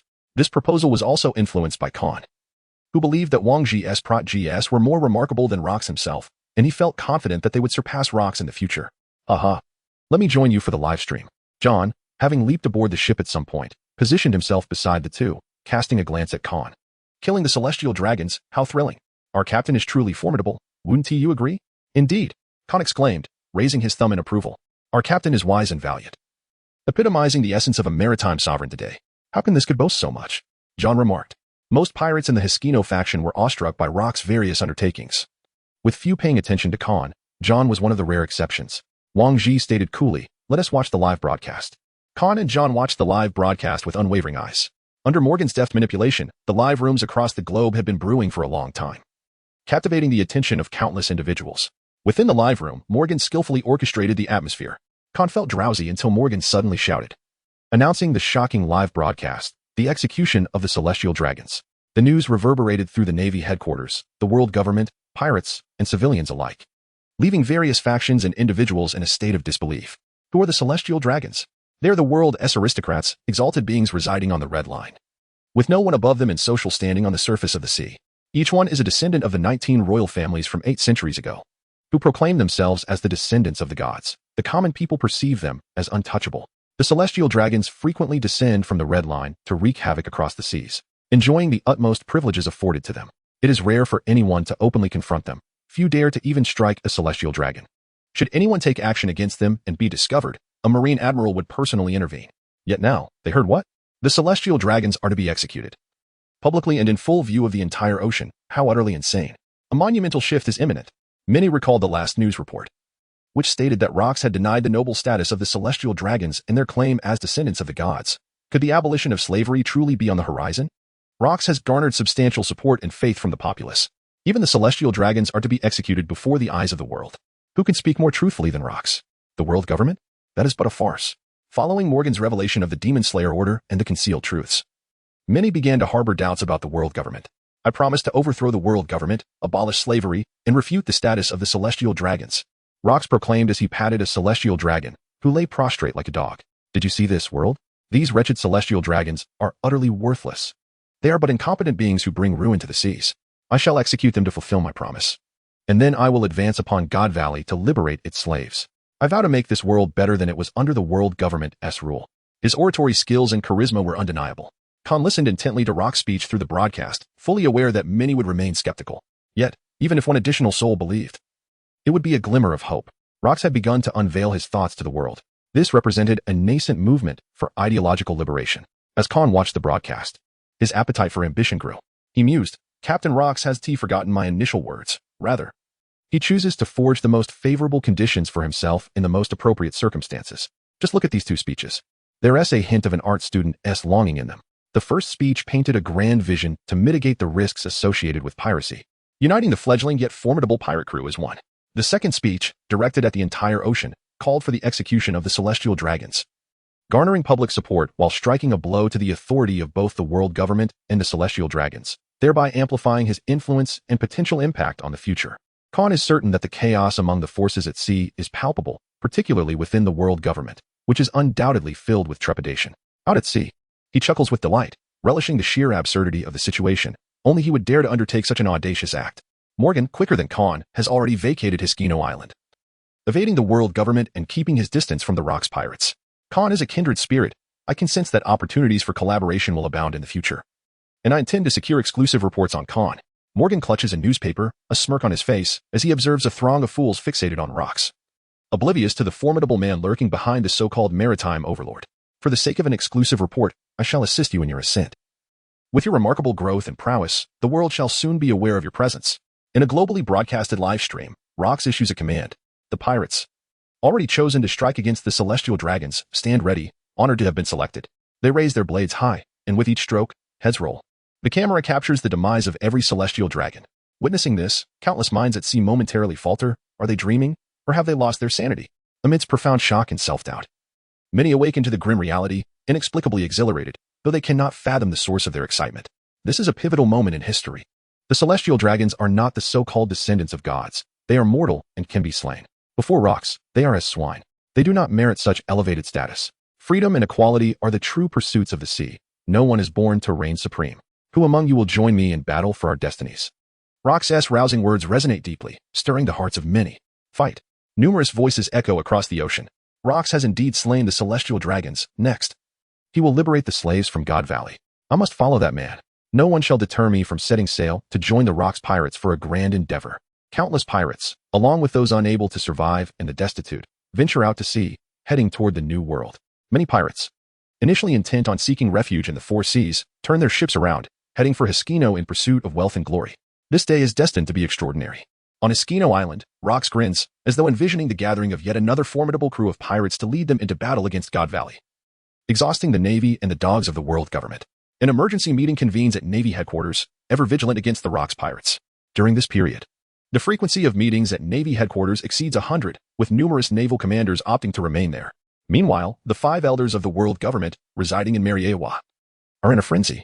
They have never encountered a pirate as disruptive as Rocks, who first exposed the truths concealed by the world government, then broadcasted the slaughter of the celestial dragons, engaging them in a war of information, attrition, and psychological conflict. The 5 elders feel their hair thinning. How could Rocks possess such cunning? His intellect is perilous. He must be eradicated. He is provoking us. The repercussions of this incident cannot be entirely concealed. Does he comprehend the turmoil his actions will unleash upon the seas? We have upheld the order of the oceans for so many years, not to allow these repugnant pirates to wreak havoc. His actions will lead to countless deaths. The 5 elders, perched on their moral high ground, point fingers, entirely oblivious to the atrocities committed by the world government over the past 8 centuries, ignorant of the countless lives lost under their regime and order. In this world, how many among the elite truly grasp the suffering of the common folk?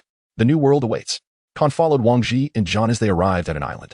Wang Ji, relying on credible intelligence, noted that the notorious Rogers pirate crew awaited them on this very isle, seemingly anticipating their arrival. So they guessed it. John remarked with a smirk. Let them guess. Khan shrugged nonchalantly, acknowledging that there must be some clever individuals among Rogers' crew, and their task was simply to deliver the news. That may be true, but you should refrain from approaching them. If a skirmish ensues, we cannot guarantee your safety. John cautioned.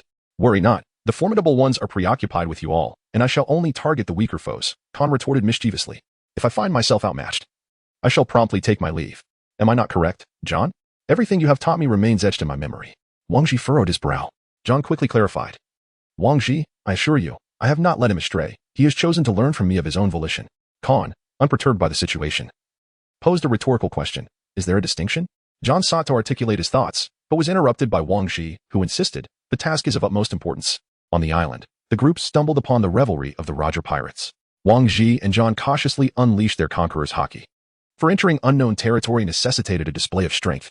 At that moment, the Roger pirates, sensing the presence of formidable adversaries, ceased their festivities, directing their collective gaze toward Wang Ji and John, known as the right and left hands of the infamous Rocks.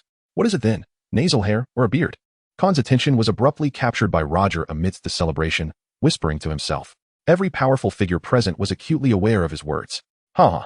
It is indeed nasal hair, Roger jovially affirmed. Oh, how amusing. Con, leveraging his youth, initiated a conversation. Rayleigh, I have heard tales of you from Sister Shiki. Rayleigh's face flushed. Regardless, he retorted. What of it?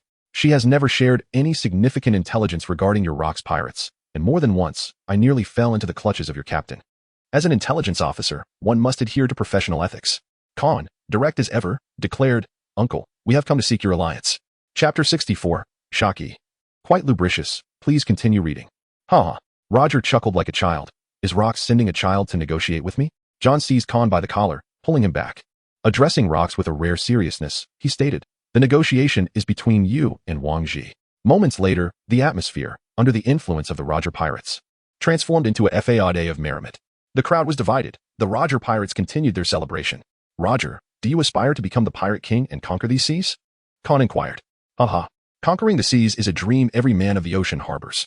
I wish to find the final island, traverse the world, leave my footprints upon every expanse of ocean, and conquer these waters alongside my comrades. Will you join me? Roger, brimming with enthusiasm, extended an invitation. Bored. Con stifled a yawn. Though the notion of conquest was shared, he found it intolerable that Rox sought to dominate the world. While Roger took pride in his ambition to conquer the seas. Haha. A child has dismissed our captain. Roger burst into laughter.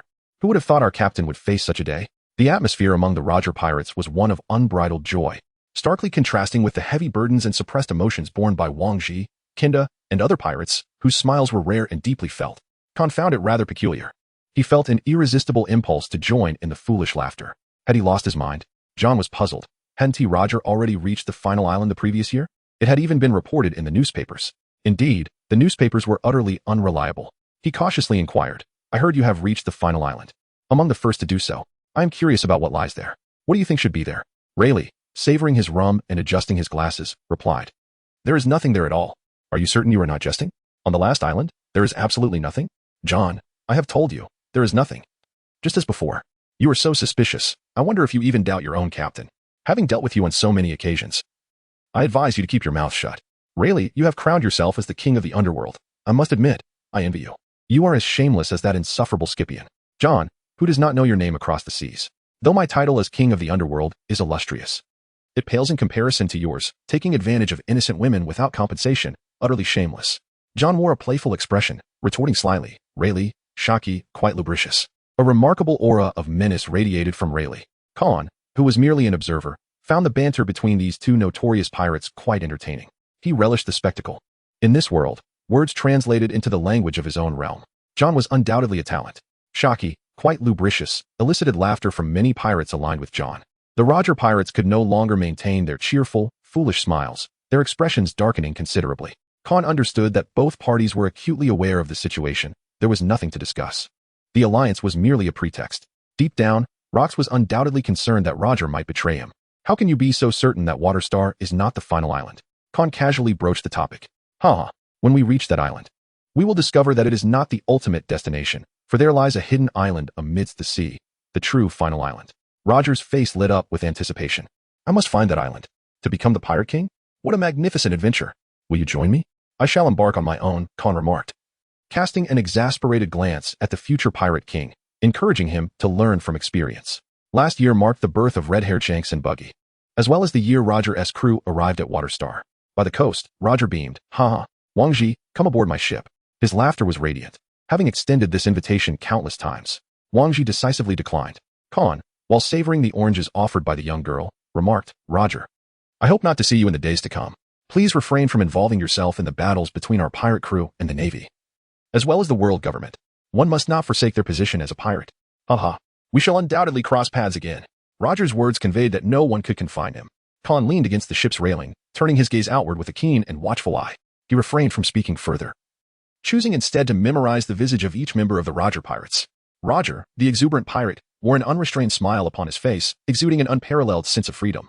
As if no heart-wrenching tragedy could ever dim his radiant grin, starkly contrasting with the world's prevailing tone. If he sought to instill hope within a world teetering on the brink of collapse and despair, aiming to infect it with his joyous demeanor, perhaps this future Pirate King truly possessed the resolve and audacity to transform the world. Yet he did not. He merely sought a band of like-minded companions, living freely in accordance with his heart's desires.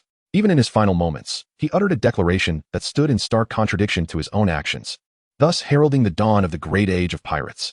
Khan perceives him as a lunatic, no less than Shiki and John, perhaps even surpassing them in his madness. Upon closer reflection, one must question whether such a smile could truly emanate from a sane individual. Rather than being merely infectious, it is more aptly described as pervasive. Khan recalled having witnessed a similar smile on the faces of dangerous individuals and severely mentally ill patients. However, Roger's smile was even more terrifying. Prolonged exposure seemed to insidiously influence one's thoughts, compelling one to follow his words and unconsciously mirror his grin. It was truly frightening. Khan, have you discerned the essence of Roger's character? A glimmer of coldness flickered in Wang Ji's eyes as he smiled at him. I once believed he was a decent fellow, only to later discover that he was an incomprehensible being, both in thought and action. Spending too much time with him could lead to a gradual assimilation that is far more terrifying than that of a demon. This world has become profoundly abnormal. Roger is the most abnormal among the abnormal. It is an assault on the innate uniqueness of individuals, eroding their distinct personalities, and indeed, it is more fearsome than any demon. Khan's first impression of Roger was that he bore some fateful burden, acting as a pathogen that infects and assimilates those around him. Such individuals may occasionally partake in a drink, but they are not to be deeply trusted. The crew of that ship has been subtly influenced in their thinking. Perhaps some have noticed, yet they inexplicably feel a sense of camaraderie towards Roger, dismissing their concerns. Ken added. Khan silently mused. Individuals like Roger can make excellent friends. Yet those who perceive their true nature may find them quite daunting. Chapter 65, Signs of War on the Coastline. Roger gazed intently at the two departing pirate ships. His expression grave. That little fellow beside Wang Ji is no ordinary character. I can sense it. His future holds immense potential. Jabba, with a dismissive tone, replied. His strength is merely average. In terms of innate talent, who can compare to Charlotte Linlin? However, among the Rocks pirates, there is a newcomer named Kaido who is exceptionally formidable, with terrifying prospects ahead.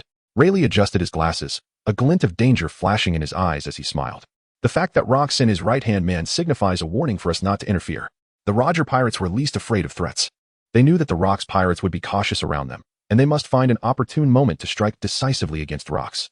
Had it not been for the simultaneous arrival of the two factions led by Wang Ji and John, the Roger pirates might have seriously considered whether to ally with the approaching faction. However, with two factions arriving, the Roger pirates chose to refrain from taking action at this juncture. Firstly, it was unwise to engage. Secondly, it could easily provoke Rocks, compelling them to abandon their conflict with the world government and the Navy, opting instead to pursue the Roger pirates relentlessly. Should that occur, the Roger pirates would likely face annihilation. Rayleigh analyzed. Rocks has already broadcasted the execution of the celestial dragons across the seas. I suspect his next destination is God Valley, likely within the next couple of days. The Navy and the world government undoubtedly possess the means to respond and will be on high alert against the Rocks pirates. This presents us with an opportunity. Ha ha ha. Rayleigh, let us set sail for God Valley. Jabba inquired, where is God Valley? Rayleigh chuckled. I possess intelligence procured from Shiki. Rocks is aware of the true coordinates of God Valley, and I surmise he is correct. The world government likely intends to eliminate Rocks, but he has seen through their scheme. We can stealthily follow behind the Rocks pirates. Roger laughed heartily. Ha ha ha. There is no need for that. Let us seek out Carp. The entire crew of the Roger pirates mobilized. In the New World, aboard the ship, Khan leaned over the railing as the twin sisters trained diligently.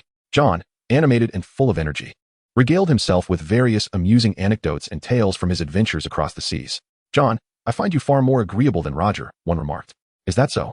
John exclaimed, twirling his hand and swaying his waist in a display of self-admiration. I am undeniably more handsome than Roger. No exaggeration here. Among our pirate crew, only Wang Ji can stand toe-to-toe with me. Khan, he was at a loss for words. John possessed a rather handsome appearance, with a distinctly Western visage that was quite pleasing to the eye, an uncommon sight indeed. The women surrounding John were typically adorned with expressions of infatuation, clearly drawn to one another's allure. We hastened our return, for the captain was steering towards the Valley of the Gods, and we needed to catch up and unite with him. Wang Ji delivered a playful kick to John, urging him to return to his own vessel. No, Wang Ji. Let me stay a little longer. I promise not to speak indiscreetly with Khan. You know I have always been quite serious. Everything I've taught him has been of genuine value. You cannot possibly care for him forever, can you? Wang Ji, nursing a headache, sighed and conceded. All right. You may stay. Yes. John exclaimed, striking a victorious pose. Khan observed the scene, rolling his eyes at the madness of the deranged. Such folly. It is universally acknowledged that John adores treasures and beauties, and his contemptible nature has earned him many enemies who seethe with resentment. In Mary Geos, upon receiving the news, the five elders were thrown into utter disarray. How could this be? How could Rocks possibly know the true coordinates of God Valley? Who was the traitor among us? We must uncover their identity and exact 1,000-fold vengeance. Damn it. Do not let me catch that traitor. Surely, they must be a significant figure within God Valley. Time is of the essence. Rox will undoubtedly seize this opportune moment to assault God Valley, intent on bringing it down. What course of action shall we take? God Valley is home to a multitude of celestial dragons. Who can thwart them? Shall we summon Lord Him? Do not utter that esteemed name just yet. It is not time. Inform the Navy to mobilize substantial forces towards God Valley and send the coordinates to them as well. We must also hasten our own reinforcements to God Valley. Let us consult with Lord Him together. The 5 elders are decisive. They are not inept, but rather among the elite at the pinnacle of this world. Rox has already discerned the true coordinates of God Valley.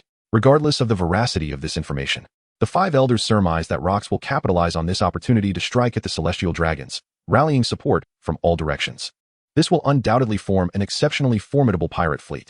If they had fought for 3 solid months, only to find their efforts in vain, not only would they have squandered their resources, but their adversary's strength would have augmented as well. Is there any worse news than this?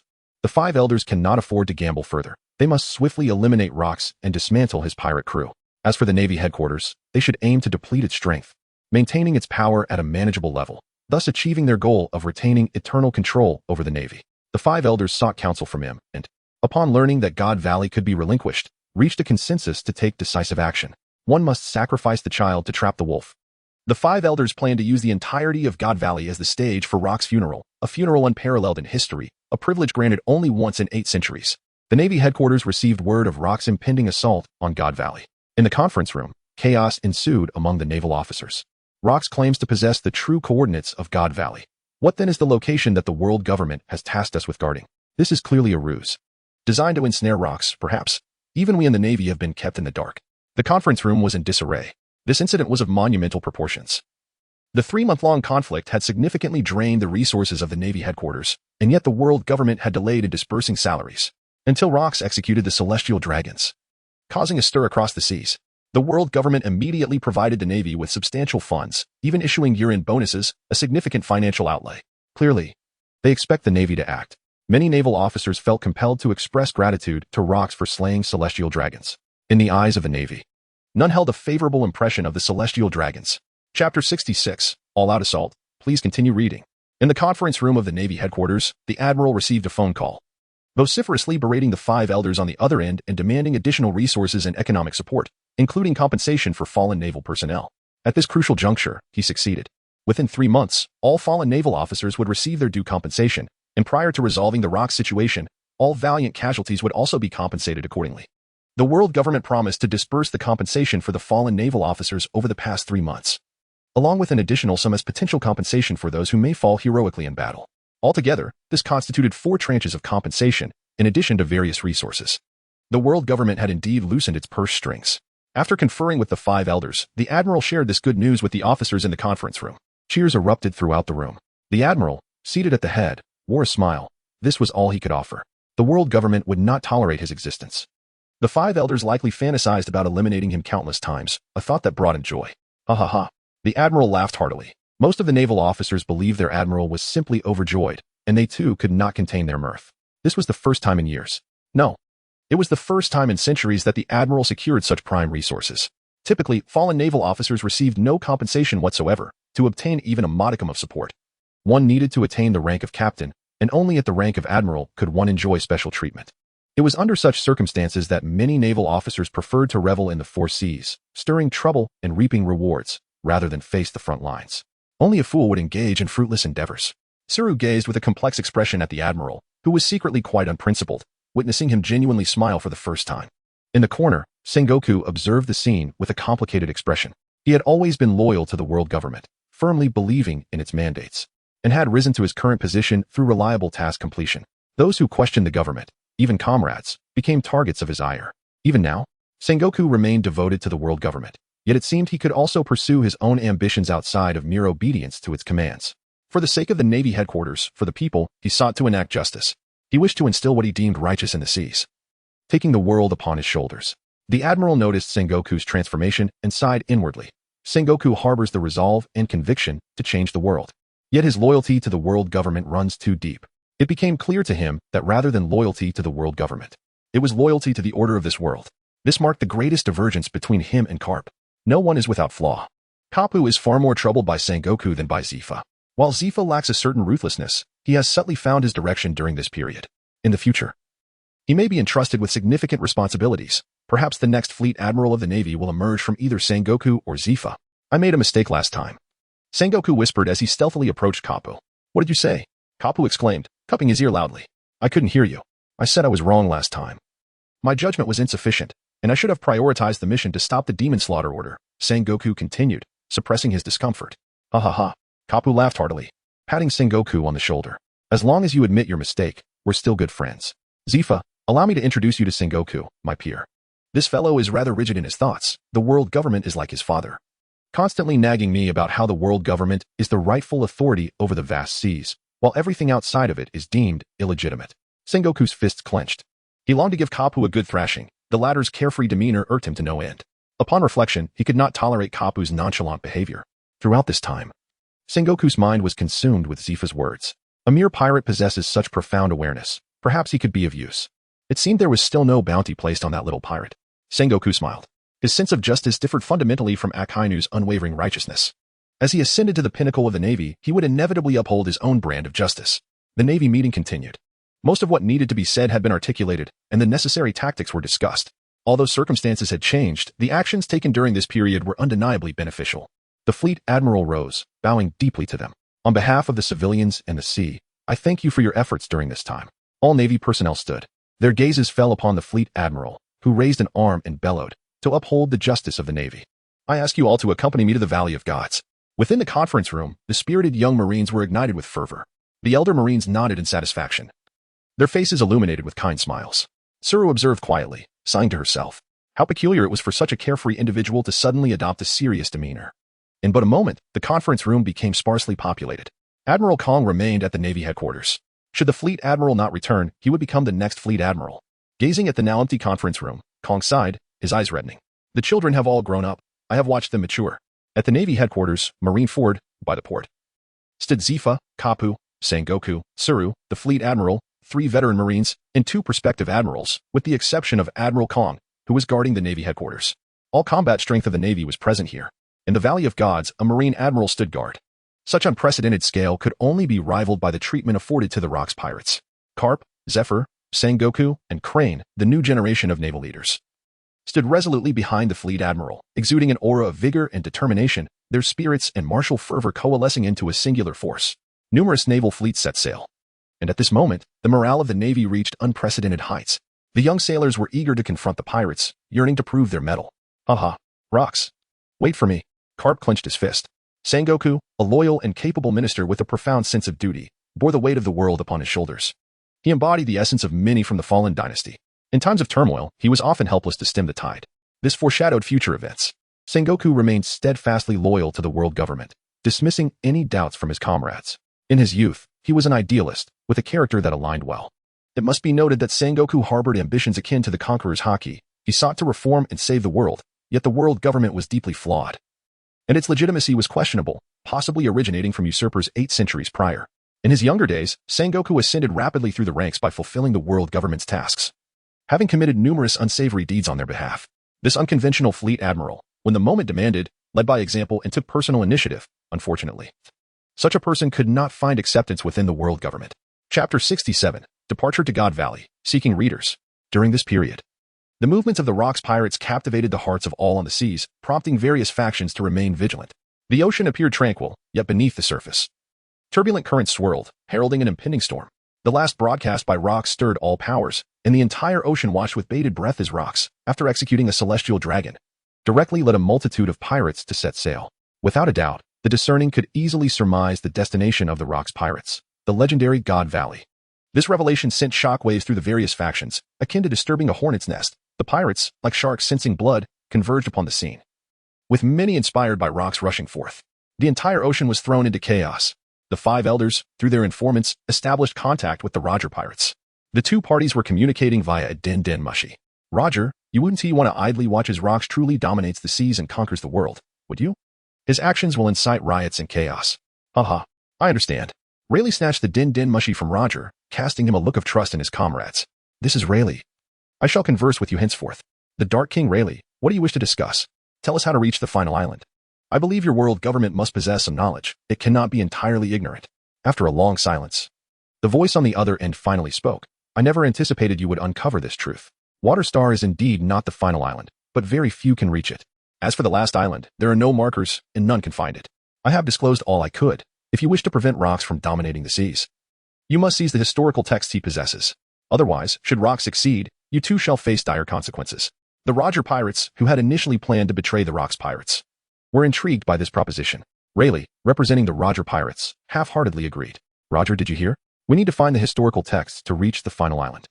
I suspect the 5 elders are concealing something. Perhaps we must gather all the historical texts to access the final island, Rayleigh exclaimed excitedly.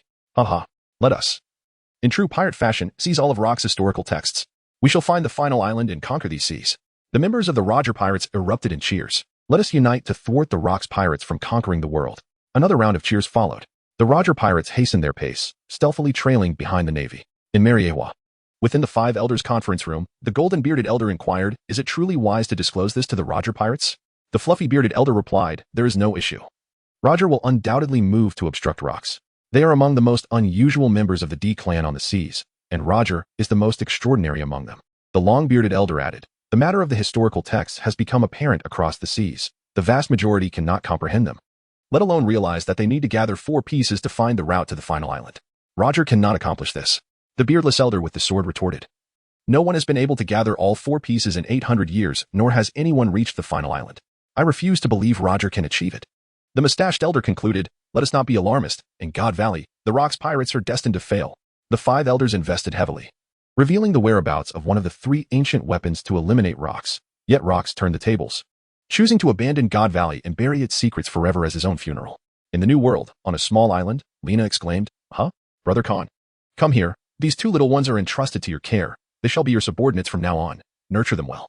They conversed about recent events, discussing Katakuri and sharing interesting tidbits about the island.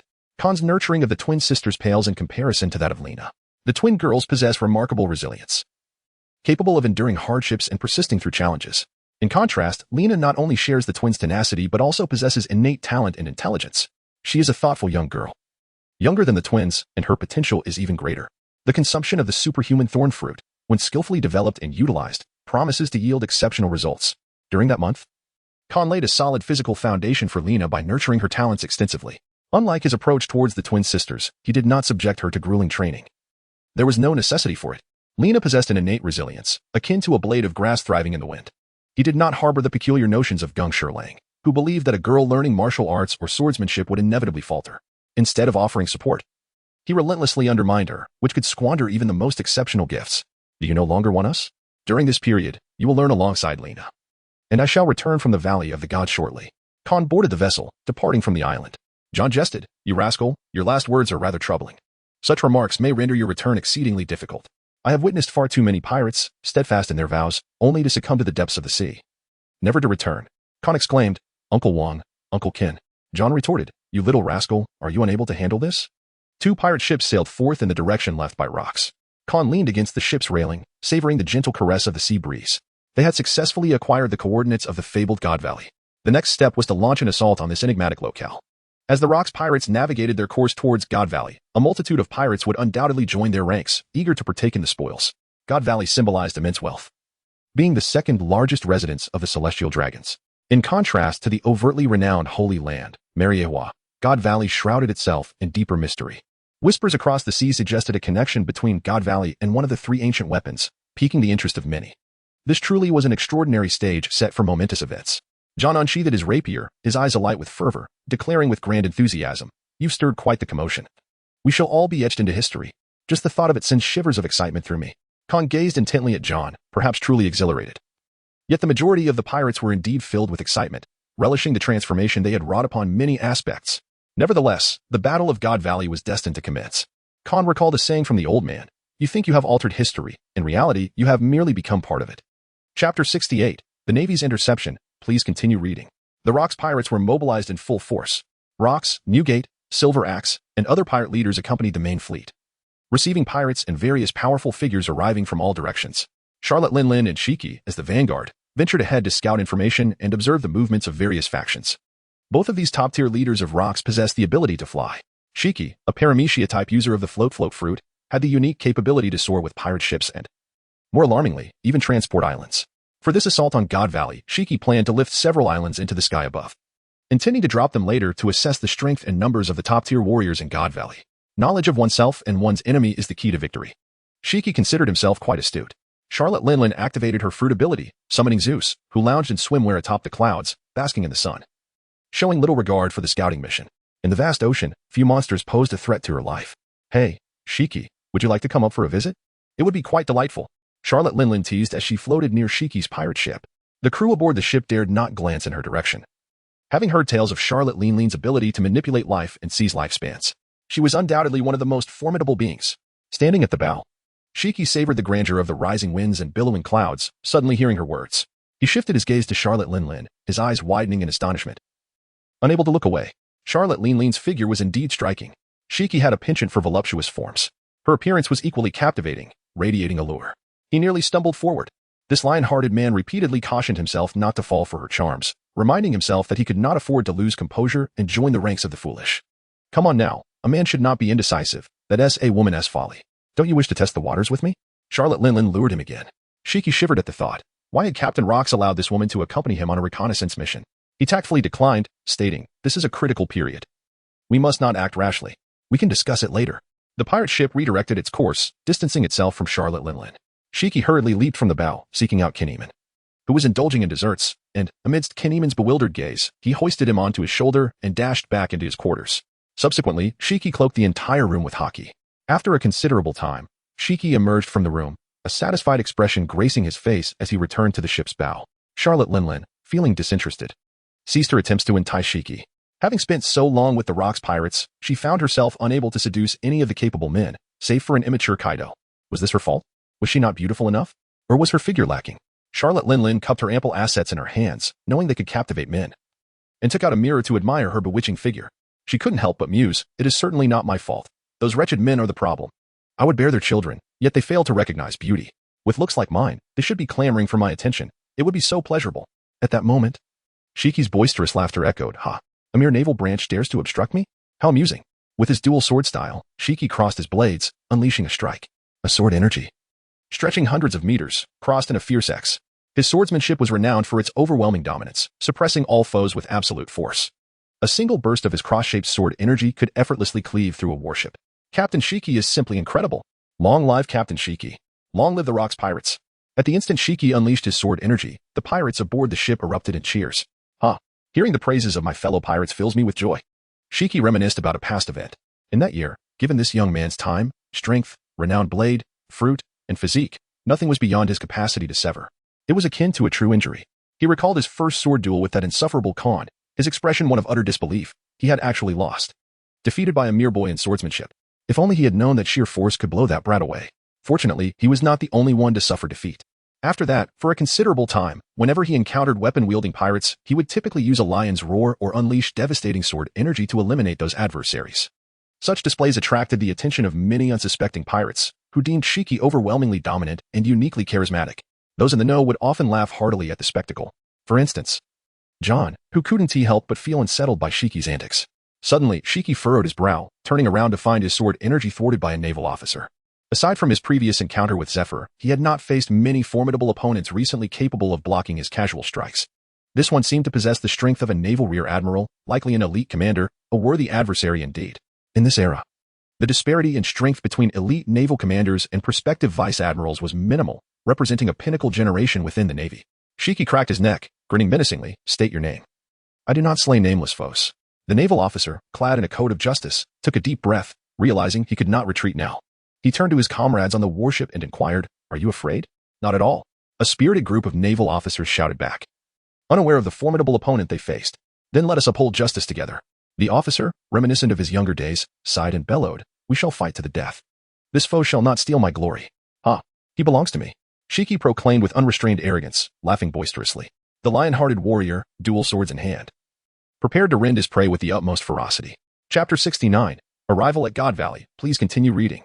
Aboard the main ship of the Rox pirates, Captain Rox, I have discerned your aspirations. Though they differ from my quest to reunite with family, I am willing to assist you this time. Newgate grasped the Naginata firmly, his hearty laughter echoing across the deck. He was acutely aware that the chances of the Rock's pirates emerging victorious were slim. Yet, having spent so many years aboard this vessel, he found himself contemplating a notion he had gleaned from Khan, the idea that there was no inherent harm in replacing a portion of those in power. After all, if governance was to be established, why not usher in a new cadre? Khan, the son-in-law he held in high regard, had articulated that their mindset was shackled, leading them to subconsciously regard the world government as the legitimate authority. The notion that overthrowing it would plunge the world into chaos had once resonated with Newgate. He had resolved that, should Rocks falter, he would promptly withdraw from the fray.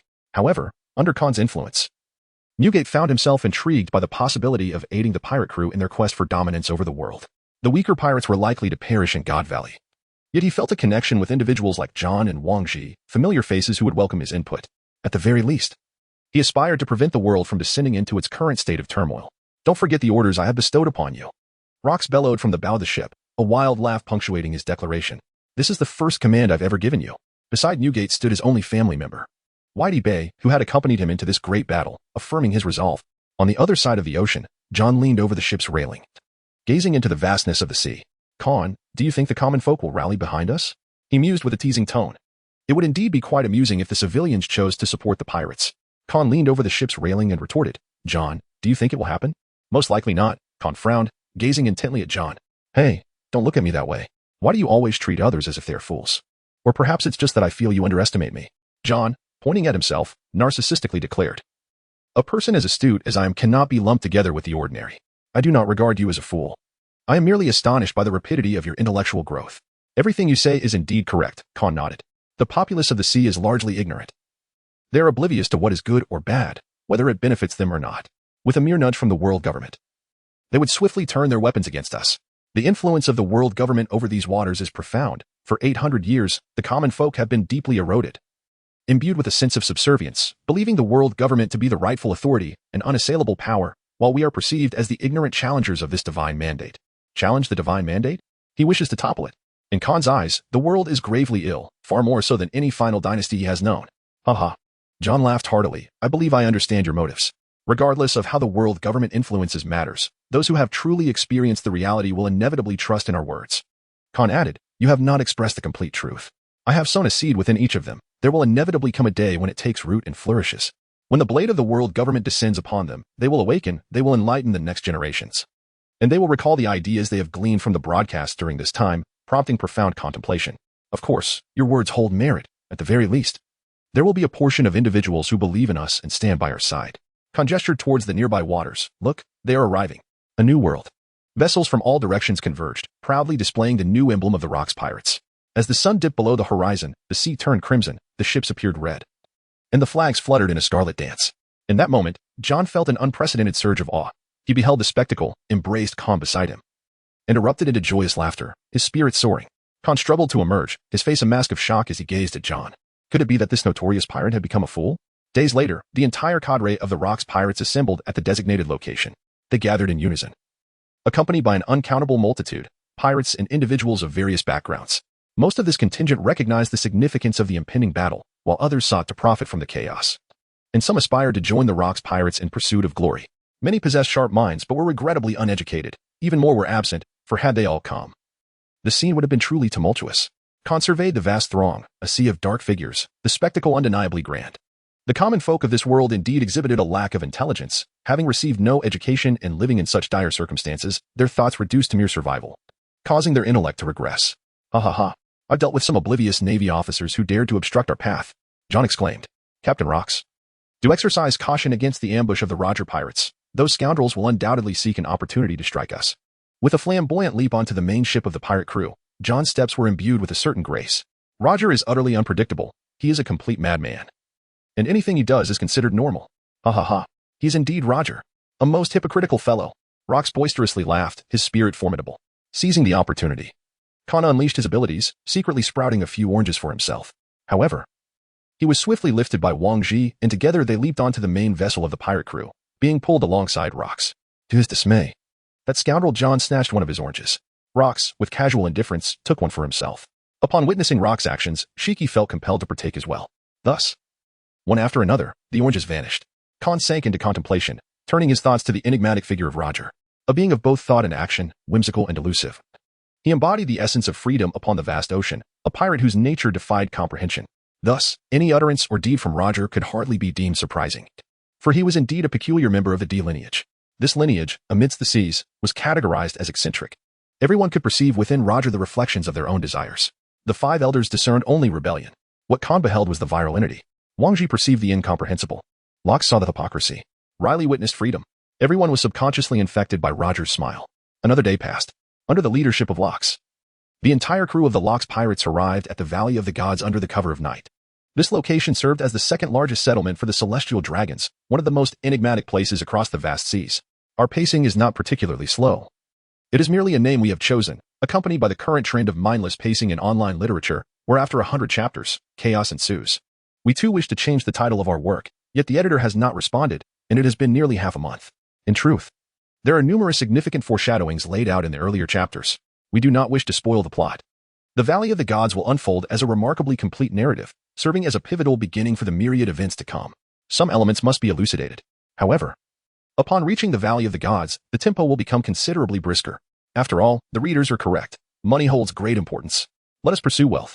After arriving at the Valley of the Gods, the content will not taper off. This book will commence from the grassroots level after the Valley of the Gods, focusing on enhancing productivity, developing the economy, and cultivating power, and once a solid foundation is established, we shall incite events. Additionally, we shall await the editor's decision on the title change. This chapter is released in advance.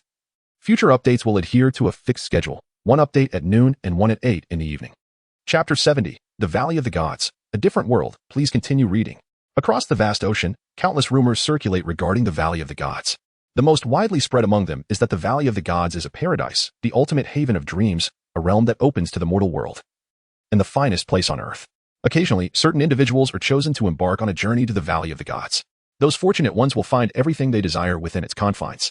In the hearts of many women across the seas, there resides a yearning to be selected, dreaming of their journey to the Valley of the Gods, where all they anticipate awaits them. Within the Valley of the Gods, the Marine Admiral convenes with Carp, Sengoku, and other naval forces, joining with the Admiral stationed to guard the valley. At the moment of their convergence, they anxiously awaited the arrival of the Locke's pirates. For no force upon the seas dared to approach the might and terror of the Locke's pirates with anything less than utmost caution. All naval personnel were mobilized, including the defensive forces within the valley, the members of CP0, and numerous guards of the Celestial Dragons. Compared to the indifferent guards of the Celestial Dragons and the self-important members of CP0, the Navy displayed greater trepidation. They were not the frogs at the bottom of the well residing within the valley. They had engaged with the Locke's pirates on numerous occasions, and the formidable nature of the Locke's pirates instilled a perpetual wariness within the naval headquarters towards this daunting adversary. High-ranking naval forces gathered in unison, led by the Admiral, a single Admiral, 2 Vice Admirals, Carp, Sengoku, Zifa, and 3 seasoned veterans of the Navy, alongside 10 top-tier powerhouses, a multitude of retired Rear Admirals, and strong leaders among the new generation of elite naval commanders, all converged in the Valley of the Gods. Haha. Carp laughed heartily, munching on rice crackers. The order here in the Valley of the Gods is quite commendable. Upon my initial arrival, I thought it would be nothing but a mess, but I was pleasantly surprised. Crane delivered a stern kick to Carp, casting a cold gaze. Do not stir up trouble. Our primary mission is to eliminate Locks. We will take down any other members of the Locks pirates if possible, but if not, there is little we can do. The threat posed by Locks is too great. We do not intend to let him remain. We must ensure that the number of top-tier powerhouses is sufficient to confront him. Carp is a proactive individual.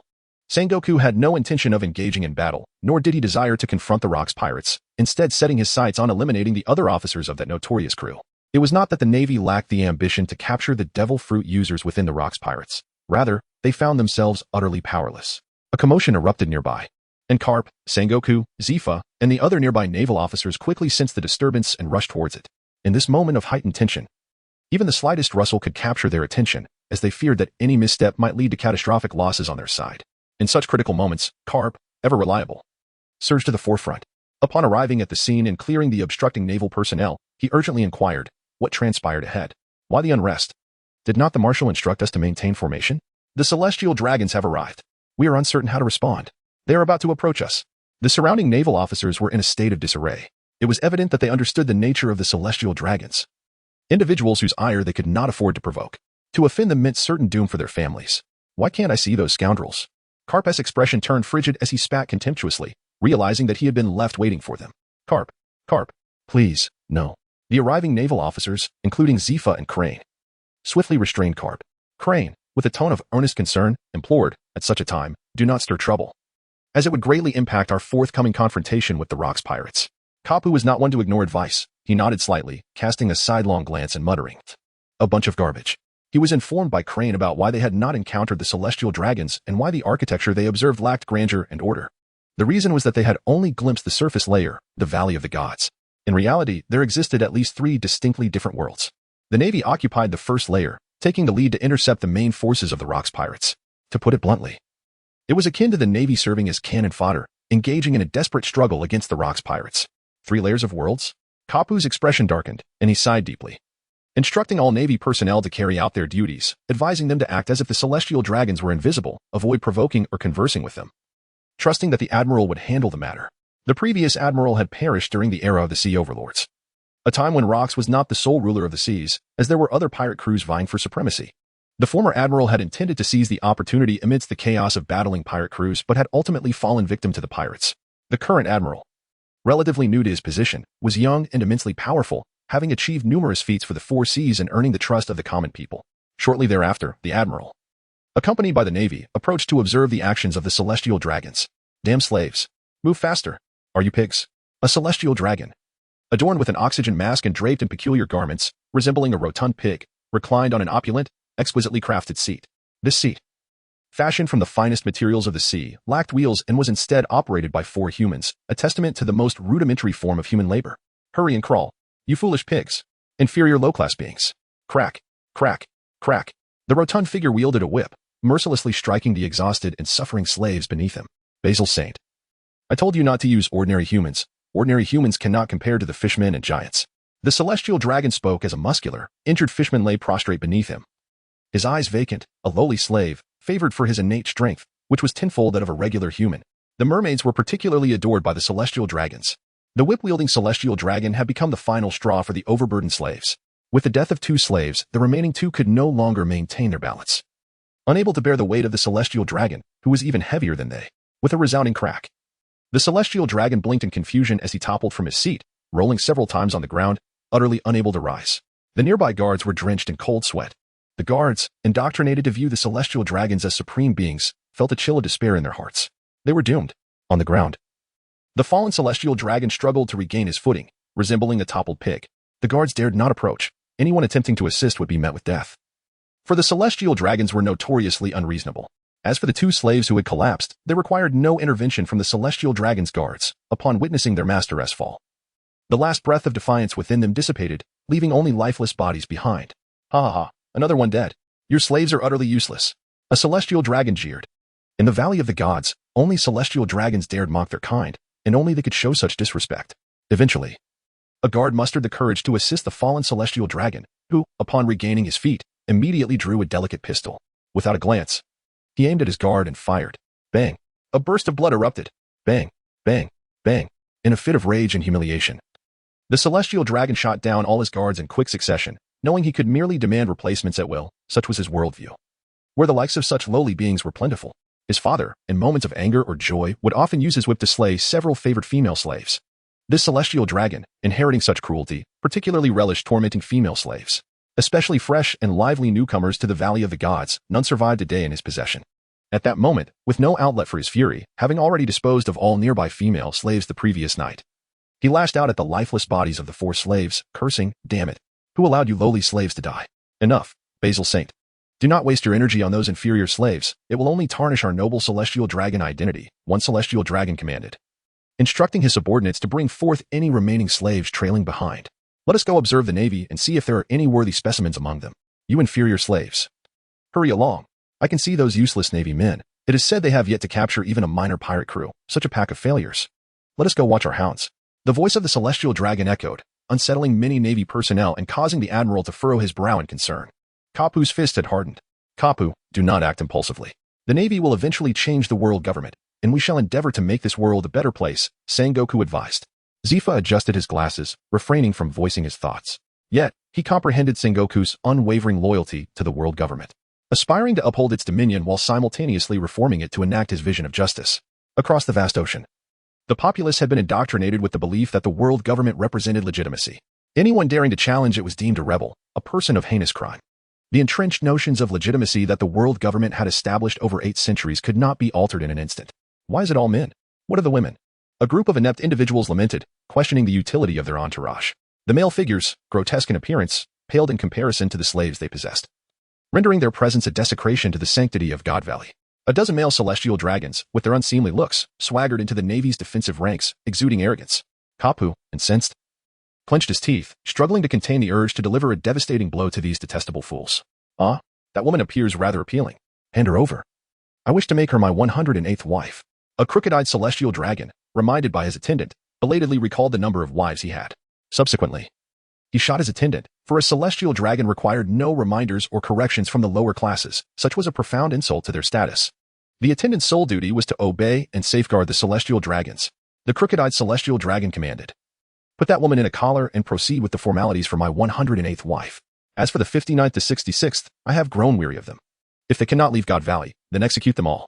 The celestial dragons held the lower class in disdain, even refusing to share the same air with them, opting instead for a dome to provide oxygen, an expression of their contempt.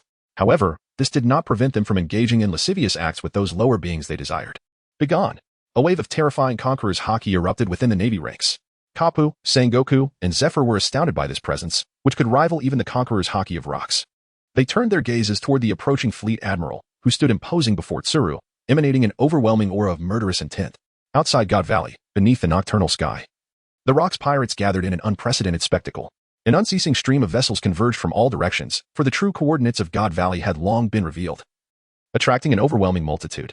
On the flagship of the Rocks pirates, formidable warriors and elites congregated, including the right and left hands of Rocks, Wang Ji and John, who stood at either side of him. In the midst of the impending battle, Khan languidly leaned against the ship's railing, preferring not to engage in last-minute efforts. He utilized the dwindling time to adjust his state of mind.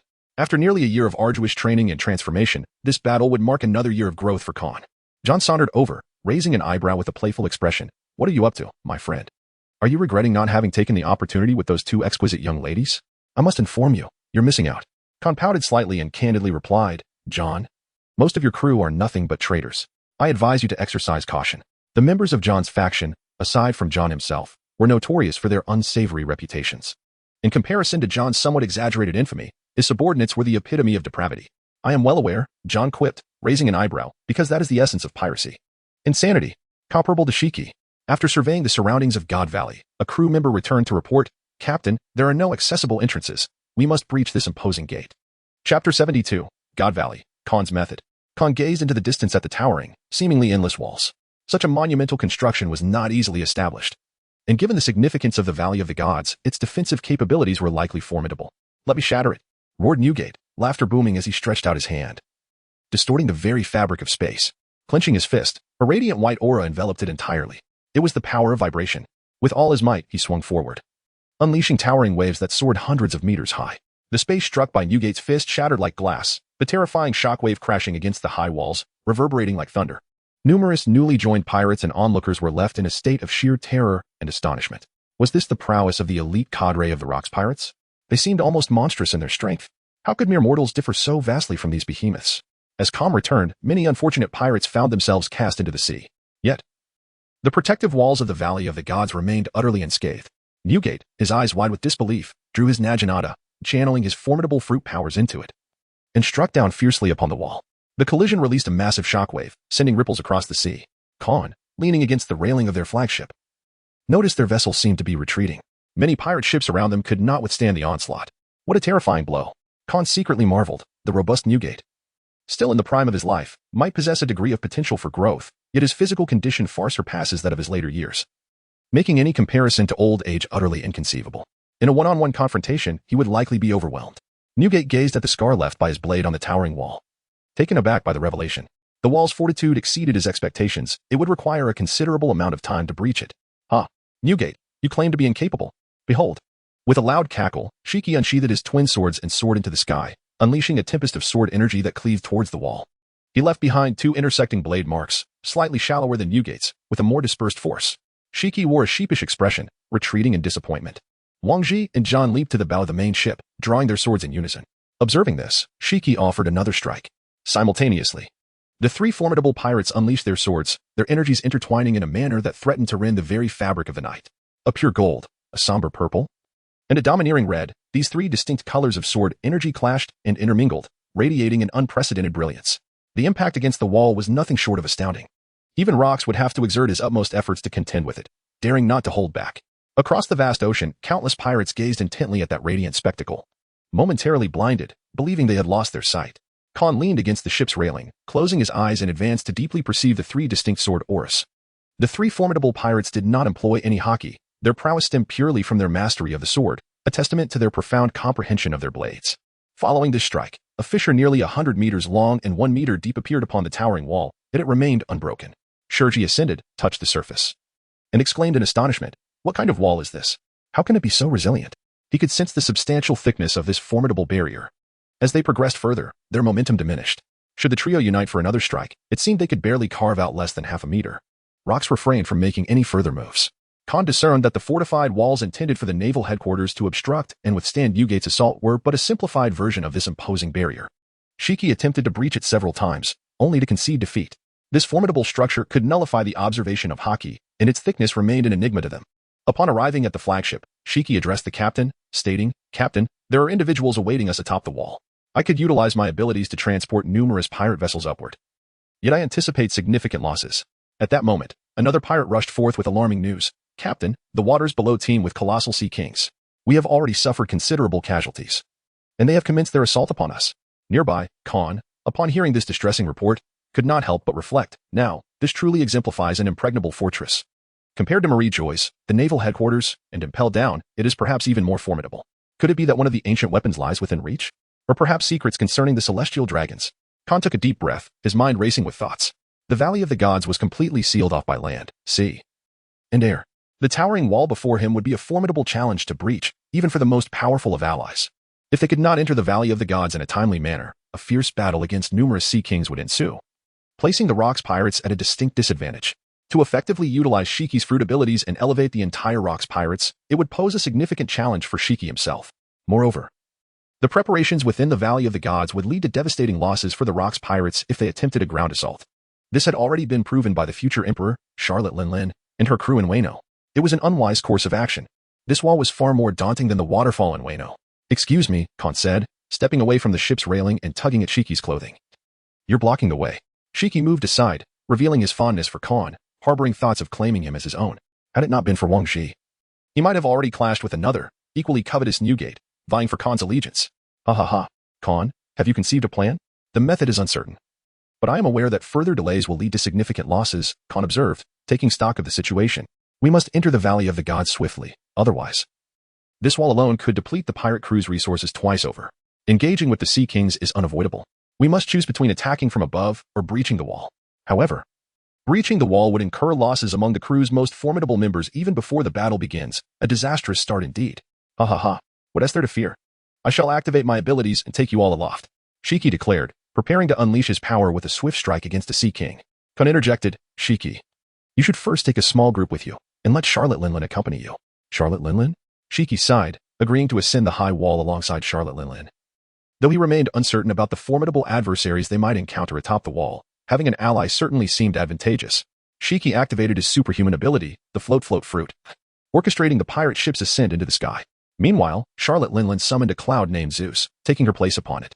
The two high-ranking officers, fully prepared, led a flotilla of a dozen pirate ships soaring skyward, charging determinately toward the summit of the high wall.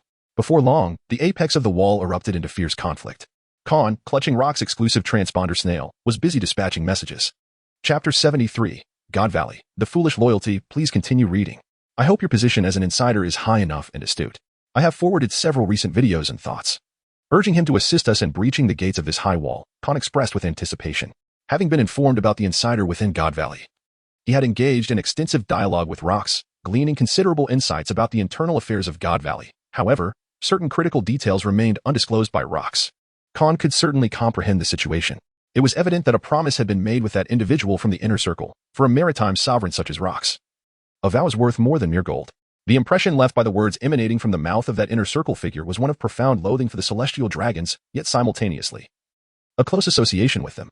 His eloquence hinted at a cultivated demeanor, likely stemming from a position of high status within God Valley, his character embodying a striking contradiction. However, his hatred for God Valley surpassed that of anyone else, as the destruction of God Valley became an unwavering obsession, akin to a creature teetering on the brink of madness. This evoked a sense of familiarity within Khan. Based on this assessment, it was certain that this individual would extend assistance to the Rock's pirates. Khan also provided assistance and guidance within the paint. However, human nature is exceedingly complex and unpredictable, with an abundance of possibilities that can shift in myriad ways. The likelihood of success in opening the door surpasses 50%, yet the possibility of failure remains. This must be taken into consideration. Khan gazed skyward as pirate ships descended from the heavens with astonishing velocity. Whoosh, whoosh, whoosh, boom, boom, boom. Many of these vessels collided with the ocean's surface, resulting in their destruction and the loss of lives, generating mere splashes of water. However, amidst the multitude of pirate ships, several inevitably landed upon others, leading to even greater devastation. The sheer number of ships was overwhelming, their proximity alarmingly dense. Khan finds himself at an impasse. In this world, the majority possess limited qualities. The ships crowd together to amplify their might, yet even the formidable rocks, the maritime overlord, cannot impose order upon them.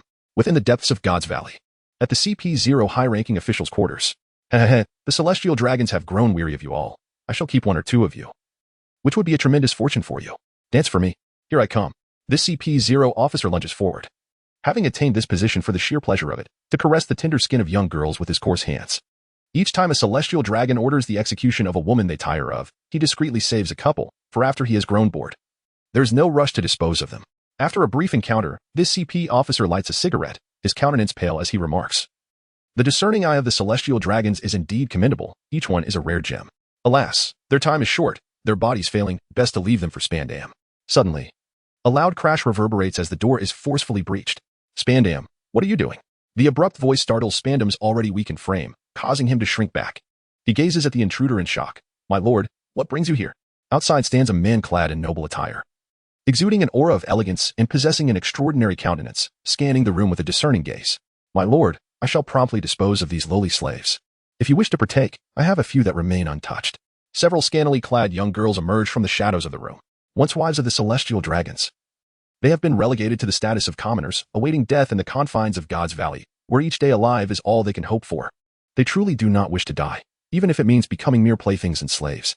Glancing at the handsome figure at the door, many of the girls feel a flicker of excitement within their hearts, each harboring a dream of encountering their Prince Charming. However, most celestial dragons resemble swine, with only a rare few possessing normal appearances. Spandam, eager to ingratiate himself, exclaims, "Your arrival truly illuminates this place. Your demeanor is the most perfect I have ever witnessed beneath the celestial dragons." Spandam, do you not possess one of the key components to open the gates of God's Valley? The handsome man's voice flows like a clear spring, soothing to the ears. Confused, Spandam quickly recalls another individual of immense stature, responding, "Yes, one of the keys to God's Valley is indeed in my possession." "My lord, do you seek this key? Is it required by the higher-ups?" "My lord, please do not take offense. I merely inquire as this key is of great significance. One of the core elements to unlock God's Valley. Were you sent by that individual?" "Indeed." The handsome man's tone remains calm and unperturbed. "The Rock's pirates are at the gates. We require the keys you possess." "Haha. Rest assured, I shall retrieve it for you at once." Spandam expresses no doubt, fawning. "My lord, I have heard of the Rock's pirates. They are indeed a formidable crew, but their attempt to invade God's Valley is pure fantasy. The current state of God's Valley is even more secure than Mariewa. No force can threaten God's Valley." As Spandam retrieves one of the key components for the gates, he approaches with an ingratiating demeanor. In the instant the key is exchanged, a flash of steel cuts through the air.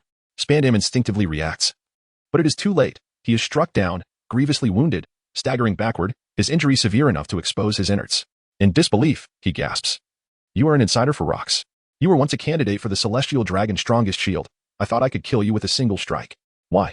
Spandam roars, "You hold such a high position, second only to the celestial dragons. Ordinary celestial dragons would not dare act insolently in your presence." "High position? Ha ha ha." The handsome man erupts into a maniacal laugh, his genteel demeanor swiftly replaced by madness and ferocity, revealing his true nature. A battle ensues. Once possessing great strength, Spandam has neglected his training over the years and has been weakened before the fight. Moments later, the outcome is clear. He sways, exerting all his strength to remain upright. God's Valley, with a resounding crash, he collapses to the ground. God's Valley is a crucial bastion for the stability of the world. If breached, it would undermine the very foundation of the world government's rule. One must not allow the pirates to further disrupt the order of the seas. I cannot bear to witness the ensuing chaos. For the sake of maritime order, the gates of God's Valley must not be opened. Spandam's voice grows feeble, his life force waning. This CP0 officer becomes the first significant casualty at the onset of the battle for God's Valley. Chapter 74, God's Valley, Divergent Ideologies, Seeking Readers. The handsome man, having acquired the key, reflects on Spandam's dying words, his expression becoming peculiarly complex. Ha ha ha ha. You are truly a loyal fool. His laughter drips with sarcasm. Indeed, God's Valley is a critical stronghold, but it is not a paradise, it is hell. Having spent more time here than I, do you truly not grasp the nature of this place? You are a part of the ruling class, naturally inclined to protect your interests. As for your so-called maritime order, the increasing number of refugees, the flourishing slave trade, the unending influx of pirates, and the celestial dragons extracting wealth from every nation, only for the corrupt nobility and royalty to further exploit the common people, all burdens rest upon their shoulders. Do you genuinely wish for the majority to survive? The deranged man cleaves Spandam's head from his shoulders with a single stroke. A roar of fury. An indictment. For 8 centuries, the world government has been mired in corruption, the celestial dragons indulging in debauchery. The seas have reached the brink of collapse. Had it not been for the celestial dragons wielding secret weapons, the world government would have long since met its demise. The advent of the Rocks pirates is timely. Someone must take the first step. The world government has existed for far too long, a malignant tumor upon the seas. Surely, there will be one to rise in this era. Even if that person is not me, someone will emerge to alter this world. I am resolute in my purpose. There exists a figure among the Rocks pirates.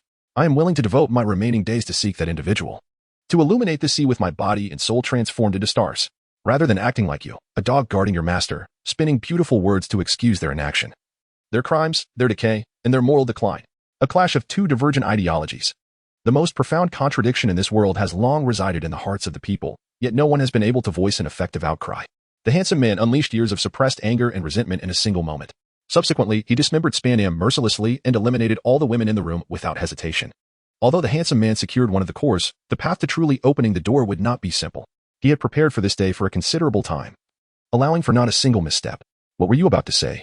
The naval admiral's murderous intent and Conqueror's Haki erupted simultaneously, granting the celestial dragon before him an opportunity to reorganize his thoughts. The guards of the celestial dragon swallowed hard.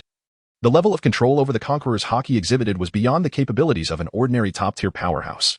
The celestial dragons felt fear emanating from this individual. Yet having been accustomed to wielding power, they grew even angrier. Before the grand conflict, Rocks had already slain numerous celestial dragons, surely. Killing a few more would not be excessive, right? The naval admiral's gaze was icy. Stand down. In an instant, all the celestial dragons were forced to the ground, their faces contorted in rage and agony. Over the years, the naval admiral had undertaken extensive reforms within the Navy, effectively governing both the Grand Line and the 4 seas. Earning immense prestige, the Navy stationed at God's Valley was decidedly displeased. Crane was widely regarded as a goddess among them.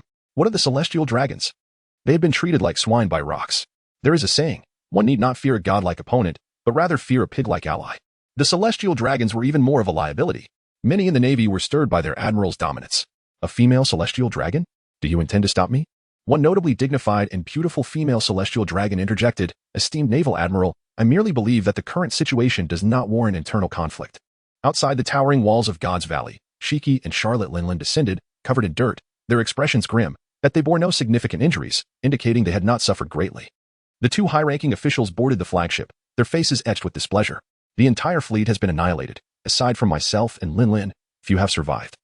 Shiki recounted their experiences atop the walls, mentioning 2 individuals they recognized. Captain Rocks, ever since our pirate crew became the sole dominators of the seas. There have been several formidable pirate crews lurking in the shadows. Rocks furrowed his brow and inquired, that scoundrel Roger has come? I did not sense his presence.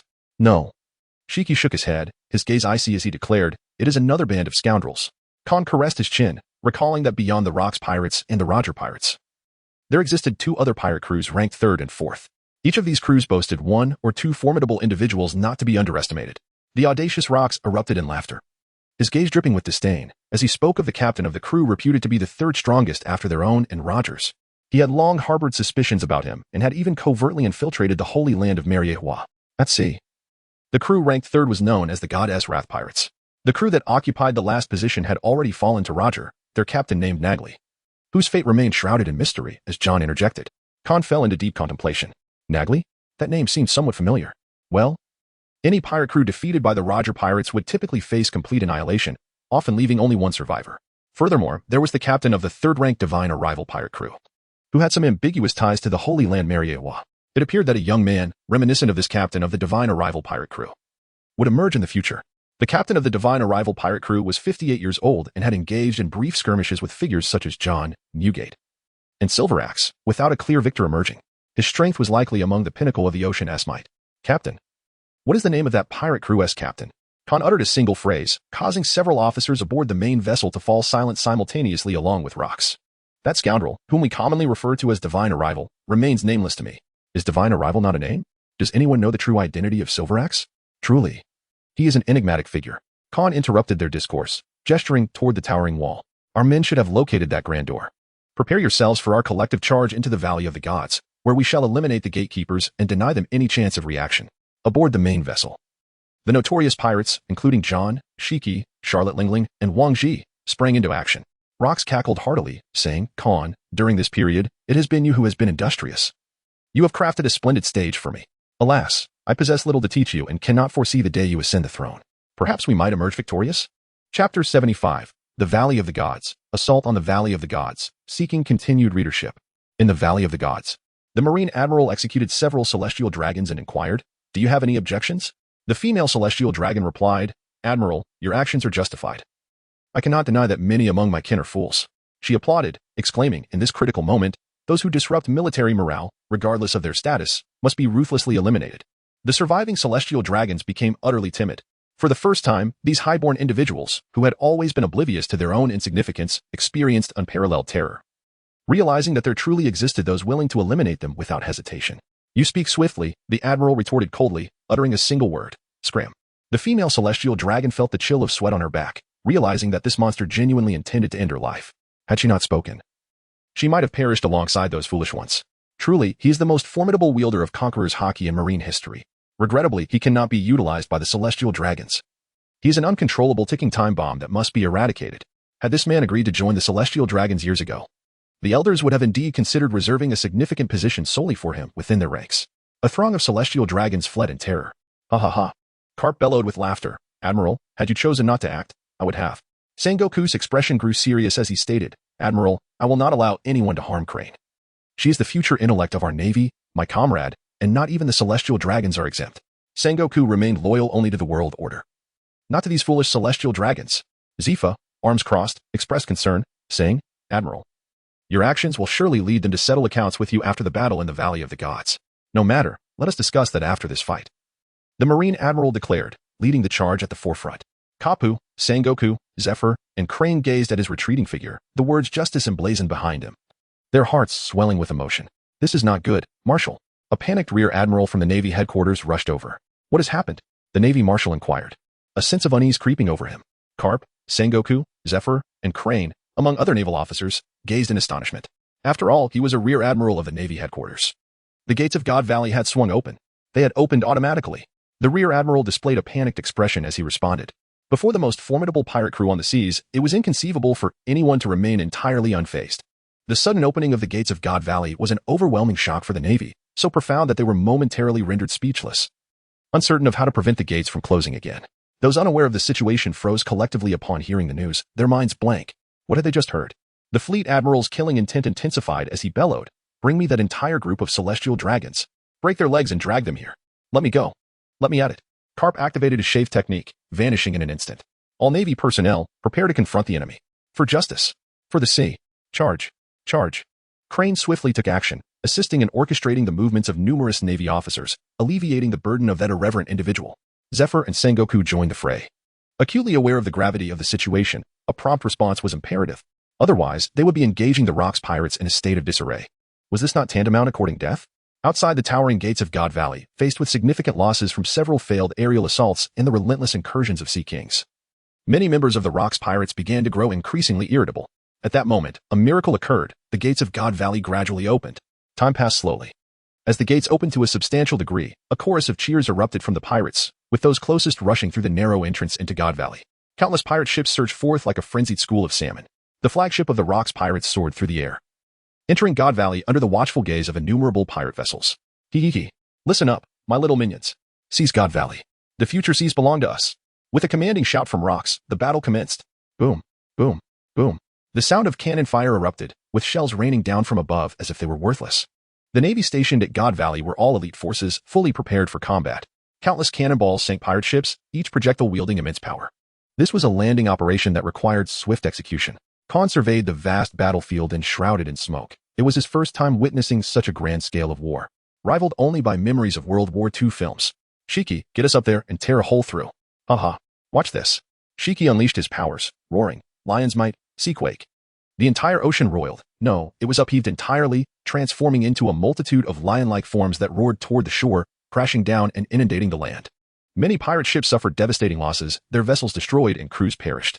Yet, some pirates survived, storming the shore and launching their assault. Charge. Under Shiki's terrifying control. Nearly 100 pirate ships circled their flagship, accelerating toward the coastline with astonishing speed. You pirates shall not land so easily. It was Rear Admiral Carp. Rear Admiral Carp is coming. A massive iron ball, comparable in size to a warship, hurtled toward the airborne pirate vessel. Ha ha ha, Carp, you jest. John drew his sword, his aura surging as he unleashed a blade of energy at an imperceptible speed. Clash. The blade collided with the iron ball, producing a peculiar, piercing sound. The warship-sized iron ball was cleaved in two, not plummeting into the sea, but rather hurtling back toward them. Passing by the flanks of the Rock's flagship and taking down several pirate ships in its wake, Khan leaned against the ship's railing, genuinely feeling the fragility of life. Lives were as insignificant as grass. The pirates and navy perished with alarming ease, many of whom were relatively well-known and formidable in this vast ocean. Yet here, life was as expendable as ants. Suddenly, a blinding light appeared before the main ship, overwhelming the sight of everyone present. Could it be the Logia type, glint fruit? Khan, sensing the approach of a golden light, shut his eyes. This fruit was undeniably ominous. As someone who had been reincarnated, Khan knew it belonged to a future admiral of the navy. Shaku, Jewel Mirror. The newcomer unleashed countless lasers. A barrage of dazzling light covering all pirate ships in the vicinity for indiscriminate attacks. Ha ha ha. Newgate laughed heartily, delivering a powerful punch. The force of the impact erupted, distorting space and shattering it inch by inch. Chapter 76, God Valley. The Island from the Sky. Please continue reading. Newgate's strike dispersed most of the light projectiles, revealing the true identity of their assailant, a middle-aged man clad in the Navy's justice coat, suspended in midair. His attire indicated he held the position of an admiral.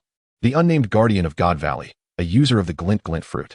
Rocks, God Valley is not a place where you can run rampant, Charlotte Linlin exclaimed, seizing the moment to wield Napoleon, transforming it into a colossal sword, and shouted, Wegwo. With that, she swung fiercely in the designated direction, delivering a blow of terrifying magnitude. The force was sufficient to sink a small island. This technique evolved from the giant race's martial arts, which Charlotte Linlin named the Elbaf Spear. The resulting giant sword energy shockwave was vast, swift, and nearly impossible to evade. However, the opponent was possibly the fastest warrior at sea. Is this a technique of the giant race? How disappointing. The admiral deftly dodged the attack and retaliated with a laser. The Navy headquarters meticulously recorded various powerful fruits, with each generation of fruit users documenting their practical and potent techniques for the benefit of future Navy members, ensuring the Navy's endurance. Through generations of refinement and inheritance, the Navy produced numerous formidable warriors. Although the sea lacked such a legacy, the continuous development over generations meant that many powerful techniques were retained. Countless prodigies roamed the sea, surpassing the Navy in sheer numbers of powerful individuals, despite lacking the same level of inheritance. 800 years of accumulation had led to the current flourishing state of the sea, where the strong far exceeded the recorded times of centuries past. One individual could challenge an entire nation.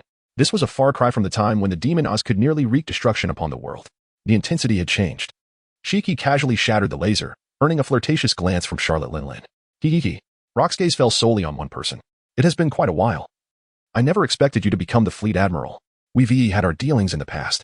I didn't wish to encounter you here. Do you understand what you were doing? Do you comprehend the ramifications of your actions? The Navy's fleet admiral's expression turned icy as he cast a glance at Wang Ji. Of course, I understand. But the world government and the celestial dragons have held sway over this world for far too long. It is time for a change, Rox declared, waving his hand to signal an assault. A multitude of pirates landed on the coast, armed and charging forward. The Navy and pirates, two great factions, engaged in fierce combat. The battlefield transformed into a meat grinder, with casualties occurring every moment.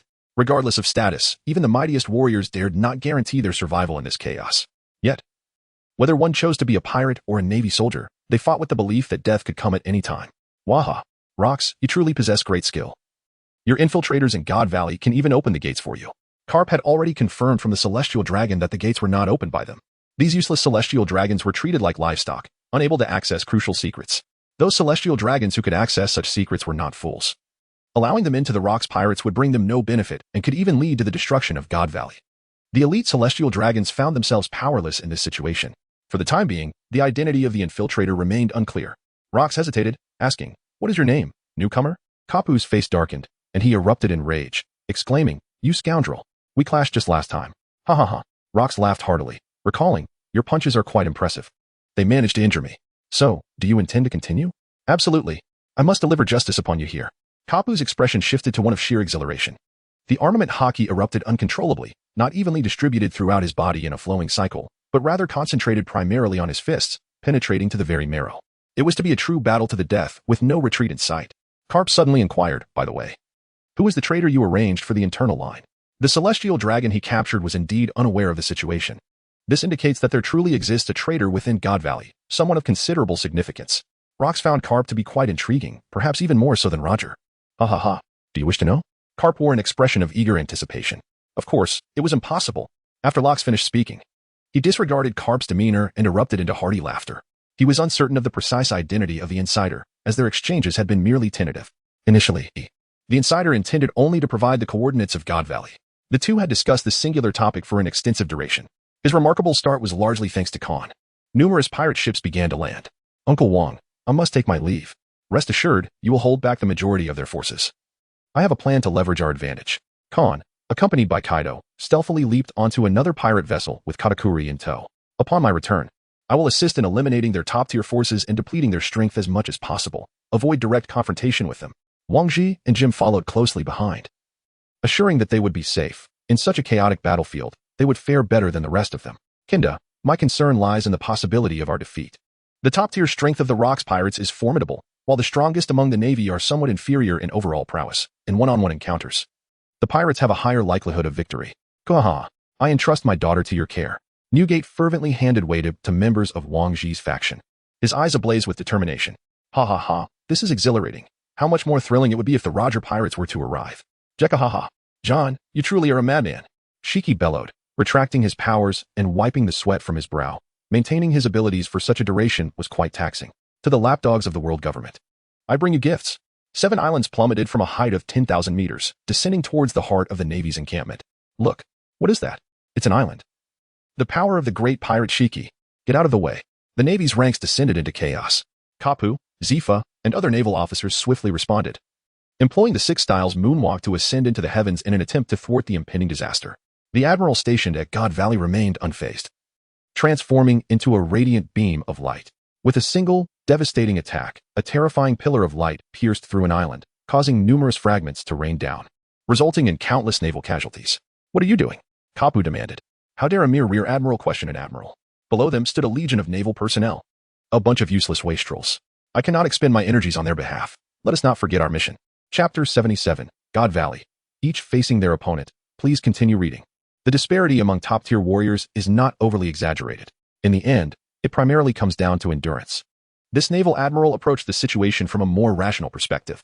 Soon after, a barrage of powerful attacks obliterated several islands, with Kapu, Zifa, and the other naval officers striving to salvage the situation. Sengoku, unable to bear the sight any longer, ceased his assault on the pirates and rushed to assist. The naval admiral scoffed, foolishness. Yet the Navy required such foolish individuals.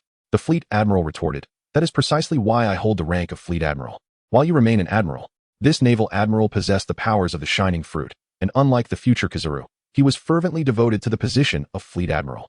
However, he ultimately lost, remaining merely an admiral. The Navy's system was overdue for reform. If I were the fleet admiral, I would treat this band of misfits as expendable resources. Those so-called expendables are the very foundation of the naval headquarters. Once the headquarters loses its credibility, do you truly believe anyone would be deceived into becoming expendable and joining the Navy? Let us together defend God Valley, shall we? The naval admiral smirked. I would rather annihilate Rocks. How about we have a contest to see who can claim Rock's head first, or who can slay more pirates? The fleet admiral chuckled. Very well. Meanwhile, Wang Ji, John, Shiki, Newgate, Charlotte Lin, and Silver Axe, the 6 top-tier executives, charged forth. They landed on the shore and launched their assault amidst the chaos of battle. As such a large-scale war erupted, the scene descended into utter turmoil, with both sides struggling to maintain control, especially since the gates of God Valley had opened unexpectedly. The Navy had not fully grasped the situation, while the pirates were already in disarray, as nearly 200 officers from the Rocks pirates dispersed, each engaging in their own battles. Karp, Sengoku, and Zephyr, representatives of the new generation of the Navy, are striving to salvage the losses sustained by their forces. The top-tier powerhouses on the battlefield refrained from unleashing their Conqueror's Haki, a formidable ability that possesses the potential to decimate opponents, yet could inadvertently inflict harm upon allies. In this regard, both pirates and Navy exhibit a remarkable understanding. Rocks stood aboard his flagship, his demeanor calm as he exchanged glances with the fleet admiral from a distance. All the transponder snails were meticulously prepared to provide comprehensive documentation of the battle at God Valley, with every piece of recorded content transmitted to the transponder snail on Khan's thigh. This would serve as indelible evidence, a testament to the participants of this grand conflict. Forever etched in the annals of history, the World Economic News Agency boasted its news birds, far surpassing the efficiency of local newspapers. In the inconvenient communication between islands, the ability to fly proved far superior to the costly telegrams. The world government could at most exert complete control over the local press of member states. The 6 top executives were well aware of this fact. Shiki, the one most concerned with his image and eager for the spotlight, was electrified upon hearing of such an opportunity that had eluded him. Ha ha ha, who dares to challenge me? Not Zephyr. Zephyr replied, I shall. Sengoku unleashed a tentative Conqueror's haki, stepping forward to confront Shiki, eager to showcase his prowess as a member of the new generation of the Navy. Having heard tales of the fierce battles between Zephyr and Shiki, Conqueror's haki, Shiki chuckled, interesting, I accept your challenge. Ha ha ha. Rox, deal with this, Wang Ji. Our last battle remains unfinished. Cap approached Wang Ji. So you're Zephyr, are you? You seem like quite a decent man. Care for a little fun? Zephyr was caught in the gaze of Charlotte Linlin. If you're going to fight, then just fight. Don't humiliate me like this.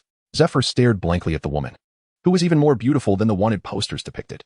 Enraged, he exclaimed, you shameless woman. What are you talking about? The Marine Admiral confronted Whitebeard. Though he could not defeat Whitebeard, the peculiar nature of his fruit abilities made it exceedingly difficult to kill him. Unable to overpower him, he sought to evade and outmaneuver his opponent. 2 Vice Admirals charged forward. Get lost. I have no desire to face adversaries of your caliber, despite being Vice Admirals. You are vastly inferior to those 3 Marine Rear Admirals. John S. Sharp tongue offered no respite. I have battled with Marine Admirals before. It's no wonder you remain mere Vice Admirals. Your skills are so lacking that I truly do not wish to continue fighting you. The Vice Admiral engaged with John glanced towards another battlefield where Silver Axe faced another Vice Admiral, both of whom were known for their taciturn nature, focusing solely on combat.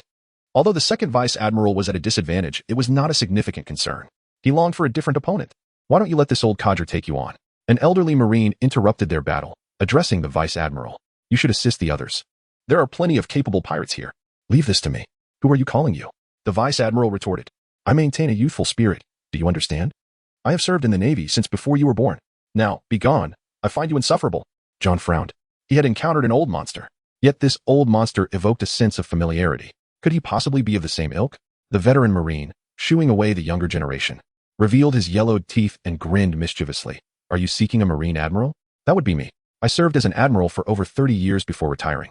At Marine headquarters, they grew weary of my incessant chatter, but solitude can be quite dull. Indeed. John's smile widened into a more mischievous grin. On another battlefield, Rox had begun to move, advancing step by step towards the Marine Fleet Admiral and 2 elder Marines. Crane, embroiled in combat, was far more tense than the 3. She had stated that 3 powerful fighters were necessary to keep Rox at bay. But what if Rox exceeded their expectations? The 2 elder Marines were nearly of her grandfather's generation. In their prime, they were certainly no weaker than the current Marine Admirals. But they had aged. Could they still maintain their peak fighting prowess for long? Crane's emotions were tumultuous. Crane, do not lose focus. Are you looking to throw your life away in this battlefield? Sengoku and Shiki, engaged in fierce combat, happened to notice the situation and cautioned her. Crane redirected her attention, concentrating on the opponent before her. As the Marine goddess, she was surrounded by a multitude of Marines protecting her. However, this also attracted a horde of pirates who fixated on her with unabashed greed and predatory gazes. There truly were numerous pirates. Perhaps they were not entirely composed of pirates. Crane activated her powers repeatedly, purifying several pirates, rendering them devoid of combat capability and restoring their innocence. Typically, the Navy outnumbered the pirates, but this time, the pirates likely surpassed their numbers. This unprecedented battle, involving nearly 500,000 participants, was a spectacle of unparalleled shock and brutality. Chapter 78, Valley of Gods. 2 fools, seeking continued reading. Inside the Valley of Gods, Khan, Kaido, and Katakuri seamlessly integrated into a pirate ship. In this scenario, one is either an adversary or an ally. Anyone not clad in a naval uniform is easily discernible as a pirate. The pirates aboard this vessel remained oblivious to the presence of the 3 newcomers. They disembarked in unison and ventured deeper into the unknown. Before long, the entire army was annihilated. The trio was compelled to seek another ship, as the brutality of war exceeded their wildest imaginations. Once-renowned pirate crews fell one after another. And upon reaching the depths, few remained aside from the initial batch of pirates. Katakuri, you should not have followed, Khan remarked. Khan, you cannot abandon me. I will not be a hindrance. I assure you I can perform far better than this fellow, Katakuri declared menacingly, pointing at Kaido. Ha ha, such a Navi little brat. I detest individuals like you. Why would Khan choose to mentor you? Kaido retorted. Khan sighed and interjected, "Cease your chatter. This is no laughing matter. As pirates, we inherently do not belong to the realm of the virtuous. Katakuri and I share a profound understanding honed over many years, and his extraordinary haki abilities empower us to eliminate our unseen adversaries. While one can evade a straightforward assault, it is the hidden strikes that prove perilous." Khan single-handedly resolved the situation with a decisive blow followed by a sweet gesture. The trio quickened their pace. Ha ha ha. Kaido laughed heartily, brandishing his kanabo as he forged ahead like a tank, plowing through the navy forces that could not withstand his might. "Begone, you wretched lapdogs of the world government. Your only talent lies in aiding tyranny." At that moment, Kaido was an indomitable force, relentlessly striking down any navy soldier daring to approach Khan. Behind him lay unwavering faith, a deity of the heart, and he would not allow a swarm of insects to intrude. Meanwhile, Khan was protected by Katakuri, whose observation haki was powerful enough to shield both himself and those in front from surprise attacks by the relatively weaker navy. "Are you attempting to stab Khan in the back?" Katakuri bellowed in fury as he blocked the blade of a navy lieutenant with his trident. "Do you have any idea how crucial Khan's back is?" The Conqueror's haki surged uncontrollably. The navy lieutenant, as Khan confronted his admirers. The young fan remained at a loss for words and decided to venture deeper into the Valley of the Gods. With unwavering steps, the trio advanced, leaving an indomitable presence in their wake. The formidable navy refrained from challenging them, preoccupied with fierce battles against the officers of the Rocks pirates further ahead. With nearly 200 officers and skilled fighters hailing from across the globe, the Rocks pirates were no easy adversaries to contend with. "Kaido, stay put. Do you see that group of pirates ahead?" Khan commanded his companions, urging them to sprint towards the larger assembly. The instincts of pirates were sharper than anyone could imagine. They would not overlook a treasure. Kaido, meanwhile, shifted his position and dashed in an alternate direction, fully aware that following Khan's lead was a foolproof strategy. Their intellect was rendered unnecessary in such a scenario. In the area they had infiltrated, the presence of the navy was scarce, predominantly consisting of members from the world government's CP organization. The few navy personnel who encountered these CP members chose to feign ignorance, hastening towards the front lines to offer support, suggesting a conflict brewing between the two factions. Khan had not anticipated that infiltrating their ranks would be so effortless. Following the throng of pirates, their advance was astonishingly swift. The members of the CP organization were unable to withstand the fervor of these marauding brigands. Ha ha ha. These scoundrels are utterly inept. They are even inferior to the navy. Kaido scoffed at these sycophants of the world government. "It is not that they are weak. It is that you are exceptionally strong, as even an ordinary navy vice admiral may not be your match. Ha ha ha. Khan, of course, with me around, no one shall dare approach you." The members of the CP organization had grown far too complacent. Khan could perceive that upon encountering a true powerhouse, their morale dissipated instantly, with each fleeing faster than the last. Although the Celestial Dragon Guards possessed considerable strength, they merely served to protect the Celestial Dragons and refrained from engaging in combat. "Khan, are those individuals ahead Celestial Dragons?" Katakuri inquired, inexplicably excited, as the trident in his hand emanated an ominous bloodthirst. "In a place like this, killing a Celestial Dragon is hardly excessive, is it? Let us procure a few suitable garments from the Celestial Dragon Guards nearby and blend in." With that, Khan began to rummage through the nearby corpse of a similar build, deftly extracting a handful of gold coins from the lifeless body. Khan hesitated for less than a second before slipping it into his pocket. Katakuri imitated others, feeling several corpses, stuffing himself until he appeared quite plump, and then donned the attire of a Celestial Dragon's Guard. "Kaido, why have you changed into the garb of a slave?" Khan inquired curiously. "Ah?" Kaido exclaimed in astonishment, hastily removing his garments, lamenting, "What bad luck, it turns out these are the clothes of a slave." Khan and his companions changed their attire and stealthily trailed alongside the procession of the Celestial Dragons. A handful of pirates took notice and began to emulate their actions. Many pirates had set their sights on the Celestial Dragons. However, they found themselves thwarted by the formidable guards, resulting in the demise of a significant number of pirates. While the guards themselves also suffered considerable losses. "Incompetence! You wretched fools! Can you not even dispatch a mere band of pirates?" Bang! One of the Celestial Dragons discharged his firearm, eliminating the guard closest to him. The actions of Khan and his companions towards the Celestial Dragons leave one speechless. In such a moment of crisis, resorting to gunfire to eliminate one's own combatants is an act that no individual could fathom. Katakuri, with a curious demeanor, softly inquired, "That guard is quite formidable. Why did he not evade the attack?" Kaido interjected, exclaiming, "Oh ho ho ho. That gun is incapable of inflicting fatal harm. He is deliberately feigning death. I suspect he is employing a particular method to simulate his demise." Khan, he wondered how it was that the two individuals suddenly lost their minds. After a brief contemplation, Khan sought a reasonable explanation for the two. The Celestial Dragons were noble swine, and their guards were mere subservients, who, naturally, did not dare to defy their masters. However, Katakuri and Kaido held no concept of servitude in their hearts. "Oh ho ho, Khan, are we about to eliminate this group of Celestial Dragons?" "Indeed, Brother Khan." My trident can hardly contain its eagerness. Kaido and Katakuri exchanged expectant glances, their grips tightening around their weapons, awaiting but a single command. Their actions were tantamount to conspiring loudly. The surrounding celestial dragon guards, even if dim-witted, having been isolated from the outside world for too long, could sense that the three were adversaries, and that any threat to the celestial dragons was a transgression. The trio found themselves encircled. Chapter 79, Valley of the Gods. Who is in favor? Who is against? The trio was completely surrounded by the celestial dragon guards. Khan helplessly spread his hands, expressing his frustration. Must you all create such a commotion? Is it impossible to communicate without words?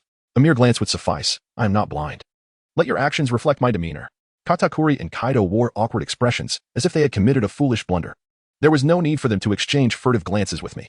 Khan covered his face, wishing that John were far more astute than these two, capable of grasping his thoughts and acting decisively. Katakuri and Kaido exchanged fervent glances, brandishing their weapons as they engaged in their most proficient endeavor, combat. Khan momentarily altered his plans, shedding the attire of a celestial dragon. He called out to the restless pirates in the distance, proclaiming, "We follow Lord Rox. Here to make a name for ourselves, destined to cast aside our identities as pirates and ascend to greatness. Each of these celestial dragons is worth at least hundreds of billions. Capturing even one would be a monumental achievement. With the grandeur and vision of Lord Rox, we need not worry about a lifetime of wealth and prosperity." A throng of eager pirates surged forward. The promise of lifelong affluence beckoned, while failure merely meant the possibility of rebirth. If survival were not at stake, who would willingly embrace the perilous life of a pirate? Chaos ensued in an instant. Khan incited fervor, proclaiming, "Have you all witnessed it? Those Dondon hoods are all celestial dragons, each worth at least 100 billion. Their wealth surpasses our wildest imaginings. Seize the celestial dragons. Slay them." The pirates were driven to madness. For the vast majority, encountering 1,000,000 berries in their lifetime was an unattainable dream. 100 billion berries was a figure akin to a celestial body. The chaos of this world was unfathomable, with pirates and common folk living in abject poverty. In numerous regions, the horror eclipsed even the famine-stricken days of cannibalism that resided in Khan's memories. Khan, should we leave any alive? Katakuri pondered. Choosing to spare the celestial dragons, each valued at least in the hundreds of billions, who could sustain countless lives and provide comfort for many. Let us capture one each, and extract from them the locations of their abodes. Faced with a cadre of guards comparable to naval colonels, if not brigadiers, Khan struck with precision, wielding his sword with deadly intent.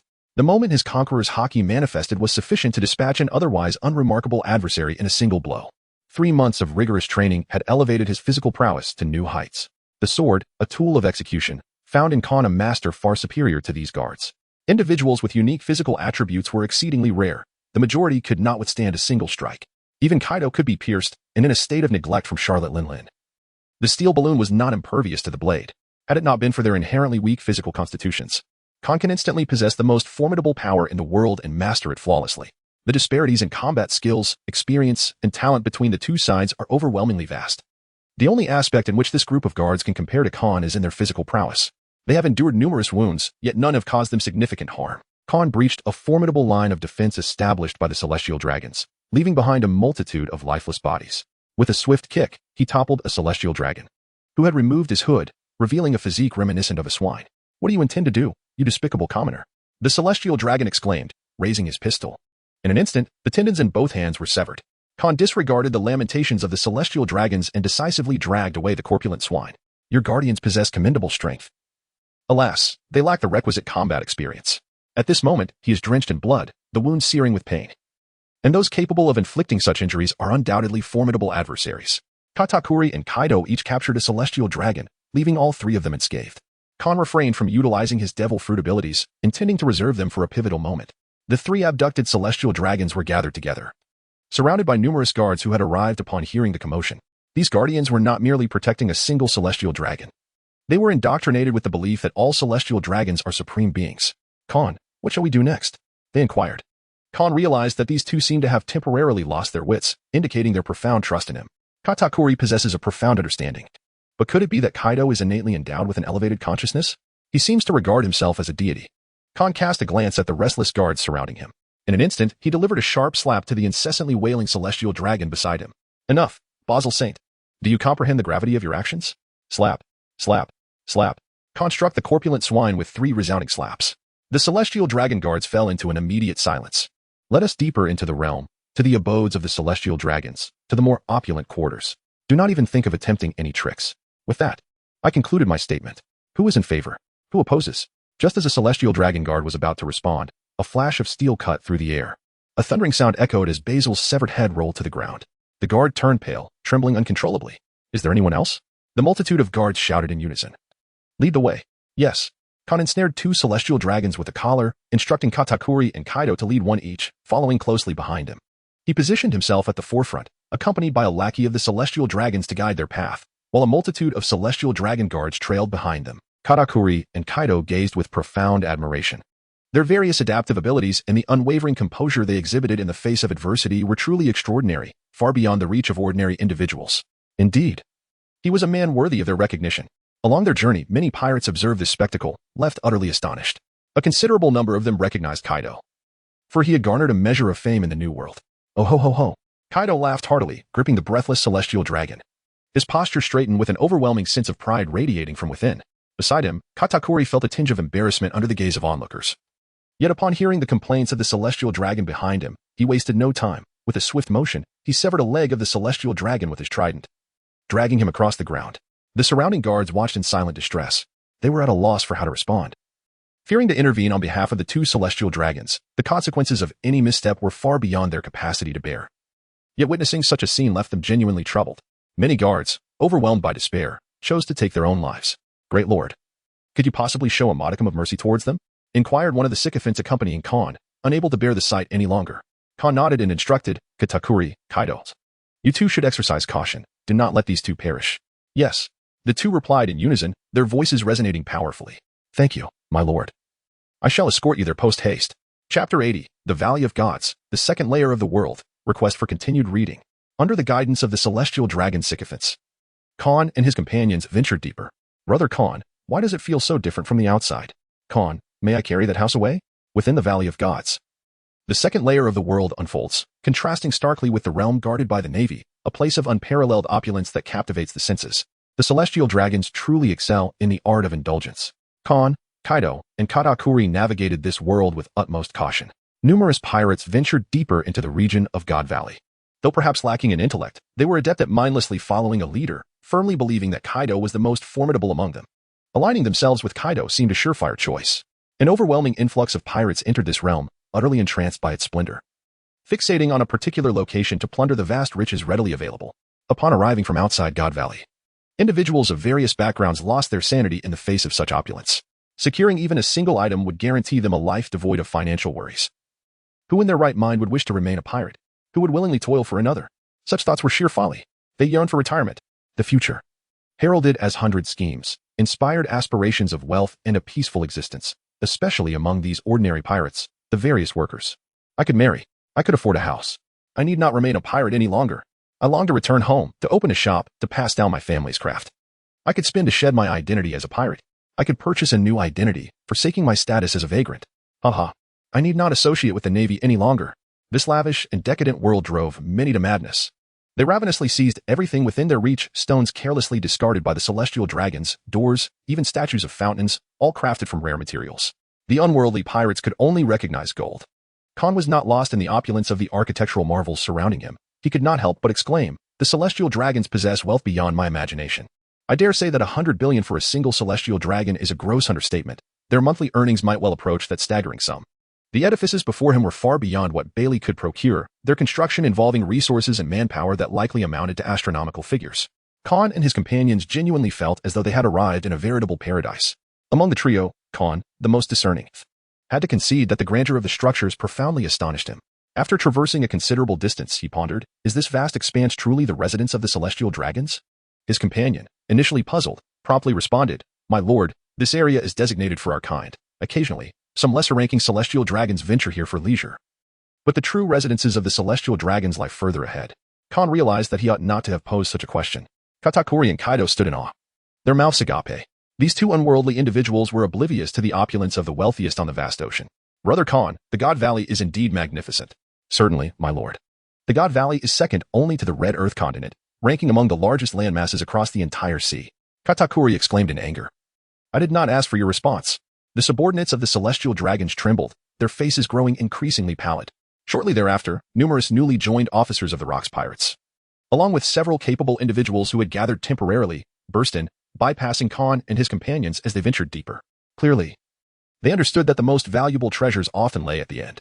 The intuition of these individuals hinted at the existence of significant secrets within God Valley. Compelling them to outpace others, Khan and his group were disregarded. Khan, shall we not hasten our pace?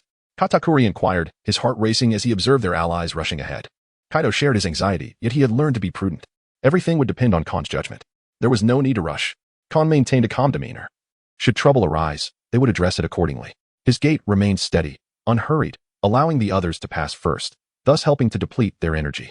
Among the various CP organizations, the most formidable members resided in CP0. Those hounds had yet to act, undoubtedly stationed at critical locations. Once someone intruded, the situation would become rather lively. Khan and his companions arrived at the residence of the Celestial Dragons, swaying slightly as they took in the magnificent and opulent architecture that resembled a floating garden. Upon closer inspection, it became evident that the structures were not entirely suspended in midair. Beneath them were pillars supporting this vast aerial garden, with platforms reminiscent of elevators positioned at intervals. The platforms were rather unadorned, crafted from sea stone and adorned with golden patterns. This area not only evoked the image of a sky garden, but also bore a resemblance to a pyramid structure, divided into several tiers. With the highest level soaring several thousand meters above the ground, one could only wonder how many lives were sacrificed to erect such a monument. Kaido instinctively sheathed his kanabo, while Katakuri rubbed the back of his head, both experiencing a sensation akin to that of Lu Laolao entering the Grandview Garden. Compared to others who had intruded, they maintained a degree of composure. A fierce battle had already erupted with CP0, leaving the ground strewn with corpses and blood. Many individuals were boarding the lift platforms to ascend to greater heights. Sir, the lowest tier is inhabited by those of higher status from God Valley, while above are the dwellings of the Celestial Dragons themselves. The Celestial Dragons, a species of unparalleled arrogance, resided high above, naturally wishing to distance their abodes from the common rabble dwelling on the ground. Khan inquired, where are the slaves? Is this structure truly stable? The slaves are confined underground, occupying merely a small section. As long as the primary supports remain intact, the overall integrity of the building will not be compromised. Even if a significant portion were to be destroyed, certain areas would remain unaffected. The sycophant of the Celestial Dragons divulged all that he could, fearing the discontent of the individual before him. I have heard whispers of further depths holding more captives, but I have never ventured there, my lord. Khan continued to inquire, is it deeper underground, or shall we proceed further ahead, or perhaps ascend to a higher elevation? My lord, it seems that all possibilities pertain to me. However, I am not entirely certain, as these are merely conjectures. The Celestial Dragon you have captured certainly possesses no greater knowledge than I do. Khan fell into silence. Was he engaging in self-deception? It was no wonder that the Rocks pirates had to wage war against the world to obliterate God Valley. And it was even possible that they had not completely eradicated it, ultimately facing humane destruction from the world government. The Celestial Dragon? Just before his demise. This sycophant bore a fawning smile on his face. Chapter 81. God Valley. A shared objective, please continue reading. The sudden death of this Celestial Dragon's lackey took the guards by surprise. Observing their astonished expressions, Khan expressed his bewilderment, asking, is this truly unexpected? The Celestial Dragons slaughter you as if you were mere dogs, while I regard them as swine. Surely you cannot be surprised now. The guards recalled that this wicked individual was one who dared to slay even the Celestial Dragons. Their perception had remained anchored in the past, having never witnessed the live execution of a Celestial Dragon by Rocks, as certain particularly mysterious or remote areas of the sea were incapable of receiving such information. Katakuri, Kaido, eliminate the remaining individuals, Kaido declared with a bloodthirsty grin. He launched a ferocious assault, smashing a club into the Celestial Dragon and several guards, causing a shower of blood to splatter onto him, of which he took no heed. Katakuri was not adorned with the so-called scarf. Instead, his lips curled into an even more exaggerated grimace, his visage twisted in ferocity. He first dispatched the Celestial Dragon with a single thrust of his spear, then unleashed a ruthless onslaught upon the guards, who were caught unawares and had succumbed to despair. His younger siblings were faring quite well. Encountering Brother Khan was his greatest fortune. While others regarded him as a monster, only Khan showed no trace of disdain towards him, allowing Katakuri to forego the scarf he had never wished to wear in order to protect his younger siblings. Khan and his companions swiftly vanquished all nearby foes, meticulously dispatching each fallen adversary to ensure none feigned death. They indeed stumbled upon a few astute yet unfortunate souls. Khan, shall we embark on a mission to liberate the slaves? Katakuri inquired. We are unaware of their exact location, and locating them would be excessively troublesome, Khan replied, shaking his head. I shall make a call, enlisting the assistance of others to aid us in our search. Katakuri and Kaido both had question marks hovering above their heads as they glared at each other, refraining from inquiring about Khan, in an effort to prevent themselves from committing further foolish acts that might expose their intelligence. Khan retrieved the telephone bug from his thigh and instantly connected the call. You possess more patience than I had anticipated. I nearly reached out to you first. A familiar voice resonated from the other end. Cut the pleasantries. I know you initially intended merely to provide the coordinates for Rocks, with no plans beyond that. It appears you wish for the Rock's pirates to annihilate the Valley of the Gods, while harboring a desire for mutual destruction, rather audacious, I must say. I pulled you back from the abyss. You seek my assistance, so refrain from testing me further. Indeed, what is it you require of me? Guide me on a tour of the Valley of the Gods. Very well. Could you disclose your location? I am beneath the aerial structure, accompanied by a tattooed giant wielding a spiked club and sporting a pair of horns. I see you now. Your youth is indeed remarkable. Not far away, a lift descended, revealing a man of exceptional grace and striking appearance, a veritable embodiment of refined elegance. In a crowd of unremarkable individuals, he stood out like a crane among chickens. Khan. He is formidable. The area is strewn with corpses. Katakuri noted the bodies on the lift, and those amassed like a small hill on the ground below. Remain calm. We have the advantage of numbers, Khan asserted, stepping forward. Ha ha ha. Khan is right. The advantage is ours. Kaido felt a surge of excitement, eager for a confrontation to showcase his prowess before Khan. The refined gentleman drew his sword and swept through the area, dispatching both foes and obstacles with remarkable skill. The capable CP0, along with pirates and formidable adversaries, were compelled to retreat from this zone, with many perishing beneath the onslaught of his sword's aura. His prowess was unmistakable from the outset, a clear display of his strength. Khan, this man is terrifyingly powerful. Katakuri's observation haki expanded, firmly fixating on the elegant gentleman. Kaido tightened his grip on the spiked club, sensing the weight of pressure. The two individuals, each with their own objectives, were destined to cross paths. Khan and the man, not far apart, scrutinized each other intently. I am the steward of the celestial dragons. The refined and gentle gentleman introduced himself. Initially, he intended to simply annihilate the Valley of Gods, serving as an insider to assist Rocks in locating its coordinates. However, he unexpectedly encountered an individual, a beacon illuminating his path. This encounter transformed his intentions. He resolved to follow that person and alter the course of this world. Yet, he was taken aback to find that this individual was but a child, seemingly of tender years, an obscure pawn within the Rocks pirates. Khan pointed out, your preparations are extensive. You have made various arrangements to annihilate the Valley of the Gods. You have been observing Lux, assessing the extent to which he merits your assistance. Now, however, your focus has shifted to me, as you seek to determine whether I am worthy of your aid. You are indeed astute, and I believe you are deserving. I must know what your next course of action will be. To liberate the slaves of the Valley of the Gods. Khan paused for a moment, recalling a promise made to Lena. Do you remember the batch of slaves from 7 or 8 years ago? I can assist you in liberating most of the slaves from the Valley of the Gods. But I fear that very few of those from 7 or 8 years ago have survived until now. Khan and the man exchanged information with one another. Meanwhile, Katakuri and Kaido observed from the side, their expressions filled with bewilderment. Their eyes reflected a silent inquiry. What are you talking about? Why is it that, despite sharing the same language, we cannot comprehend? Yet, they hesitated to voice their questions. The cunning future Emperor Kaido, at present, was merely a youthful man in his early 20s, naive and perplexed. Katakuri is merely a child of less than 10 years. Could it be that you were one of the slaves from 7 or 8 years ago? Khan's expression turned peculiar, and then he burst into hearty laughter, exclaiming, is there truly such a coincidence in this world? Katakuri and Kaido were taken aback by Khan's laughter. They joined in the mirth, despite their inability to comprehend the cause of his amusement. Indeed, it has been over 7 years since I arrived at God's Valley. The refined gentleman remained unperturbed, his gaze filled with curiosity. Why do you specifically inquire about the slaves of this particular time? He asked. A little girl has entrusted me with the task of finding someone. A little girl? The refined gentleman furrowed his brow in perplexity. Khan, are you assisting Lena in her search? Katakuri finally grasped the situation, casting a triumphant glance at Kaido. See? I am the one who truly understands Khan. Khan and the refined gentleman scrutinized each other intently. All necessary tests had been conducted. The interior of this Rocks was engaged in a careful observation and assessment of himself. Simultaneously, Khan remained vigilant of this individual whose psychological defenses teetered between madness and reason. A bold idea and speculation emerged in his mind. Do you know Mrs. Miller? Chapter 82. The Valley of the Gods. Liberation of the Slaves. Seeking continued reading. Mrs. Miller? The refined gentleman inquired with a peculiar expression in his eyes. He suddenly found it difficult to comprehend the thoughts of this young man. Khan waved his hand and said, let us refrain from testing each other. Time is of the essence, and playing riddles is a futile endeavor. Since you have chosen to meet me, it signifies that you have opted for an alternative path rather than accompanying the Valley of the Gods to its demise. The cultured man did not hesitate. He knelt on one knee and spoke solemnly. I shall temporarily offer my loyalty and my life.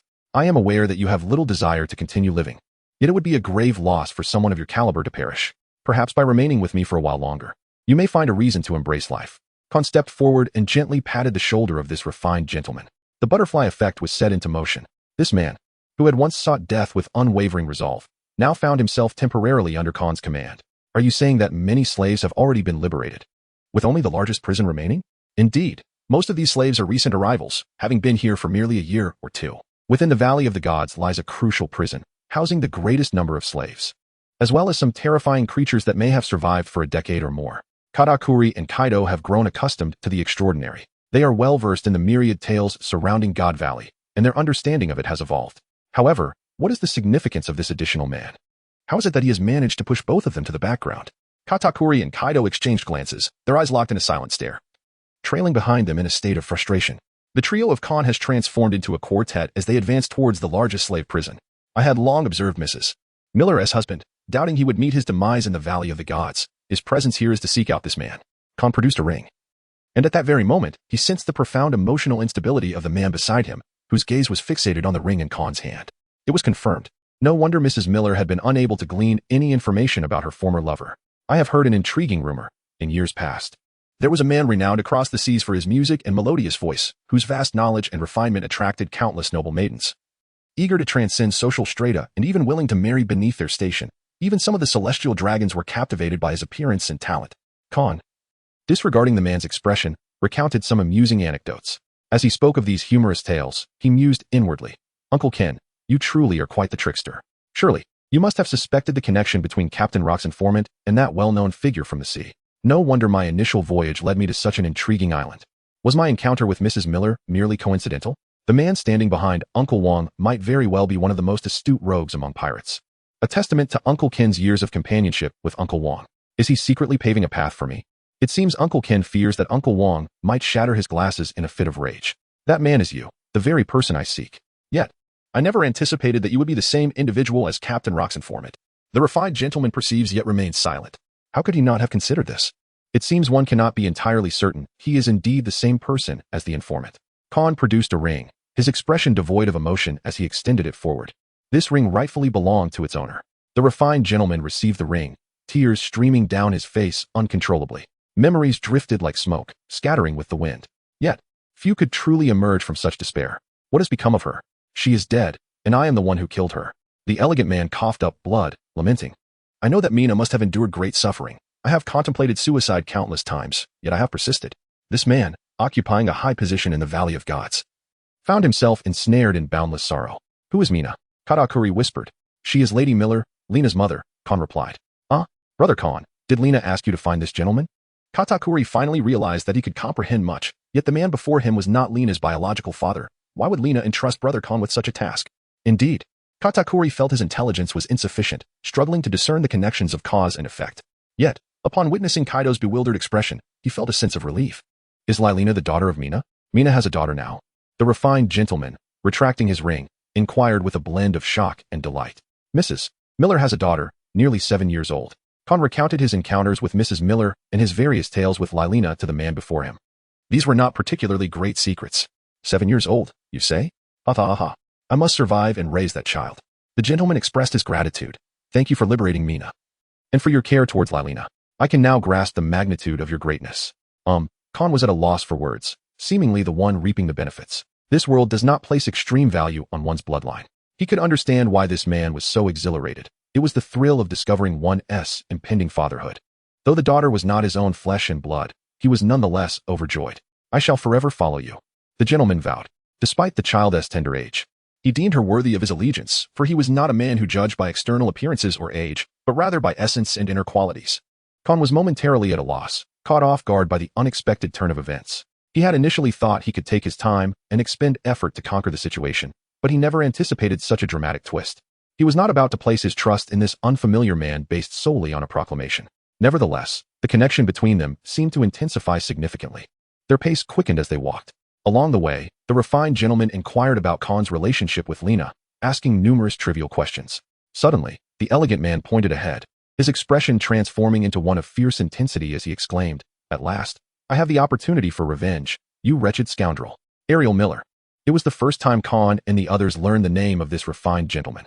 They turned their gaze towards the source of the voice, only to be met with a dense throng of people. Among them stood a strikingly beautiful woman, her demeanor vibrant and full of vigor, glaring at them with fury. What are you doing? Did you not see? Is the insider from the Valley of the Gods truly you? Why have you done this? The man, who had always been courteous and composed, now had his face contorted with madness as he roared in anger. To ensure that all of you wretches meet your demise. The woman stood defiantly before them, challenging, "Have I not been good enough to you?" Khan and the others felt as though they were outsiders. "Is this a familial drama?" Khan interjected. "Are you certain that door behind her leads to the gateway of enslavement?" Miller nodded. "Very well." Khan unsheathed his sword, directing it towards the celestial dragon. "You stand in my way. What wretched filth are you? A mere assassin." Chapter 83, Valley of the Gods. Seizing the second blood. Please continue reading. Eliminate the 3 scoundrels beside him. Charge. A throng of CP organization members approached with agility, surrounding Khan, Katakuri, and Kaido. "You should not have come here. I truly wished you had stayed away." The celestial dragon clenched her teeth. Had he not come, it would have proven that he was not the traitor. Yet, he had arrived, revealing that the insider was indeed him. Her confidant had betrayed the coordinates of the Valley of the Gods, allowing the Rock's pirates to infiltrate and seek to obliterate this paradise. "Rest assured, I shall handle these lackeys." Ignoring the celestial dragon, Miller advanced with his sword, dispatching one CP member after another with considerable prowess. "Oh ho ho, Khan, behold as I carve a path for you." Kaido gripped his kanabo tightly, his blood surging, his massive form moving with astonishing speed. Thunderbagwa. The armament haki enveloped the kanabo, augmenting its might and imposing presence. Bang, bang, bang. One by one, the CP members were obliterated, leaving not even a remnant behind. "Oh ho ho, pathetically weak. Bring forth some worthy CP0 fighters. This lot is insufficient for my prowess." Kaido fixed his gaze upon several guards near the celestial dragon, seemingly CP0 members. "You lot, come forth." Kaido taunted, waving his hand. The battlefield was now under his control. He was determined to showcase his grandeur to Khan, to make him realize that he was a reliable ally with shared aspirations and noble ideals. In the basement, darkness and filth enveloped the space, devoid of any light. This was the realm where the enslaved existed. A wave of unbearable stench assailed Khan, more potent than the scent of the devil fruit. He swiftly approached the chamber where the slaves were confined. With each swing of his sword, he severed the cages and dismantled the shackles binding the slaves. There were few things Khan could not cleave through, barring those of conceptual significance. Time waits for no one. Dear friends, you have persevered for your lives until now. I understand your yearning to survive, even if it means living like a dog in misery. Yet, an opportunity to escape the Valley of the Gods, and even seek vengeance, lies before you. Consider your choices. Khan discarded the severed head of the celestial dragon he had casually picked up, casting it into the central area visible to most of the slaves. He ignited a radiant flame that blossomed into a vibrant red flower, emanating a pulse of life that dispelled the surrounding darkness. Khan said little and turned away. "Hey, we can survive. I have decided to believe this once." That was the head of a celestial dragon. It was he, the scoundrel known as Basil Saint.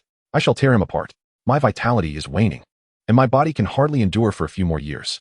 I long to bask in the sunlight, which I have not seen in many years. We are all united in suffering. Should anyone attempt to take advantage of this moment of chaos, I shall not show mercy. It would be the height of folly to engage in infighting at this juncture. With my days numbered, I yearn to seize the opportunity to eliminate a few celestial dragons amidst the turmoil. Let us take along those willing to join and follow that little fellow from earlier."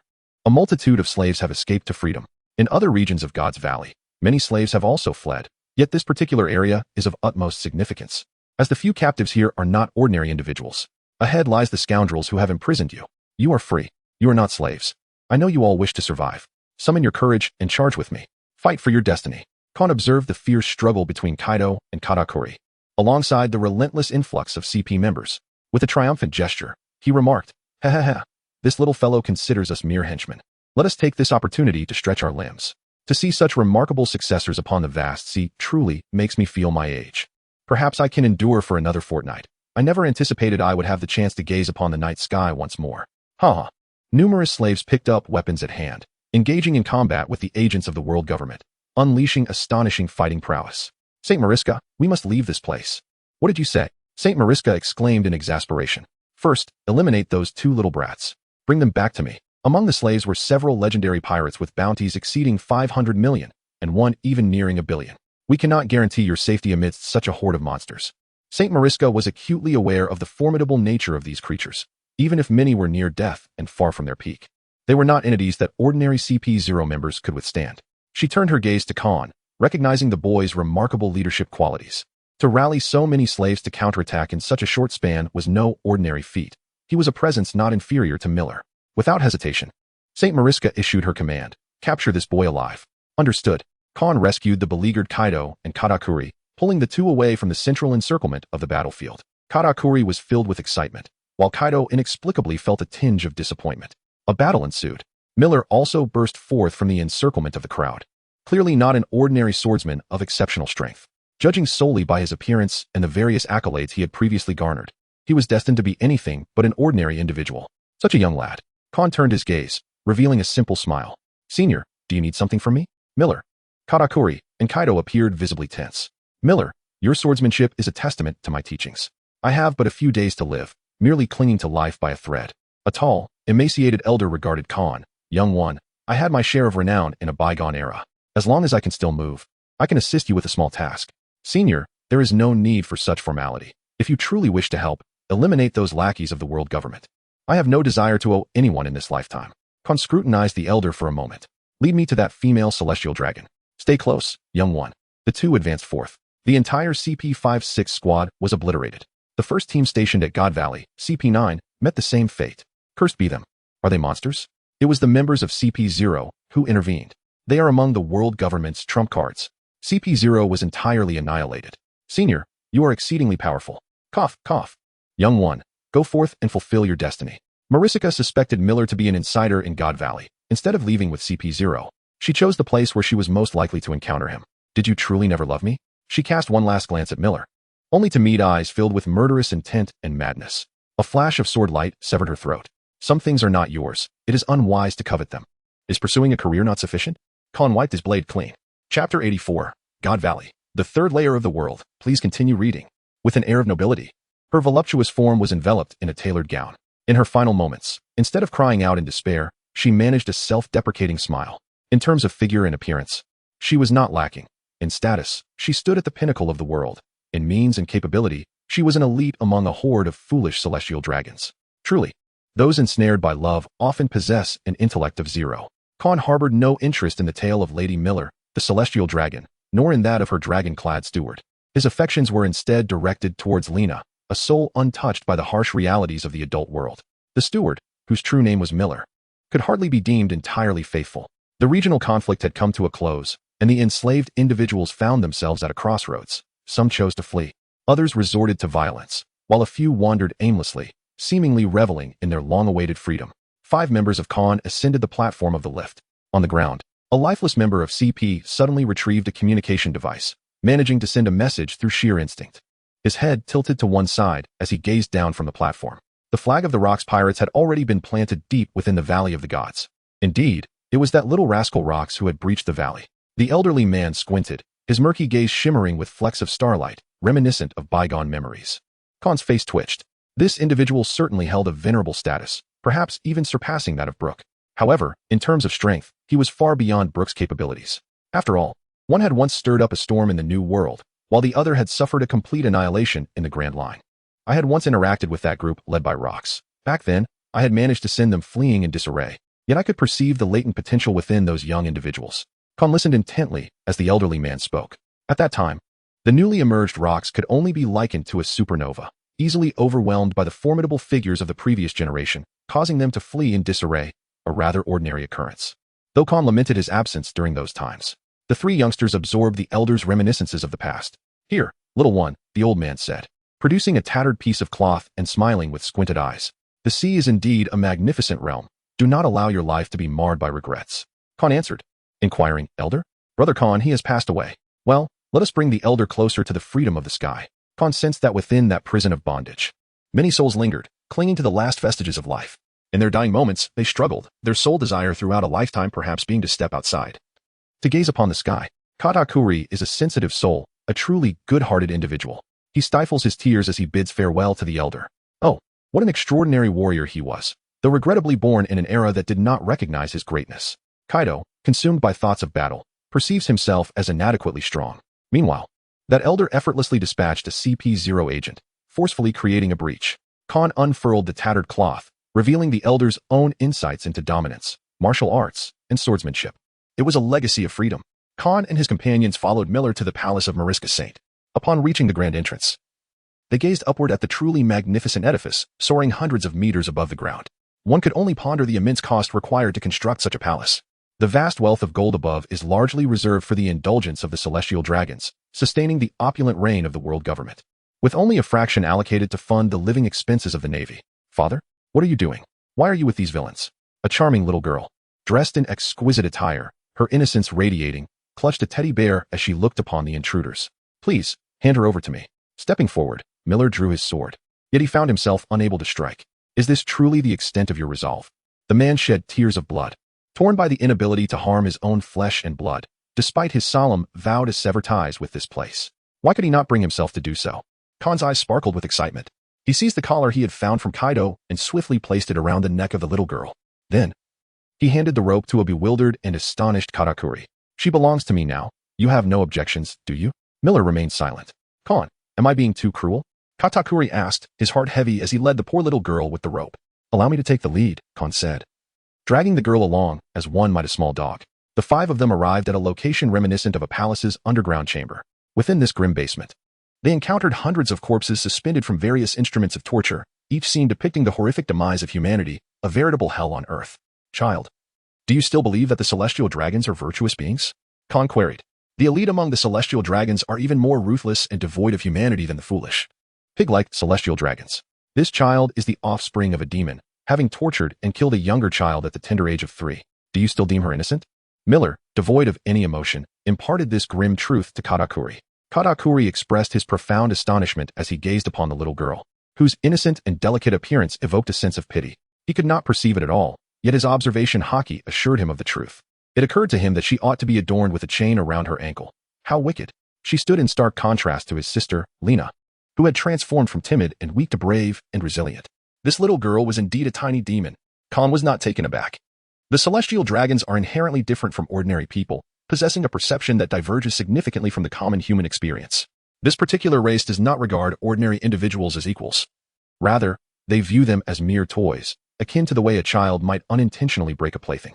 However, their disregard has resulted in the destruction of quite a number of these toys. As Khan and his companions traversed their path, they beheld the opulence belonging to the celestial dragons. For the first time, they realized that the wealth of these heavenly beings was dispensed daily, an overwhelming abundance that nearly blinded them with its brilliance. Khan, shall we not take some of this wealth with us? One inquired. It is impossible to transport it all, Khan replied, selecting several items that piqued his fancy. He then utilized a communication device to notify the members of Wang Ji's faction. Katakuri, Kaido, feel free to take whatever you desire. Uncle Jim, Katakuri, who was in the midst of selecting devil fruits, was suddenly startled. The scene was bustling with numerous members from both Wang Ji's faction and a multitude of John's faction. Khan observed the peculiar atmosphere surrounding him and remarked, take as much as you can. The wealth of this place is boundless. Do not let greed cost you your lives. Most of John's faction comprised pirates driven by avarice and selfishness. Khan beheld 3 distinctly different worlds in the Valley of the Gods, though he remained uncertain if a fourth existed. However, one thing was abundantly clear. Everything that needed to be done had been accomplished, and it was time for him to return to the main battlefield. At the moment he consumed that fruit, Khan had already acquired his greatest trump card. Over the past year, he had not neglected the potential of the fruit. Rather, he had chosen to delve deeply into certain aspects, rendering his might and physique starkly different from a year prior. Yet, deploying such power in the battle of the Valley of the Gods came at too great a cost. It would be wiser for him to seek out Uncle Wang and retreat together. Before departing, he resolved to assist the pirate crew in eliminating a few of the opposing forces' top-tier combatants. Chapter 85. The Valley of the Gods, the core battlefield, request for continued reading. Several hours earlier. Rox, isn't it merely the destruction of your homeland and the loss of countless lives? Can you not endure this? The world government has committed numerous foolish acts. Why not focus on being the sovereign of the seas while I fulfill my duty as Admiral of the Navy? Would it not be preferable to maintain peace in these waters and uphold the current order? Ever since you ascended to the position of sea sovereign, the stability of the ocean has improved significantly. Wouldn't it be beneficial for this to continue? Must you pursue the foolish celestial dragons? Are you not merely providing me with the opportunity to eliminate you? The words of the Admiral were infused with both irritation and sincerity. Huh, you bastard. Your words truly make me want to annihilate you. Do you have any idea how much you deserve a beating? Rox suppressed his fury, yearning to pummel this scoundrel into oblivion. The sea sovereign's defenses had been breached. Engaging 5 opponents, he faced the formidable God's arrival pirate crew, the Admiral of the Navy, and 2 veteran seamen, displaying an unparalleled stance of invincibility. Khan meandered through the celestial gardens, his gaze tinged with a sense of regret. Regret for this awe-inspiring edifice that, before long, would vanish beneath the waves. It was time to depart. Khan no longer lingered. He had done all that could be done to enhance their strategic advantage. He had crafted the finest stage for Rox. In this intense battlefield, the tides of war shifted rapidly. The changes within mere hours were formidable. Both sides were vying for survival. A struggle far removed from the rivalry between Akiji and Akainu for the position of Fleet Admiral. should they truly engage in a life-or-death contest. The demise of either would preclude both from attaining the rank of admiral. Moreover, Akiji was not one to harbor murderous intent towards his comrades. The contest for the admiralty was a matter of victory and defeat. Katakuri and Kaido, you cannot choose to follow me. You must attend to your own affairs and safeguard yourselves. Kon, I will not be a burden to you. Katakuri exclaimed, his eyes ablaze. Kon, I shall make my name upon the seas. Be sure to come back for me. Ho ho ho, I shall commence my hunt. Kaido waved his hand. Kon, let us share a drink once the war concludes. Katakuri was taken away by members of Charlotte Linling's faction. Kaido had not spent much time with Kon, yet in that brief period, he had come to hold a profound admiration for him, not merely in words. In Kaido's eyes, Kon was truly a person capable of transforming the world. He believed that the enigmatic Kon must possess hidden cards of his own, rather than fret over Kon. It would be wiser to concern himself with his own fate. The battlefield had spiraled completely out of control. Anyone could perish, and the outcome remained uncertain. Yet, Charlotte Linlin, John, and other top-ranking officials showed no inclination to retreat. The Rock's pirates exhibited no signs of defeat. In fact, they seemed to hold an advantage. Several formidable yet unidentified warriors were nearly on par with them, albeit in a less than optimal state. In such a chaotic battlefield, this was a tremendous boon. They enjoyed a slight edge, and as long as Captain Rocks could endure long enough to restrain numerous elite adversaries. Victory in this conflict was within their grasp, albeit at a grievous cost. Ho ho ho, to the bitter end. After bidding farewell to Kon, Kaido soon found a worthy opponent, a young man who, like him, specialized in hockey, particularly in armament hockey. He overheard the Navy referring to him as Colonel Dracula. A mere colonel, yet possessing such prowess, he was indeed more formidable than most vice admirals. I have heard of you, Kaido. This war should never have commenced. Dracula merely seeks to leverage connections, otherwise, he would have long since attained the rank of Rear Admiral. Being the son of Garp, his development has always been under the scrutiny of Navy headquarters, unlike Zephyr, who remained a mere private at 28. You pathetic lackeys of the world government. Why are you so unwaveringly loyal? Can you not see the suffering of the lower classes? Are you blind to the sordid realities of the nobility, royalty, and the world government? Kaido, having witnessed the horrors and helplessness of war from a young age, fought for two reasons: to safeguard his nation and to hasten the end of conflict. Yet, the more he fought, the deeper his despair grew. This wretched world. No. Our Navy will undoubtedly alter this world. I shall never permit you pirates to commit your nefarious deeds. Dracula was a passionate young man, deeply dissatisfied with the state of affairs. Yet he held great faith in the fleet admiral and was eager to follow him in the quest to transform this world and eradicate its filth and decay. On the paramount battlefield of God Valley, light and shockwaves swept in all directions. Following a cataclysmic roar, a crater resembling one struck by a meteor was born. Ha ha ha, is this all you are capable of? Come on, all of you. Show me just how much excitement you can evoke in me, you wretched lackeys. Rocks, drenched in blood, was undeterred. His fighting spirit was ablaze. This battle had persisted for several hours, merely serving as a warm-up for the apex warriors of this world. Kapu, an old naval veteran, confronts the formidable forces of the Rocks pirates, each faction possessing its own might. A top-tier agent of the world government's CP0 lurks like a venomous serpent, poised to deliver a fatal strike to Rocks at any moment.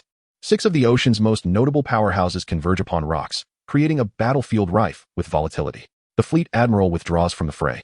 Yet the number of assailants against Rocks only increases. Ha ha ha, you truly are a monster. Kapu exclaims, astonished by Rock's immense strength. However, he senses that the 6 of them would not resort to treachery unless they were confident they could outlast Rocks. Ha ha ha. Shall we join forces to topple the world government and rid ourselves of the loathsome, high and mighty celestial dragons? Rocks extends an invitation. Order is preferable to chaos and truth. I harbor doubts about your ability to forge a better order than that of the world government. Once you disrupt its structure, the seas will descend into greater turmoil. Kapu retorts, leaping lightly as his hockey-infused fist descends forcefully upon Rocks. Ha ha ha, let us fight together. I have grown weary of this ocean for far too long. Rocks unleashes his Conqueror's hockey, fully manifesting his armed color, as the two powerful auras entwine, seemingly merging into one. With a defiant and commanding presence, he stands ready to face all challengers. Even if the entire ocean were to rise against him, even if all the formidable beings stood before him, Rocks would still choose to strike.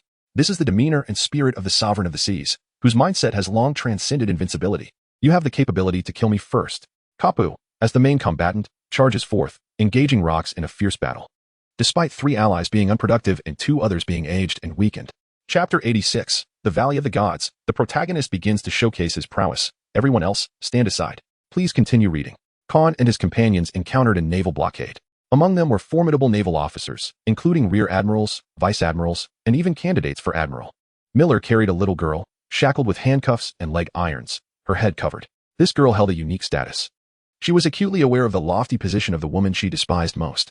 Were she in Mary Geos, she would dare to contradict even the celestial dragons, her rank and value far exceeding that of ordinary celestial dragons. As the sole daughter, possessing a lineage intertwined with the celestial dragons, she was not to be compared with the common ones. The elders had reluctantly made such a decision, instructing her to retreat promptly, dispatching several agents from CP0 capable of withstanding top-tier adversaries for a time. Yet, due to unforeseen circumstances, the retreat did not occur. The guards assigned to protect her were either eliminated or ensnared by an elderly figure, ultimately perishing at Khan's hands. Should the elders learn of this, their fury would be unmatched. This little girl might prove to be an invaluable bargaining chip, potentially a significant asset in the future. The child's gaze was piercingly astute, leading Miller to speculate on Khan's intentions. Is your attire that of a celestial dragon steward? Inquired a naval vice-admiral, perplexed. Indeed, I have been sent to provide protection. Clang. Two aged swordsmen drew their blades, almost simultaneously, sparks flying. The vice-admiral had been informed by the marshal of the fall of an extraordinarily esteemed celestial dragon.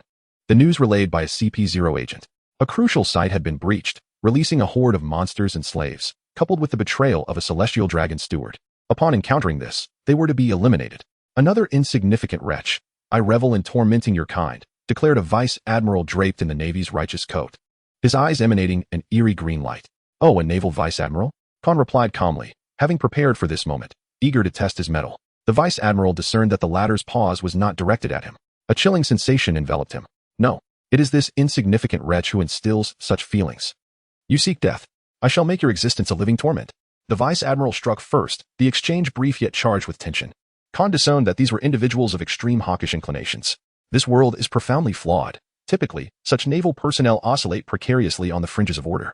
However, given his naval identity, a modicum of errors can be excused in the name of justice. It is a realm where human life is regarded as insignificant. As the two engaged in combat, Khan recognized that his opponent served as a fitting warm-up contender.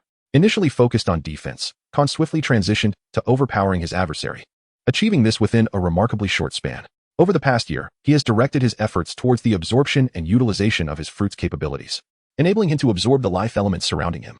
Through the transformation of these life elements, he is able to yield life-giving fruits. This process is, in essence, a rigorous exercise in honing his fruit's abilities. He has consistently contemplated his true needs. Why did Khan consume the fruit? To transform his physique. Thus, what he requires the most is a formidable body to rectify his foundational infrastructure, enabling him to fully unleash his true potential.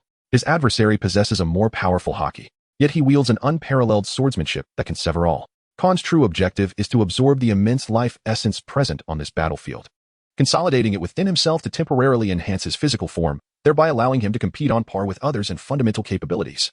As a result, he can effortlessly eliminate those weaker than himself, overpower opponents of equal standing, and even contend with those slightly stronger.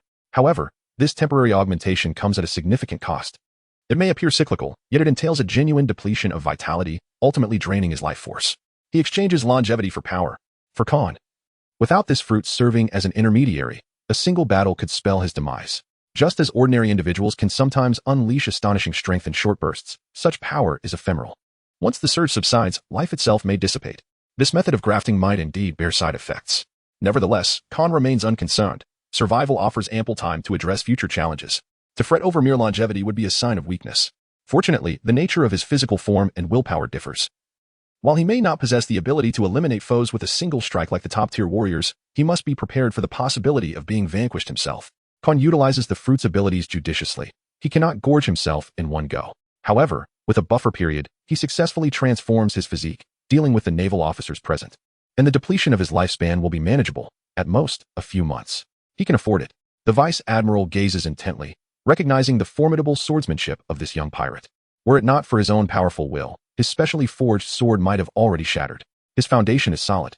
Yet his physical strength barely scratches the threshold of the admiral rank. Although his willpower is insufficient in quantity, he employs it with remarkable precision. Upon engaging in combat, he senses the potential to exploit weaknesses and aims to avoid direct confrontation, hoping to exhaust his opponent. Yet, the physical prowess of the individual before him suppresses his own. How can this be possible? Khan flawlessly obstructed his opponent's assault, forcing them to retreat with a well-timed exploit of their vulnerabilities. Each offensive maneuver evoked the illusion of striking against impenetrable armor. Your techniques are limited and repetitive. Even my attempts to delve into the depths of knowledge prove futile, as there is little of substance to grasp, while the flaws are abundantly evident. It is time to conclude this. Khan drew a second sword. adeptly wielding both with a singular focus. The distinct styles of swordsmanship flowed effortlessly from his hands, each technique infused with an array of lethal variations. His opponent was already struggling to keep up. Khan unleashed his fruit ability, transforming himself into a vortex that drew in an abundance of life elements. In his wake, a colossal dragon formed from these life elements. Subsequently, at the cost of his fruit ability, he infused the dragon with dragon bones. The adversary, paralyzed by the looming threat of death, enveloped himself in a complete armor of Haki to safeguard his sense of security. 1 sword style, frenzied assault. 2 sword style, wood dragon, soul devouring slash. Upon witnessing his opponent's resolve, Khan, adhering to local customs, casually uttered a name. In that fleeting moment of confrontation, the clash commenced. Khan seized upon his opponent's swordplay flaw with a swift strike, shattering the blade. With another stroke, he cleaved his adversary in two. The broken sword, now in his grasp, swiftly severed the head from the body. Each of his strikes pierced through the opponent's imposing defense. As their forms danced past each other, the opponent's weapon, aura, bone, and spirit were all obliterated. The wooden dragon consumed the essence of life from his foe, growing ever more fearsome and colossal. I find little gratification in vanquishing an opponent only after they are gravely injured. Khan, with a look of sheer delight, felt his aura intensify. Strands of silver mingling with his raven hair, fluttering in the breeze. The wooden dragon coiled in the air, closely orbiting Khan. I harbor a disdain for battles involving multiple foes. In such chaos, my sword often lacks the swiftness required, allowing anyone to breach my defenses and leave their mark upon my flesh. Chapter 87. The Valley of the Gods. The Arrival of the Tree Realm. Seek further reading. You shall not escape. Eliminate this pirate. A multitude of masters encircled Khan. At that moment, a peculiar vine sprouted from the ground nearby. Khan grasped the tip of the approaching vine. In a fleeting second, the vine swelled, forming a semicircle. With a whoosh, it surged forward. Khan extricated himself from the encircling strongholds of formidable opponents. Care to give it a try and catch up with me? Resounded a piercing voice from the skies. In the throes of life and death conflict, a pirate slays the navy, while a navy officer vanquishes pirates. To show mercy is the most foolish of actions, a sign of one's inability to discern their own position. Just because Zephyr does not kill does not mean he will show leniency. If one is left with but a breath and can be salvaged, it still counts as sparing a life. After Khan dispatched the admiral, several formidable naval commanders and lackeys of the world government set their sights on him. Remaining within the encirclement, he was at risk of becoming ensnared in a mindless brawl with his adversaries, potentially suffering injuries. Aside from the abilities bestowed by the devil fruit, Khan's physique is ultimately not that of a monster. How did he ascend to the heavens? That must be the power of the devil fruit. We shall pursue him and avenge Vice Admiral Hyena. Moonwalk. Numerous navy personnel, lackeys of the world government, employed the sixth form of the Rokushiki, treading upon the air, racing through the skies in pursuit of their adversary. Khan gracefully traverses the air, propelled by the ever-growing vines that emerge from the depths of the earth, performing a breathtaking display reminiscent of Tarzan. He swings effortlessly among the grand edifices, embodying the essence of agility and freedom. The rich biodiversity bestows upon these vines a myriad of attributes, ranging from fundamental hardness and toughness to more advanced qualities such as elasticity, bounce, and adhesion. Khan dedicated an entire year to mastering the intricacies of vine personalities for the sake of this day in the Valley of the Gods. Naturally, it is not solely for this occasion. There will undoubtedly be times in the future when this knowledge proves invaluable. He glanced back to see a throng of people, their teeth gritted in determination, fervently pursuing him. This battlefield boasted formidable strength, with an abundance of well-known and powerful adversaries, among whom were numerous individuals proficient in the 6 forms moonwalk technique. Khan is proficient in the 6 styles of moonwalk, exhibiting a remarkable agility in the air that surpasses that of the typical moonwalk practitioner. However, the energy expenditure associated with moonwalking is significantly greater than that of utilizing devil fruit abilities. Mr. 3, whose true name is Galio D. No, exemplifies the intricate balance of powers inherent in devil fruits. Once one has mastered the abilities of their fruit, they can unleash them on a grand scale without substantial detriment to their mental or physical stamina. While formidable figures such as Blackbeard, Crocodile, and Jinbei find themselves either swiftly incapacitated by Magellan or desperately fleeing from his relentless pursuit, it is Mr. 3, the user of the candle fruit, who courageously steps forward to counter Magellan's onslaught, successfully thwarting his formidable attacks on multiple occasions and even overcoming a deadly poison soldier. Khan was oblivious to the fact that among the pirates pursued by Magellan back in the day, 3 had ascended to the rank of the 4 emperors. However, he firmly believed that his physical prowess surpassed that of Mr. 3 during the Summit War. He held a skepticism towards anime, asserting that he could arrive at accurate conclusions through practical experience. Suddenly, a cacophony of intense collisions erupted. Khan, suspended in midair, was violently struck, causing a jarring sensation that reverberated through his internal organs, a searing pain spreading throughout his entire being. With a gasp, Blood erupted from his lips, scattering into the air, mingling with the wind and dispersing in every direction.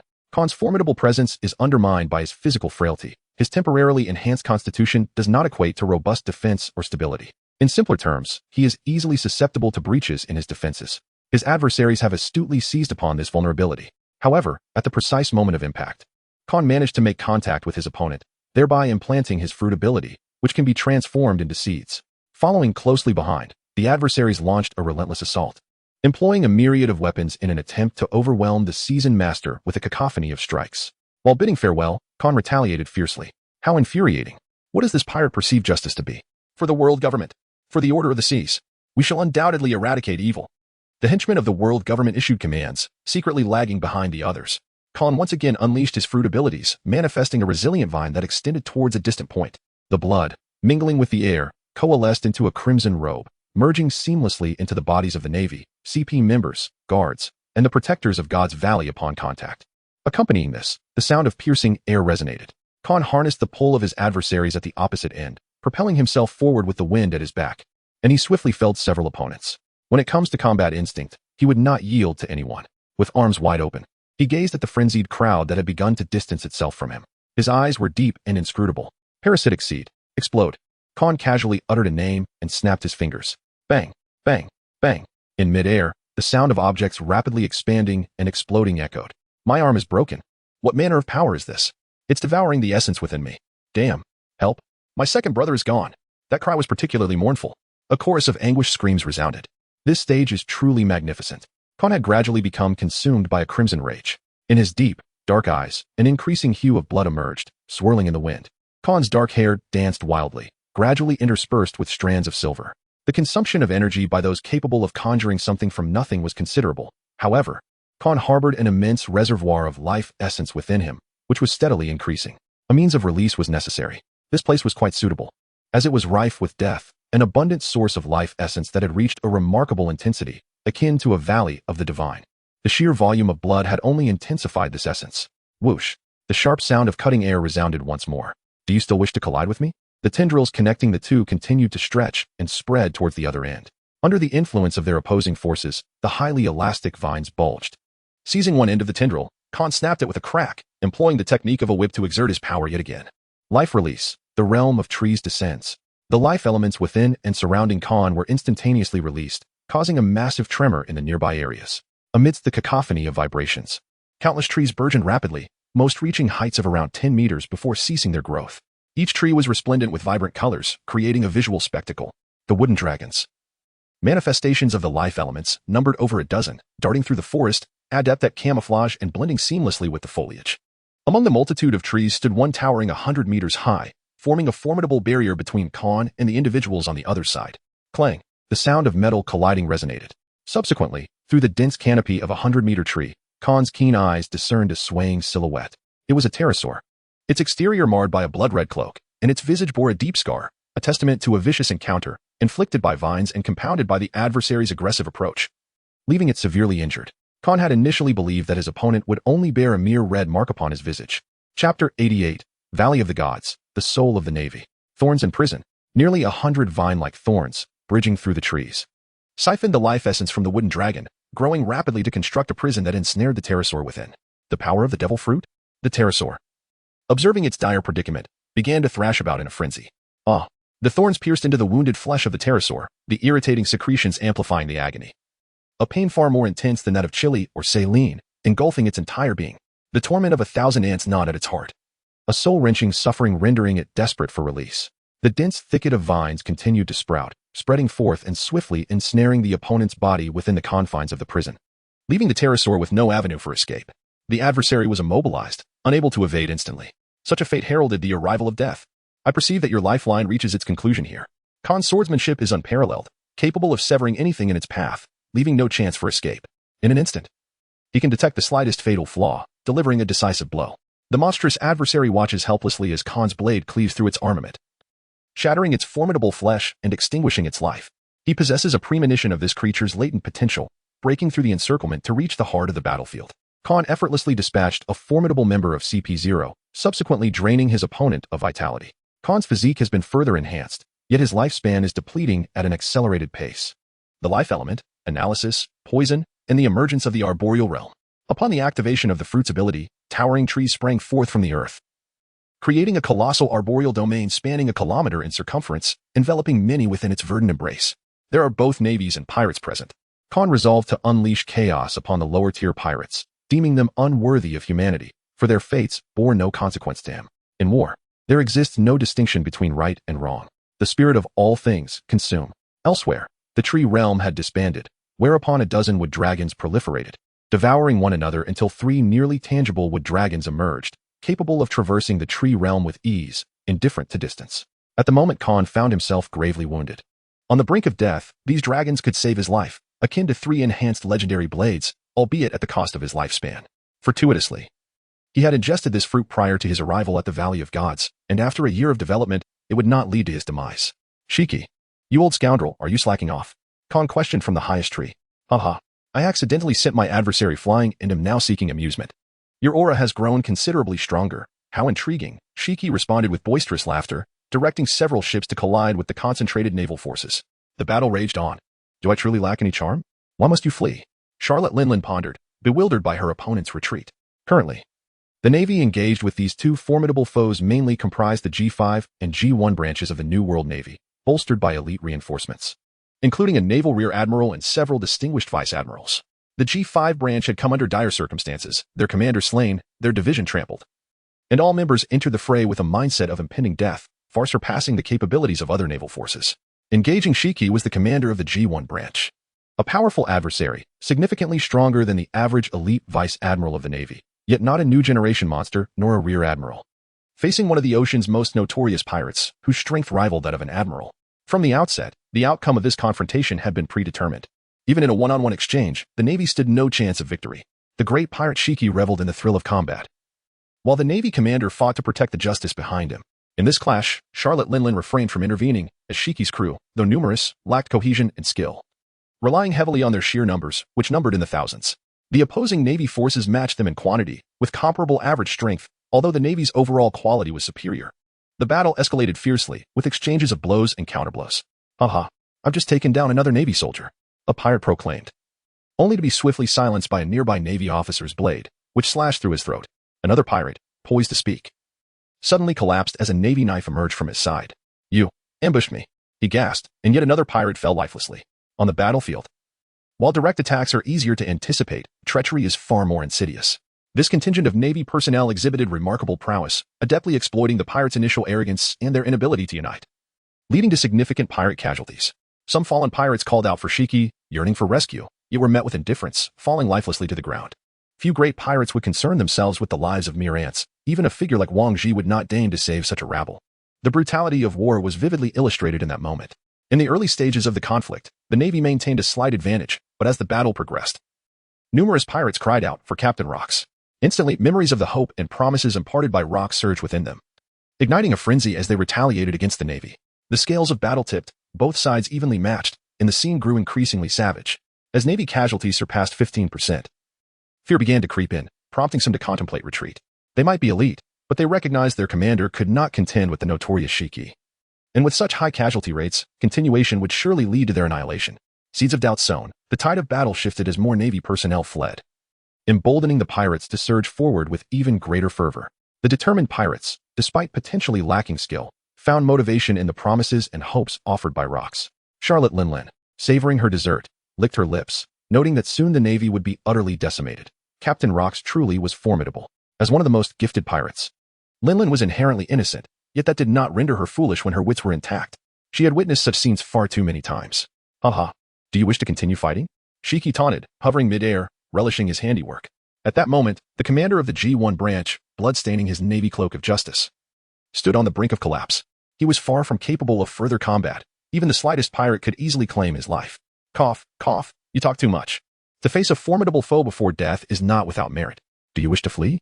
Shiki descended slowly, mockingly stating, ha ha ha, I almost forgot. You can't even move now. There is no escape for you. I would rather die than flee. Chapter 89, Valley of Gods, united against the Naval Admiral. Please continue reading. This commander, facing the specter of death, felt no fear. As a great pirate, devoid of even basic respect for his opponent, it seemed he was not among the top echelon of pirates. Perhaps we overestimated you. remarked the Navy commander, as he witnessed the deaths of his comrades due to Shiki's words. Isn't that wonderful? The commander pressed on, mustering his last reserves, having eliminated so many pirates. He felt he had rid the sea of considerable filth. Haha, I relish hunting down Navy scum like you. It's exhilarating. Shiki looked down upon the G1 branch commander, offering him a chance to pledge loyalty. Join us in our assault on the Valley of Gods. Do you truly expect me to trust your loyalty? The Navy commander shouted with the last of his strength. Enough chatter. Grant me a swift end. At that moment, a crimson line appeared on his neck. With a sudden gasp, blood erupted like a fountain, splattering everywhere. His body then collapsed. Shiki was utterly indifferent to the demise of the pirate. On the vast sea, pirates were as numerous as the waves, a phenomenon that had persisted for centuries, with new swathes of them emerging each year. A portion perishes, while another is born. The reason Shiki was wasting time here with a naval branch chief was due to some thoughts that had sprung to mind from conversations with Khan. Considering things from a different perspective, the world was bound to transform, leading to some intriguing conclusions.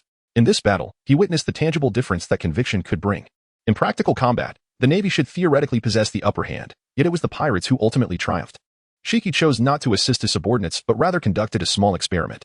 It was proven that experience yields true knowledge. The naval branch chief, who perished by his own hand, also harbored convictions. The words of that brat rang true, every syllable correct. Shiki sheathed his sword and pondered, after conquering the world. What then? He fell into deep contemplation until interrupted by Charlotte Leanlean's voice. What are you thinking about, Shiki? Shouldn't we hurry to deal with the others? There are formidable powers on the battlefield, and if we lose, not only will Captain Rox punish you, but I certainly won't let you off lightly. Why should I be concerned with such matters? Shiki was taken aback, mentally berating Khan for his insidious influence. Consequently, he found himself unable to escape his musings. Shiki? Wait. He interrupted Charlotte Leanlean, stretching his body and using his powers to obscure the naval branch chief's corpse with earth. Considering things from another angle, the Navy's spirit was indeed commendable. However, that did not prevent him from denouncing them as lapdogs of the world government. Shiki soared in search of adversaries. Still contemplating, if he were to conquer the world, what would he do afterward?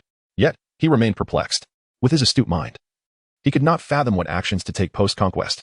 Some of the ideas Khan had mentioned seemed promising. Moreover, Captain Rox had expressed intentions that appeared to stem from Khan's insights. Shiki furrowed his brow, then relaxed. He realized that Rox would not remain eternally perched upon the throne of the world. Eventually, he would grow weary. When that day arrived, after Captain Rox's conquest and subsequent abdication, it would be his turn to ascend. Surely, no member of the Rox pirates would contest his claim, with Khan tethered to him. He had no fear of mismanaging the vast seas. The question of what to do after conquering the world remained unresolved for him. Yet he could seek those capable of providing answers. Haha. Shiki laughed maniacally. Indeed, he was astutely clever. In this battle against God Valley, he would give his all. Shiki had faith that the Rox pirates' configuration could not possibly fail to seize God Valley. Once we conquer God Valley and reign supreme over the world, I must suggest to Captain Rox that we establish a place where all races can coexist harmoniously on the seas, where everyone can be friends. Meanwhile, Charlotte Leanlean, nestled atop Zeus, wore a dreamy smile, envisioning Captain Rox issuing a command to summon people from every race across the vast seas to her. Ideally, she hoped Captain Rox would command that the likes of Wang Ji, Shiki, and Newgate must share her bed. On the other side, Khan faced a naval blockade. Confronting the G5 naval branch, a feeble remnant, devoid of a branch chief, with a host of weary soldiers marching toward their demise, Khan did not lift a finger. Instead, he manipulated the trees, entwining them all until they perished, their forms transforming into vital nutrients. Within the confines of the arboreal realm he had conjured, he could traverse with ease, disregarding both space and distance. Wherever there were trees, they could serve as nexus points, facilitating the construction of spaces akin to domains. Allowing for unfettered movement through the expanse, Khan glided through the towering trees like a fish navigating the depths of the ocean. Occasionally, he would delve into the heart of the trees, establishing a unique connection with their essence. This bond granted him an unparalleled perspective, allowing him to observe every corner of the arboreal realm without exception. He could sense the presence of any living entity, far surpassing the capabilities of mere perception. Throughout the course of a year, the adversaries he encountered were insufficient to compel Khan to harness the powers bestowed upon him by the fruit. Nor could they evoke his true potential. At most, they inflicted trivial wounds upon him. The battlefield was populated by formidable beings of extraordinary caliber.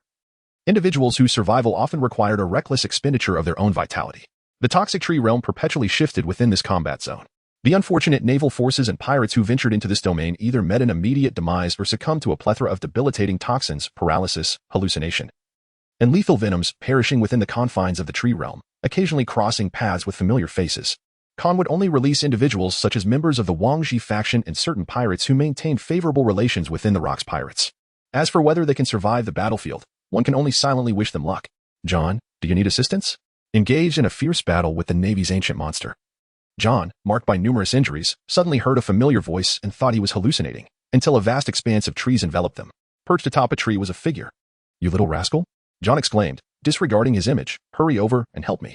My ears are about to develop calluses from this old monster's incessant nagging. I can't take it anymore, truly." John discerned that Khan's aura was particularly potent at this moment, capable of aiding him in swiftly overcoming this adversary. Chapter 90, Valley of the Gods, The Fall of the General. Please continue reading. Khan observed the scene of one of the two madmen of the pirate crew collapsing and burst into laughter, exclaiming, "It is quite rare to see you, the incessant chatterbox, in such a state of helplessness." John, with his rapier skills lethal as ever, spat blood and retorted, "You ought not to speak so cavalierly. Do you comprehend the despair of engaging in a discourse on life and aspirations with someone, from the onset of battle until now?" Another little fellow approached. "Oh my, so small. I dare say he hasn't even fully matured yet." Meanwhile, the seasoned Navy officer deftly countered the fierce onslaught of his formidable adversaries, all the while utilizing his observation hockey to assess the surrounding environment. Khan, driven by a man's dignity, could not help but retort, "Though the hair may be sparse, it is indeed quite ample. Ha! Such an amusing little fellow, yet alas, he has strayed from the righteous path and become a pirate. Individuals of such ilk possess little worth." The old Navy man's words, laced with a hint of disdain, revealed a row of neatly aligned yellowed teeth, serving as the greatest mockery to his adversaries. "Strayed from the righteous path? What value do you truly possess?" Khan wielded various special attributes of the vine's stickiness, toxicity, paralysis, charging towards his adversaries like a frenzied serpent, disrupting them and aiding John. "I yearn to walk the righteous path, yet from the moment of my birth, I was deprived of that choice. The only option would be to eliminate my savior and join the Navy, a force that serves the celestial dragons, which is utterly repugnant." Sighing deeply, the old admiral, known as Crocodile during his time as a general, understood long ago that to live as a turtle in this world meant merely to chatter away in front of the younger generation. Ultimately, piracy is not the noble path. Many formidable pirates choose to live in seclusion. You could follow their example. But I am merely 11 years old. Are you suggesting I retreat into obscurity? Is it not absurd to blame a person for being murdered by robbers simply because they ventured outside? Khan gathered the elemental forces of life, unleashing his power to manipulate thorns, transforming them into countless sharp blades that slice through the air with a swift, thunderous descent. The old Navy man rapidly morphed into a colossal crocodile tortoise, retreating into his shell and rebounding various attacks with a dizzying spin. This world is inherently flawed. As members of the Navy, you do not seek to instigate change but instead choose to endure and uphold a sordid order, compelling innocent civilians, who ought not to become pirates, to embrace that very fate. You question them about their choice to become thieves in the name of justice. Yet have you ever considered that you are merely the fortunate ones in this world, blessed by the sea to don the Navy's uniform, thus standing upon the lofty heights of order and morality? If the world government is indeed the true rebel, then one day, as the clouds rise, anyone may rise to take their place. You are all merely thieves. You can slaughter islands for the world government, and they too can annihilate your kin. The population of this world is vast, far surpassing that of Khan's original realm, with countless hidden powers among the populace. Some are inherently low-key, shunning conflict and retreating from society, while others have aged and retired. Yet, when everyone becomes a dragon slayer, it is likely that several formidable beings of the caliber of the Red Count Red will emerge, not to mention the likes of Fujitora and Green Bull, who have been selected through the world's conscription processes. The old Navy man shook his head, reluctant to engage with such inquiries. You have chosen to set sail without the world government's approval, embarking on long-distance voyages. Do you comprehend the potential ramifications of your actions? This is thievery. Haha. They may be herded and live their lives in tranquility, but they should not be slaughtered like mere insects, stripped of their dignity as human beings, and deprived of the secure environment they truly deserve. The old Navy man was taken aback. How could this young one speak so piercingly to the core of the matter? Khan retorted, "Piracy is a sin, but can you truly eradicate it? The identities of justice and evil can be entirely interchangeable. In this world, the one who possesses greater strength is deemed the embodiment of justice." The old Navy officer replied, "Shall we continue to fight in silence?" 3 hours later, John laughed maniacally. "I can't take it anymore. I'm about to die from laughter. But old man, you're on the verge of collapse from being besieged, aren't you? Doesn't that little rascal's sword hurt terribly?" The old Navy officer, after all, was aging. In terms of stamina, he could not compete with the youth. Facing two formidable opponents was no easy feat, and one of them was truly a threat. The old Navy officer's once proud defense could not withstand the assault. "John," Khan shouted. "Dual sword technique, with dragon, spirit-devouring slash." John thrust forward with his rapier, channeling all his explosive strength and years of honed muscle memory. Propelling the speed of his thrust to its zenith, the tip of his sword enveloped in an exceptionally high purity of armed color hockey. It penetrated with internal destruction. John's attack arrived ahead of time, piercing fiercely into the fully armored shell, sending ripples cascading outward. Subsequently, both man and sword were sent flying back.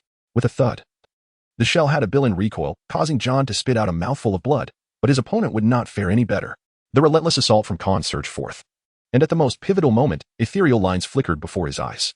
One line stood out distinctly, a remnant of Jon's attack, a glaring flaw. In an instant, he traversed 100 meters, plunging into the earth with a force that left the ground concaved, etching 2 unfathomable sword marks behind him. His opponent's defensive shell was breached, revealing 2 grievous wounds, deep enough to expose bone. Yet, his physique lacked the requisite strength to sever completely. Blossoms blossomed in the exposed flesh outside the shell. Had his vitality been devoured? The retired Navy Admiral Crocodile left the world with a wistful sigh as the Navy headquarters faced an impending solitude. This retired admiral had lost his vigor. Jon's countenance betrayed shock as a troublesome adversary was dispatched with such swiftness. It could only be deemed unfortunate to encounter a foe like Khan, one who countered defense so effectively. Why was I unaffected by your forest? Have you forgotten that you consumed my oranges? Jon's expression was a tapestry of complexity. This diminutive monster was truly formidable. The battle in the Valley of the Gods had seemingly been long in preparation. Khan marveled at the formidable prowess of the seasoned old sailor. Had it not been for his allies, and had the old sailor not been ensconced within the arboreal realm, he would have long since fallen into a trap. Various negative debuffs accumulated over time, and with his unparalleled swordsmanship capable of breaching any defense, he would not have opted for such a troublesome adversary. The moment Khan's defenses were breached, the parasitic seed had already taken hold. Jon's strike provided him with a chance to approach the critical threshold of defeat. His comrades had consumed the fruits aboard the pirate ship beforehand. Their strength, intertwined with Khan's fruit abilities, posed no threat. In this battle, they possessed the advantage of time, terrain, and unity. If victory were unattainable, Khan could choose to end his life. Chapter 91, The Valley of the Gods, Khan's Little Slave. Various battlefields. Old Tortoise. How could you leave this old man before me? Amidst the fierce conflict, Admiral Karp, Sengoku, Zephyr, and other top-tier warriors sensed the fall of a formidable presence, realizing they had forever lost a mentor. Karp's eyes turned blood red. He could no longer endure the occasional nagging from that elder. Sengoku shed tears. This generation of Navy officers held profound affection for the former admiral, codenamed Crocodile Tortoise. The new generation of the Navy reminisced about their cherished moments with that elder. Children, you are not like those pirates. If you ascend to the pinnacle of the sea, I believe this world will be a better place. The Navy headquarters longs for your fresh blood. The elder of the Navy had hopes and memories. He devoted his life to the Navy, merely wishing to witness a day when all the common folk of the sea could smile. Yet, with the world government, the celestial dragons, the aristocracy, the royalty, the inhumane pirates, the lost Navy, and the underground forces ruling their territories, will that day ever truly arrive? The elder of the Navy gazed upon the new generation, finding solace in their presence, often lingering beside the youthful officers to impart wisdom. Having lived so long, he had come to terms with many things. Having grown astute with age, the old guard of the Navy were no fools. They merely turned a blind eye. The world government managed to maintain a semblance of order, wielding considerable power, but that no longer mattered. After a lifetime in the Navy, was it not about protecting those one wished to safeguard? I believe you will undoubtedly become a pillar of the Navy, upholding order more effectively than the world government, the aristocracy, or the celestial dragons. Zephyr recalled this moment, tears brimming in his eyes. He had once stood alongside the iron triangle of the Navy during the days when Karp, Sengoku, and others shone brightly. While he remained in the shadows, receiving abundant encouragement from that elder, the world was already fraught with misery. I, an old man, long for an existence filled with laughter and joy. Little one, having been a timid turtle for too long, let me continue to turn a blind eye this time. With you around, the world will surely improve. The entire elite force of the Navy erupted with a more terrifying fighting spirit. The battle in the Valley of the Gods was ever-changing. Shiki and Charlotte Linlin joined forces to ensnare 3 top-tier warriors. Shiki's fruit abilities were bizarre. His sword energy exceptionally domineering, exhibiting formidable offensive power, while Charlotte Linlin possessed equally potent attacks and served as a massive shield, boasting astounding defense. Their complementary strengths made them a fearsome duo. Despite the pride inherent in each pirate, making alliances was often difficult. Yet the union of a man and a woman proved no challenge. Their temporary alliance was truly terrifying. In the midst of battle, Shiki couldn't help but consider Charlotte Linlin. But remembering the situation, he resolved to maintain control over himself. Khan, you rascal, why is your hair turning grayer? Khan casually remarked, great power invariably demands a certain price. With the conclusion of the battle in the Valley of the Gods, I fear I may lose a decade of my lifespan. Jon remained silent, pausing for a brief moment. Don't die, you little rascal. What a lunatic. My life has only just begun. Worry about yourself. The two parted ways, each seeking a suitable opponent on the battlefield. After Khan and Jon joined forces to confront a formidable adversary, Jon withdrew from the battle, leaving Khan to wander the battlefield. Their separation delivered a catastrophic blow to the overall situation. The tide of victory had decidedly shifted in favor of the Rock's pirates. No matter how fervent the fighting spirit, it could not alter the course of the conflict. Under the circumstances of the world government's 3 top-tier powers idling, the casualties for the Navy continued to mount. Many of the world government's lackeys began to flee in a state of panic desperation. The burden increased significantly for the Navy. Seizing the moment, Khan ventured deeper into the unknown, where the surroundings transformed yet again into a realm of high-tech aesthetics.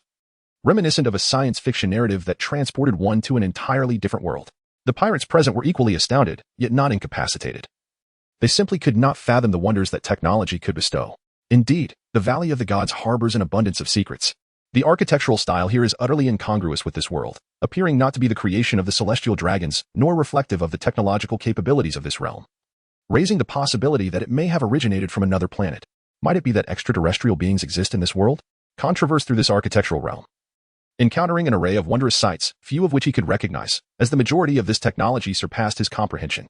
Lacking a theoretical foundation, it resembled an ethereal loft. Suddenly, a familiar presence was detected by Khan, prompting him to hasten his pace within the arboreal domain, pursuing the essence ahead. He was met with a series of slashes that ravaged portions of the foliage, yet these sections swiftly rejuvenated. The three-wood dragons, weaving through the forest, roared defiantly against the onslaught of their adversaries. The arboreal domain incessantly absorbed the life force surrounding it, utilizing the remains of these formidable beings as sustenance. Growing at an astonishing rate, as the forest gradually expanded, Khan felt a terrifying power surging within him, yet he did not lose his way. He was acutely aware that this battlefield was perfectly suited to him. Strength was merely ephemeral. Were he in a more ordinary setting, facing a top-tier adversary, he might deplete his life force, achieving at best a one-for-one exchange. In the realm of trees, Khan exuded an aura as he gazed at a figure among them. How did you deal with that candidate general? I used her as a shield to eliminate that candidate general, Miller replied, gesturing towards the young girl beside him. You wouldn't be angry, would you? Meanwhile, the little girl trembled in fear. Khan, have I misjudged? Does he feel no attachment to this little girl whatsoever? What a pitiable child. Yet, she has brought this upon herself. This girl shall now belong to me. Khan ensnared the small girl with a vine, disregarding the distance, and drew her close.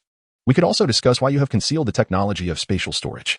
Miller fixed his gaze upon the high-tech device resembling a watch that Khan had produced, his pupils narrowing in astonishment. Khan smiled faintly. This celestial dragon butler, once a commendable individual, had spent over a decade in the Valley of the Gods. His perceptions now vastly divergent from those of ordinary people, not to mention the torment of a decade-long enmity, which had wrought a profound inner turmoil, distorting him into a being far more aberrant than John, Shiki, or even the most deranged of souls. Khan paid no heed to Miller's innermost thoughts. He turned to gaze upon the little girl, now resembling a small calico cat, yet her exquisite features remained unmistakable. She was destined to blossom into a great beauty. You shall be my servant from this day forth. In Chapter 92, The Valley of the Gods, the Roger pirates joined the fray. The little girl gently lowered her head, wiping away her tears. Then, she lifted her gaze once more, taking delicate steps, her head tucked in like that of a timid ostrich, obediently trailing beside him. Khan gently lifted the little girl's chin with his hand, leaned down, and whispered near her ear. Have you ever encountered an object that can encapsulate the things it cherishes within a small form? Has your mother ever taken you to places where her expression turned grave? The little girl nervously fidgeted with her clothing, her gaze averted, her neck flushed with embarrassment. Dear child, surely you would not wish to be regarded as something worthless and cast aside, would you? Khan rose to his feet, casting a gentle gaze upon her as he softly reminded her. The little girl nodded slightly, her small mouth parting in realization, aware of her insufficient height. She timidly grasped the fabric of Khan's sleeve. Observing him bend down, she then raised herself on tiptoe, her expression tense as she leaned closer. Her voice was soft and melodious. Not far away, Miller was rendered invisible, akin to a shimmering light bulb amidst the two. Khan squinted his eyes.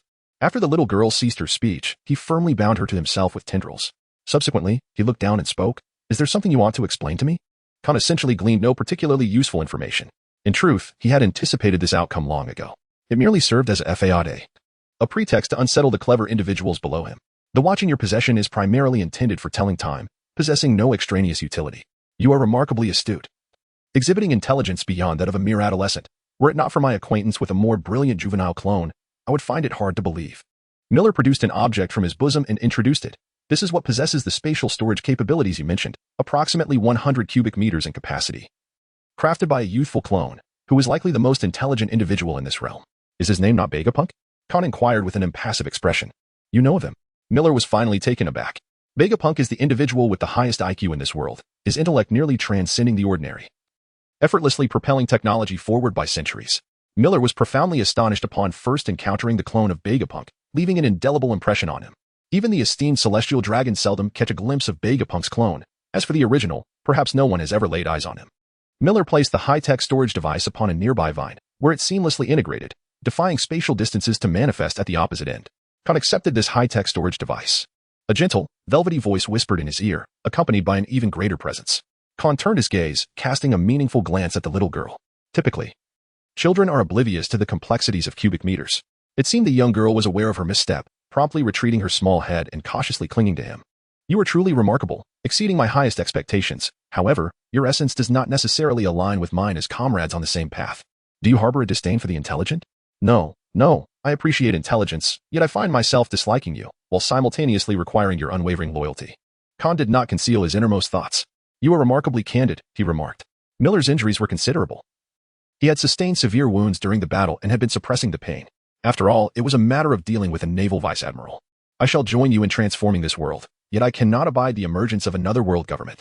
Very well, pursue your endeavors. I too have matters to attend to. Khan had no interest in the secrets of others. Who among us is devoid of secrets? After all, he was not intimately acquainted with them. He waved his hand dismissively. I intend to take her with me today. You have no objections, I trust? None whatsoever, Miller replied, his gaze filled with anticipation. Until we meet again upon the vast sea. The two then parted ways for the time being. Khan was met with an unexpected delight.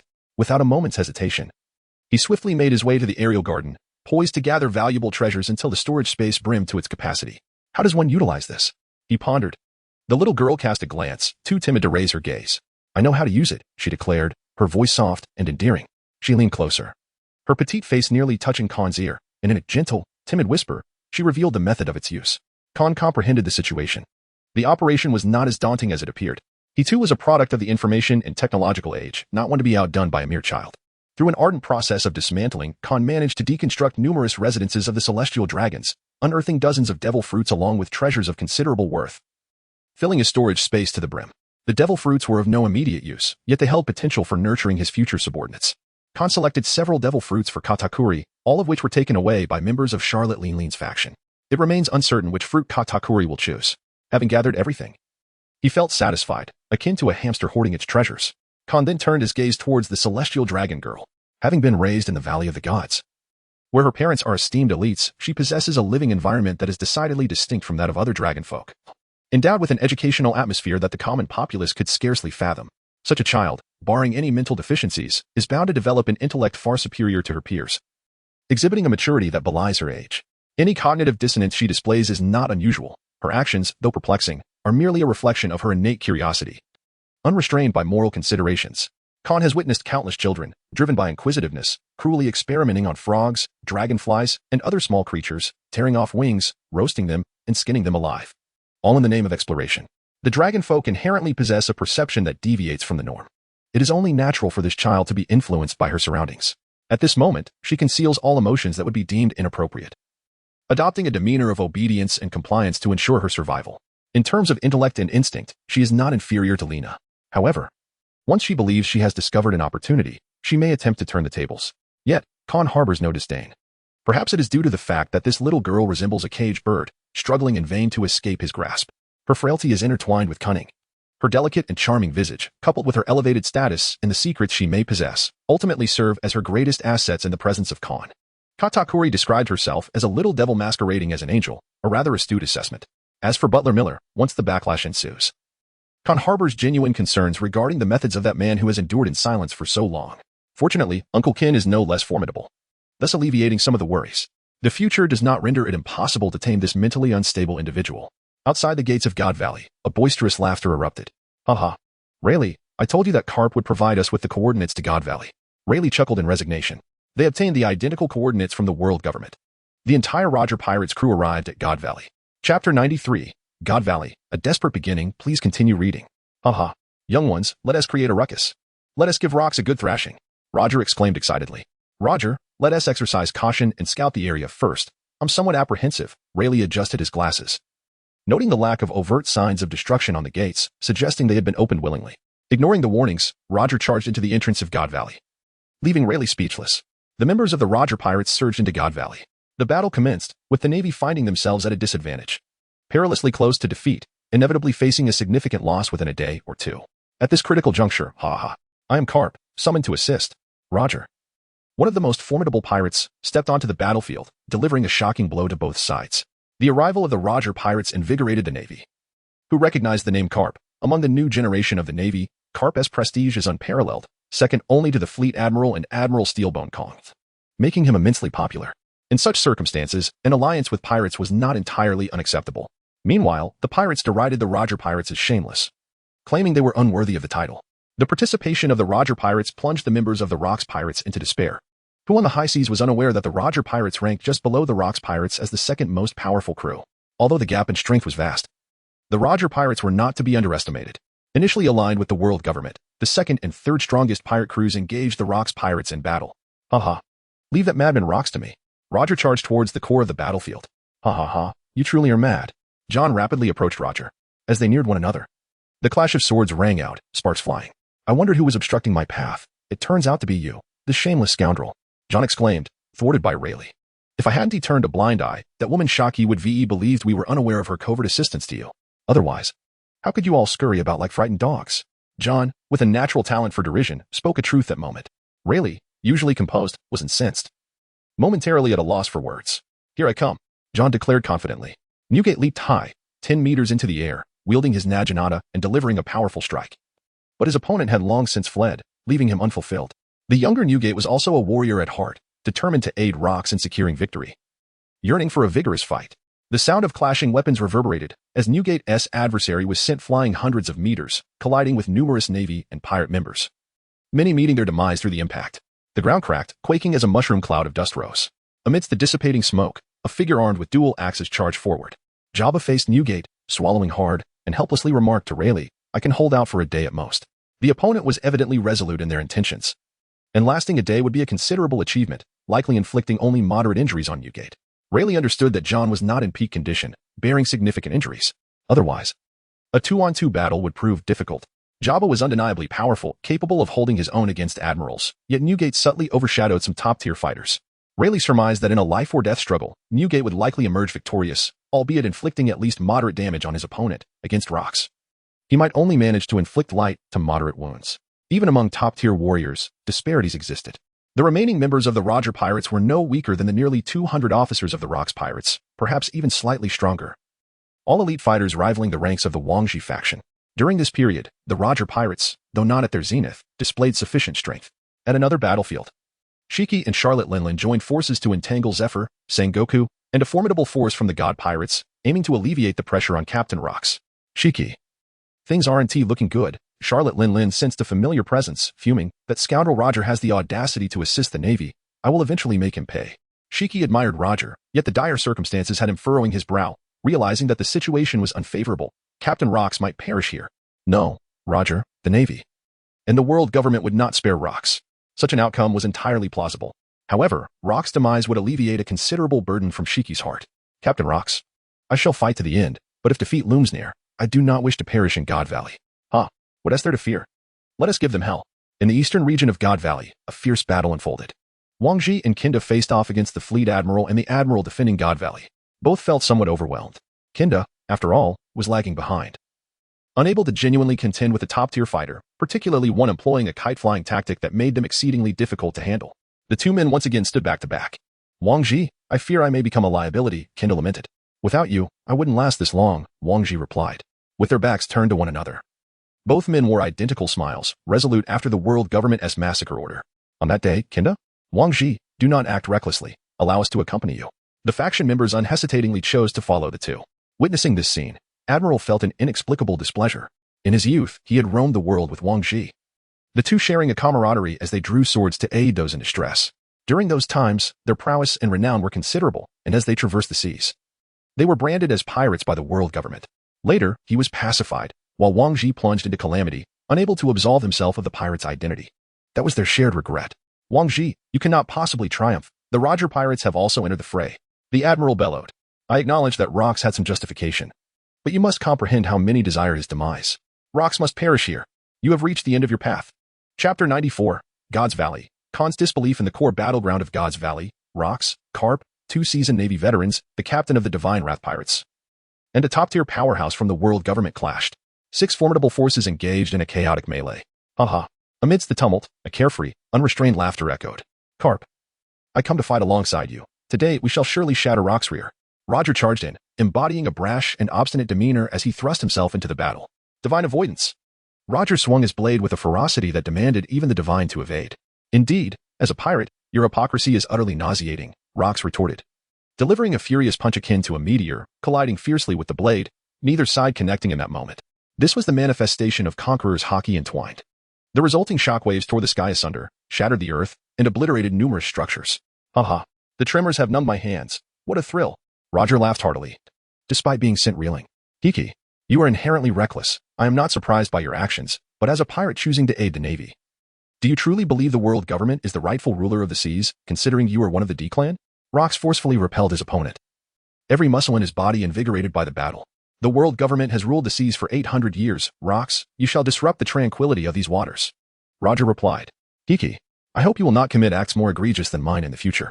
If the seas descend into further chaos because of you, it would suffice to prove you as the epitome of hypocrisy. A pirate like you cannot claim a favorable fate and will only bring ruin upon others. If you have family, you will surely be cut off. Roger's expression darkened. Haha, Roger, you scoundrel, you have finally arrived.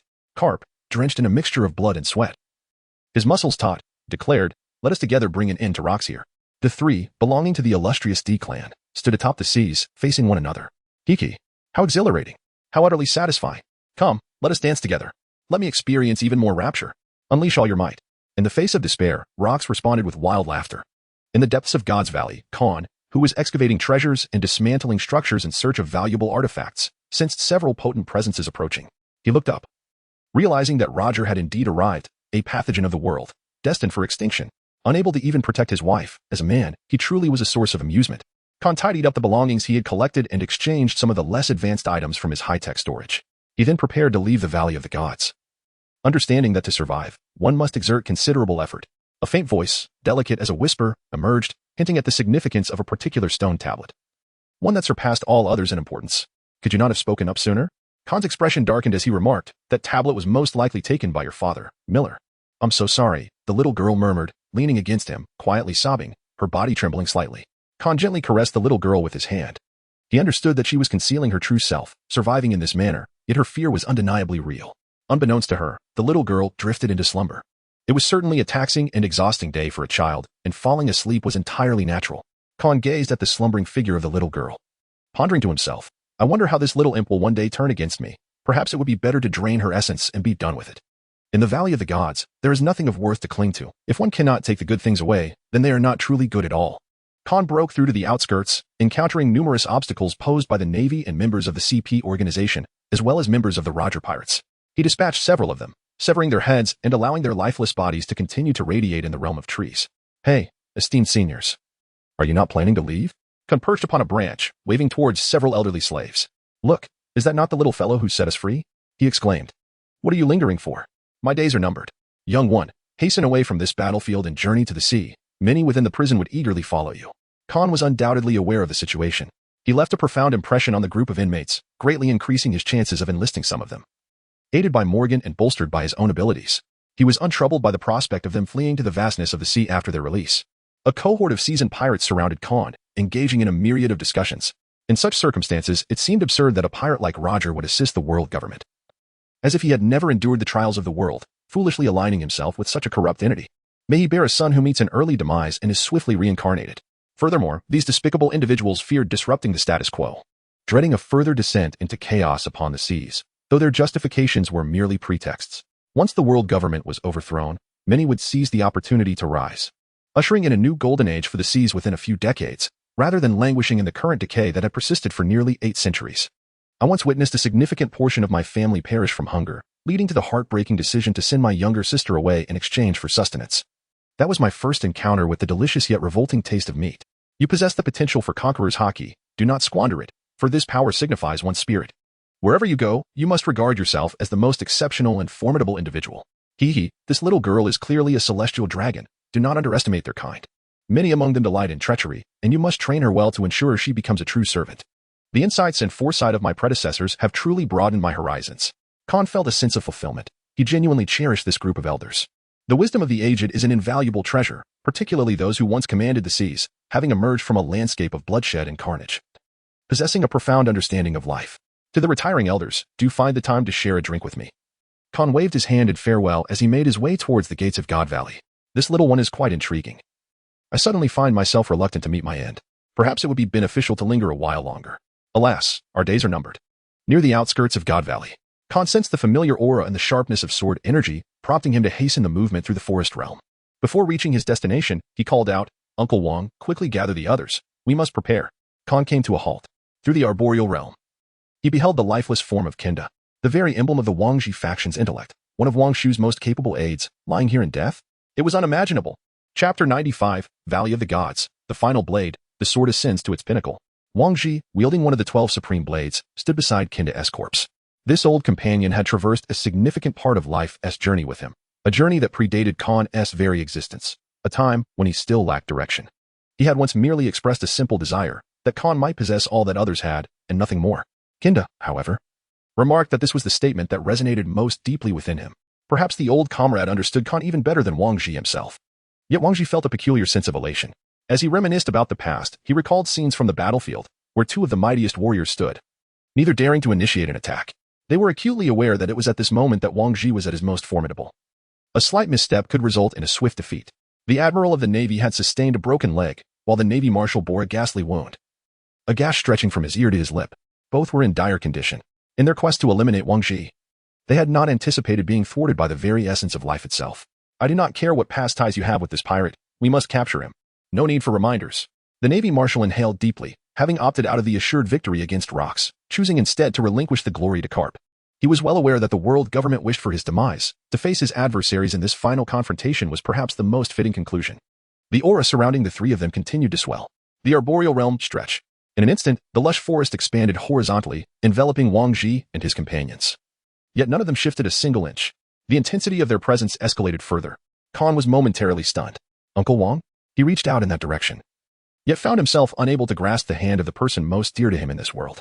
Wang Ji also sensed Khan's presence. With a gentle tone, he spoke. "For all these years, I have been uncertain about how to guide you. Perhaps I am unworthy of such a role. In this final moment, I wish to commend you. You are the most remarkable child I have ever encountered, and I take great pride in having had the privilege to teach you. You lost your parents at a tender age, and I cannot ascertain whether I have fulfilled my duties as a father." Khan listened to these words, reminiscing about his past life. His parents were alive, his father was an alcoholic, and their home was engulfed in nightly disputes. During that time, he could only retreat into solitude within the confines of his room. At school, his eccentric and reclusive nature often made him a target for bullying. And he frequently heard his teachers pose the question, why do they not pick on others, but specifically choose you? Just before he turned 10, his parents divorced, and he became a burden that neither wished to bear. Khan was liberated. On that day, his 10th birthday, he seized a worn-out toy box and struck down all those who had ever bullied him until they could no longer move. Upon entering, his demeanor grew fierce and rebellious. At that time, he genuinely cherished his childhood sweetheart, the sole beacon of light in his shadowy existence, yet it appeared that he had not been remembered. Khan was jolted from his reverie, his fingers brushing against his damp cheek. How could it be wet? He tasted it, salty. "So this is what my father is like. You can certainly be regarded as my father. Will you leave this place with me?" Khan's voice trembled in a way he had never experienced before. Wang Ji revealed a relieved smile. He had pondered many times whether he was a worthy mentor to Khan, but in this moment, such thoughts were trivial. He had always yearned to impart all his knowledge to Khan. Unlike other pirates, Wang Ji felt almost at odds with the very identity of a pirate. He cherished learning, seeking to refine and enhance himself through knowledge, channeling it into his swordsmanship. Yet, Khan surpassed Wang Ji's expectations immensely. It was he who learned so much from Khan. His understanding of himself, of the sea, and of this world had been profoundly transformed, as if a new door had been opened before him, truly splendid. A natural-born genius may well be destined to bring an end to this chaotic era, though he feared he would not witness that day. He wished for Khan not to bear the weight of the ocean's fate. "Child, you must go," Wang Ji urged. "Do not continue to endure. Your life is just beginning. Venture into the sea, and you shall encounter many wonderful companions." "Wang Ji, do you believe we will allow him to escape?" The naval admiral unleashed a beam of laser. Wang Ji intercepted it, a smile gracing his face.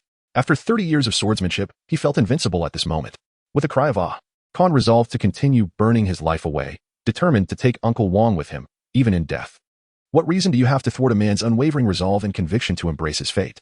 "Who?" Khan suddenly lifted his gaze, yet received no response. The source of that voice remained elusive. As the sands of his lifespan dwindled, the weight of his mental burden grew increasingly profound. It seemed as though he were succumbing to hallucinations, his spirit languishing further with each passing moment. Khan's impression of Wang Ji is equally distinctive. He is an unconventional pirate, possessing extraordinary insight and wisdom, and demonstrating an exceptional capacity for learning. He perceives the realities of this era yet finds himself powerless to alter its course, a poignant tragedy. Mastering the art of swordsmanship for 30 years under such sorrow, he has indeed become invincible. Go and eliminate that child. He poses a significant threat. The admiral of the navy exclaimed. Khan, my brother? The voice of Katakuri echoed. Khan, be cautious. That individual is the vice-captain of the divine arrival pirates. Shiki. Mother and the others are on the brink of collapse. We are on the verge of defeat. Katakuri's voice carried a hint of sorrow. Khan regained his senses and gazed through the canopy of trees towards the nearby battlefield. The members of Charlotte Leanlean's faction beside Katakuri have perished in large numbers. With nimble footwork, Longbread narrowly preserved his life. Kaido is not nearby. A tremendously powerful aura surged into the forest realm. You obstructed my path. Khan unsheathed two finely crafted swords, his expression particularly grim. As a pirate allied with the navy, it truly revolted him. Your aura is unstable. It relies on the fruit's ability, gained at a great cost, isn't it? You obstructed my path, Khan reiterated. Interesting, chuckled the man, who bore significant wounds. Dealing with a mere child is hardly a challenge. Wang Ji, feel despair. I shall eliminate you and then slay rocks. The Marine Admiral, radiating brilliance, launched a lightspeed kick. Can you outrun light? Wang Ji, I will personally end your life. You shall die by my hand. The Marine Fleet Admiral wielded another supreme blade. One of the 12 great blades, executing a top-tier attack infused with Conqueror's haki. After an extended battle of life and death, the trio was destined to confront their fates. With differing stances, a tumultuous battle ensued. Wang Ji gently caressed the blade, his gaze tranquil. This sword embodies my pinnacle. And it is the sole lesson I can impart to you. A true swordsman must remain unyielding, steadfast amidst millions. In this final confrontation, Wang Ji hoped to impart his last lesson to Khan. He had long discerned that Khan possessed extraordinary swordsmanship but lacked the heart of a swordsman. This final lesson was also the only one, to teach the heart of the sword. Reflections on the protagonist and Miller in the preceding chapters reveal their initial mutual probing. Being normal individuals, it was improbable they would readily trust an unfamiliar person. Only when Miller showed slight acknowledgement did he temporarily pledge his loyalty. The introduction of Reina prompted Miller to truly decide to follow Khan, under the premise that a follower's essence aligns with his path. Yet, how could Khan, with such imposing charisma, deceive an astute individual? Once the protagonist grasped the essence of Miller, he employed a seemingly innocuous little girl to test him multiple times. Even contemplating using her as a tool to restrain Miller and make him serve him, but failed. He told the girl she was his slave, and Miller, aware of the protagonist's true nature, later complimented his honesty, leading to a complex cooperative relationship. Their paths diverged, yet their directions converged. Initially, both concealed much from each other. And that little girl proved to be quite intriguing, serving as a bridge for the unfolding plot. Those who comprehend will find those chapters immensely satisfying. Going forward, I shall refrain from writing about the Valley of Gods, a narrative that diverges from mainstream themes, as I intend to earn a living and not oppose monetary gain. Miller is a profoundly intricate character. He has struggled in anguish for over a decade and is no longer a typical person. Does he truly feel no affection for his own flesh and blood? His emotions fluctuate unpredictably, beyond his control. He yearns to eradicate everything related to the Valley of Gods. Occasionally, a flicker of his remaining conscience admonishes him against such actions. In truth, I nearly experienced a mental breakdown while embodying Miller's character. Those around me suspected I was gravely ill. A fascinating main storyline unfolds. Miller walks a path where he is willing to sacrifice everything to overthrow the world government, paving the way for a new world. In contrast, Drago aspires for universal freedom and equality, embodying an idealist who progresses through exploration.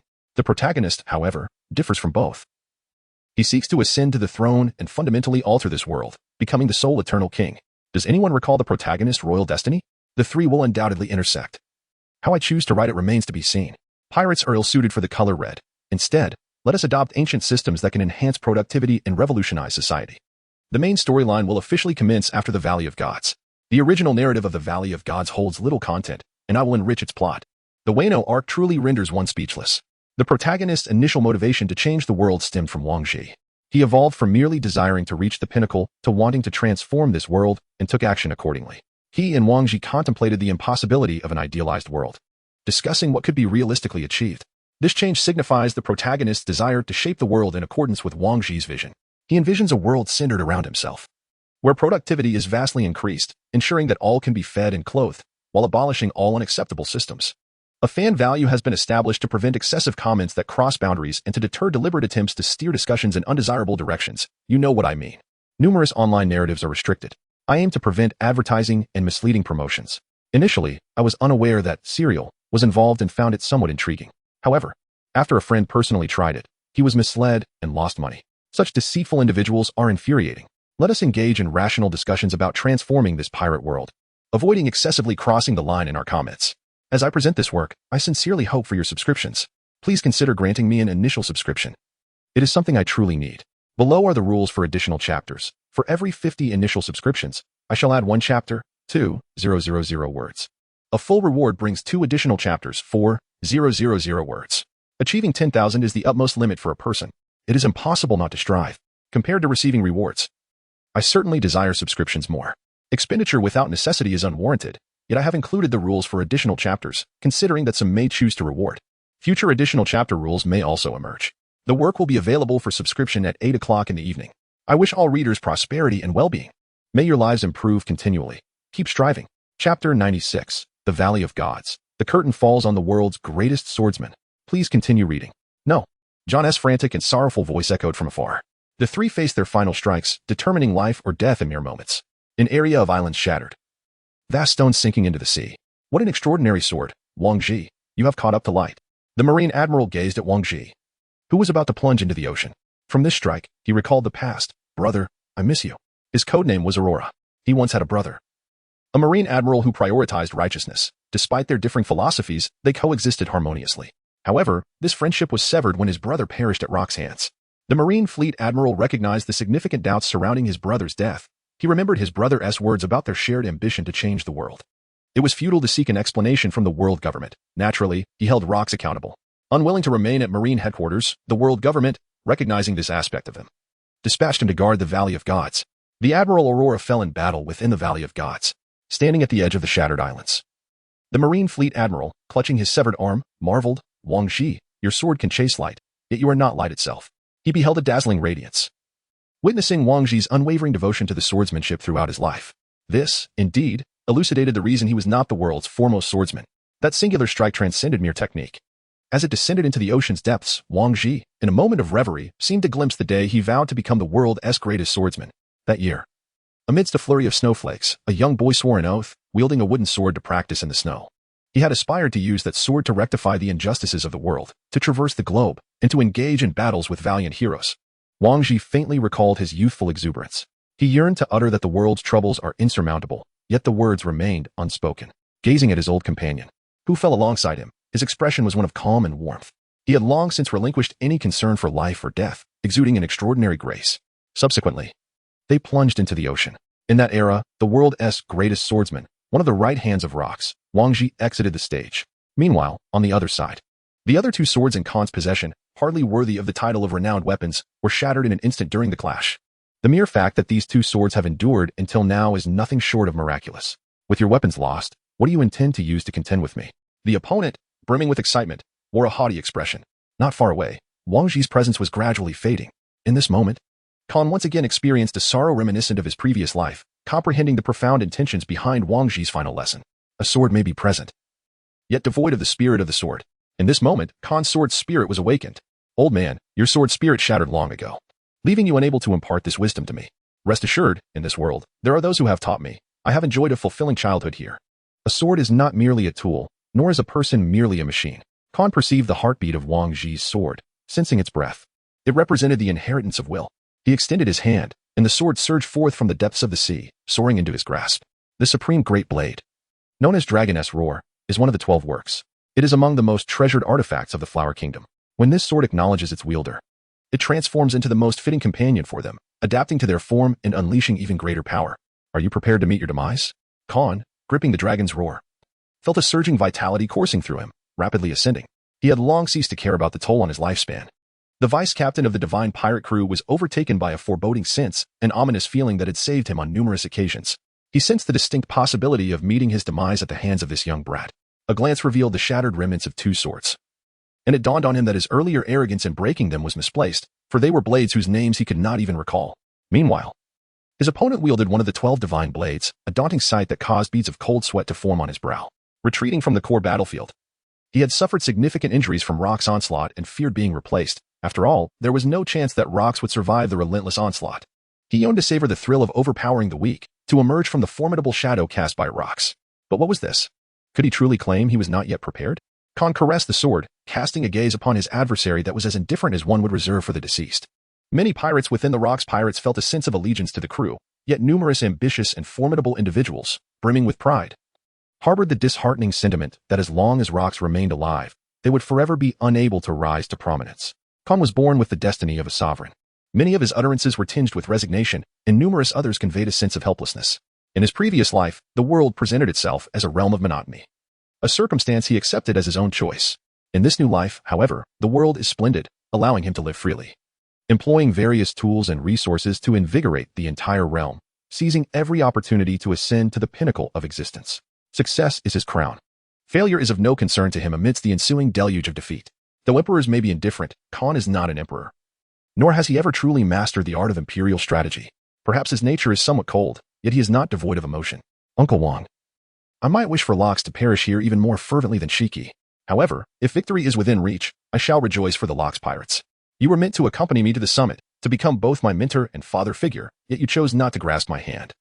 Opting instead for your own convictions, imparting upon me your final lesson. Uncle Wang, you saved my life and guided my growth. Perhaps you believe you have taught me little, but I cherish the most precious memories of my childhood. They are my greatest treasure. I have encountered many fascinating individuals. I would gladly risk my life for you.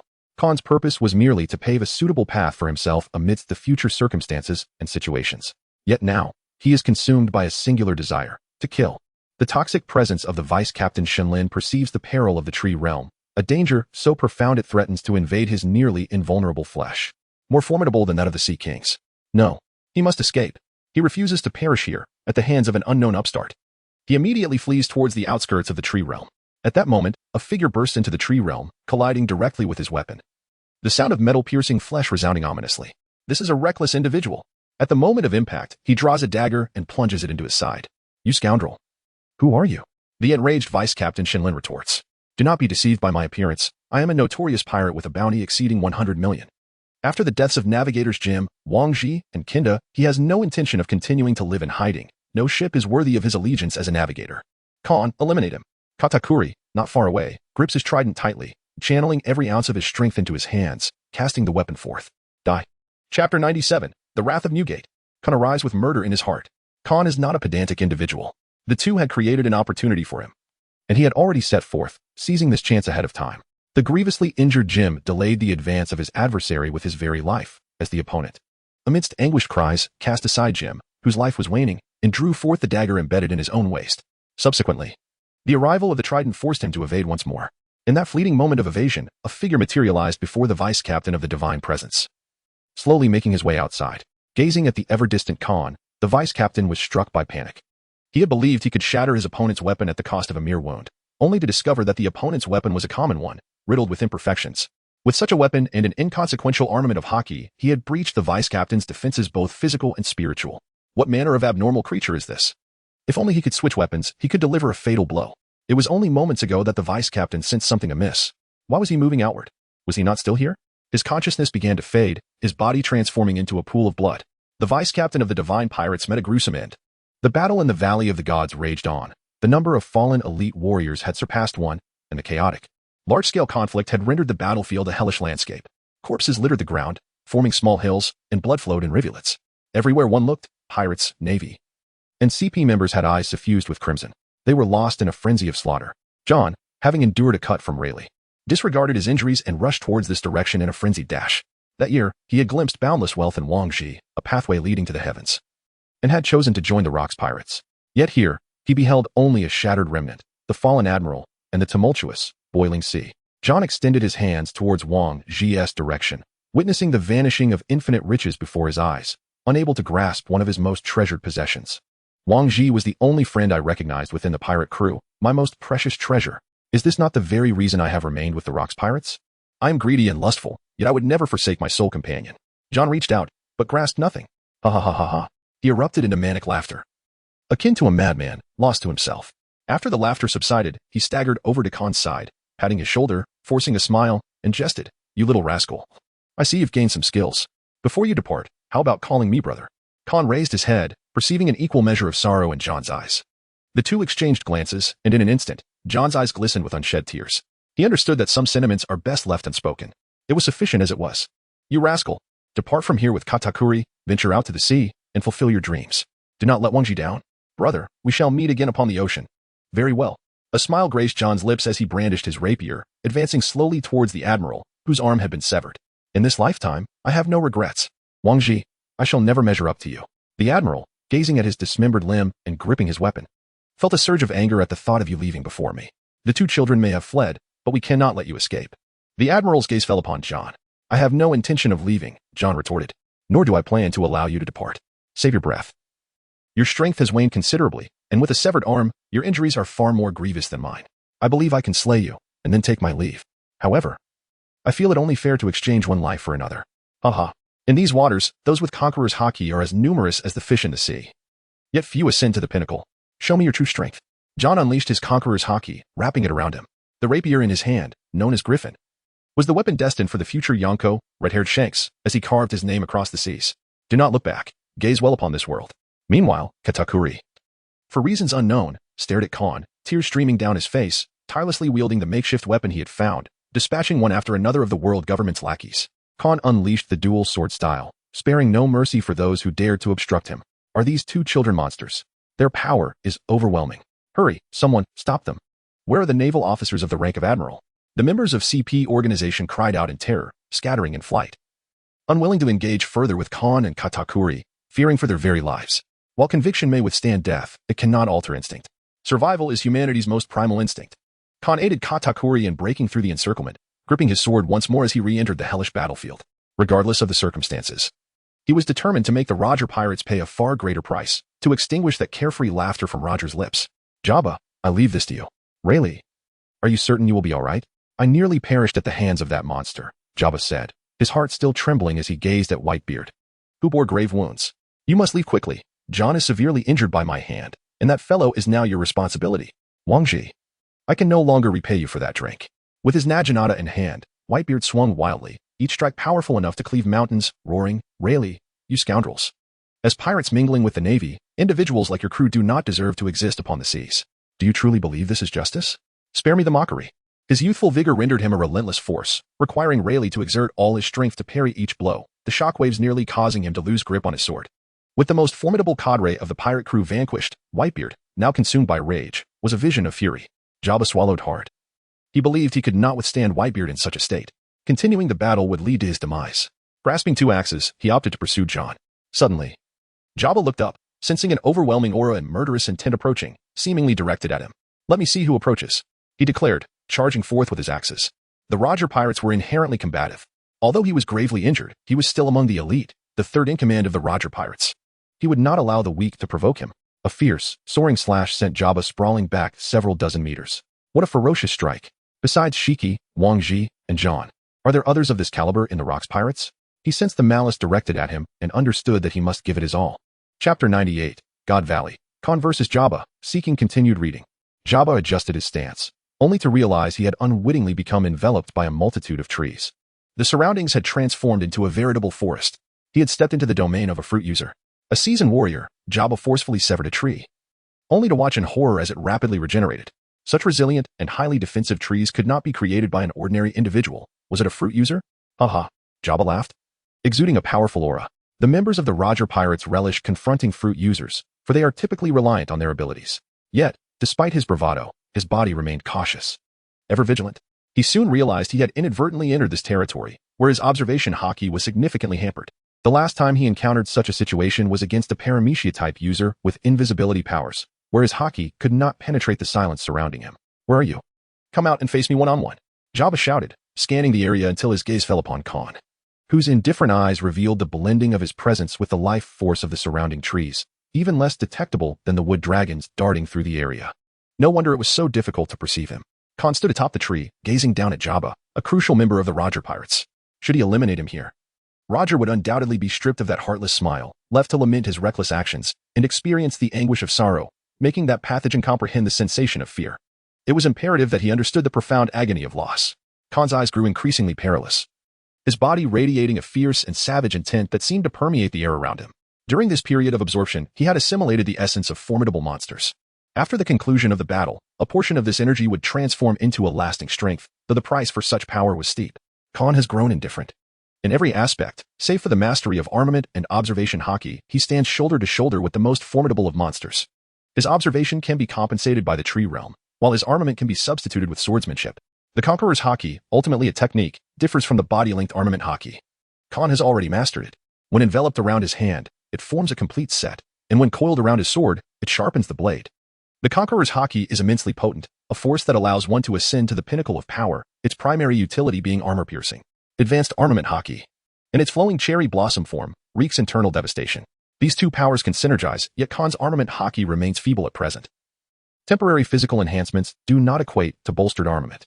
Otherwise, armament haki would not necessitate rigorous training, unlike the innate Conqueror's haki. Intriguingly, it seems I underestimated you. I had assumed you were nowhere near Kaido's caliber.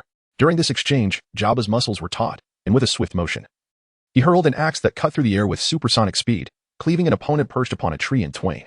The axe spun back to his hand without a sense of having met flesh. Jabba abruptly pivoted and beheld Khan approaching, devoid of any murderous intent, which startled him. A spinning axe sliced through the air, severing him in half, yet there was no blood, no cries of anguish. Upon closer inspection, he realized it was merely a wooden figure, explaining the lack of lethal intent. But what had caused the figure in the tree to evade his attack so swiftly? There had been no apparent movement. Could it be teleportation? Jabba understood that fruit users were notoriously difficult to contend with due to their unpredictable abilities. Once one discerned a fruit user's power, the devil fruit became less enigmatic. Yet, it was implausible for a single devil fruit to possess two such peculiar capabilities. This was clearly a paramecia type, plant-type fruit. The tree realm began to exude a fragrant gas, enticing the deepest cravings within one's heart. Jabba could not suppress a swallow. Then, realization struck. The tree was toxic.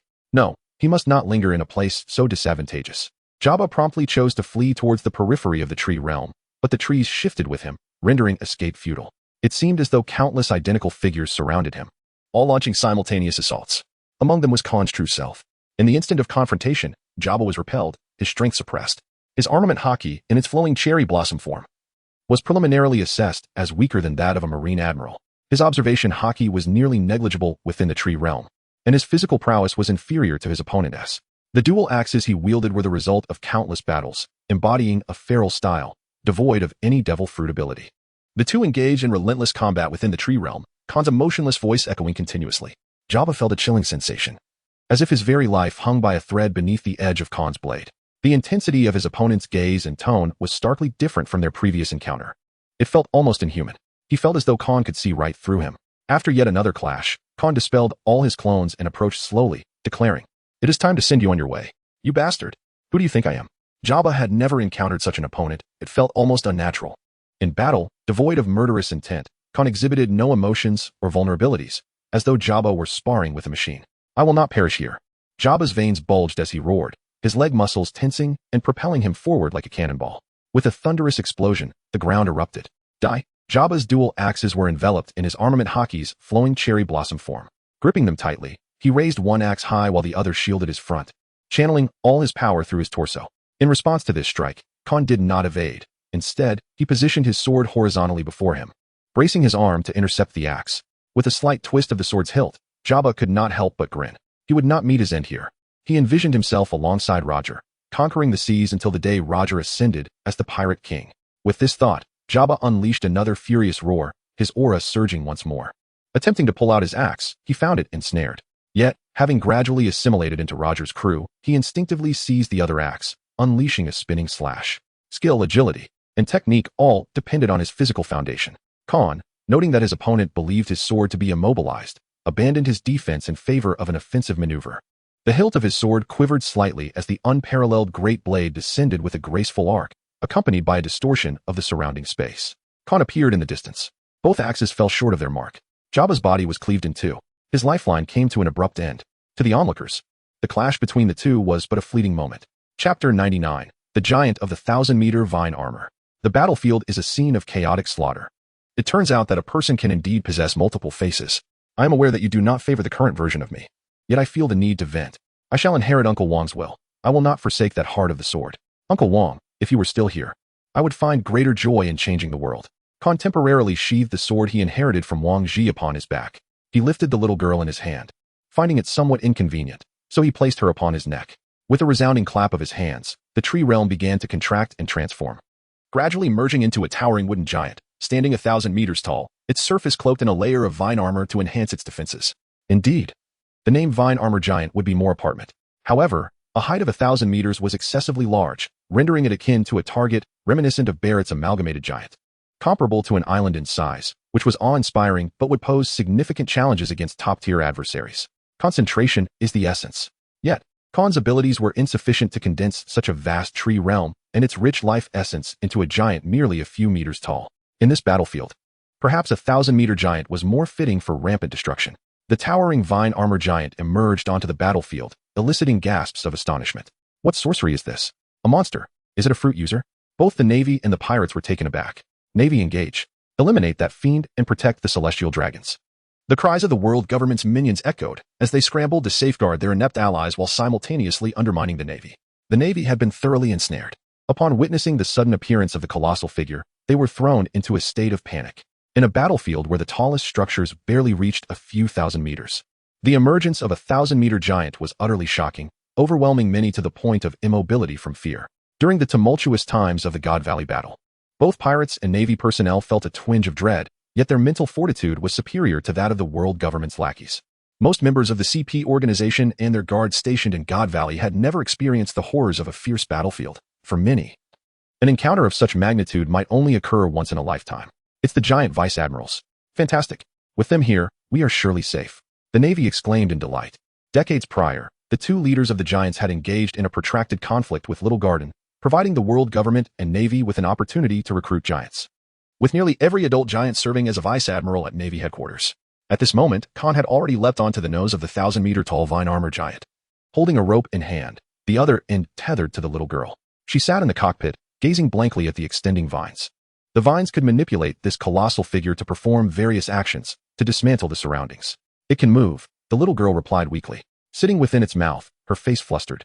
She stole several glances upward, catching sight of Khan's profile, her cheeks flushing as her small hands instinctively grasped the vines, taking control of the vine armor giant.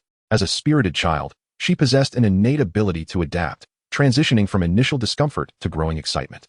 The little girl looked down upon the comparatively smaller figures below, feeling a surge of anger as the larger one struck at her, causing the vine armor giant to sway and instilling fear that compelled her to glance up at the expressions of those above. How beautiful they are, she mused. Khan sat upon his nose, gazing at the little girl as she commanded the vine armor giant to strike down one giant general after another with its fists. Unsatisfied with mere punches, she executed a sweeping kick, instantly clearing a vast area of unfortunate naval officers, pirates, and the minions of the world government. As the play progressed, she drew the colossal vine-armored sword from her back, dispatching one child after another with a single stroke. The giant generals could not withstand the tremendous force unleashed by the giant's descent. Several giants, seizing the opportunity during the battle, were cleaved in half, their innards spilling onto the ground, only to be followed swiftly by the vine-armored giant, which trampled them underfoot, reducing them to a mere paste. Khan silently observed everything unfolding. This little imp possessed significant potential and value, often concealing its true nature and causing no trouble. It was a wise child, easy to manage for the time being. He could be drained and disposed of afterward, or perhaps used as a bargaining chip with the celestial dragons to ascertain its true worth. As for the celestial dragons, they must be eradicated. The arrival of Sengoku is a beacon of hope. Damn pirates, you shall not continue your destruction. In his fury, Sengoku transformed into a colossal Buddha, powerful shockwaves converging in the palm of his hand. He leapt high into the air, delivering a mighty blow to the head of the giant encased in vines. Is it you? Sengoku exclaimed, his eyes wide with astonishment upon recognizing the figure above, yet his movements remained swift. He struck down with great force, startling the little girl controlling the giant, who instinctively covered her head, turning her back to the onlookers. She grasped a small leaf, using it to shield her petite frame. Sengoku, momentarily bewildered, questioned, "Who is this girl?" "A celestial dragon," the little girl replied, attempting to obscure her presence. "There is no one here. I am not here." "You cannot see me." "A celestial dragon? A child?" Sengoku gritted his teeth and aimed to strike at the nose of the vine-covered giant.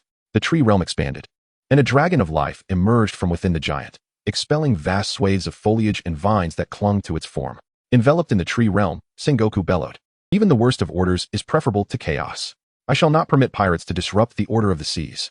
Khan, with an air of superiority, uttered calmly, "Zhanghua, you will inevitably become disillusioned with this world, with this government." He then proceeded to indulge in apathy. "Absolutely not." Zhanghua roared, striking his palm fiercely against the countless vines. A tremendous shockwave shattered innumerable vines and pierced through a dense forest. Khan was not surprised. The forest is deeply rooted in the earth. Its power diminishes significantly in the air, especially considering he must also maintain the vine-covered giant. His adversary possessed a particularly unique fruit, capable of unleashing devastating shockwaves that could shatter with a single blow. Khan unleashed his power, conjuring a massive thorn spear that stretched for dozens of meters, aiming at rocks. With a single thrust, he temporarily sent the troublesome figure flying. Although the strike inflicted minimal damage, it enabled the vine armor giant to advance rapidly. Indeed, at the moment the little girl caught a glimpse of Khan's action, She regained control of the vine armor giant, wielding the colossal sword as she dashed towards the core battlefield, seemingly driven by her own purpose. I know where there is a large stone slab. Chapter 100, Valley of the Gods, Rock's Memories. Seeking continued reading. Wahahaha. Rox is on the brink. Roger shouted excitedly. Yet a shadow loomed over his heart, necessitating the release of his unease through loud exclamations.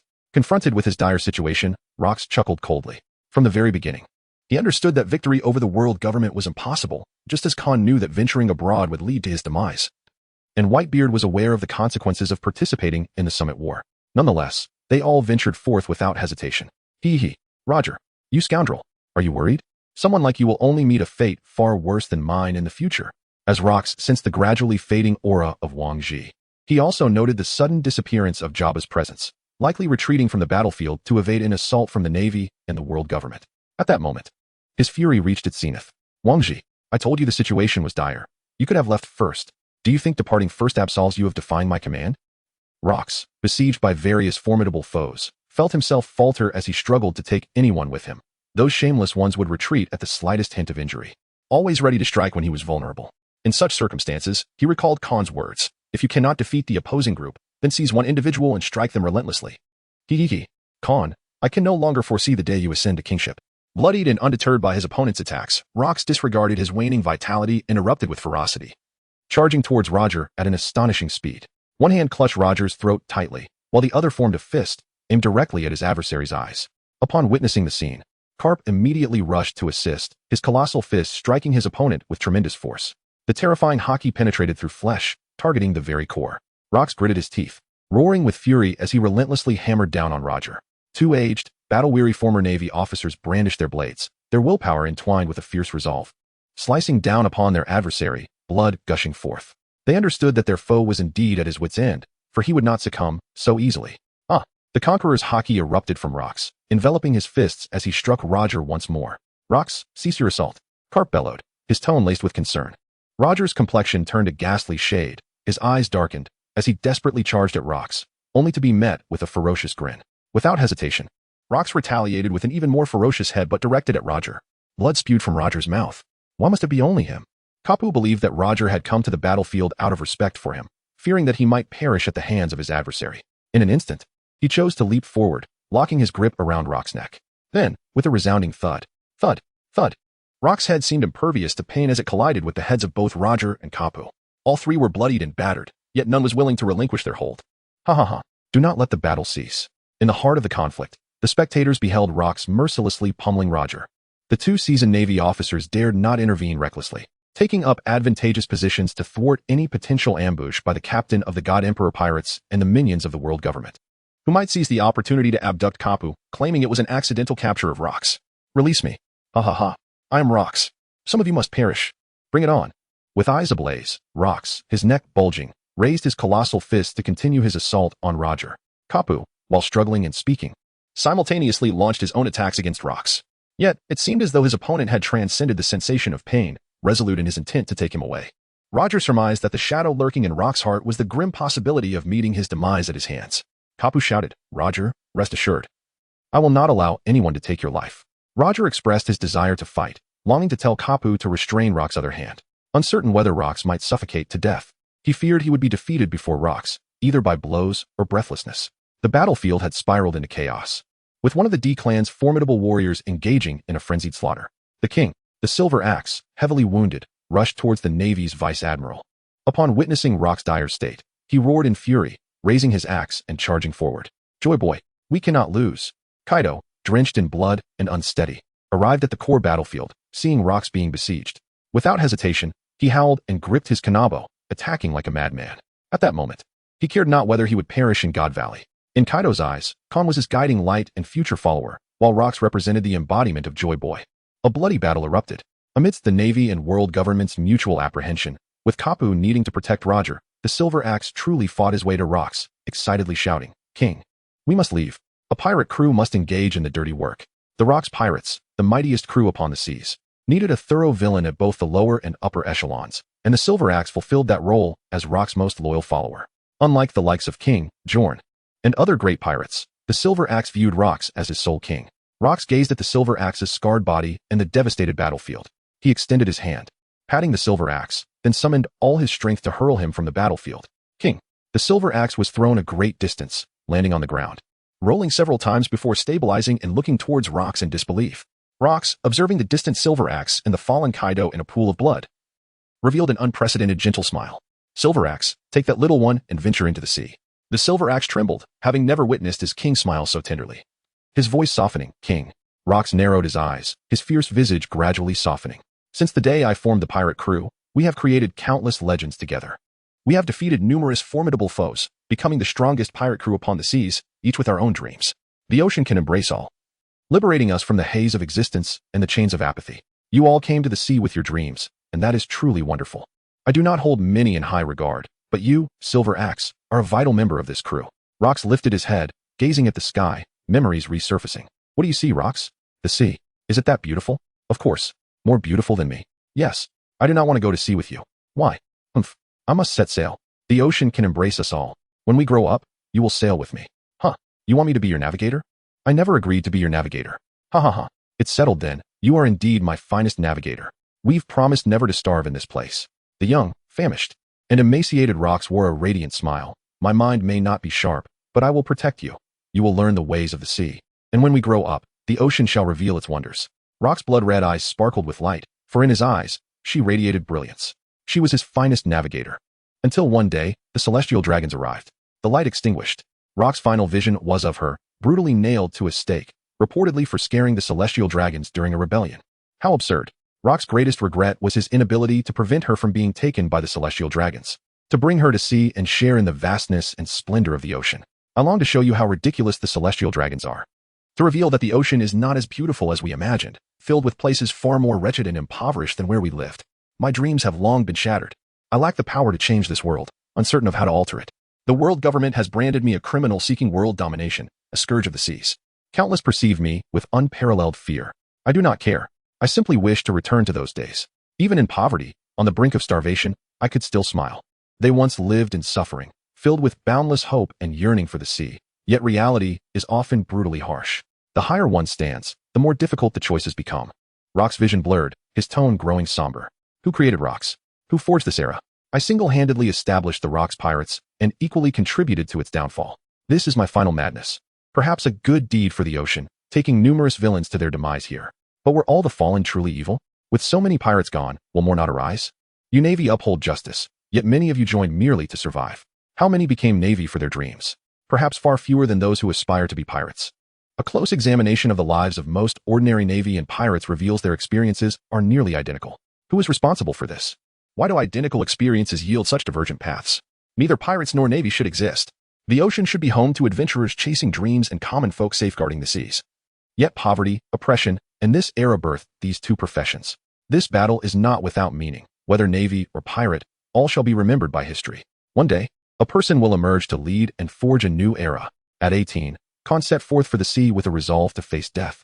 And Rox held his own convictions. They exchanged glances, seeing reflections of each other, perhaps for a simple reason. How many justifications does a man need to pursue his beliefs to the death? At Mary Geos, the five elders, reclining on the sofa and watching this fated battle, suddenly found themselves seething with rage. Five elders erupted in fury. Rox's ideology is far too dangerous. His ideology is utterly heinous. He is the most malevolent and irredeemable villain to emerge from the Grand Line in 8 centuries. It matters not. Rox is doomed to perish without a doubt. Although our world government has incurred substantial costs, will those foolish, swine-like commoners have the courage to stand up? They lack the vision and insight of Rox. Ultimately, those imbeciles will become mere tools for our exploitation. The victors will inevitably be us. Recently, public sentiment in the seas has gradually improved for us. After all, the ignorant are easiest to govern.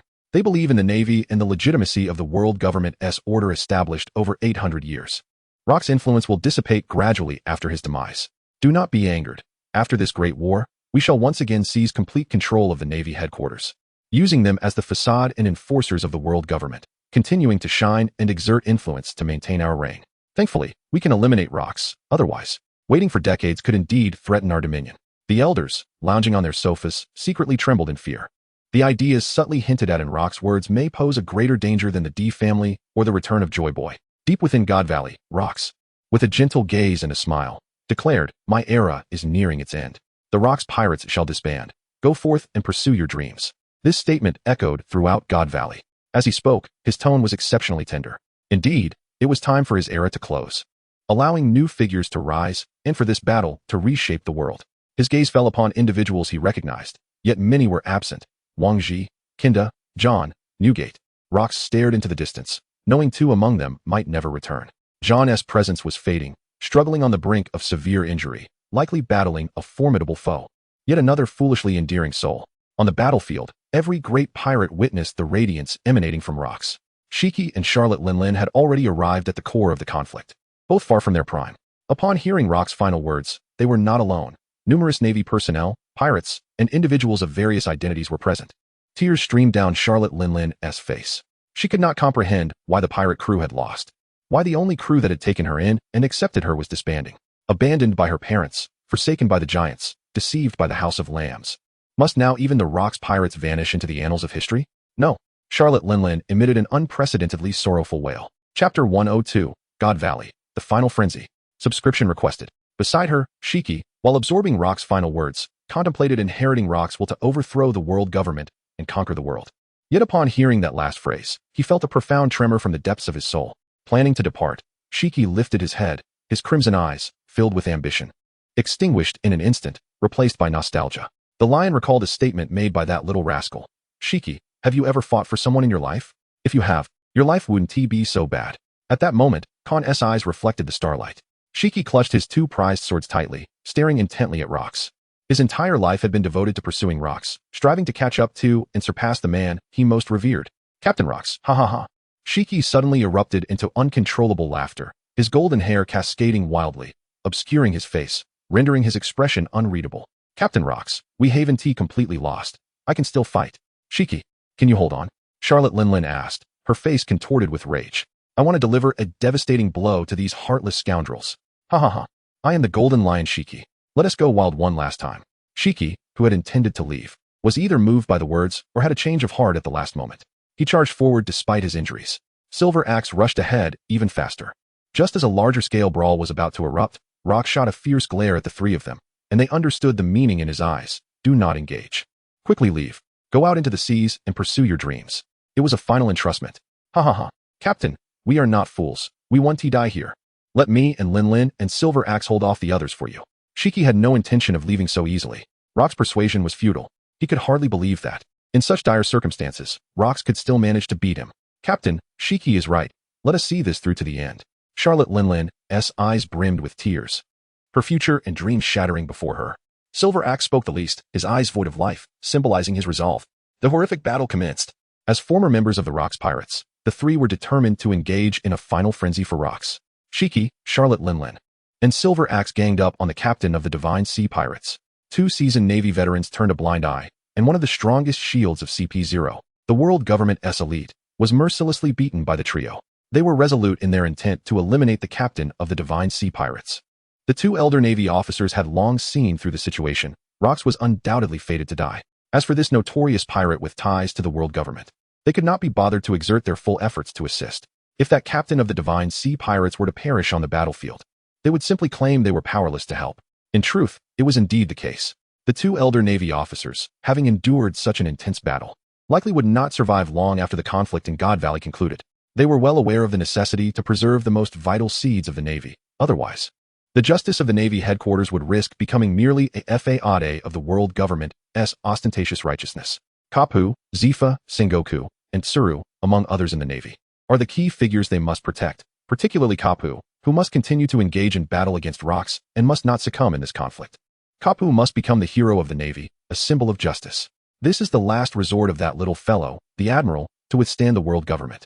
Standing on the moral high ground, compelling the Navy headquarters to assimilate and yield under the banner of righteousness. The Navy needs a hero for the future, a symbol in the hearts of all its members. No one is more suited for this role than Kapu. Hehe, what a long journey it has been. I had once envisioned a world that belonged solely to us. Roger, you are the epitome of hypocrisy and folly. In battle, Rox belittled Roger to the point of utter disgrace, cursing him with great satisfaction. As a pirate, he was genuine. Once one hoists the pirate flag, one must be prepared to surrender their life to the sea, mustn't they? Roger, as a pirate, regardless of his motives, brandished the banner of maintaining order on the sea, under the guise of so-called justice, to thwart him. How laughable. Just a fool who cannot discern his own standing. No matter what great achievements he might accomplish in the future, in Rock's eyes, he remains merely a pitiable, hypocritical wretch. Hee. Roger, Kapu, let us fight to the bitter end. Rox drew a deep breath, his conqueror as hockey and armament hockey enveloping his fists. As the sovereign of the seas and a pirate, he would confront this duel with all his might, preserving his dignity. With the sails unfurled, he had long since placed life and death upon the pirate flag. This battle sought only death. Fight! Fight! Fight! Rox roared, squeezing every last ounce of strength from his body, charging at his opponent. Ha! Rox! I will never lose to justice. Kapu bellowed, rushing forward. Ha! Rox! This time you are undoubtedly doomed. The sea has no need for a sovereign pirate. I shall never allow you to conquer this world. Roger, gritting his teeth, laughed heartily, armed with one of the 12 supreme blades. Ace wrapped himself in Conqueror as hockey, charging at Rox. Today, if Rox does not perish, it will spell endless trouble for their pirate crew. Roger must summon the resolve to face death. In this place, he must eliminate Rox. As for how to escape God Valley, Rayleigh and Kapu would devise a plan. The only consideration now is to slay Rox and ensure his own survival in battle. The three mighty members of the D clan prepared for their final struggle. Rox had long reached a dead end. In this grand conflict, he had faced countless top-tier opponents, his body marred by innumerable wounds. Few could endure such a degree of combat to reach this moment. On the seas, there were hardly any who could rival Rox. And even the formidable pirate Red Count Raid would not dare claim superiority over him. The climax of this battle unfolded more swiftly than anyone could have anticipated. In merely a minute, the victor emerged. During the fierce confrontation, vast islands nearby were ravaged, and the already precarious God Valley began to tremble. Numerous Navy personnel, pirates, and lackeys of the world government were left in shock. Could God Valley be on the brink of collapse? Chapter 103. God Valley. Unleashing Fury. 1,000 Blades.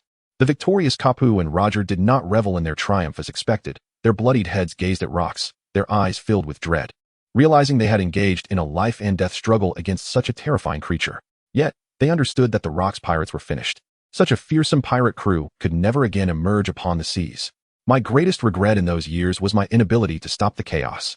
To protect those I wished to safeguard, my dreams were seized by this wretched world from the very beginning.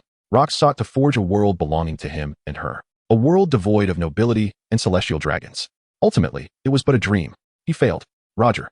A hypocritical and heartless scoundrel like you can never fathom the feeling of loss, nor comprehend my hatred for this world. On the brink of exhaustion, Rox leaned against a shattered structure, laughing maniacally at the sky. Who can kill me? Who is worthy of slaying me? Ha ha ha. He laughed in madness. The only one capable of ending Rox was himself. In that moment, he seemed to return to those bygone days, dark yet filled with laughter shared among comrades. Because I know none of you would bow to the other. Each of you follows me for your own reasons, and all of you are destined to challenge my existence in the future. Survive, and let this world become more vibrant because of you. The silver axe roared. Charlotte Linlin stood dazed in place. Shiki was busy tearing apart the captain of the divine sea pirates they had encircled and killed. Newgate wept from afar. John laughed maniacally in the distance. Meanwhile, Con approached with his sword drawn. Ha. Roger, let us give him one last push. You wouldn't want Rox to survive this. Would you? Kapu, bloodied and with fading consciousness, asked. Roger nodded. The two mighty members of the D clan, each with their own identities, joined forces once more to strike. In a last-ditch effort, Rox, in the final moments of his life, forcefully repelled Kapu and Roger, who sought to deliver the finishing blow. This strike utterly shattered God Valley. As Rox proclaimed, no one could kill him, no one was worthy. The only one who could end his life was himself. All that is left to you, young man. I have high hopes for the world you envision, but I cannot witness it. Rox had exhausted every ounce of strength within him. Now, all he could do was utter his final words. He vaguely perceived Khan's silhouette, feeling the increasingly terrifying murderous intent and formidable aura approaching. This world is truly mundane. Rox has fallen. This is the final utterance of the sovereign of the seas. The Rox pirates disbanded with that proclamation. Subsequently, the body of the sovereign of the seas sank into the ocean. Even at the moment of his descent into the sea, he still looked down upon Roger. The sea embraces all, including pirates. From the day Rox set sail, he contemplated that if he could not succeed, he would return to the sea. At this moment, it felt like fate. The men of the sea are ultimately bound to return to the ocean. An era is destined to conclude. Rox was a mountain looming over everyone. With his demise, the emotions of all were complex, an indescribable turmoil brewing within their hearts. Even Shiki, the most ambitious among them, felt an unusual heaviness at this moment. The silver axe was equally bereft of spirit, collapsing amidst the blood-soaked ground. Wounded and lying in a pool of blood, Kaido roared, I do not believe it. I do not believe it. Rox is Joy Boy. Joy Boy cannot lose. In Kaido's heart, there has always been a Joy Boy, whom he believed Rox embodied.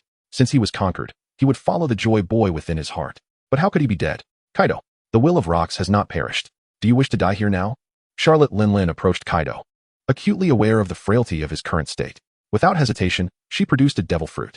This particular fruit belonged to the Zoan category, specifically the fish fruit, mythical beast type, in the form of a qinglong.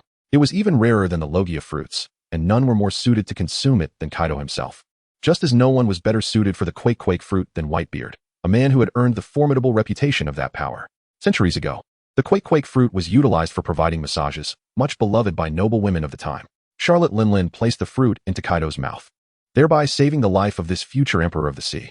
At that moment, Kaido caught sight of a familiar figure from the corner of his eye. He extended his hand and weakly uttered, "I see, Joy Boy. I am not some nonsense Joy Boy." The murderous intent emanating from Khan had accumulated to a terrifying degree, becoming even more dreadful after eliminating Jabba. He was a vessel for unleashing his wrath. Kaido, go forth, survive. The will of rocks shall not fade. It is yours to inherit. Khan entrusted the little girl in his care to Kaido. Subsequently, he sought to unleash the tempestuous fury that coursed through him. Kaido pondered, why has Khan carelessly discarded this burden upon me?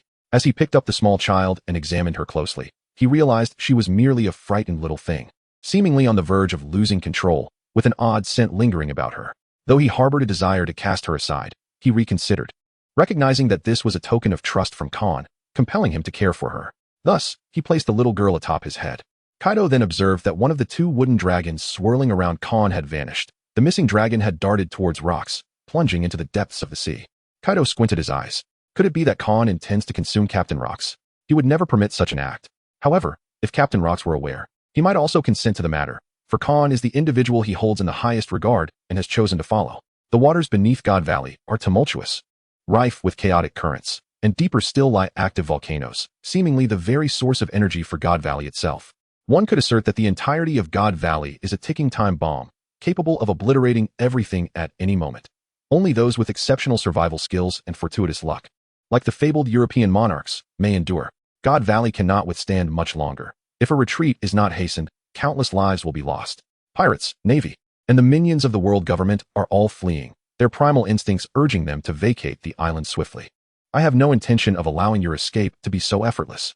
Khan brandished his sword before the members of the Roger Pirates, a fierce glint flashing in his eyes. Roger, Rayleigh, my wrath has yet to be fully unleashed. Rayleigh adjusted his glasses, his gaze dangerously inquiring, what do you intend to do? The external manifestation, true Thousand Swords. Chapter 104, God Valley, charging up for a grand move.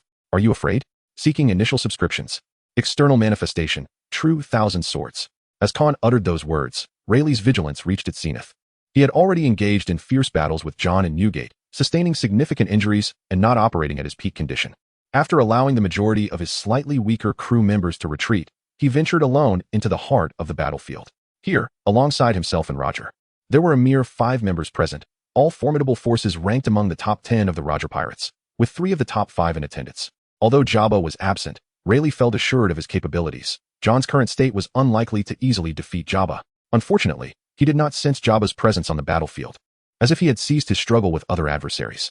It would have been advantageous for him to assist or to tend to the pirate ship and their comrades. Yet at this moment, Rayleigh felt an overwhelming pressure emanating from Khan, instilling in him a disconcerting illusion that failing to exert his utmost could lead to his demise on this battlefield. The ever-cautious second-in-command of the Roger Pirates exchanged a glance with the 3 others beside him.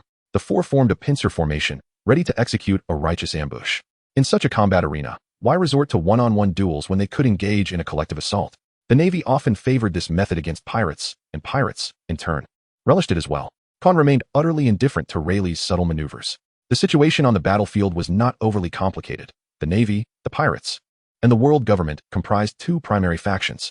The Navy held a subordinate position, while the pirate faction appeared rather fragmented.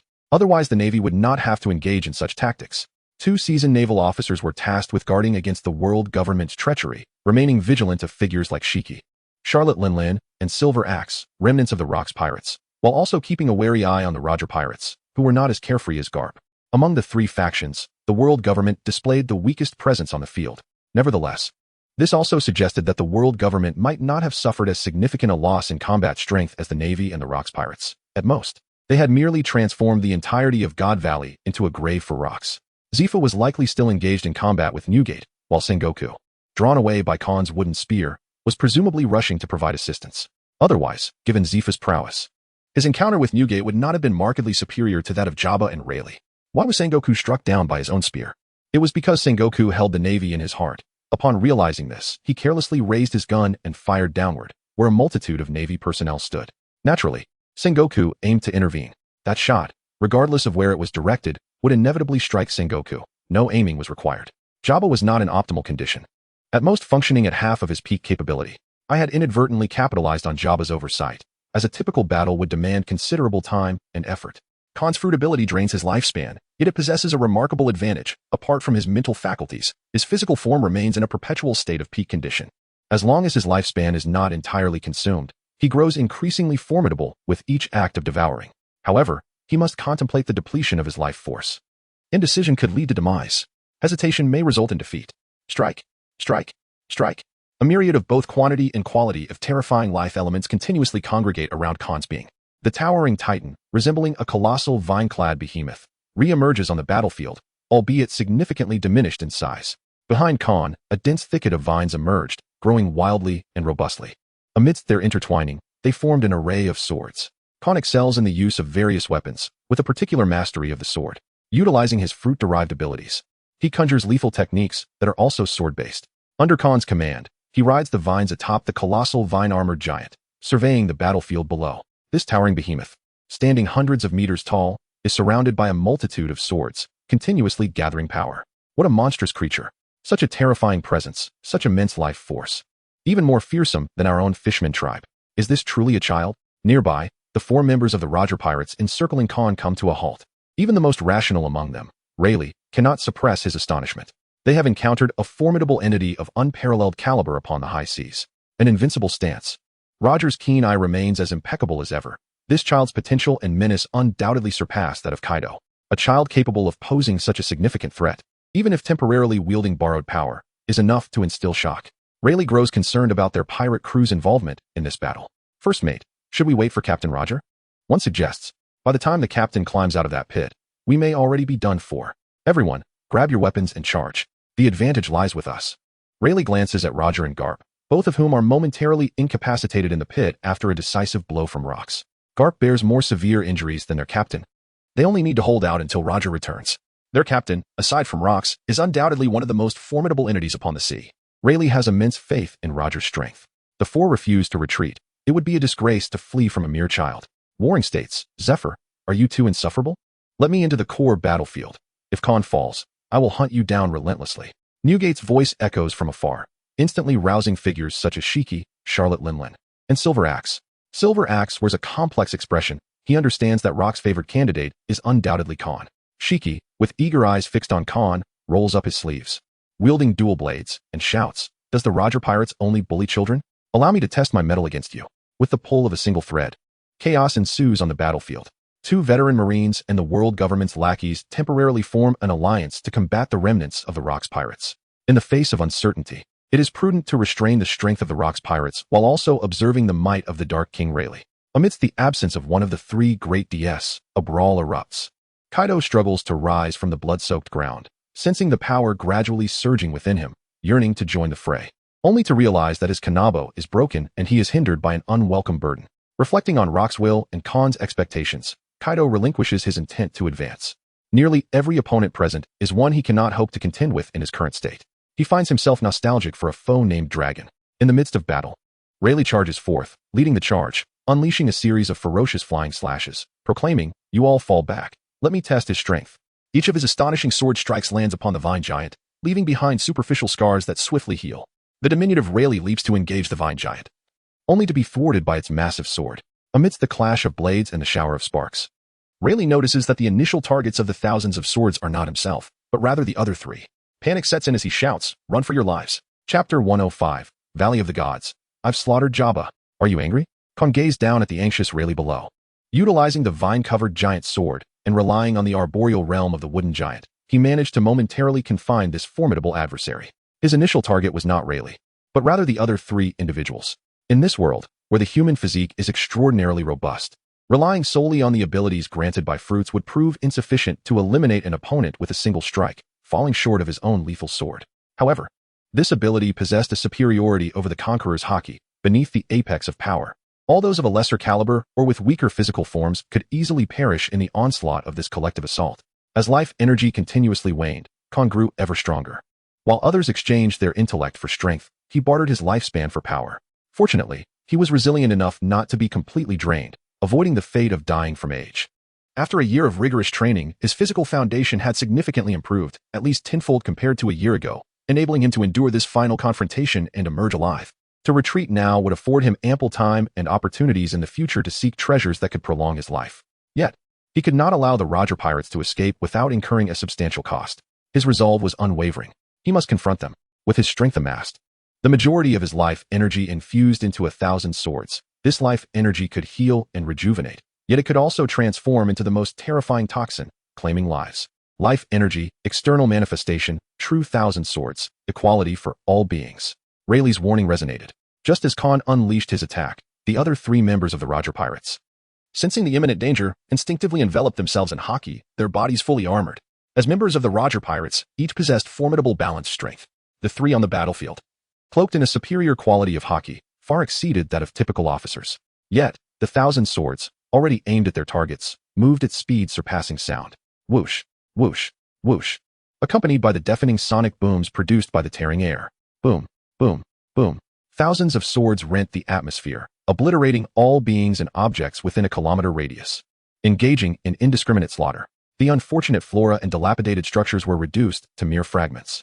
Each sword was imbued with a vast amount of life energy. Every strike was a culmination of Khan's power, propelled with lethal intent towards his foes. The force was cataclysmic. Every impact resonated with a thunderous explosion.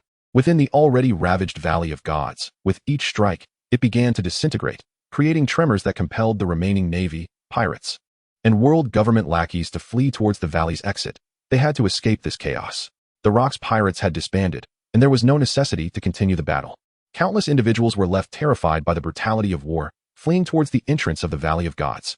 Surprisingly, within the Valley of Gods, many towering structures remained largely unscathed.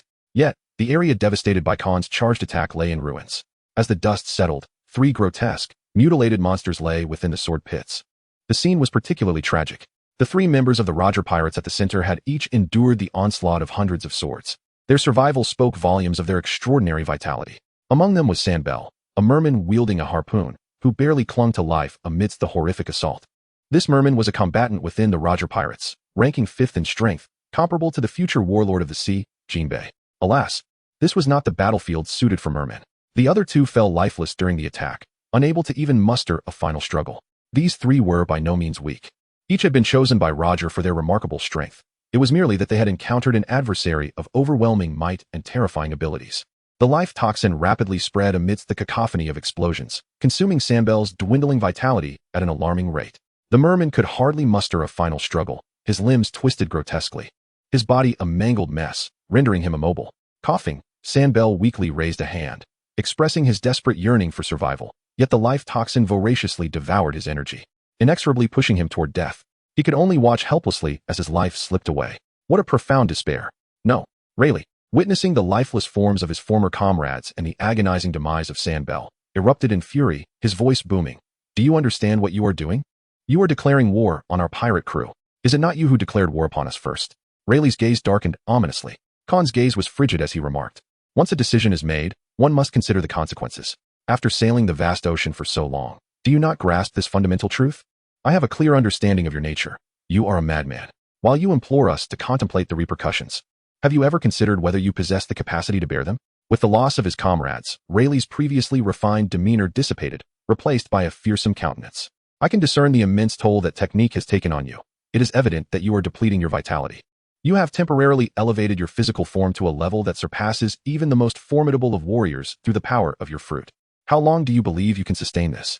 The 2 engaged in combat, their swords clashing in a fierce duel. Khan engaged in combat with Rayleigh for several rounds. His opponent possessed a solid foundation in swordsmanship, utilizing an almost superhuman physique to perform feats that transcended the limits of human capability, leaving little room for vulnerability in the absence of assistance. Khan finds it exceedingly challenging to wear down Rayleigh.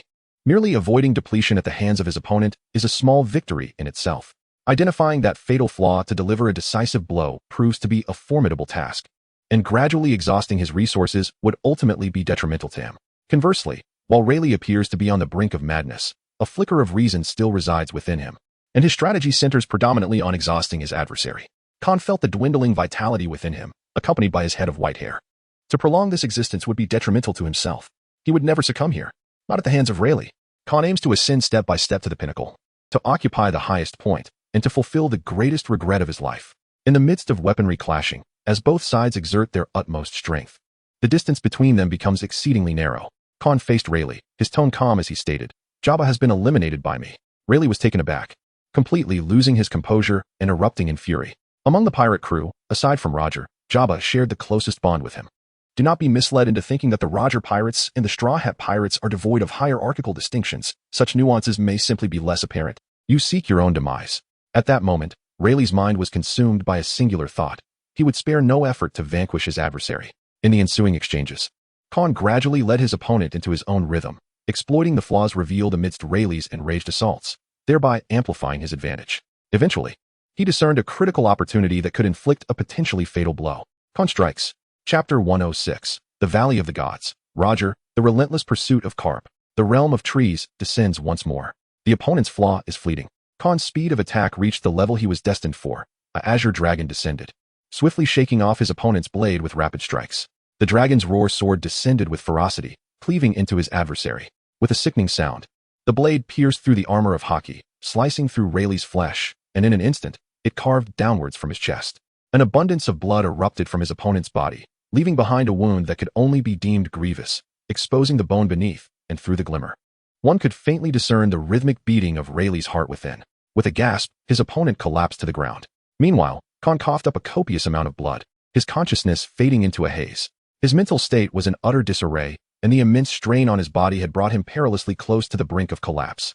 The technique, thousand blades, equality of all beings, had taken a significant toll on him, and he could scarcely dare to continue. His physical injuries paled in comparison to the depletion of his spirit. Countless chaotic life elements began to spiral out of control within Khan, rampaging through his being. And the overwhelming sensation left him yearning for slumber. Were he to succumb to sleep at this moment, it could very well be a sleep from which he might never awaken. He must not fall here. In desperation, he began to expel the vast quantities of life elements within him, allowing the wooden dragon formed by these elements to absorb what could not be released. His consciousness wavered, perpetually battling between clarity and obscurity. Khan is an enigmatic individual, his perception of the world seemingly diverging from that of ordinary people.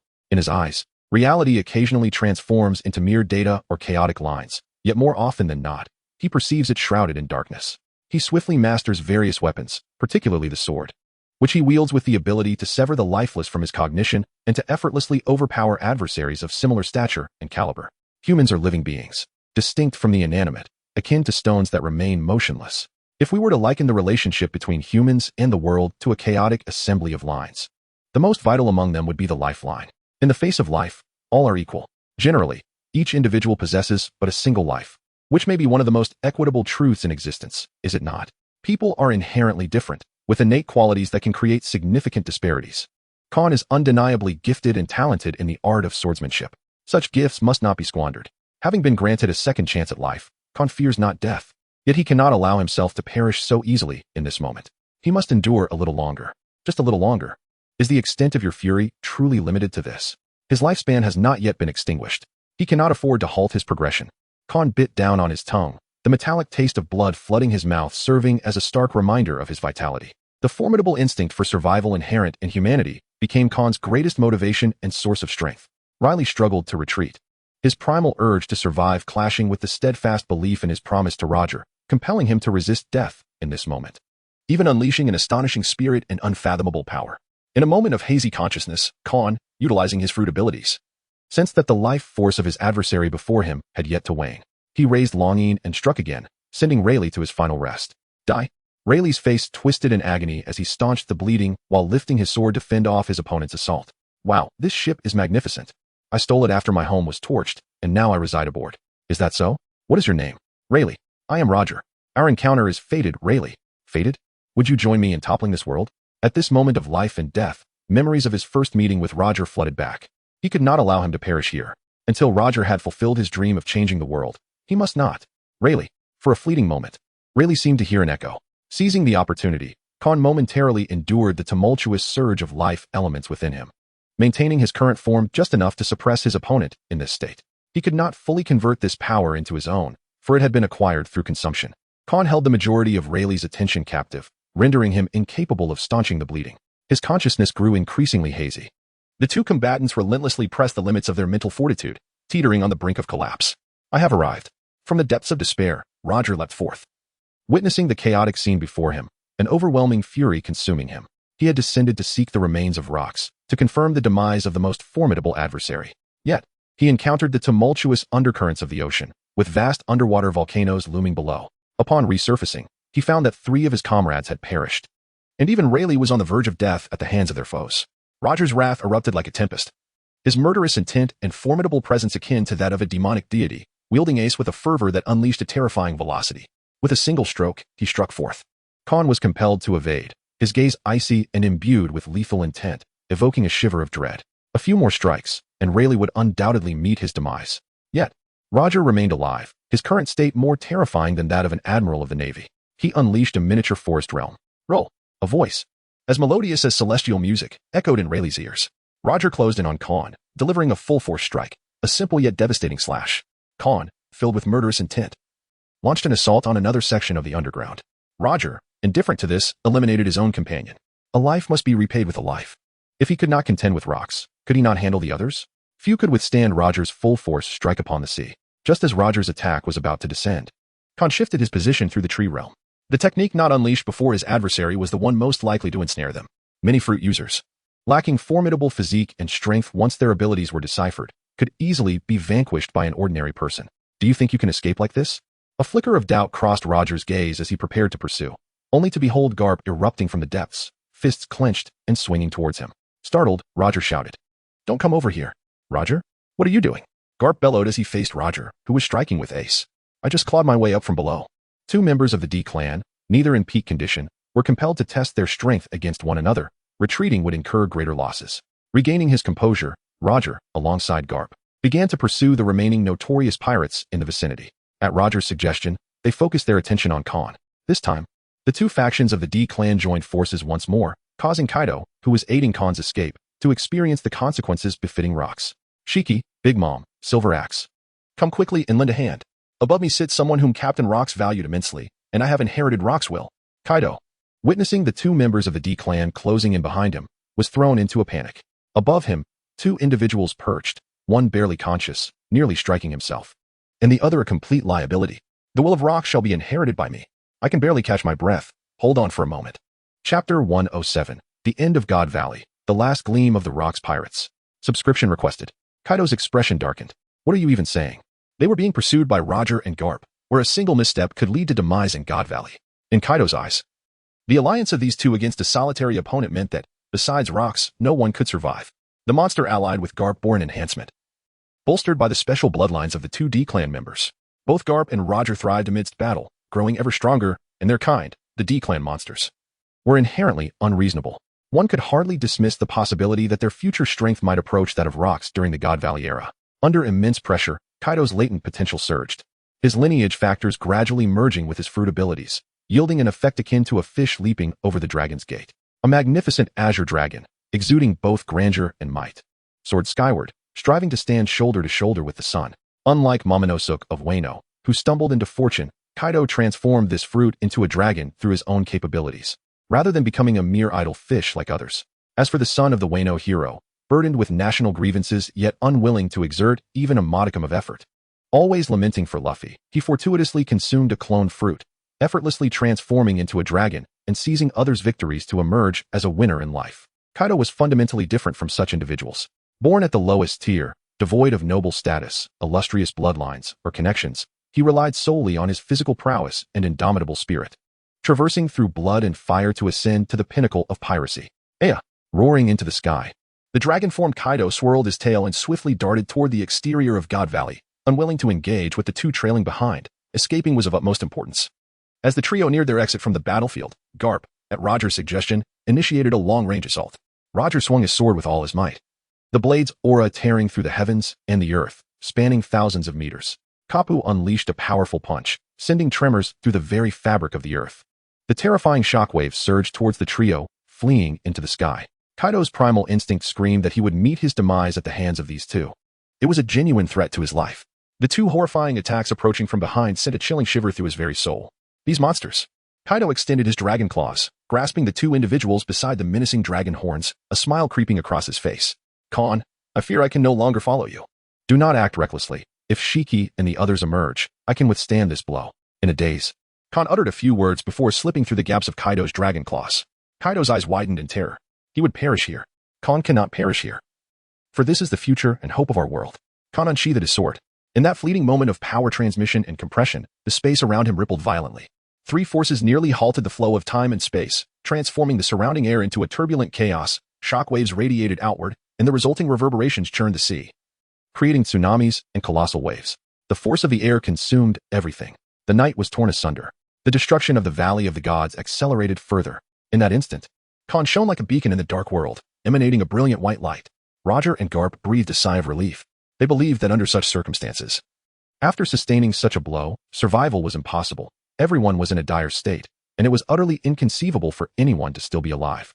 Just then, Kon coughed and rose to his feet. A wooden dragon vanished beside him. Kaido laughed heartily, disregarding his own depletion of vitality, allowing Kon and the little trash to ride upon him. The three of them hastened their escape from the Valley of the Gods. How could he possibly have gotten back up? Garp's eyes widened in disbelief. What did he just witness? What an incredible fellow. Roger's expression was one of utter shock. The two men stared in astonishment, unable to fathom the reality that their combined might had failed to vanquish this mere child. They were experiencing, for the first time, the unsettling sensation of their opponent rising again. Truly, it was terrifying. Rayleigh, I believe I can still be salvaged. Sensing the somber atmosphere, Roger attempted to lighten the mood. Roger, shut your mouth. Rayleigh's grim countenance compelled Roger to adopt a rare seriousness. Rayleigh, I shall take you to find Jabba. Let the ship's doctor tend to you. Roger, Jabba is dead. Upon hearing the news of Jabba's demise, the forced, carefree smile on Roger's face slowly faded, transforming into a chilling gloom. Death, death, death. In that moment, Roger was a sight that even Garp, who stood nearby, found somewhat intimidating. Yet, it was merely the death of an unfamiliar pirate. Kapu was indifferent to the situation. This battle had pushed him to his limits. And he paid no heed to Roger as he staggered towards the two elders before him, asserting that he could still continue fighting. The two veteran admirals discerned Kapu's state, and, gazing at the fleeing figures of Shiki, Charlotte Linlin, and Silver Axe, they shook their heads. They were willing but powerless. The three notorious pirates had also reached their breaking point, yet the casualties within the Navy had already been substantial. Further reckless endeavors risked depleting their entire reserves. This conflict ought not to be prolonged any further. They had already subdued rocks and saw no necessity to sacrifice the remaining Navy personnel merely to eliminate the last of the pirates. The dogs of the world government dared not pursue alone, at least preserving their own lives. Kekiki, have you been thinking of me? Come face me directly. Kon and his companions boarded the vessel. Kaido and that scoundrel Roger pursued relentlessly. Ha ha ha. The final blow shall shatter him. Kon and Kaido stood upon the deck of the ship, each wielding a weapon raised towards different horizons. They were poised to execute a formidable combined technique known as Overlord of the Seas, a move rooted in the heritage of the giant tribe. It is hardly surprising that Kaido, having followed Charlotte Linlin for several years, mastered this technique. He is inherently gifted, a paragon of physical prowess with immense potential, and had acquired this skill at an early stage. Kon's aptitude for learning techniques surpasses that of Kaido by an astonishing margin. Yet he has never had the opportunity to employ this skill. The combined attack executed by the two is neither particularly remarkable nor overwhelmingly powerful, but it serves as the final blow that alters Roger's perspective. After being severely injured, Roger refrains from pursuing further. Both Kon and Kaido, who launched the strike, collapsed to the ground with a resounding thud. Following the exertion of his abilities, Shiki also falls, as the magnificent structures of God Valley suddenly crumble. Witnessing the rise of towering edifices only to see them collapse is a poignant spectacle. In the twilight glow of the setting sun, it symbolizes the last vestiges of the Rock's pirates. I have once again transformed into an adult, Kon murmurs in his slumber, facing the evening glow. The fear of loss pales in comparison to the dread of stagnation. It is through experiencing sorrow and bitterness amidst setbacks and losses, shedding tears freely, that one learns to confront reality, living with pride and proclaiming to the world, I am an adult. Thus concludes the chapter of the year as heroes. Chapter 108. Whitebeard. Will I never fly? Subscription requested. Outside God Valley, upon the vast sea, a warship sails forth. Whitebeard, clad in a white coat of justice, stands resolutely at the bow, exuding an air of authority. Beside him is his only daughter, Weidibe, along with remnants of Wang Ji's faction and a number of pirates who, in their desperation, have chosen to follow him. After all, Whitebeard's reputation is formidable, marking him as a top-tier combatant within the Rock's pirates, renowned far and wide. In such a critical moment of life and death, others have no choice but to align with him. Most members of Wang Ji's faction have perished in God Valley. Whitebeard feels a profound sense of regret. He wished to assist Rocks in winning this battle. Yet reality is unforgiving. The Rocks pirates have lost and must scatter to evade being captured by the pursuing navy and world government. In the heart of the future man who would be recognized as the strongest in the world, a desire to simply give up takes root. Akin to a resignation to fate. Perhaps it would be better to seek out children, nurture them into adulthood, and create a large family, living a simple life. Avoiding grand ambitions or injustices, merely tending to his domain and family amidst this chaotic era could be considered a form of happiness. Prepare to set sail, little ones. Whitebeard, though gravely injured, hardly in better condition than Shiki, musters the strength to endure until they reach safety. Aboard the warship, the pirates fulfill their respective roles. Understanding that their survival hinges upon the strength of their leader. Sighing, Whitebeard gazes at the worried expression on Weidibe's face. He yearns to rescue Khan from the core battlefield. Yet he finds himself ensnared by the relentless pursuits of Sengoku and Zephyr, leaving him unaware of the final clash of the Rocks pirates. As the anxious pirates await, Whitebeard radiates powerful observation haki. Soon after, a pirate ship emerges from the skies above God Valley, carrying 4 life forces that are faint yet recognizable. Whitebeard detects the familiar auras of his son Khan, the troublesome Kaido, and the scoundrel Shiki. But there is also one more presence, a diminutive figure, following closely. For individuals exit God Valley, Zeus, belonging to Charlotte Lin, alongside Katakuri, one of the 2 children who participated in this grand conflict. And a strikingly handsome man of refined demeanor whom Whitebeard does not recognize. Go ahead, I shall follow, Charlotte Lin greets wearily, her eyes clouded with despair. She wishes to distance herself from this place and its connections to the Rocks pirates. Behind her, Silver Axe, a user of the float fruit, exits without a word, choosing a random direction to flee. Ha ha ha. Aside from Captain Rocks and Wang Ji, they are indeed still alive. Whitebeard laughs heartily. Perhaps this is one of the few pieces of good news to come from this war. Severely wounded, John exits the battlefield even more swiftly. Rescued by several members of Wang Ji's faction, while a Zoan-type bird fruit user carries him to safety. Many powerful members of John's faction have also survived. Their survival brings Whitebeard joy. However, seeing others fly away from God Valley, especially Shiki stealing Khan, who should have been his rightful successor, causes veins to bulge on Whitebeard's forehead. The commandeered warship and the justice coat worn by the giant marine seem less appealing, though the garment still holds a certain allure, preferable to his own blood-soaked battle attire. Sooner or later, he vows to develop the trimmer fruit to the extent that he can bring down all those who can fly, like that scoundrel Shiki. How could such a fine lad run off with that rascal? Sengoku, Zephyr, I shall remember you both. Do not let me catch you alone. Stealing himself, Whitebeard bellows. Set sail. Upon hearing the command, the pirates hastily navigate the warship away from this treacherous area, eager to leave without delay. In the aftermath of this battle, over 99% of survivors are engulfed in fear. Indeed, they are paralyzed by it, struggling to breathe as the terror of war's conclusion weighs heavily upon them. At the periphery of God Valley, a multitude of naval vessels appears. These warships had long been stationed nearby, ready to execute rescue operations for the injured navy once the fighting ceased. As the naval ships approach, they are met by the sight of a bloodied Carp, fist clenched, unleashing a torrent of furious roars. Truly, he embodies the strength of the new generation of the Navy. Such spirit, such charisma. They cannot help but feel inadequate in comparison. The legend of Carp's iron fist begins here. All the Navy personnel who witnessed this scene became staunch admirers of Carp. This group of Navy members was sent by Steelbone to rescue the surviving soldiers, most of whom were medical personnel. During their treatment efforts, many female medics secretly cast flirtatious glances at Carp, only to be met with solitude in return. Sengoku and Zephyr were unaware of the specific circumstances at the core battlefield of God Valley. The 2 veteran sailors did not speak, hoping to hear about it from Carp himself. However, that rascal Carp was too busy posing in that place, completely oblivious to their presence. Haha, truly Carp style. I was a rookie in the same batch as you, and I admired this greatest troublemaker, feeling he was quite extraordinary. Zephyr chuckled nonchalantly. Extraordinary? That rascal Carp is quite oblivious, Sengoku scoffed, with no ill intent, just jesting. At least he is much better than that heartless pirate Roger. Being his comrade is commendable. We achieved victory in this battle, but the Navy suffered immense losses, Zephyr sighed. Sengoku, the 3 of us should be preparing for our promotion to Admiral. Are you ready? Sengoku inquired. No, Zephyr replied honestly. Sengoku, my rise in rank has been so rapid it feels like a dream. I would rather not be an Admiral than endure another battle like that at God Valley. Zephyr gazed at the significantly reduced number of Navy personnel, his heart heavy with sorrow. Sengoku clenched his fists and fell silent. Medics, where are the medical personnel? Tsuruo shouted anxiously. The fleet admiral gently shook his head and replied nonchalantly, many wish for my demise. Tsuruo, usually soft-spoken and rarely showing anger, shouted in frustration. But I wish for you to live. Hearing those words brought him immense joy, as he had promised his mentor to protect the seas and uphold the justice of the Navy. The fleet admiral's gaze gradually drifted into reminiscence. The downfall of his mentor was closely tied to the Rocks pirates, and as a student, he felt he ought to do something for him, right? A teacher for a day is a father for a lifetime.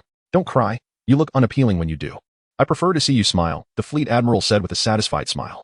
He knew that the notorious pirate John was now utterly incapacitated, and even if he recovered, his strength would be nowhere near what it once was. I am the fleet admiral, though they do not know my name. I shall share it with only one person. I am Null Feda. Suru gazed at the gradually fading fleet admiral. It was the first time she learned the name of that charming yet unruly man. Why now? Null Feda's breath gradually faded. Two different identities. His fate so similar to Rock's. How could such a seemingly unorthodox fleet admiral end up being so dashing in the end? Suru's eyes reddened in an instant, tears streaming down her cheeks as she mournfully lamented. The Battle of God Valley left most survivors with a profound fear of war, casting a dark shadow over large-scale confrontations, making them hesitant to recall how they survived. On that battlefield, anyone could meet their demise. They had all experienced a terrifying battlefield for the first time. Grateful to have survived, and unwilling to return to a life of violence, merely to fish and float through life seemed preferable. May there be no more wars in the world. Chapter 109, Questions Against the World Government. Subscription requested. The Battle of God Valley has concluded, marking the end of an era. The glory of the Rocks pirates has become a relic of the past, now a part of history's relentless march. After one night, daylight broke over the New World. A pirate ship, unbound by gravity, sailed through the skies, defying conventional understanding, and was in constant motion. Shiki, a paramecia-type user of the float fruit, could free himself or objects from the pull of gravity, allowing them to hover in the air, and could control objects he touched to float as well. He had long been floating in the air. In the film, the aged and battered Shiki could keep numerous islands hovering at an altitude of 10,000 meters for years. At this stage, Shiki's power was terrifying, far beyond what he would be in the future, where he would barely possess a fraction of his former strength. The development of the float fruit had produced the strongest user in its history, capable of levitating objects and maintaining that state even in slumber, unless he chose to disperse it or if his beliefs, spirit, and dreams were utterly crushed, rendering it ineffective. 8 centuries of development had birthed this batch of monsters. On the pirate ship, 3 individuals lay unconscious, Khan in the worst state, followed by Shiki, with Kaido in the best condition among them, yet none showed signs of awakening. If none roused, the ship would continue to drift through the skies until the fruit user perished. The only one who was not unconscious was a little girl, though she too had succumbed to slumber. As the sun reached its zenith, the little girl was awakened by the heat. Her first words, still dazed, were, "Who pulled my curtains? It's so hot. Where are my lowly slaves?" Suddenly, her large, watery eyes widened as she touched the slave collar hanging around her neck. She was no longer a noble celestial dragon, but rather a slave to someone else, no longer in a position of authority, where no one would heed her commands. Once a small master of slaves, she had now been reduced to a lowly slave herself. Nothing could be more absurd. The girl gritted her teeth, disregarding her dirty appearance, and rushed to the detested slave master's side, fixing her gaze on Khan's face. After a moment of dazed contemplation, her cheeks flushed. As her attention shifted to Kaido and Shiki, her expression turned to one of disdain. Subsequently, she gathered some sharp objects from the ship, clutching them close to her chest, not intending to use them, but rather gesturing towards the long rope Khan held, capable of taking them quite a distance. However, it was of no use to her. A glance over the edge of the pirate ship had nearly terrified her to death, the height overwhelming her sense of security, despite not being acrophobic. The girl discarded the sharp objects and soon felt an insistent hunger, a sensation she had never experienced before. How could a celestial dragon ever go hungry? The privileges she once enjoyed were inaccessible to the vast majority of people in Khan's previous life. Her life could be described as reckless abandon, with no limits to what a celestial dragon would dare to do. Such immense privilege often rendered the morals of most celestial dragons utterly devoid of boundaries. Their only pursuit was to satiate their insatiable desires. Was this hunger? Her stomach protested incessantly, and recalling her mother's words, she finally realized she was indeed hungry. Gradually, she began to feel dizzy. Since being captured from God Valley, she had gone nearly 2 days without food. At this moment, she finally understood the pain endured by the slaves who perished at the hands of celestial dragons. A fraction of that agony. Only through suffering can one truly learn a lesson. I long to eat. I will not waste food again. I fear falling. I do not wish to live so high up. I miss my mother. Please wake up quickly. I will be your obedient slave. Just let me eat my fill, please. Only those who have truly experienced hunger can comprehend the terror of an empty stomach. In such moments, the ability to satiate one's appetite becomes the greatest bliss. The little girl nestled into Khan's embrace, finding warmth in his presence, yet it could not alleviate the pangs of hunger. She attempted to fall asleep, for in slumber, hunger would dissipate, and worries would fade away. Meanwhile, in a distant sea, Charlotte Linlin pondered the whereabouts of Kaido. Where has that rascal run off to? What kind of jest is this? Lost in her thoughts, she recalled the pursuit of Kaido and Khan, which had yielded no results, leaving her in a fit of frustration.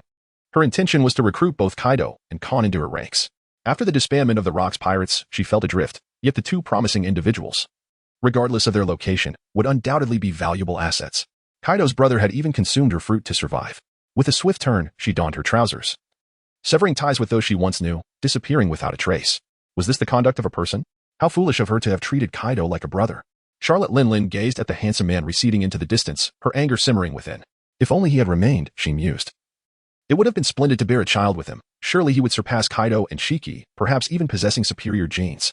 With a striking visage, one could thrive anywhere. As a woman, Charlotte Linlin appreciated the allure of a charming and capable partner, who wouldn't desire a handsome and competent companion. At the Navy headquarters, Vice Admiral Steelbone Kong had already been apprised of the situation and losses from the Battle of God Valley. Upon receiving the report, he nearly toppled from his chair. Over half of the elite naval forces that participated had perished. This devastating blow to the already strained naval resources was a cruel twist of fate. The previous 3-month conflict with the Rocks pirates had already taken its toll, and now, this latest calamity would render the Navy headquarters incapable of recuperating for years, perhaps even decades, necessitating a large-scale recruitment drive. Steelbone Kong pondered how many would still be willing to join the Navy after such upheaval. He reflected on Wang Ji and Nal Fida, two individuals with similar experiences that had chosen divergent paths, and he saw a resemblance between Nal Fida and Rocks. The Navy and pirates were alike, as pirates emerged endlessly. So too did the Navy. He offered a wry smile, arriving at a conclusion. Even before the Battle of God Valley had concluded, the appointment notice for the new admiral had arrived. It mattered little how long he would serve. Steelbone Kong, with an unwavering sense of justice, began to adopt a more relaxed attitude, gradually harboring doubts about the world government, though he kept such reservations to himself. Following this turmoil, it was likely that many in the Navy would start questioning the world government. Perhaps many had already held their reservations. Rock's actions would ultimately lead to endless repercussions. Newgate, Shiki, Silver Axe, and Charlotte Linlin had all distanced themselves from the Rocks pirates, each becoming a separate entity. Was John still alive? How chaotic would the seas become? Chapter 110, Khan Awakens. Steelbone Kong was no fool. The era of Rocks had passed, yet the perceptive Navy could foresee an even more tumultuous age on the horizon. One marked by rising flames and the fragmentation of power. In such a time, the Navy would have to relinquish control of the New World, retreating to the Grand Line to find respite and growth amidst the chaos. As for the former territories of Rocks, the world government undoubtedly harbored ambitions to claim their share. Heedless of the ensuing turmoil that would plague the denizens of the New World, Steelbone Kong felt he had already begun to shoulder the burdens of the Admiral even before the official announcement was made. Even predicting the actions the world government would take. Without a doubt, the Navy would be tasked with cleaning up the aftermath for the world government. In the days to come, the New World would plunge into extreme chaos, with various factions trailing the world government, pillaging and seizing what they could. Rumor had it that the common folk in Wang Ji's territories lived relatively well. Although the Navy headquarters was not affluent, they would refrain from adding to the misfortunes of others. Steelbone Kong resolved to turn a blind eye. Subsequently, he ordered naval officers of the captain rank from various bases to prepare to return to the Navy headquarters for an important meeting. In the New World, aboard a dog-headed warship, Carp, Zephyr, Sengoku, and Crane stood resolutely against the wind. These formidable figures of the new generation of the Navy were beautifully complemented by Carp, the vibrant flower among them, with their presence enhancing his own. At that moment, Carp received a call from none other than Admiral Steelbone Kong himself. After hanging up the phone, the weight of the situation loomed large. Cap's expression was far from pleasant. Their Navy suffered devastating losses, akin to an airborne assault. Yet they were exceptionally talented, possessing formidable strength, and the beloved Admiral perished in the Valley of the Gods. Kapu holds a favorable impression of that individual, having engaged in numerous sparring sessions, finding a remarkable affinity in their ideals and philosophies. Both embody a spirit that transcends the rigid regulations imposed by the world government. Alas, he has passed away. Kapu has also surmised a connection with the world government. That individual seems intent on establishing himself as a symbol of the Navy. He acquiesces. Aboard the dog-head warship, Sengoku, Zephyr, and Suru, among others, sense that significant events are unfolding. The next fleet admiral will undoubtedly fall to the capable hands of Admiral Steelbone Kong. How infuriating. Kapu pondered the indignity of their Navy being expelled from the Sea of Goddess Valley as the victors, with the world government forbidding them from lingering for too long. The more he contemplated, the more his anger simmered. Kapu, did you not strike a celestial dragon? Sengoku remained loyal, yet his intelligence was ever present. The actions of the world government were merely an attempt to conduct a thorough cleansing of Goddess Valley, concealing some grim truths. It is likely that among the survivors in Goddess Valley, aside from a scant few celestial dragons, all others, irrespective of their status, would meet their demise. The secrets harbored within Goddess Valley are unfathomable to their Navy, and it is not inconceivable that this place may vanish from the map of the seas altogether. My approach was too lenient, indeed. Suru firmly supported this notion. The expressions of Carp, Zephyr, and Sengoku, among others in the Navy, were far from pleasant. In this regard, The younger generation of the Navy lacked the composure exhibited by the two seasoned veterans who chose to observe in silence. It is only natural that the youthful spirits exhibited a certain fervor. After all, what would they be if not passionate? In a corner of the dog-headed battleship, Drago, a youth barely in his 20s, possessed an immature and somewhat idealistic mindset. He had always harbored reservations about the righteousness of the Navy, perceiving an overly close connection between it and the world government. Gradually, thoughts of overthrowing the world government began to take root in Drago's mind. He questioned whether the identity of a naval officer truly suited him. Becoming a Navy admiral or a marshal would inevitably tether him to the world government's influence. Why must he aspire to such lofty positions? If he were to attain such heights, he feared that retreat would become impossible. It was imperative that he departed from the Navy headquarters without delay while his status remained modest, seeking allies who shared his vision of dismantling the world government.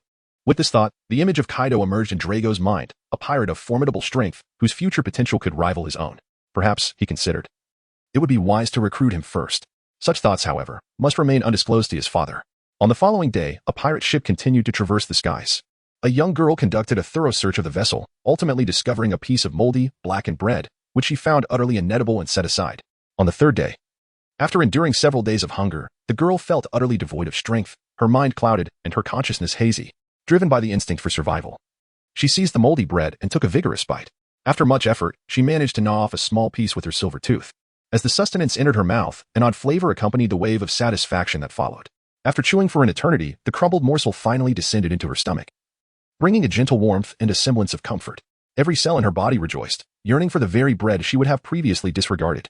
As she continued to struggle with her meal, tears streamed down her cheeks. It dawned on her that satisfying her hunger was an immensely joyous experience. The girl tenderly caressed her small belly, her primal need for survival momentarily fulfilled. She leaned against Khan, glancing around until her gaze was drawn to his thigh. What was that wriggling thing? It appeared quite alarming, as if it might soon emerge. To her astonishment, it crawled out from the flesh. Covering her mouth with one hand and clutching Khan's tattered clothing with the other, she dared not speak or breathe. Fixated on the sight before her, a large snail emerging from Khan's thigh. She remained stunned for several seconds. Was it flesh? Saliva pooled in her mouth. The telephone bug, seemingly startled, attempted to retreat into the thigh, but was propelled outward by the excess life force released. It began to despair. The girl twitched her nose. Catching a scent that was indescribable, every inch of her body craved this aroma. Like a little dog, she crawled to Khan's thigh, confirming that the enticing scent originated from there.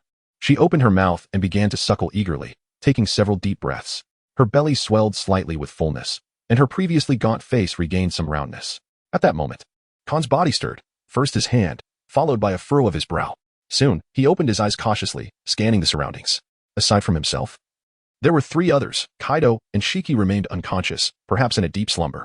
The last was a small celestial dragon child he had rescued from God Valley. Even younger than Lena, filthy and disheveled.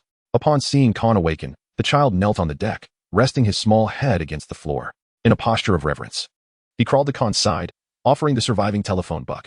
Your swift awakening is thanks to your efforts, Khan thought as he accepted the telephone book. Chapter 111, Bloodline Destiny and Healing, subscription requested. Khan gazed at the telephone bug that had awakened him. During the Battle of the Valley of Gods, he had temporarily integrated this creature into his thigh in a desperate attempt to ensure its survival. It turned out that he had indeed succeeded in preserving the telephone bug's life. Had it not been for this bug, which emerged from Khan's thigh and inadvertently unleashed the pent-up life force within him, threatening to erupt, the outcome of the battle would have been quite different. In this conflict at the Valley of Gods, you emerged as the true hero, the chronicler of history. Perhaps Uncle Wong and Uncle Ken had anticipated this day, deliberately leaving him this telephone bug. This ingenious notion must have originated from Uncle Ken. Khan pressed his lips together. The fury that had once consumed him had dissipated, leaving behind an indescribable complexity of emotions. The phone, with its two delicate antennae, swayed gently above him. It sensed a slight improvement in its master's mood and felt a surge of joy in response. No longer was it as terrified as it had been just days ago. Hidden within the confines of its master's thigh, it had trembled incessantly. Surviving this ordeal was a blessing, and the prospect of seeing its master again brought forth a wave of relief. He gazed at the phone, which possessed emotions even more profound than those of humans. His despondency lifted ever so slightly. The significant events of the Divine Valley War, along with many other truths ranging from the dark secrets of the world government to the opulence, corruption, and ineptitude of the celestial dragons, had been meticulously recorded within the phone. These chronicles would undoubtedly prove invaluable for the future, and even the memories that could not be utilized would remain as echoes of the past. Khan set down the telephone before directing his gaze towards his diminutive slave. He had deliberately brought this little one back, believing that if she did not significantly exploit the world government, it would be a disservice to Kaido and himself. However, did this little one absorb some of his life essence? He touched his thigh and inquired, "How many times did you draw from me?" The young girl, trembling with fear, stammered, "I didn't take much. I'm just so hungry." "I am so sorry, master." A look of astonishment and disbelief flashed in Khan's eyes, as though he had just heard something utterly incredible. This diminutive figure had taken several puffs and yet remained unscathed. Remarkably, he was not dead. It appeared that his condition had even improved. The life elements within him were the most fearsome toxins. The human body is both a great medicine and a formidable poison. The life essence accumulated within Khan primarily stems from devouring formidable opponents, rendering it exceedingly unstable. And with each subsequent consumption, the quantity only escalates. The life essence derived from various powerful beings within him is gradually spiraling out of control, bringing him perilously close to collapse. Unlike merely consuming a fruit, which is inherently resistant and linked to its abilities, this situation poses a risk of immediate backlash. Naturally, his current physical condition is far from optimal. The most significant advantage might be a substantial and permanent enhancement of his constitution. He approached, lifting the diminutive figure and meticulously examining it multiple times. His gaze grew increasingly perplexed. Khan possessed a modest understanding of the intricate relationship between genetics and the human body. However, he recognized that all things possess dual aspects, with both advantages and disadvantages. In his previous life, he had heard intriguing tales of scientists who, through the study of viruses, uncovered genes capable of infecting the human body, potentially leading to the evolution of life itself, enabling future descendants to be more robust and to start from a higher baseline. Conversely, there were nations with ulterior motives that exploited viruses to develop biochemical weapons. Certain individuals, endowed with exceptional or superior genes, often exhibited significant differences from the general populace. In essence, this disparity stemmed from variations in genetic lineage. Khan furrowed his brow. He could not subscribe to the notions of bloodline and destiny. If emperors could be toppled, how could one still cling to the supremacy of lineage? It was utterly ludicrous. However, the world itself might tell a different tale. The celestial dragons, as the most esteemed lineage in existence, without exception, could hardly be deemed inferior to the bloodline of the D family. It appears that the celestial dragons, this exceedingly unique faction, are not merely as straightforward as they seem. The transponder snails must also belong to an exceptionally distinctive group. Khan harbored suspicions that the creature known as the telephone worm was an artificial being, utterly incomprehensible and far beyond conventional understanding. Perhaps in the future, there may be an opportunity to capture a few lower-tier celestial dragons, allowing scientists of tomorrow to conduct research. The number of elite celestial dragons he had personally witnessed was exceedingly scarce. Within the Valley of the Gods, Khan had encountered two, one of whom he had slain. It was remarkable that a mere slave could ascend to the role of a celestial dragon as steward, overseeing such a crucial stronghold within the Valley of the Gods, while being privy to and managing numerous secrets, all within a uniquely characterized edifice. The precise nobility of that female celestial dragon remained a mystery to Khan, but he was acutely aware that her status far exceeded that of an ordinary celestial dragon. Had he known earlier, he would have chosen to remain temporarily. However, hindsight offered no remedy. The remaining elite celestial dragons must have collectively vacated the Valley of the Gods in advance. Khan's expression suddenly turned frigid. If this little one were to carelessly eat something harmful, would that not render both him and Kaido Miller fools? You are henceforth forbidden from indiscriminately consuming anything. Understood. My lord. Do not refer to me as my lord. Address me as master. Yes, master. Khan has developed considerable insight into the enigmatic world government, and directly confronting it proves to be unwise. Merely amassing power and disseminating ideas will not suffice to topple the world government. One must employ the government itself as a means to dismantle its own structure. He must contemplate how to utilize this little one effectively, as it represents one of the future's lucrative prospects. Binding a rope to its wrist, he allows the diminutive creature to roam freely aboard the pirate ship. A scene reminiscent of a person walking a small dog. Little one, he muses. I shall now release the excess life elements within me to stabilize my bodily equilibrium and undertake the most fundamental healing. For the time being, you may linger at Kaido's corner. The Din Din Mushi has been fortunate. Despite surviving the Battle of God Valley, it has persevered against all odds. To prevent Khan's life elements from spiraling out of control, it absorbed a bit more, nearly succumbing during the fusion, yet ultimately transforming for the better. On this pirate ship, there are merely 4 individuals, and only one with long horns, leaving no room for misidentification. How unfortunate. Khan briefly assesses his physical condition and preliminarily concludes that he has less than a decade of life remaining. Fortunately, this world possesses treasures that can extend life, pure gold, Millennium Dragon blood flesh, and the surgery fruit. Each of these can prolong life, with the potential for immortality. The surgery fruit is a subject for another time, and the precise location of pure gold remains elusive. However, he knows generally where to find the Millennium Dragon. Khan sought not a life, but merely a fragment of flesh. The future loomed with innumerable tasks, necessitating early preparations. He began to mend his body, striving for stability. The presence of a skilled physician might have maximized the healing of his injuries. In such circumstances, a healer cannot treat oneself. Moreover, Khan was no doctor, at best. He was a martial artist with only rudimentary knowledge of healing methods, far inferior to a renowned physician. Gradually, he entered a state of mental emptiness. attaining a remarkable control over himself, enabling him to perceive even the slightest changes within his body. Chapter 112. The Bounty That Shocked the World. This chapter is a fusion of two. During the healing process, Khan sensed the life force within him stirring restlessly, still harboring the risk of eruption. His clash with Rayleigh had caused an accumulation of life force that had not been released in time. He had nearly lost control over this surging vitality. Ultimately, he withstood the combined assault of Roger and Carp. Although he executed a vigorous maneuver with his enhanced blade, it became the final straw that overwhelmed his mental state.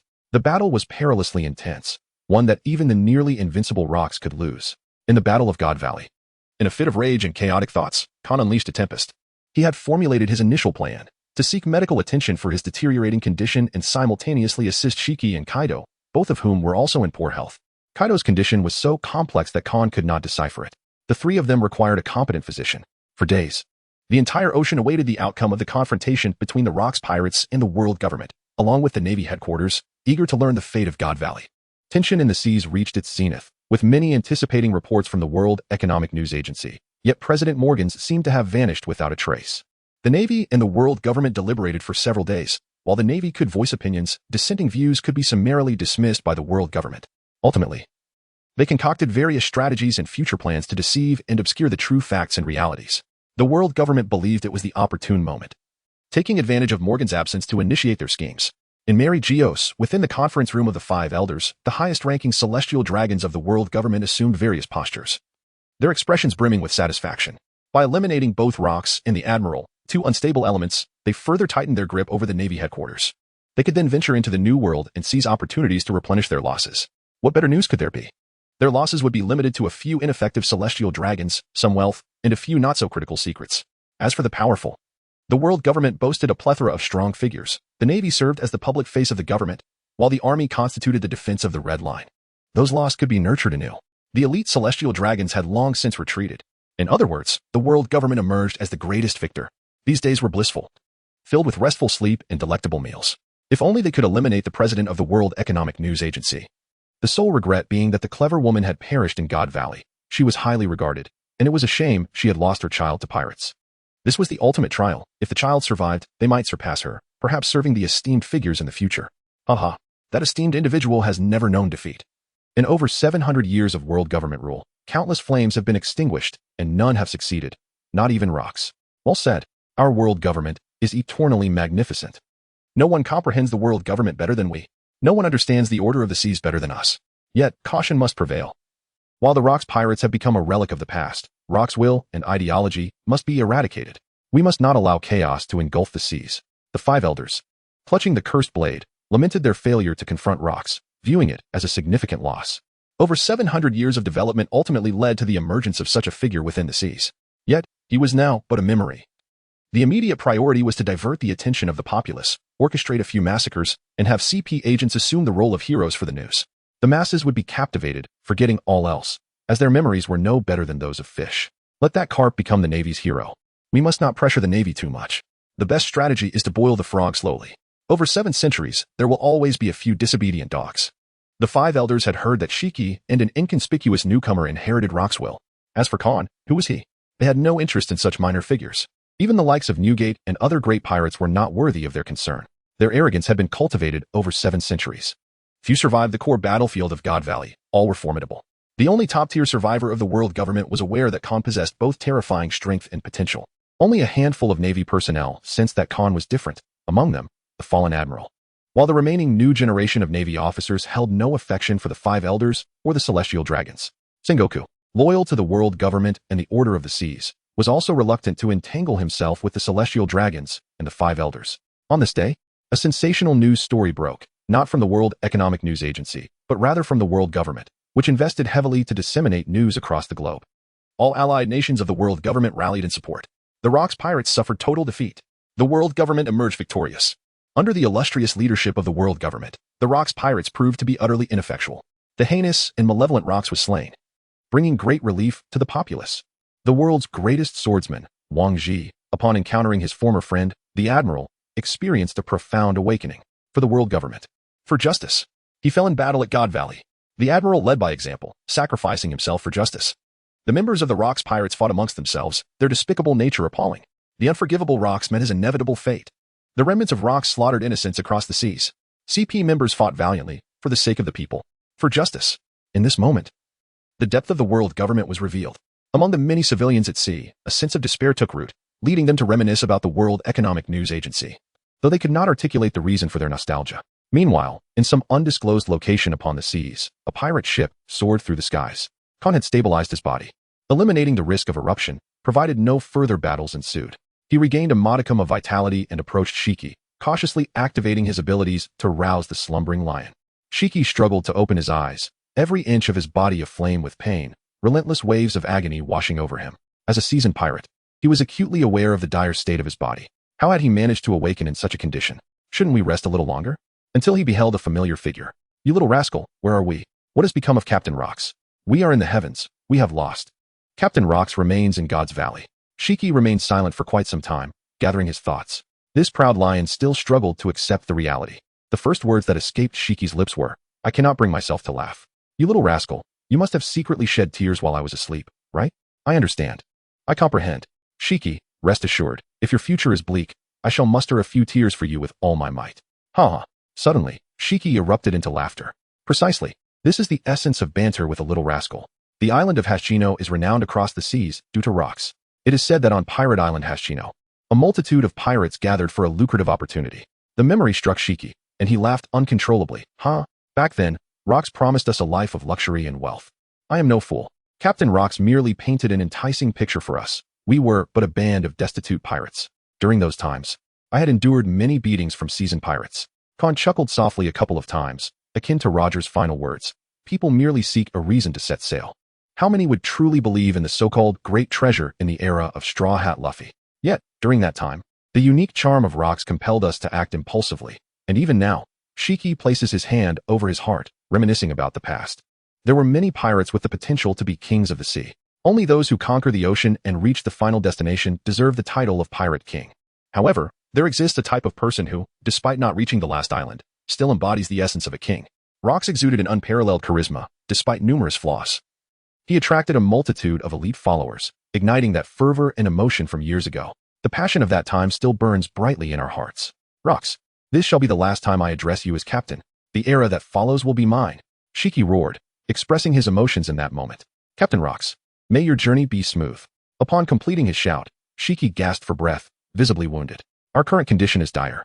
I have good news, bad news, and news that is neither good nor bad. Which would you prefer to hear first? Khan interrupted his reminiscence. What is the good news? I wish to hear the good news first. The good news is that we are still alive.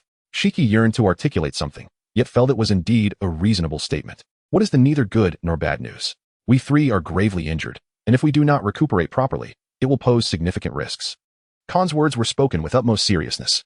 In the future, Shiki would suffer from this oversight. Can you remedy it? No. This is indeed dreadful news. The wound upon my person should ideally be allowed to rest for a while. Shiki, somewhat apprehensively, inquired, what is the bad news? We have been targeted with an increased bounty by the Navy. Now that is truly good news. Your bounty is lower than that of Newgate. To hell with your good news. How can my bounty possibly be inferior to Newgate's? I refuse to accept this. The world government. The Navy headquarters. They are utterly blind.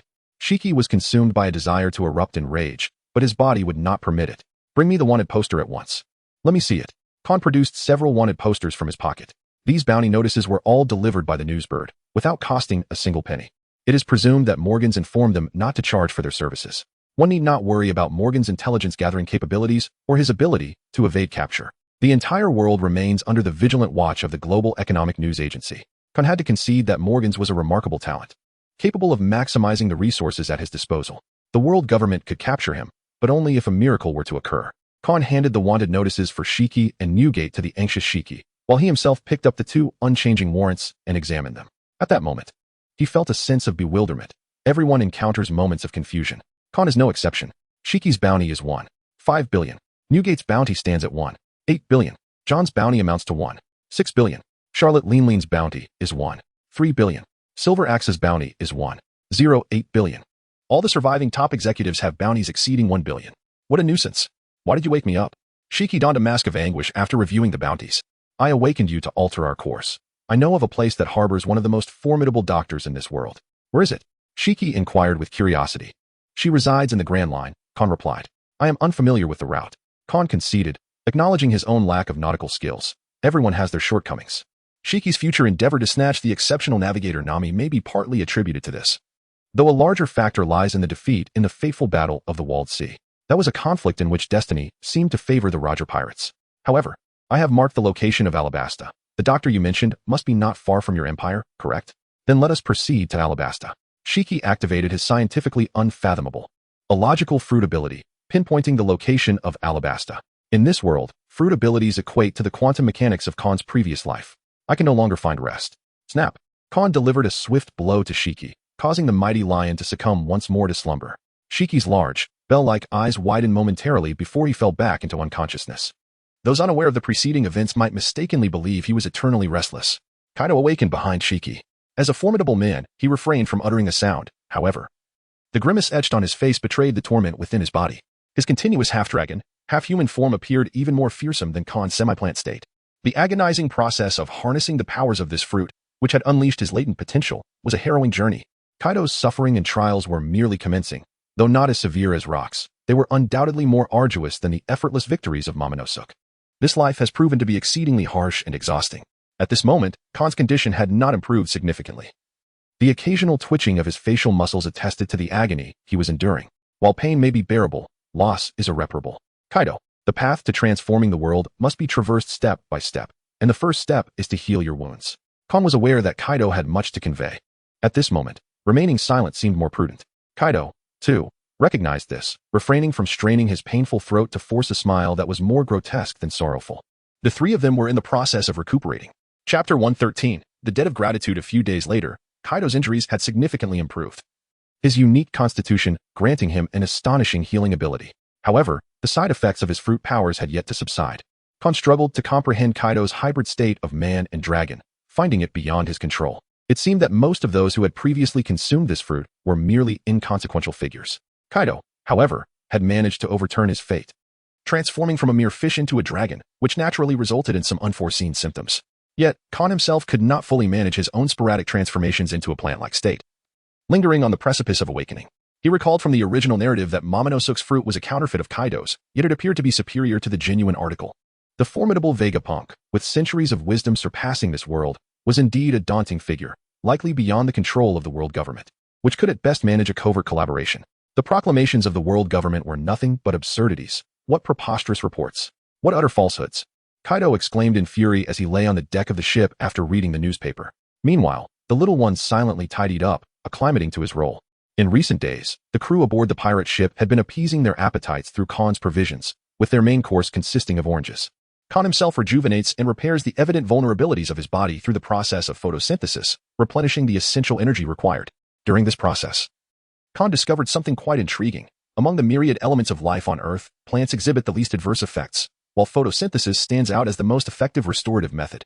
This revelation sparked a plethora of ideas regarding the capabilities of fruits. However, it is unfortunate that the wielder of the shimmering fruit from the natural world has perished in the Valley of the Gods.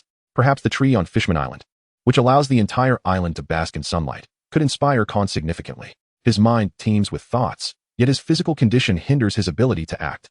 In that battle, aside from the deceased, he bore the most severe injuries and endured the greatest adverse effects on his body. Khan's palm writhed, as a minuscule high-tech artifact emerged within his grasp. It is difficult to fathom how the technological advancements in this world could be so disparate. While the majority of technology lags behind, a select few astonish him. Under the guidance of the diminutive being, Khan discovered a large stone slab in the Valley of the Gods. At that moment, the situation in the valley was quite urgent. The historical text was so immense that attempting to store it in his spatial inventory would consume 90% of the available space. Consequently, this would necessitate the discarding of numerous treasures, devil fruits, and other items of interest. Khan believes it is not worth the effort, undoubtedly. The most significant tablet has been taken by Miller. The tablet he discovered bears inscriptions that they can comprehend, yet they themselves remain perplexed by its meaning. Thus, in pursuit of both fish and bear's paw, he also intends to bring along the little one as an added bonus. Khan entrusted the diminutive being to Kaido, seamlessly integrating the small space storage into his arm, while the stone tablet was handed over to Whitebeard. He requested Whitebeard's assistance in taking it away. Given Whitebeard's disposition, should he desire it, he could reclaim it at any moment. However, the uncertainty remained as to when he would ever find use for it again. Khan successfully connected with Whitebeard through the telephone bug. This time, he had learned his lesson. He ensured he had access to the phone bugs of significant individuals.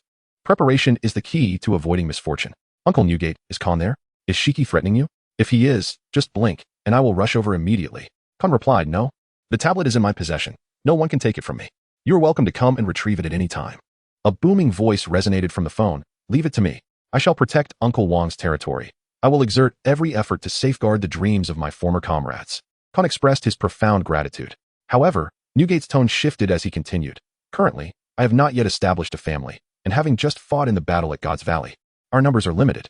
It may prove challenging to protect all the territories. Con replied, I understand. Please do your utmost. In the New World, a warship sailed across the ocean, with Newgate standing upon it. He had been a relatively relaxed senior officer during the Battle of God Valley, exerting himself fiercely in the early stages, only to find the latter part rather mundane. His injuries were significantly lighter compared to others, primarily inflicted by Jabba and Rayleigh. At this moment, Newgate wore a grim expression. The annihilation of the Rocks pirates, a piece of news that had sent shockwaves throughout the world, had already spread far and wide. He could accept the defeat of the Rocks pirates, as well as the deaths of Rocks and Wang Ji, but he could not tolerate the indignity they faced. Damn the world government. To what extent do they intend to tarnish the legacy of the Rocks pirates? Even sparing not Wang Ji, Newgate increasingly felt that gathering so many powerful individuals with the Conqueror's hockey aboard a single pirate ship was a grave error. In the future, he resolved to recruit family members, and not such individuals, unless they were sons-in-law. Con, you needn't feel indebted to that old fool, just let it be. Here, take this fruit. You may find it useful in the future. Kaido accepted the peculiar fruit and inquired with a chuckle. Ho ho ho. Con, what sort of fruit is this? It is the ancient Zoan type, dragon fruit, in the form of a pterosaur. A splendid find. Kaido felt a stirring within. He had a particular fondness for Zoan-type fruits and held a disdain for the Paramecia type. In the future, when forming a faction alongside Con, he envisioned establishing a legion of Zoan users. Kaido, the path you wish to tread is fraught with challenges, and formidable foes await. I fear not. Did he fear? When he first joined the Rocks pirates, challenging the mightiest without hesitation, he had even dared to confront Rocks and was knocked unconscious with a single punch. Shall we seize the opportunity to eliminate Shiki? Kaido inquired tentatively. Cade, do you know? Many great pirates cherish a particular saying, one that I also hold dear. Those who act unjustly upon the sea have no right to survive. Once our grievances are settled, we may defeat Shiki honorably or even take his life, but we must never exploit this opportunity to ambush him. Shiki was, until recently, a comrade. Those endowed with Conqueror's hockey should not harbor such thoughts. Con declined Kaido's proposal. Oh ho ho. Con, what shall we do next? Kaido's injuries were quite severe, and a complete recovery would require an extended period. Yet his eyes glimmered with anticipation, longing to embark on a grand endeavor. The influence of Rocks weighed heavily upon him. Today, let it be 8,000 words. There is no need to delay until tomorrow. Chapter 114. Inquire of the vast earth, who holds dominion. This chapter is a fusion. Subscriptions are welcome. Con gazed at the fervent Kaido, who, caught in a half-dragon, half-human state, exhibited an incredibly complex condition of life, undoubtedly enduring pains that rivaled his own. It was evident that he harbored a profound desire to transform the world, to alter this decayed, backward, and filthy realm. Indeed, Kaido's experiences serve as a microcosm of the struggles faced by countless commoners in this world, a symbol of an era.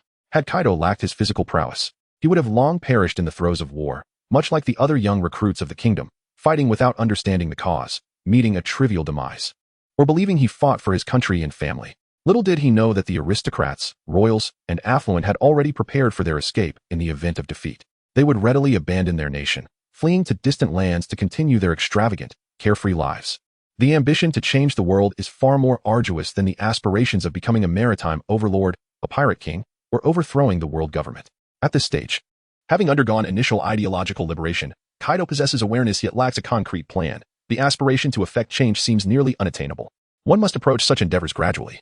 For one cannot achieve greatness in a single breath. It requires a grounded approach. Con was acutely aware of his desires, albeit somewhat perplexed at present.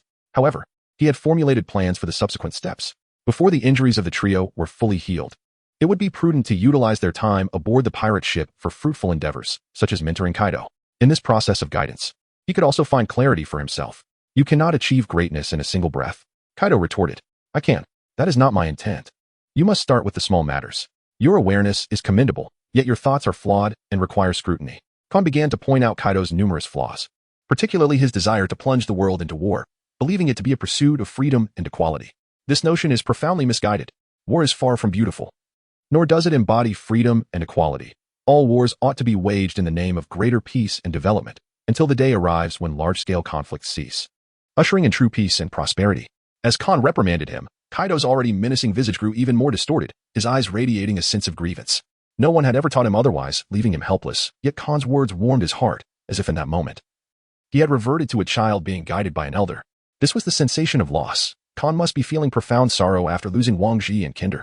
Kaido had long searched the vast ocean for kindred spirits, yet no one comprehended the depths of his thoughts. Not even he himself could restrain his own inner turmoil. During his time with the Rocks pirates, life had been relatively satisfactory. Rocks was formidable, embodying the figure he regarded as Joy Boy, an adversary he believed insurmountable. He had thought it was destiny that led him to encounter Khan and Rocks, only to lose Rocks in God Valley. The ocean cannot exist without Khan, just as Kaido cannot be without this bright and resplendent guiding light. Khan, pray tell, what is the current state of affairs in the sea? We must strategize early. Where shall we first establish our influence? To which part of the Grand Line shall we go to tend to our wounds? Kaido inundated Khan with inquiries. There is no rush in expanding our influence. We have already established a nascent foothold on an island in the New World, gradually expanding and developing. First, we shall travel to the Grand Line to heal our injuries, then conduct a thorough reconnaissance of the four seas. Our destination is the Drum Kingdom on Drum Island in the Grand Line, where two competent doctors reside, one mediocre, the other a lesser-known, yet highly skilled practitioner. I have addressed your latter two questions. As for the first, it is far too intricate to unravel in a moment.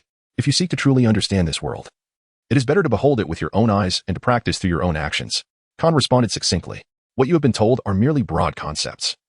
The veracity of these notions must be verified through your own exploration, practice, and observant engagement with the world. The current state of affairs is exceedingly intricate, with numerous adversaries. The world government operates akin to a hybrid of slavery and feudalism, presiding over the order of the seas. Slavery represents the most abhorrent and vile of systems. Trampling upon the inherent freedoms and human rights of life itself, it is a decayed, regressive, and corrupt institution, the very source of all evil.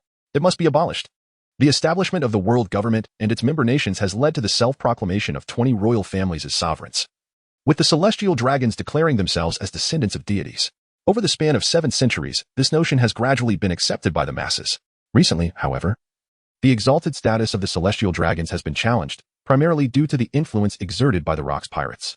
For 700 years, they have positioned themselves as the legitimate rulers of the world and the seas, asserting divine authority, royal power, and unity to uphold their lofty dominion.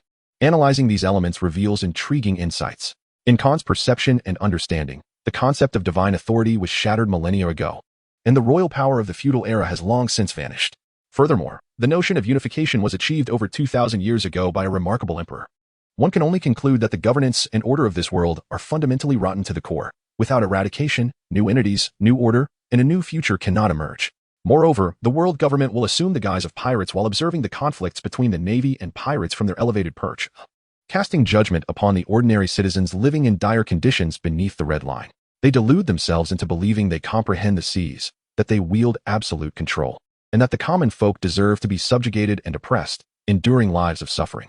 As the ruling class, they remain utterly oblivious to the true sentiments of the masses, lacking any genuine understanding of the lives that the common people aspire to lead.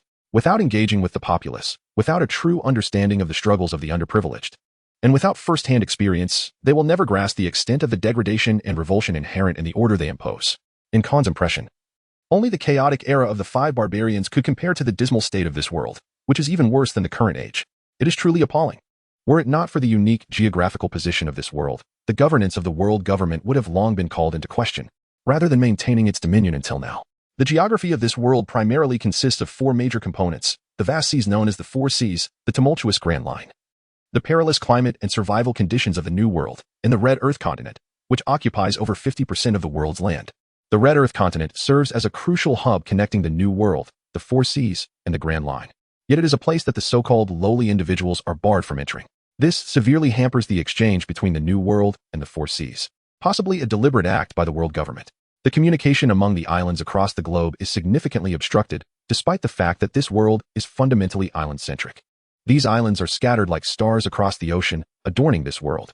The locals living on these islands, wishing to venture out to sea or visit nearby islands, require not only a vessel but also courage and determination. In the eyes of ordinary citizens, the sea is fraught with pirates, sea kings, and treacherous weather conditions that could snatch away their lives at any moment. Under such circumstances, few commoners are inclined to set sail. When oppression drives them to the brink of venturing out to sea, many opt to become pirates, while others, lacking identity, are forced into the life of piracy. Khan succinctly analyzed the geographical conditions of this world and the challenges faced by the common people when embarking on sea voyages. Ships are tantamount to currency. Without wealth, one cannot venture forth. The majority of this world is impoverished, a stark reality. How many possess the means to set sail? Most are compelled to make this perilous choice out of sheer necessity. The dangers of the sea are immense. Pirates are ruthless. The nobility is corrupt. The royal families are malevolent. And the oppressive ruling class is merciless. The world government itself epitomizes the greatest evil, rendering even the navy untrustworthy. The sea kings, treacherous weather, and capricious climates further complicate matters. Should a navigator lack the requisite skills, they may become hopelessly lost at sea, unable to locate any island for extended periods. With death as their inevitable fate, once one embarks on the ocean, the most reliable ally is oneself. The commoners are destitute, living day by day for mere survival. They often adopt a resigned attitude towards their plight. Even pirates experience the weight of poverty. Khan meticulously observed the lower-tier pirates of the Rocks pirates, noting the exceedingly high mortality rate among them. New faces appeared in a constant cycle, akin to chives sprouting anew after each harvest.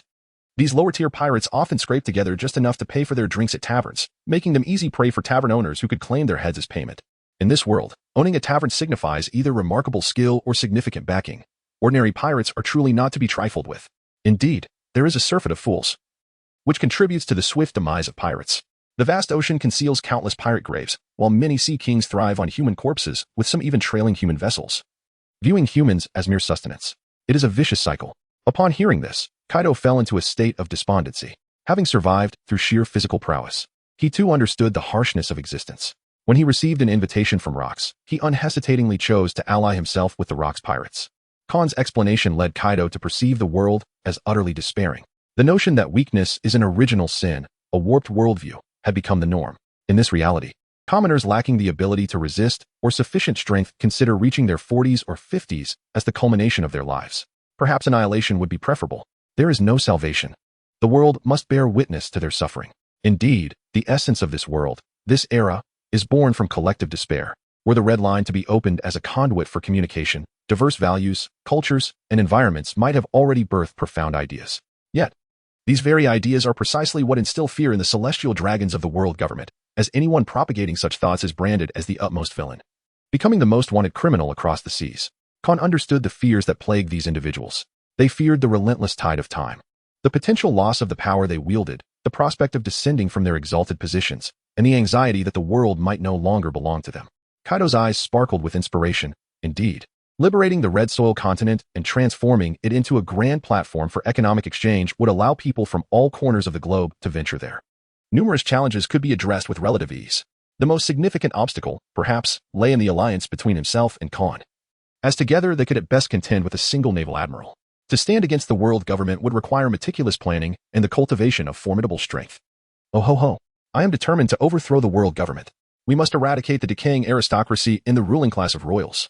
Kaido resolved passionately, committing himself to confront them relentlessly, to dethrone the divine and dismantle their lofty pedestal, enabling everyone to rise and establish a new world founded upon freedom and equality. With fervor, Kaido articulated his aspirations and gazed expectantly at Khan, entrusting him with the establishment of a new system and order to unify the world as one. Khan suddenly felt as though he had become an aide to Kaido. Was he truly to endeavor to transform this world entirely from the ground up? To emerge as the vanguard of a new era, crafting a novel epic? Initially, such grand aspirations and ambitions had not occupied his mind. His aim was merely to inherit the legacy of the world government, ascend to the throne of void, and challenge the strongest beings in existence, with the victor claiming the crown. However, the impact of the battle at God Valley weighed heavily upon him. Rocks was not indifferent to the words he had once uttered. He silently etched them into his memory. At the final moment, he would articulate the genuine thoughts that resided within his heart. Khan was ultimately influenced by formidable pirates such as Rocks, Wang Ji, and Kindi, and he came to comprehend the stance, principles, and beliefs of the admiral who perished at God Valley. The truth distorted by the world government and the facts concealed will, sooner or later, serve as a weapon to dismantle their authority, leading to the complete loss of credibility for the world government across the vast seas. However, the present moment is not the most opportune time for such revelations. Should the information emerge now, the indignant world government would go to any lengths to eradicate them. Khan, Kaido, and others are unable to obstruct them, allowing the arrogant world government to revel in their triumph for a time, basking in the glow of victory. Let the situation of the seas ferment for a while. There will inevitably come a day when someone rises amidst the chaos, raising their own banner.